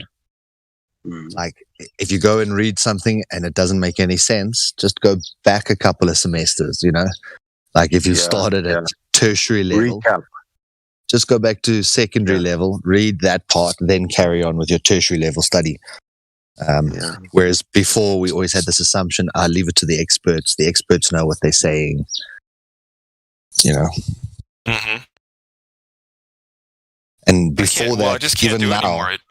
It when hurts my. Go ahead. Yeah, sorry, man. Just like when I speak to other people about it, their first thing is, I could never know all this stuff. And then they almost give up before they've even started, because they just think it's insurmountable. Right. If they really took the time to understand how much of it was presupposition and assumptions instead of objective empiricism, it wouldn't be that daunting of a thing to think about, right? Yeah. And Just just gotta take get one rid of the topic. fantasy, man. The fantasy clogs it up. That's all it is. People want to believe in the fantasy so that they don't have to do the work of understanding reality. Exactly. And then It's an excuse, yeah. Get where do we get helium in its natural form on the Earth? Or is it only a byproduct through chemical processes that we manufacture helium? No idea. No, I read. don't know anything about that. I read that it rises from the ground constantly, but so, like, how did it get stored in the ground if it's so dense? I think it's stored it's like not under rocks stored. or something, or It's under not the crust. stored. No, it flows through the rocks in its gaseous state. It goes through. It pushes through. Even if you put it in a balloon, the balloon will deflate. All the helium will escape. Yeah. Like all of it. You know. Yeah. Even if But there like is how- lower So then it must pressure be- inside that balloon. So then it must be actually manufactured in the Earth, and then due to its low density, it rises upward and escapes. Yeah, they have methods to like capture it, harvest. Careful with the word manufacture, though. It means man makes it. Yeah. So the Earth doesn't manufacture anything. Good point. But I do see what you're saying. I guess I'm being a dickhead. The better word would be what? Create, I guess. I don't know. Anyway, Generate. I might as well have not said anything. I'm sorry. No, it's good. We must be accurate here. Manufacture. It's a crazy word. Man, you, fact, you are. So it's like a man is making something a fact because he is. And that's what you're doing when you're manufacturing. It's crazy. Isn't entomology fun, or the breaking down of words? I've been playing with word this week called flattery. Like, why flattery, would why would flat and Terry be like this positive, giving someone compliments? And then when you go and look at the word flattery, it's like insensitive. It's almost like you're blowing smoke up someone, even if they've done a bad job, you're telling them how wonderful they are. And why would flat? It's kind of like the whole level-headed, all those synonyms about flat or level. If you're thinking straight, you're on the level. You're, all of those type of things. But then this word flattery, like, why flat in there? And how does flat mean positive? Like, but I think it's kind of like tartarea, they make tartare sauce and all this stuff. Tartar sauce, yeah. Which is my favorite sauce, by the way. It's my absolute favorite sauce. That's where the sauce comes from, tartarea. And then they have tartary, lamb of tartary. Tartaria. But they use that word to kind of make it like negative. And I was wondering if flattery, if they've used that word to kind of make it negative, if someone could observe the flat world and they were told that they were flattering or to flatter, and flatter comes from flat and So it's flatter. Like, this place is flat, but why is that then this negative connotation? Flattery will get you nowhere, because flattery is insensitive praise or that is a bit odd. inaccurate. Which is strange, because I'll tell you what, man, flattery has gotten me so many places. Yeah, it really works. To the simple mind, hey? Right, to someone just living in their ego. All you got to do is just give it even half a little stroke, and they're like, "Fuck yeah!" Yeah, then they'll listen. Yeah, speaks a lot about the society we're in. Yeah.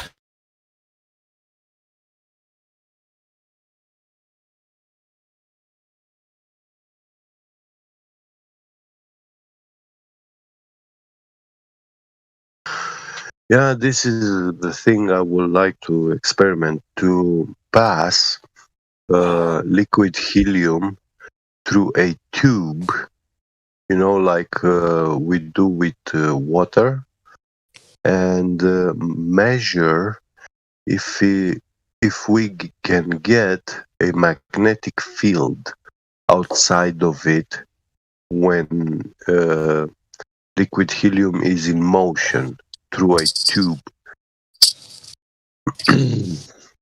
Because then you could prove that the center of the Earth is liquid helium and it's causing the magnetic fields, right? Exactly. Yeah, it's actually a torus. Yeah, fountain. A fountain of liquid helium. Yeah. But you see, at the very, very bottom, it is extremely cold. It's in liquid form, but it rises. It comes into physical contact with the matter, which we have a very hot state, and we have this magnetic elements, ferromagnetic, and they turn into supermagnets when they get cold, extremely cold, in the presence of this liquid. And then I'm not sure how, but yeah, there has to be some motion to these magnets, and they can generate some sort of electromagnetic induction in the elements of the ground. So we have quite a lot of places, very hot places, because there is a continuous electromagnetic induction process. And this means heat generation, geothermal, and helium will take a gaseous state inside the Earth. But most of it's rising at the North Pole, and it rises in our air in gaseous form from the ground, and it goes like that. Our air we breathe, and yeah, it takes, once it escapes it forms that Van Allen belt, which at the North Pole we can see it, and we call it Aurora Borealis and stuff. But that phenomena doesn't happen anywhere else in the world. I know the reason for that, but I'm not going to speculate on this channel. Yeah, why not? Well, I'll post a video about that I have. Okay. We might have talked about it. It's a supposed video. One more time. Supposed video of the North Pole. Hang on a sec. And it's just like 2 minutes, really pretty music. Hang on, my computer. My Macintosh is running slowly.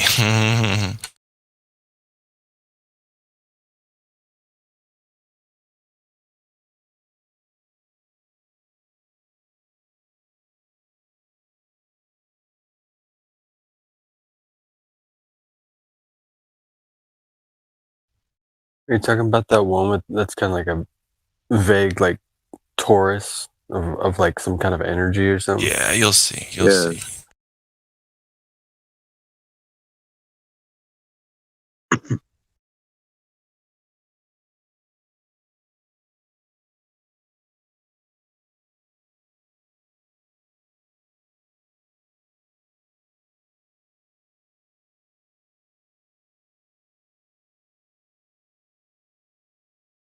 Okay, check the voice text.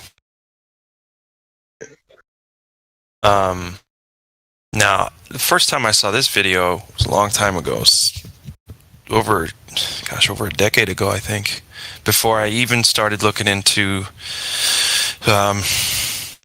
the true nature of reality, and at least the physical one. But yeah, anyway, so I didn't really give this video much attention until the last like 6 or 7 years. And the only information that I could find on it was that apparently it's a video taken from a high altitude flight in the late 80s by some kind of Russian exploration team. And supposedly that is the North Pole and the activity happening at the North Pole, at least during this shot. And it looks like, as it's going, that there's at least two actions occurring. One is a downward, like a burning, like a furnace, and then the other way is upwards, and it's those stripes of light that are the aurora borealis coming upward. So again, you got your duality. You're having a downward thing while an upward thing's going on, and as above, so below. Yeah.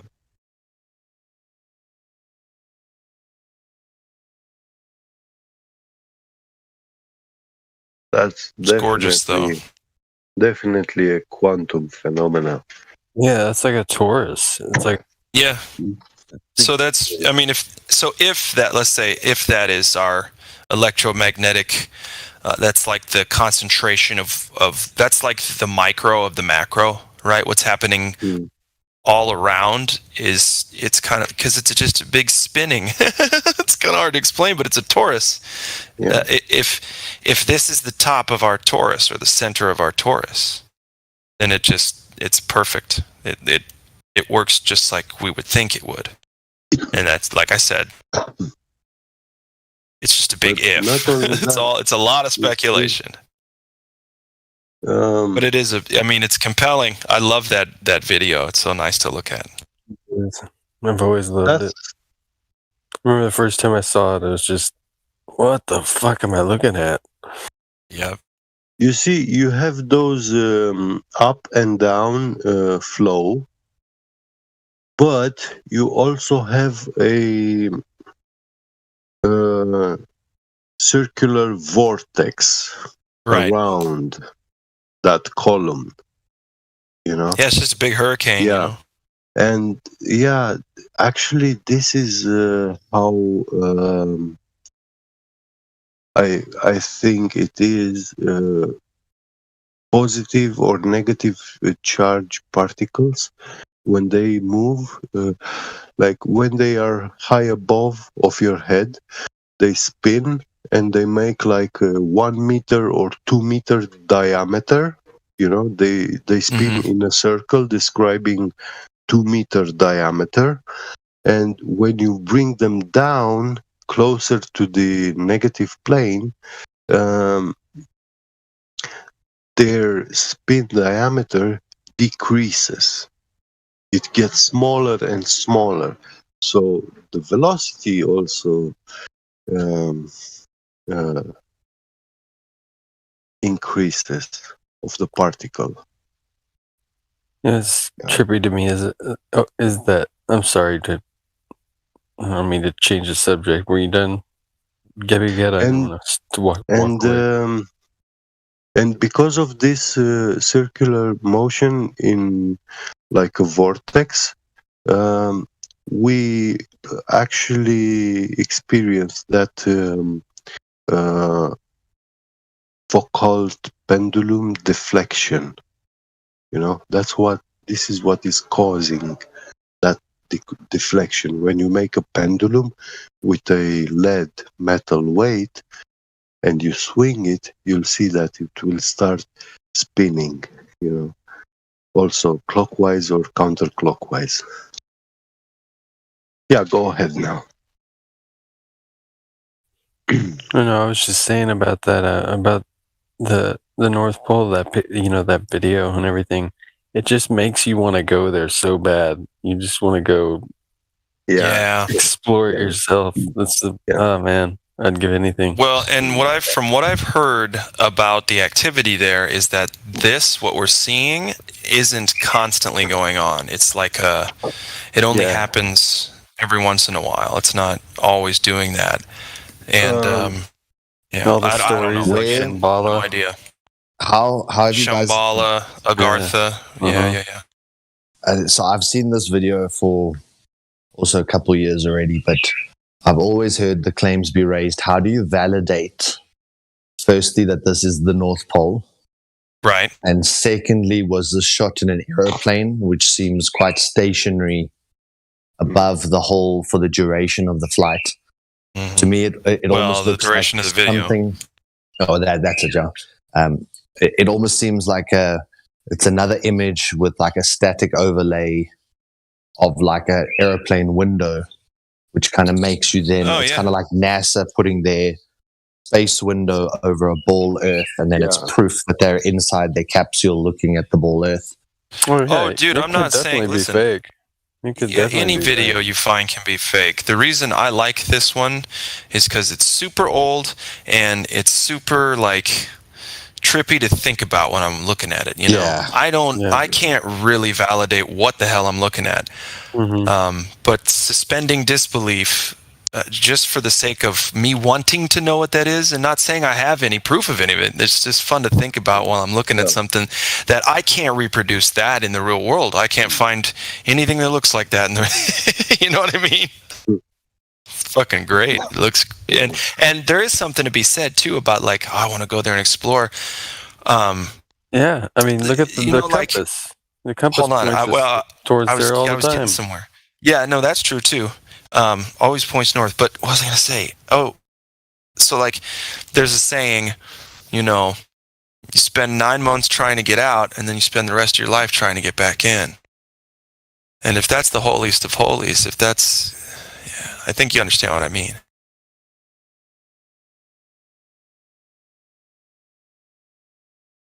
It's a lot of speculation, but it's just a cool thing. Anybody up for a North Pole expedition? Yeah, let's go. We need to all be trained in weapons and combat, and we need to have a lot of artillery and.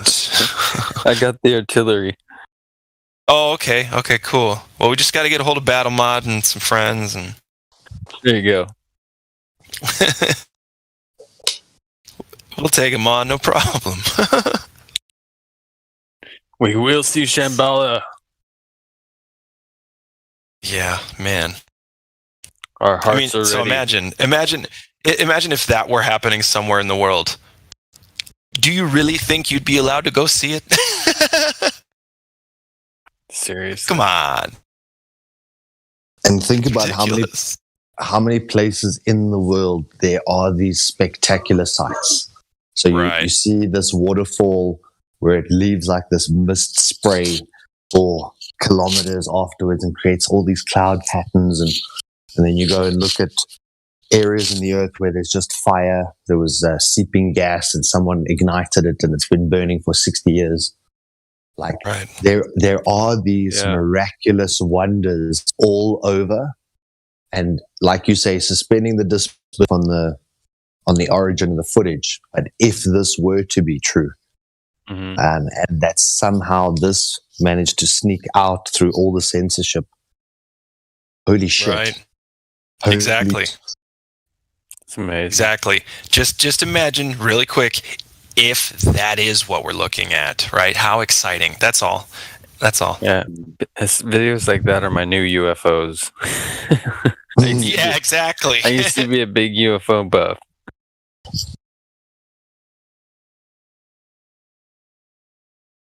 Yeah, now you know they can't exist. No, sir. Not unless they're on this plane with us.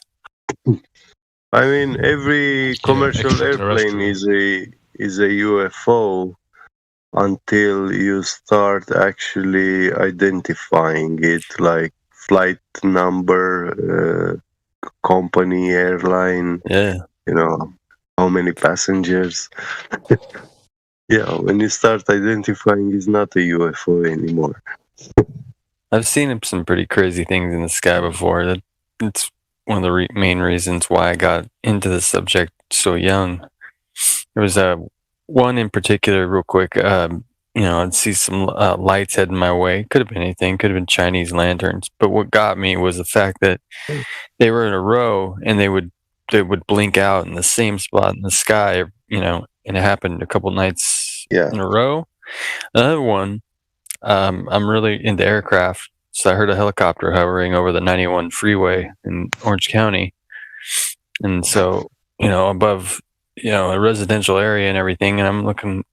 He's just hovering there, and he's got his light pointed at some light right in front of him, and I can't tell what this light is. There's no shape to it. It's just a light, and then as soon as let's see it for 5 seconds, the thing drops in altitude, probably like 300 feet. I mean, it very well could have been a drone, but what are they doing? Drone exercises over the 91 freeway, above residential areas. It was just really interesting.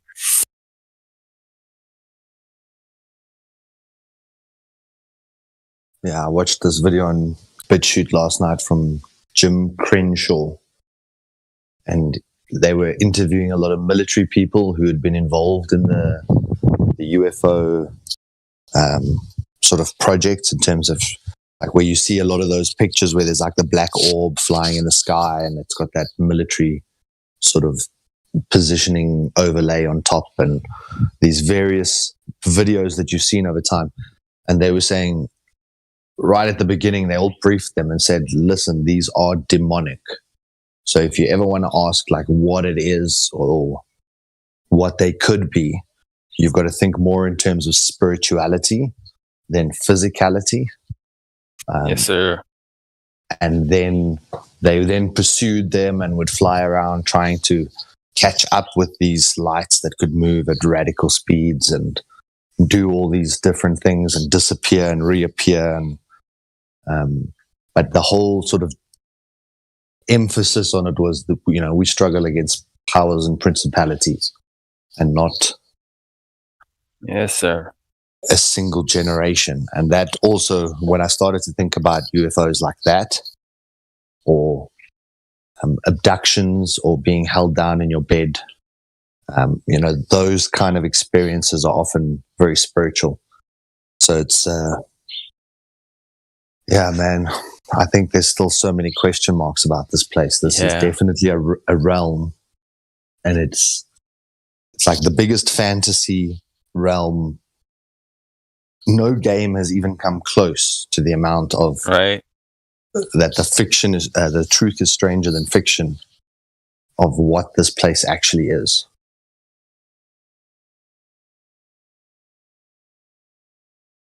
Yeah, it's wondrous. So like how Nathan puts it, it's just, I love it, not knowing any of this stuff anymore. What I thought I used to know, it just makes the world wonder again.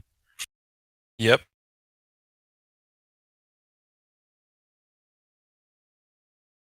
And that's what the Globers and the anti-flat earthers and all those people, they're feigning that feeling based on a lie, right? They still think the wonderment is out there in infinite space and space travel, and right?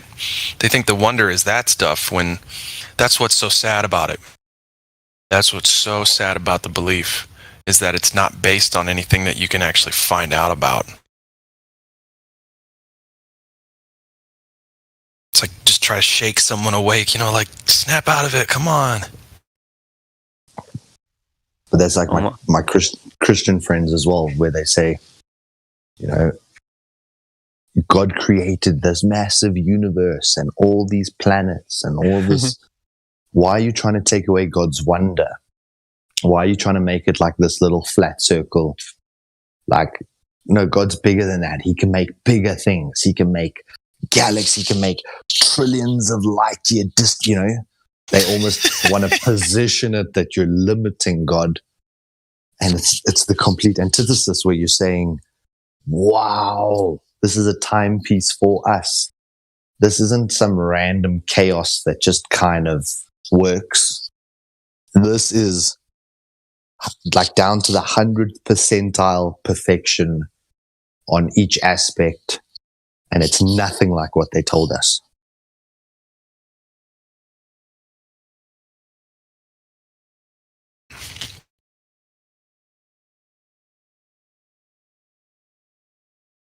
It's like you say, they see that wonderment. They see that wonderment in distance. They see that wonderment in this vast emptiness, and that's retarded. Yes, it is.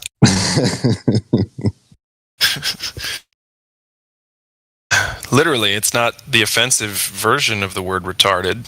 It means slow on the pickup, not necessarily keeping up, right? that's what it means.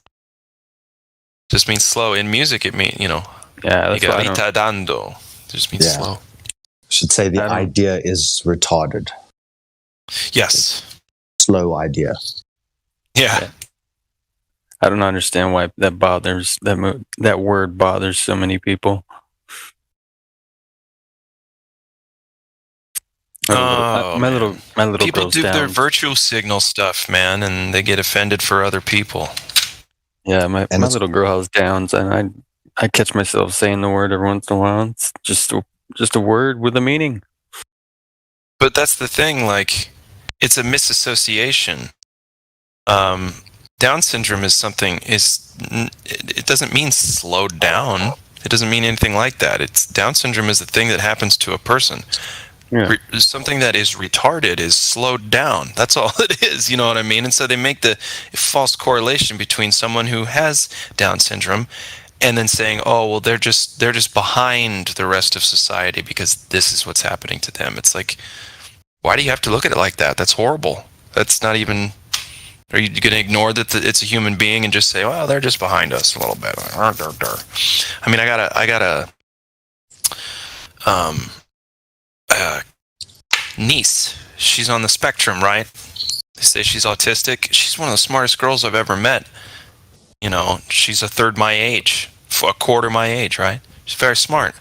They'll be like, oh, she's savant, but she's on the spectrum. It's like, I'll bet if you guys never started saying she's on the spectrum and having her see all these fucking specialists and all this stuff, she might have just done fine and none of this would have even happened. You know what I mean? From basically like age 2 or something, they're like, oh, she's autistic. Yeah. Oh shit. And and then she just starts all of a sudden living her life as if she's fucked up. Anyway. Yeah, with Ari, we don't make her. We don't. I don't know. I don't want to say we keep it from her or anything, but we don't treat her any different. She doesn't realize she's any different than anyone else. Right, and that's how it's supposed to be. What Glad was saying, it's called a self-fulfilling prophecy. So by calling her on the spectrum and then treating her like she's on the spectrum, suddenly she's on the spectrum. Right. Yeah, we're constantly in air quotes, Yeah, we're constantly saying how she's gonna probably end up being a very independent, young lady when she gets older. She's pretty smart. Yeah, she's definitely a smart little girl. But I find it sounds quite like amazing. she's got the right dad. Hold on, I wanted to say that. It sounds like she's got the right dad for sure. Right parents.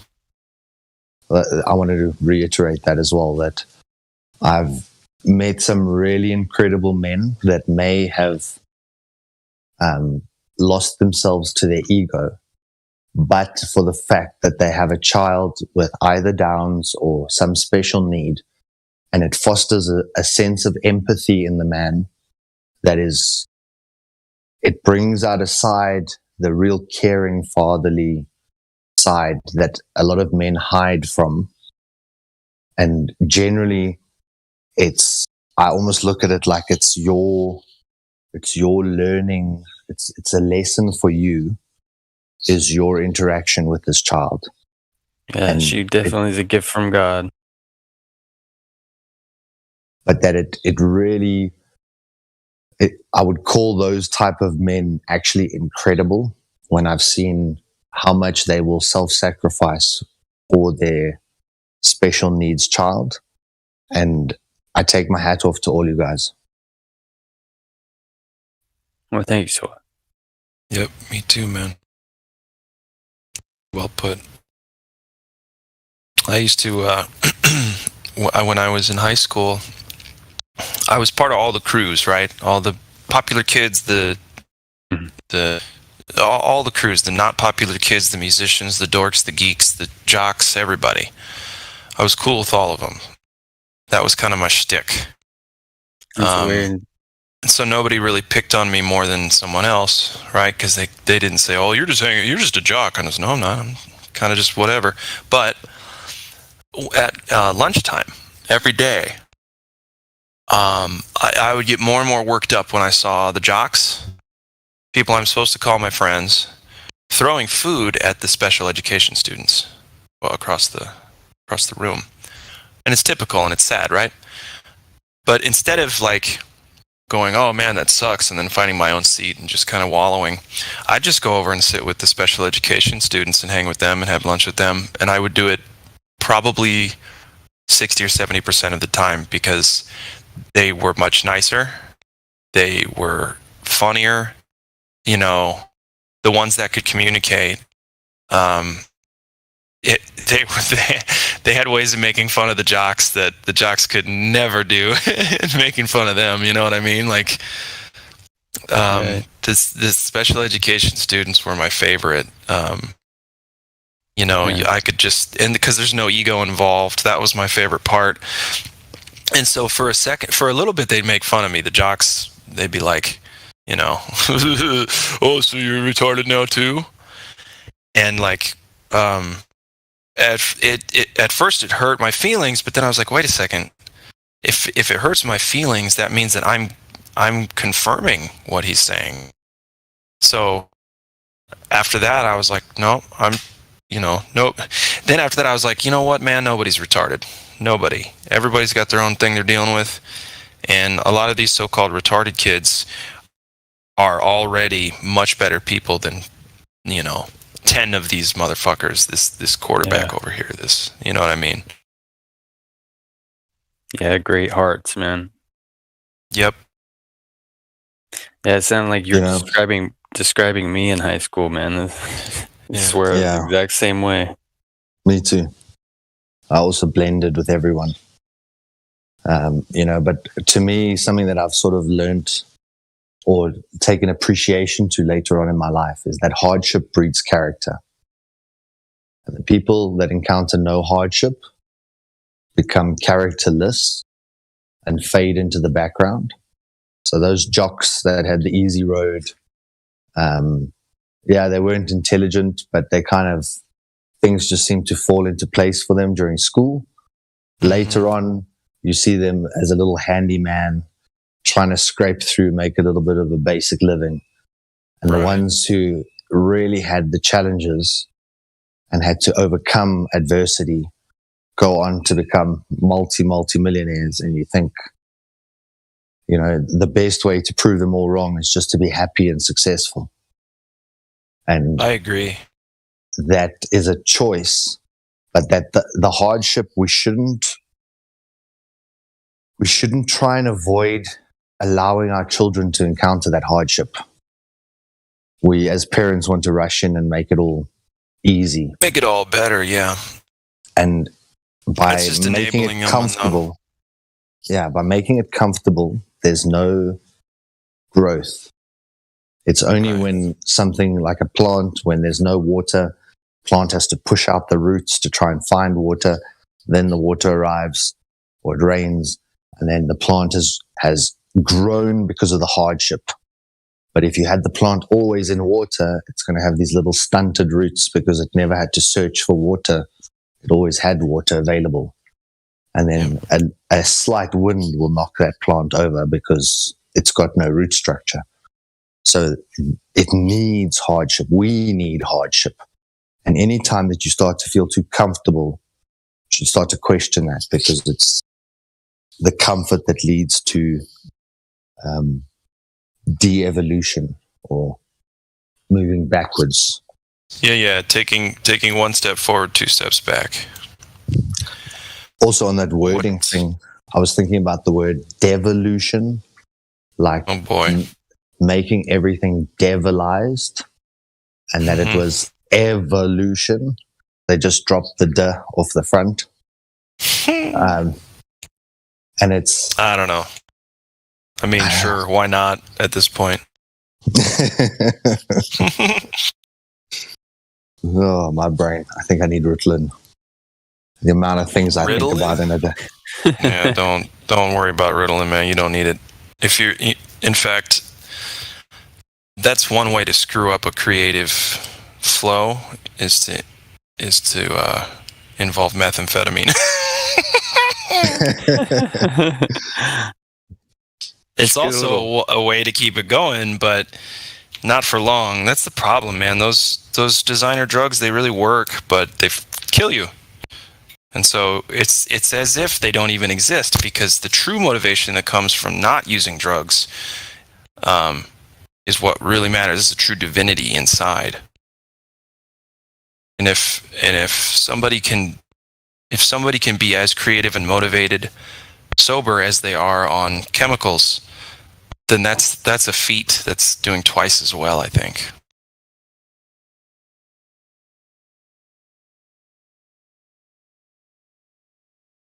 But yeah, Ritalin. I don't know. I was on Adderall as a kid. I kind of feel like I've got so many tabs open in my mind at any one time. You know, I've got my Flat Earth tab, I've got my life tab, I've got my kids tab, work tab, all of these different things. And it's like, there's just so much, and your mind can jump between tabs like continuously. And then you have your own little self-interests, like Get with his helium, or us with our looking at different words or etymologies, or, you know, like everyone's got their little extra tabs in terms of what they like to look at. And sometimes I feel like, is it less productive than just staying on one tab and achieving something? Like the people who decide they're going to write a book and then they just write it. Like, you know, put everything, all the other tabs on check, order your groceries online, stay at home and write the book, you know? Like,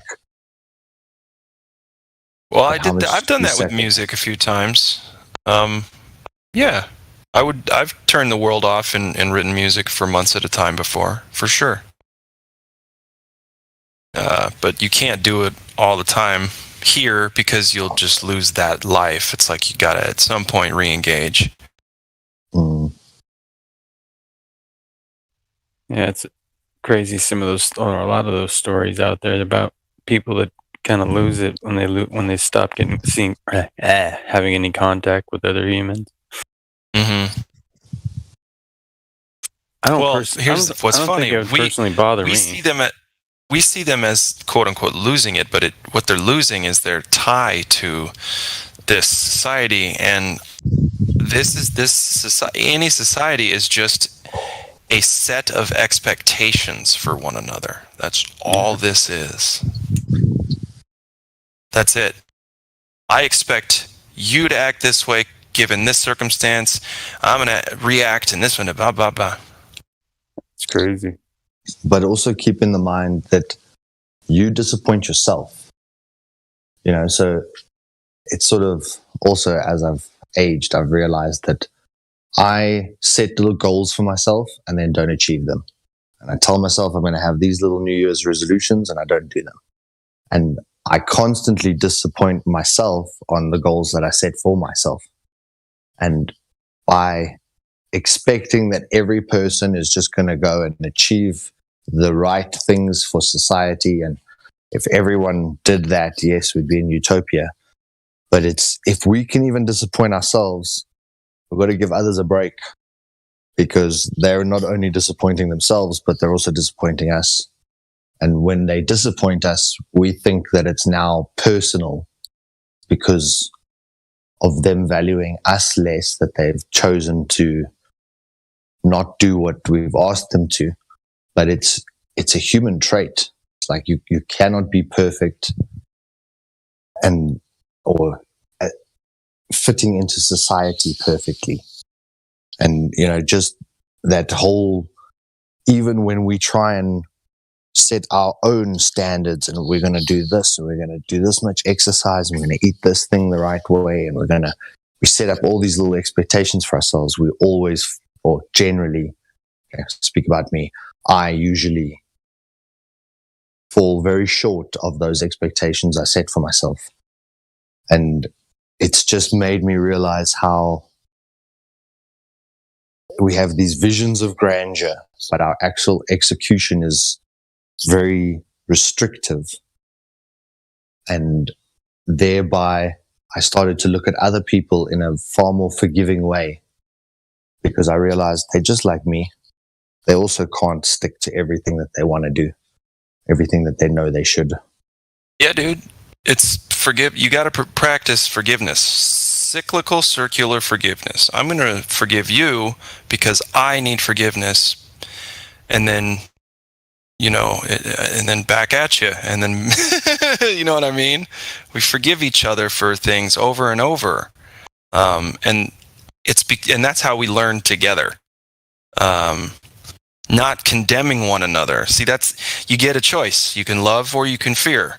You can fear someone and condemn them for their actions, or you can love them and use love to interact with them in whatever way it is.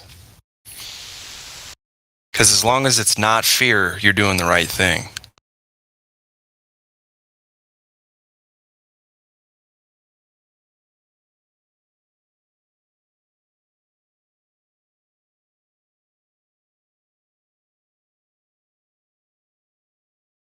Speaking of, I got a couple links to share in the voice text. If people are in the mood for this kind of thing.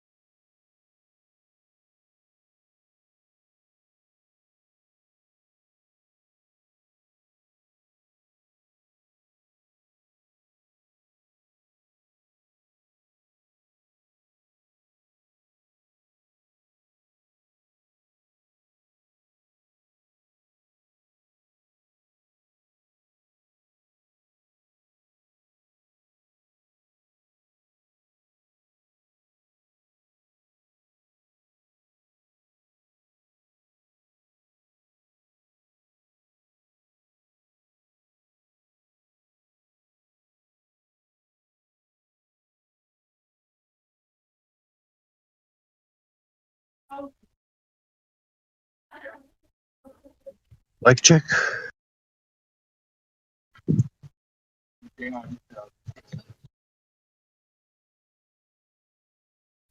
You're good. Oh, thanks. The server went quiet. Yeah. You still no sleeping.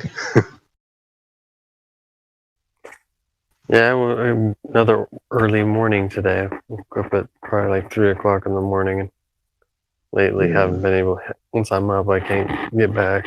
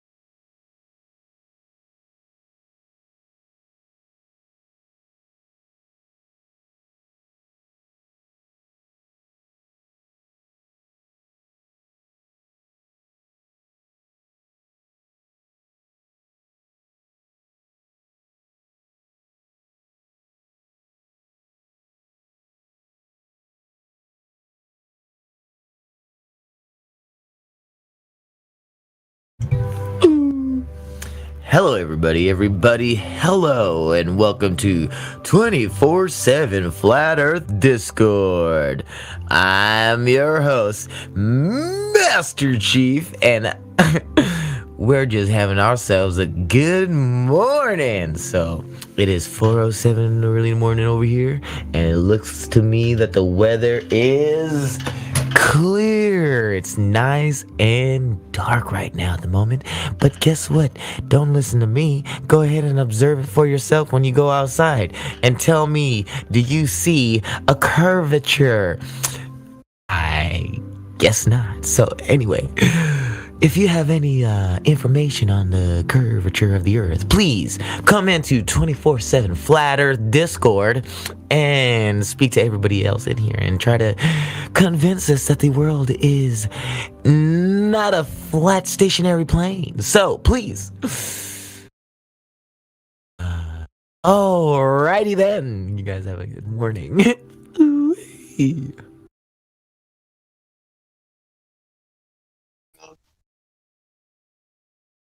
Morning, Elijah.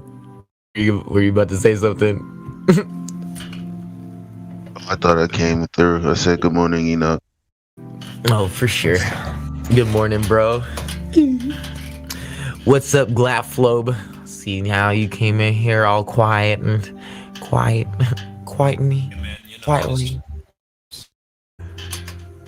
doing this week? I'm doing pretty good, man. Nah, Hamani. Did you just wake up? Stay up all night? I know I just woke up, bro. I fell asleep listening to Discord. I fell asleep to I think some of us were trolling some of the Globers. I don't know how it was going. I ended up falling asleep though. What's that you're listening to in the background? Oh, that's my spa music. I listen to a lot of meditation. I don't really listen to a lot of I can't listen to a lot of music with lyrics because Yeah, it's distracting. yeah, it's too distracting. It brings me off of my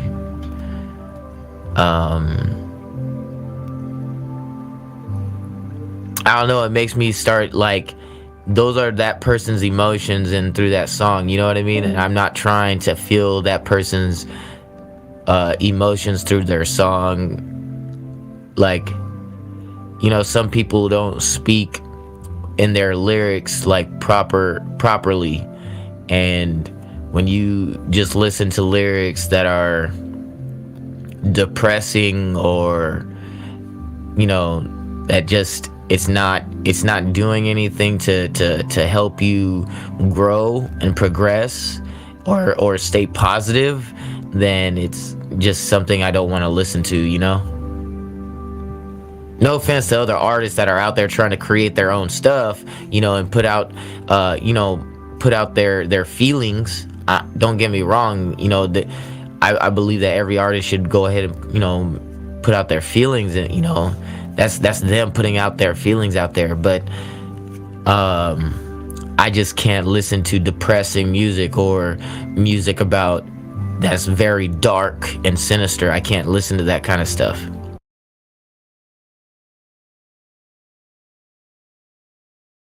Yeah, totally. Well, it's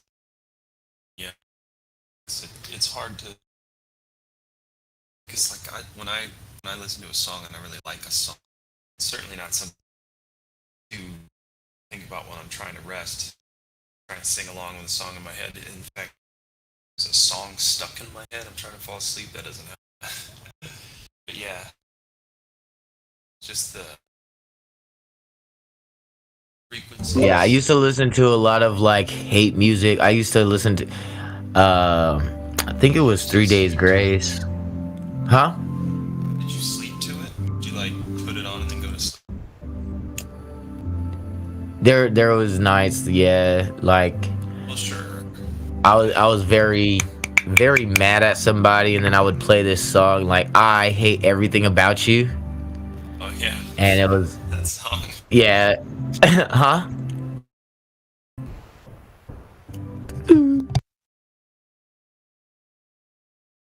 No, Yeah, yeah, I I was was just like- asking about the tones I was hearing in the background. It's kind of cool. I think you should always have that going. You're on. You're on the live stream.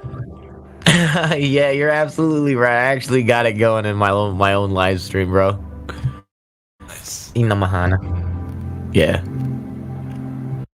You actually caught me on my way out. I was about to grab a little sleep here before I start this new project. I was gonna. Oh, try for sure, man. Before I went to bed, but eat a pizza instead. This pizza's staring at me, and I'm staring at the pizza. It was looking right at me all night. So I just decided, you know what? Okay. Take care of this. I'm about to eat the shit out of this. Yeah, I did, and that's also why I'm tired. But You got the food coma. well, it's real. But I love you, brothers and sisters, and I will be back later. For sure, bro. See you next time. All right, peace. Late. Bahamani. Bahamani. Sorry, guys.